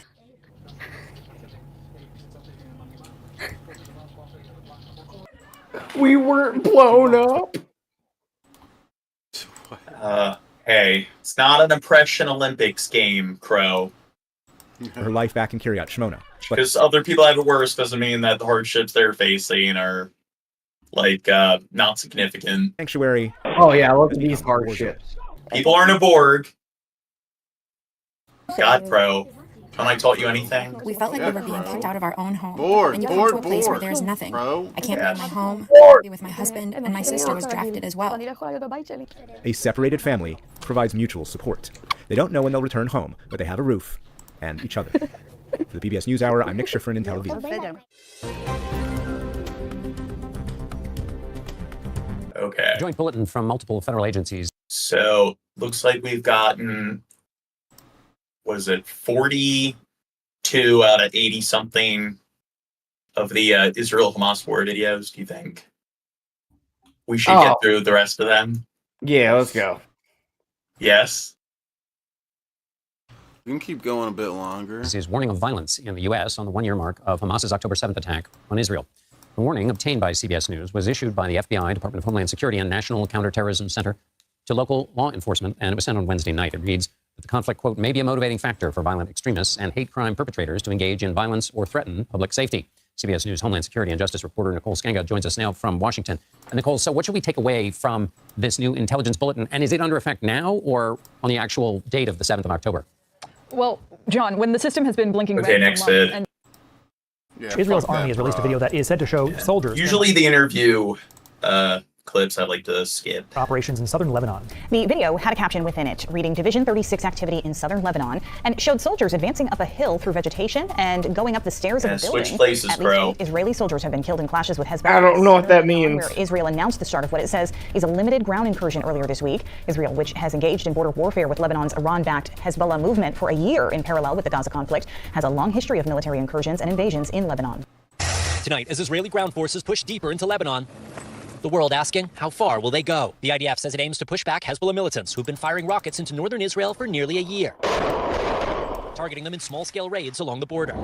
But as we drove the winding mountain roads of the Galilee, we saw evidence of a much larger military buildup. All across northern Israel, we are seeing tanks, armored vehicles, the unmistakable signs of an army on the move, getting ready to head over the border into Lebanon. It's raising fears that what Israel says is a limited offensive is instead the start of a wider assault. Are these local raids going to be enough to push Hezbollah back, or are you going to have to send in more forces? We're focusing on local raids according to intelligence, where we know there's Hezbollah infrastructure that we need to... Okay, here. Let's get to some more recent stories. So far, we're in the 2-day mark of this dispute. Talk to the chat, Shizky. I'm gay. That's better than what I was gonna say. I was gonna say the N-word.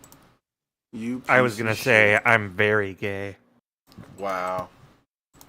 Well, I don't know about that. That's weird. To the Middle East, Israel intensified its airstrikes in Lebanon as it threatened to retaliate against Iran for the missile barrage. Here we are. 1 day mark. Foreign correspondent Ian Pennell's on the scene in Beirut, where Israeli strikes have rocked part of the city. Good morning, Ian. Yeah, good morning, Michael. That's a very good description. Rocked the city. I mean, the bombing of Beirut and the south of the country is frankly incessant right now. All day and all night, Israel attacking, pummeling the country. I mean, around 2,000 people have been killed and more than 1 million have been displaced. And the bombardment only seems to increase. The suffering for the people here in the country just seems to have... Why does this fucker look like David Bowie? Wait, he said Iran 2,000 people have been killed?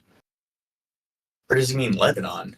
To increase the suffering for the people here in the pummeling the country. I mean, around 2,000 people have been killed and more than 1 million have been displaced. Yeah. The bombardment only seems to increase. The suffering for the people here in the country just seems Okay, to so 2,000, what percent of those are actual militants? This morning, mass destruction in Lebanon after 12 straight days of bombing from Israel. I don't know, but 2,000 is more than some of the biggest bombs here in Beirut overnight. Israel claiming it hit dozens of Hezbollah targets in the city, including a commander, as it readies its response to that Iranian missile barrage. Nearly 30 on-duty medics in Lebanon have been killed in the past day alone. Around 1 a.m. in the morning, without any warning from Israel, this health center in the middle of Beirut was struck. It is affiliated to Hezbollah, but there's no evidence that there was a valid military target here. At least 9 civilians killed in that attack, volunteers and rescue workers, according to local officials. Thousands have been killed by Israel, including women and children. Tragedy striking one American family. Kamal Ahmed Jawad of Dearborn, Michigan, among the dead. His family saying he was killed by an Israeli airstrike in southern Lebanon.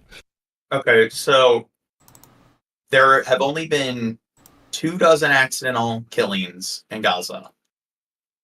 And so far, this is Lebanon, and already the civilian kill count is at least, if you're going to be generous, it has to be at least a couple hundred. If you want to be somebody who engaged in mental gymnastics. Here, they're claiming, if you want to believe what the news tells you, they're claiming that it's over 1,000.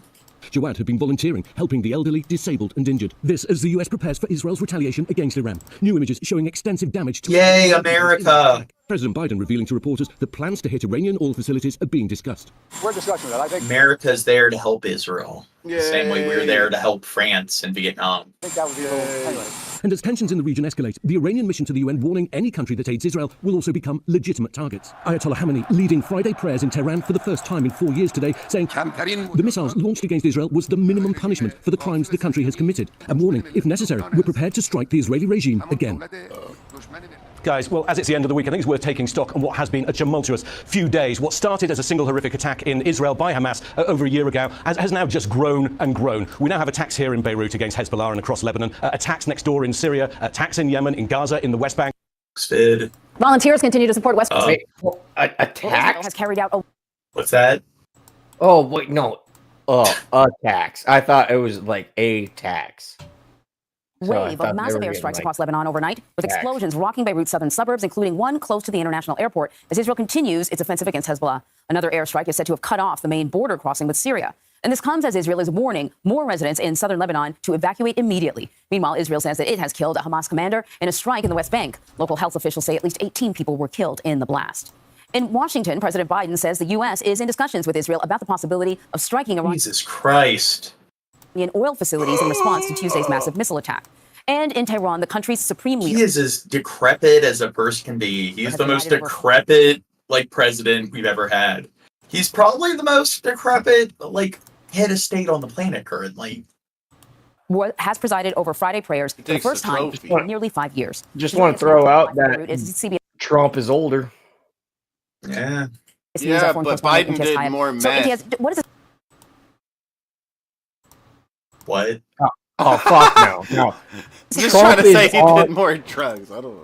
Trump is on stimulants. You can fucking tell that he's on here. stimulants. I gotta play this for that joke Shad just made.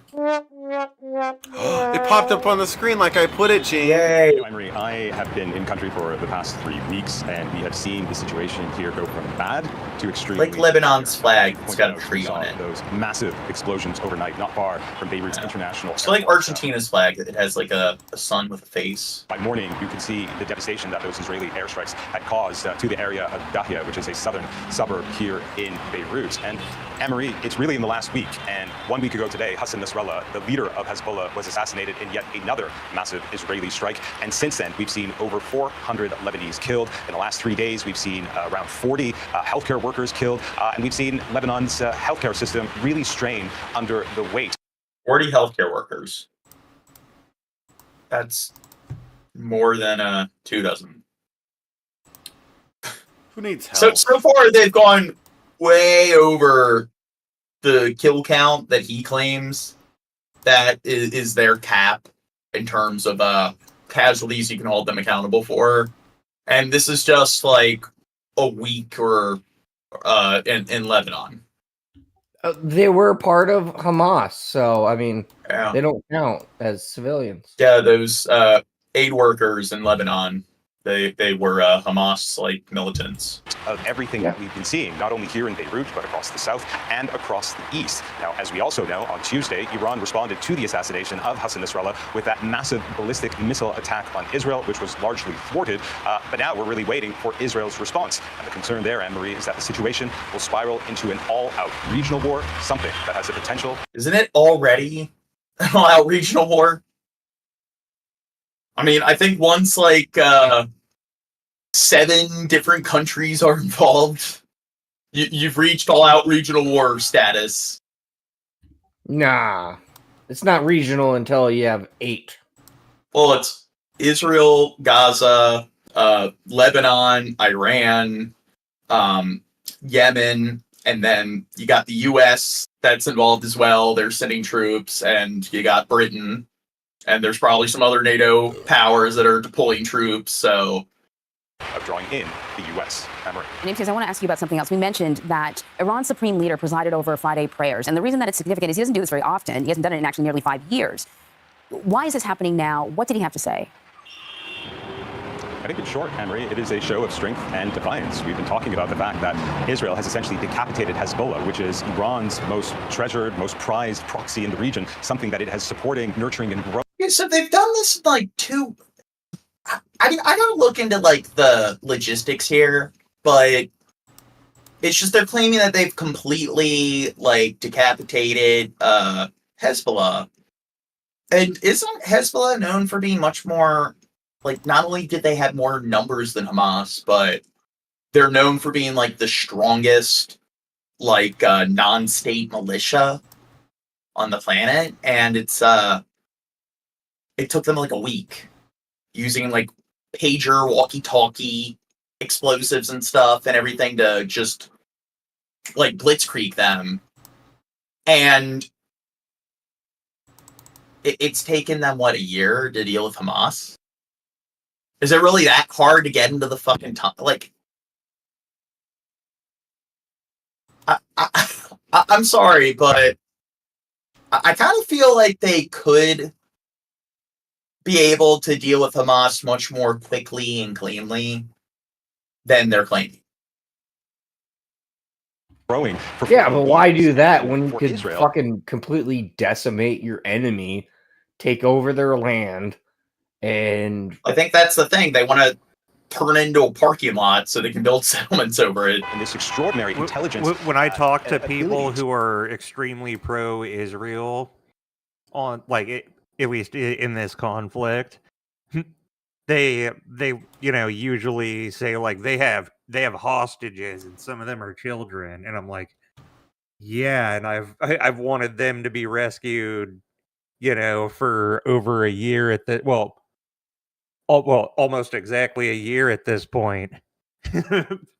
And if anything, like, I guess this might sound kind of insensitive, but if anything, so that you fuckers won't even have that excuse to hide behind, because we know that that's an excuse that they're hiding behind first.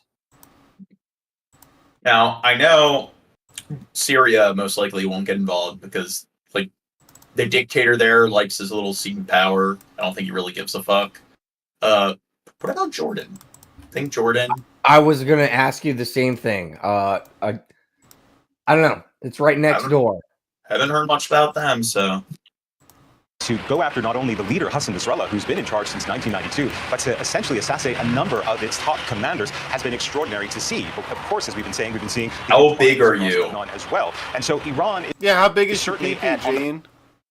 8 feet tall. Back foot here, it is deeply concerned about how infiltrated not only Hezbollah is, but how infiltrated Iran possibly is as well. Your a few months ago that the Hamas leader, Khalid Mashal, was killed in Tehran. Israel didn't admit to it, but most believe Israel was behind it. And so Iran is trying to show a strong face, that it is still capable, and it is still... Okay, next vid.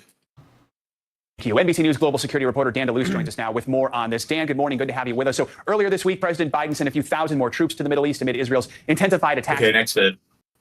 Israel carried out a series of massive airstrikes in Lebanon overnight, hitting suburbs of Beirut and cutting off a major border crossing between Lebanon and Syria. Israeli officials say they hit 15 Hezbollah targets in Beirut, including a commander. Officials in Lebanon say dozens of healthcare workers have been killed. World leaders are still awaiting Israel's response to Iran's ballistic missile attack earlier this week. Most of the more than 180 missiles were intercepted.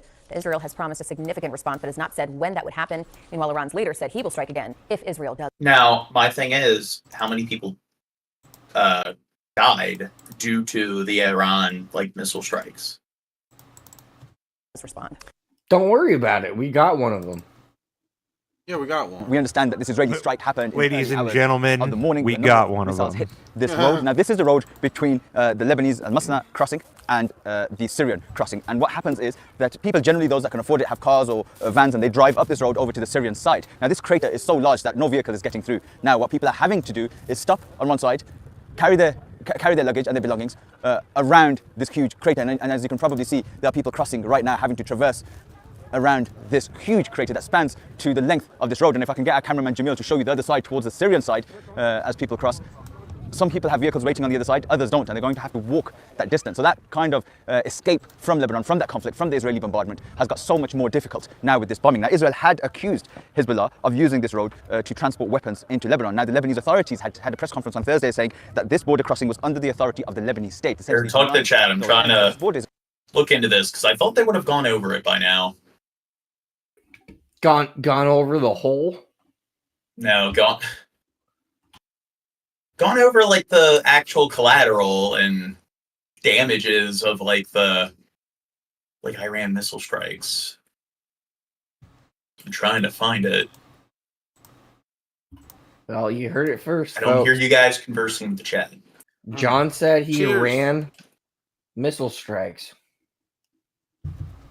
Wow, what a piece of shit. Fuck him. Still don't hear you guys conversing with the chat. Chat, Well, cheers. Chat, say more slurs so that we can tell you to stop. Yeah, stop saying slurs, guys. That'll give us something to do. No, keep saying it. Say the slurs. Slurs make me come. Oh. Where's the suffering? And instead of fucking, what was it? Save the steel, it's save the slurs. Let's see. Israel sucks baby dick. Hey now. That's just a common misconception about the rabbis. Yeah. Also, that's not Israel. That is Israel. Yeah.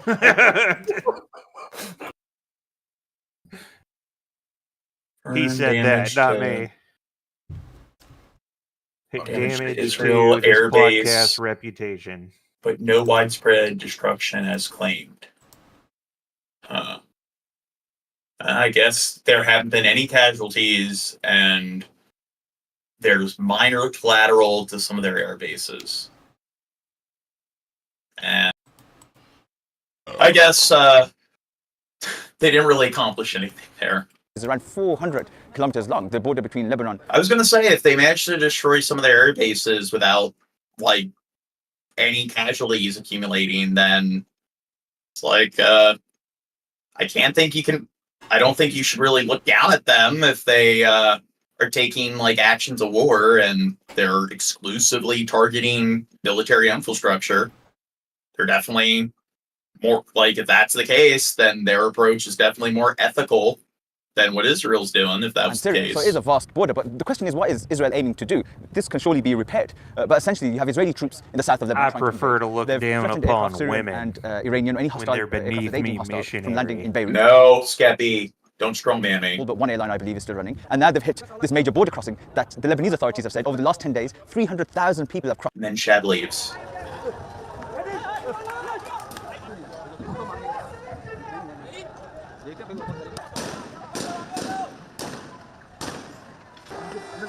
Chab left because he's gonna go masturbate to all this violence.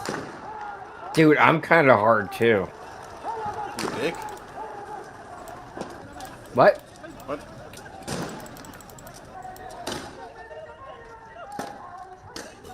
Look at them. Engaging in riots because terrorists died. Israel ने एक बर्बरियत, एक जाहिरियत की है। हम उस सैयद मजलूम शहीद से इजहार यकजहती और अमेरिका इसराइल से इजहार नफरत के लिए सड़कों पर आए हैं।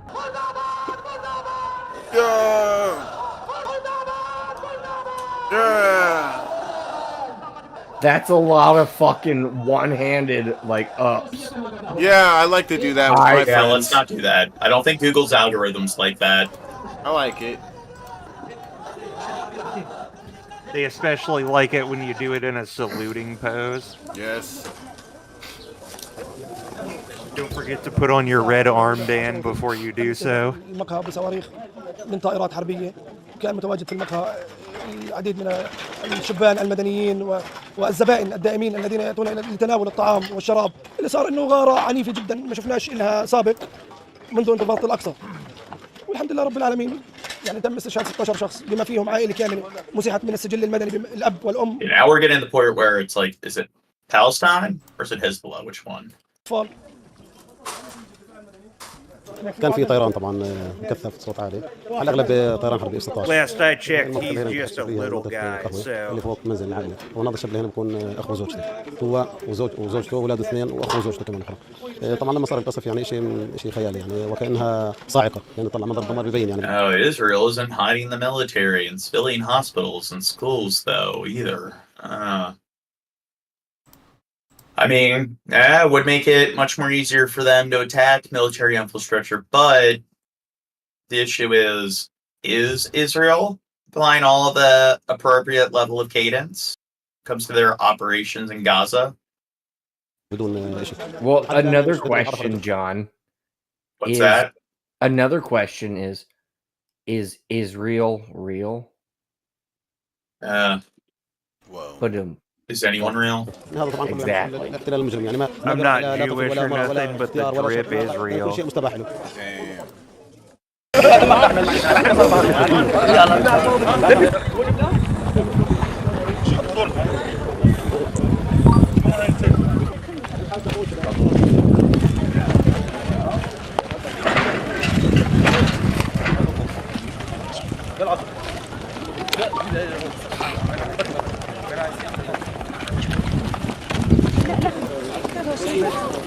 شوية تنسى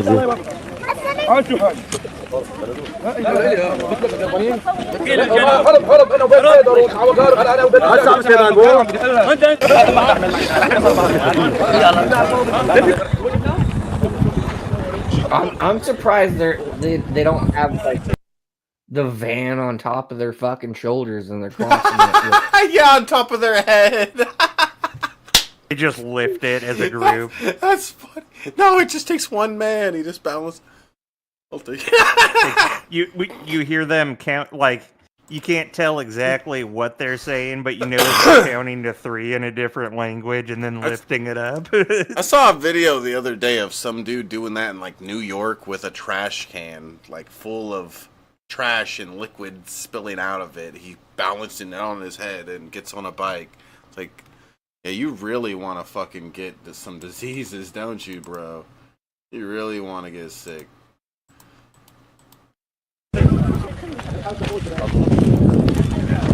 I mean, there's been tens of thousands of civilian deaths in Gaza so far, and it's just Hezbollah. They're a much more well-armed, well-trained, and just like larger military force overall compared to Hamas. And they mentioned how it's like, okay, there's been a couple thousand deaths, which I believe some of the Hezbollah militants have been included in that death toll. And they did this in just, again, less than a week. So, I mean, it was necessary for them to... They couldn't go about like dealing with Hamas without resulting in tens of thousands of civilians dying. I just don't get it. Listen, they let women go outside only with a male escort in that part of the world. Is that true? I think that proves once and for all that they shouldn't let women go outside at all. Okay, bad. What so that's the case in some countries in the middle. And this is the thing, when you talk to a bunch of old fucks in America about it, especially on the right, about those particular policies, Saudi Arabia is the country that America shills for. And yeah, they are the most... That actually is the one country where that's actually true.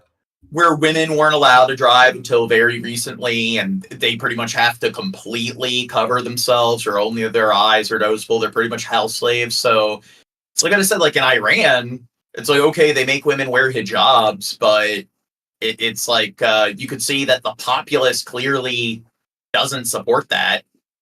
It's something that the small amount of people on the top of the pyramid are enforcing, but when that one like young woman was like murdered by the police, which again, like cops murder people all the time in America, but like a very large percentage of people in the country, men and women, came out to show their support that they don't think women should be forced to wear hijabs. And like what's that? Someone said women have full freedom, but because you were fed with BS propaganda. No. In one of those countries, the main thing to keep women from driving was bumps in the road, because they were worried about women driving and getting horny. Oh, now I see that chat message. Are you talking about Saudi Arabia? The whole point is we're discussing different countries in the Middle East, and we're trying to point out that not all these countries are the same in terms of their legality. Yeah, I was joking around when I said that, and I feel like I opened up a can of worms by doing that. Yeah, you did. You did. Yeah, we make a lot of jokes on here, guys. But the thing is, I find that a lot of people, like a lot of the old farts that are like your hardcore conservative Trumpites, the kind of image they have of like women's rights in the Middle East as a whole is like Saudi Arabia, which is the country that America shills for.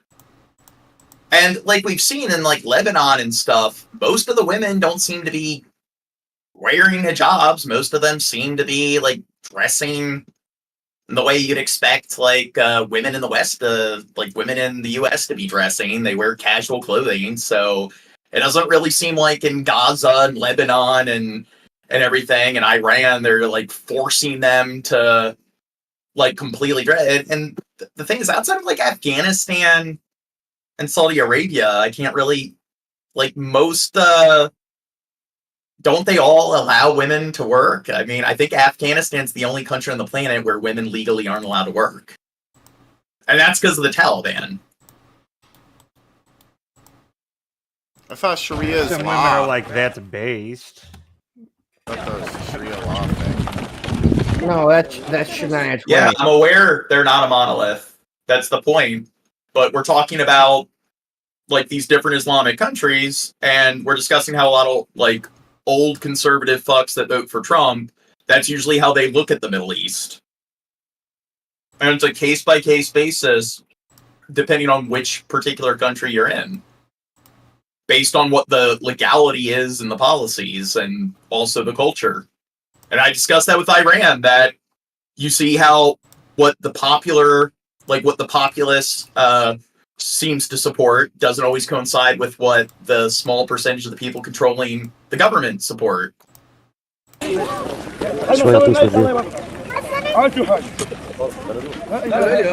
are we speculating? We're discussing how it varies widely across the region.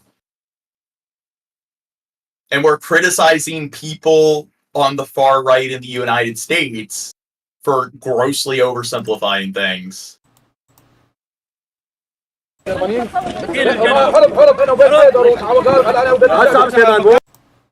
you're right. A lot of people on the far right are misogynist. Well, and another thing is, many of them probably have conservative views about women's roles in the home as well, or also.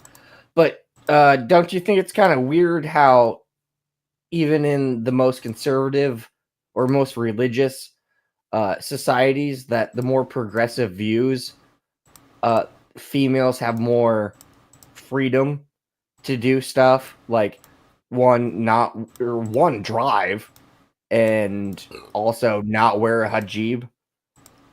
But I think the only country where women weren't allowed to drive is Saudi Arabia, and that's changed. That they made it legal for them to drive like 5 years ago. But again, like I don't know if the Taliban, but the only two countries where they seem to have these kind of draconian policies are Afghanistan, Saudi Arabia. And again, Saudi Arabia, America, like our government's a giant shill for them.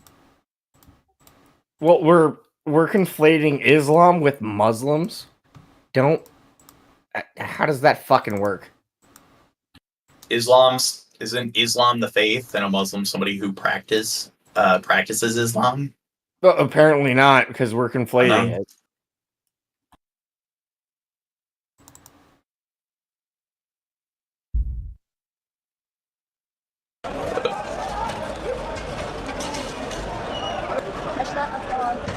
Women should be allowed to work. However, who would you rather raise your kids? The schools, TV? Well, that's an issue with the nuclear family paradigm. I think plenty of people have a dumb bitch for a mom. Okay, bad. Yeah. Well, no, he's right. His mom was stupid as shit. Okay. When it comes to the nuclear family paradigm, where it's just 2 adults per household, and then adults are expected to work full time, it's like both adults really don't have any time to really raise their kids. And then it becomes like kids become overly institutionalized where they make school days longer, and then you pretty much have to rely on daycare. So I do think some of the models that probably would work better, and this is something going on in like the United States where people can't afford housing and everyone's expected to move out when they're 18 and be on their own. And I think like a multi-generational household where like the parents, the grandparents, like where families actually take care of each other. You don't have to be ashamed of like living with any other adult who isn't like your spouse or your dating partner. I think that's probably the better way to go, where there's more than just like one couple or one set of adults per household. I mean, that used to be normal in the United States, like in the like earlier half of the 20th century, but I'd say the nuclear family sort of paradigm, 2 adults per household, both adults working full time, hasn't really shown to be the most healthy approach. I have no idea what what I'm talking about, then what's the alternative?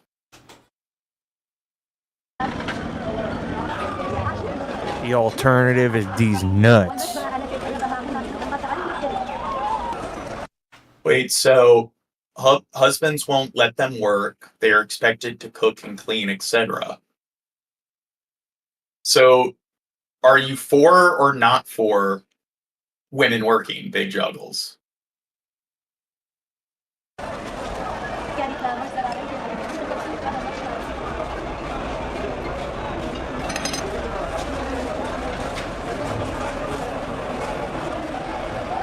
So it seems like I'm like arguing against views of far right, like Trumpites. They seem to be acting as if I'm the one making those views.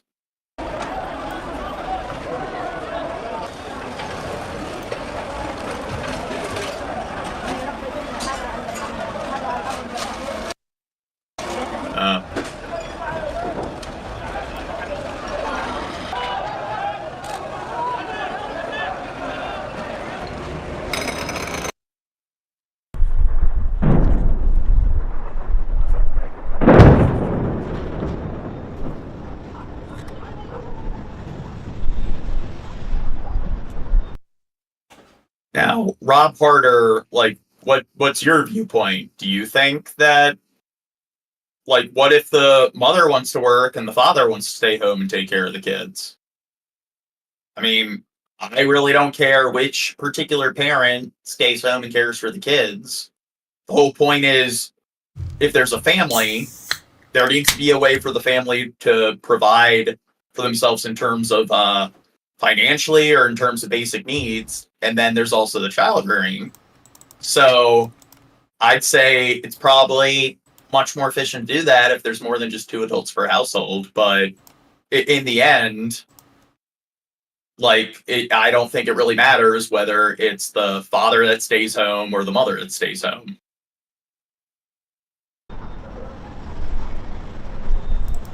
Yeah, it's up to the individual family, and as long as they're able to raise the kids in a healthy manner, that's all that matters.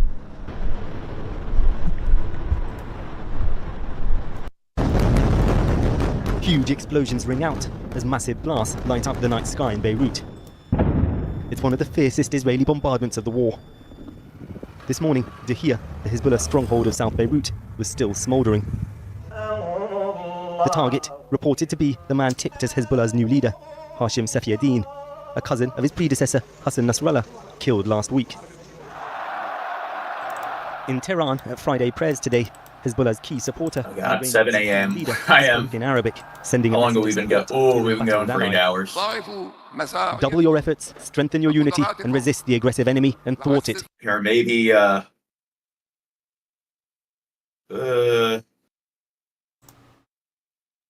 okay. Think maybe it's time to call it a stream?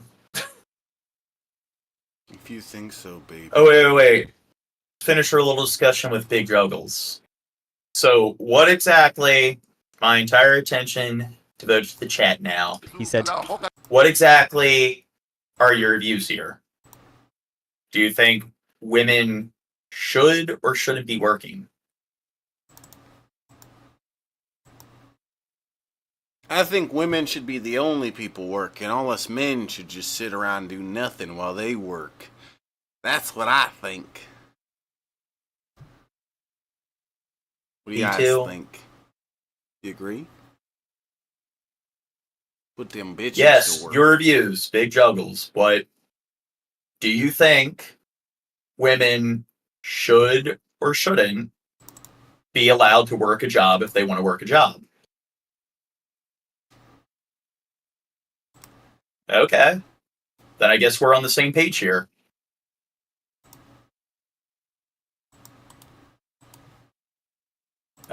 Well, I mean, I was commenting on the videos while also looking back and forth at the chat. And so many people presented so many different views this stream. Just a plethora of different opinions. Yeah, I gotta look at the analytics when I'm done because, yeah, we've been getting pretty diverse with our audience. Yeah, did you know last stream we got a subscriber from Nepal? We got a subscriber from Turkmenistan. What? Got a nipple Yeah. subscriber? Fuck yeah. I also subscribe to nipples. I've eaten plenty of Indian food. There's plenty of Indian restaurants near where I live. Then why did we have to go to a fucking seafood place? Well, that's in Washington, D.C. It's close enough. Well, where I live's like 50 minutes away from D.C. Yeah. You like Indian food more than seafood?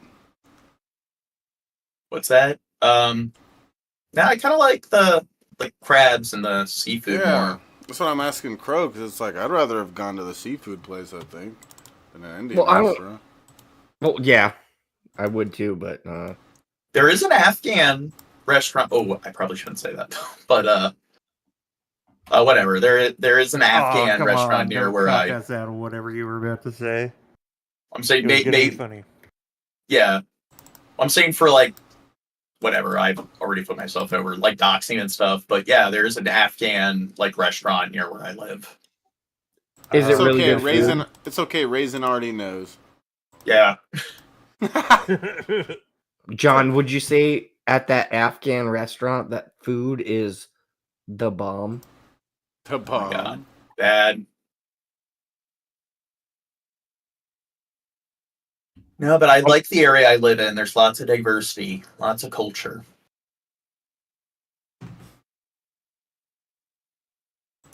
Yep. I was still waiting for the womp womp. Like how So you James, ready to? He's like, yup. Like Well, we're on the everyone, hill. we're falling asleep. We've been going for like 8 hours. I'm going to try to stream later this week. We try to go live every Saturday if I feel like it. So subscribe, like, join the Discord, follow us on all the social media, and we'll be back for more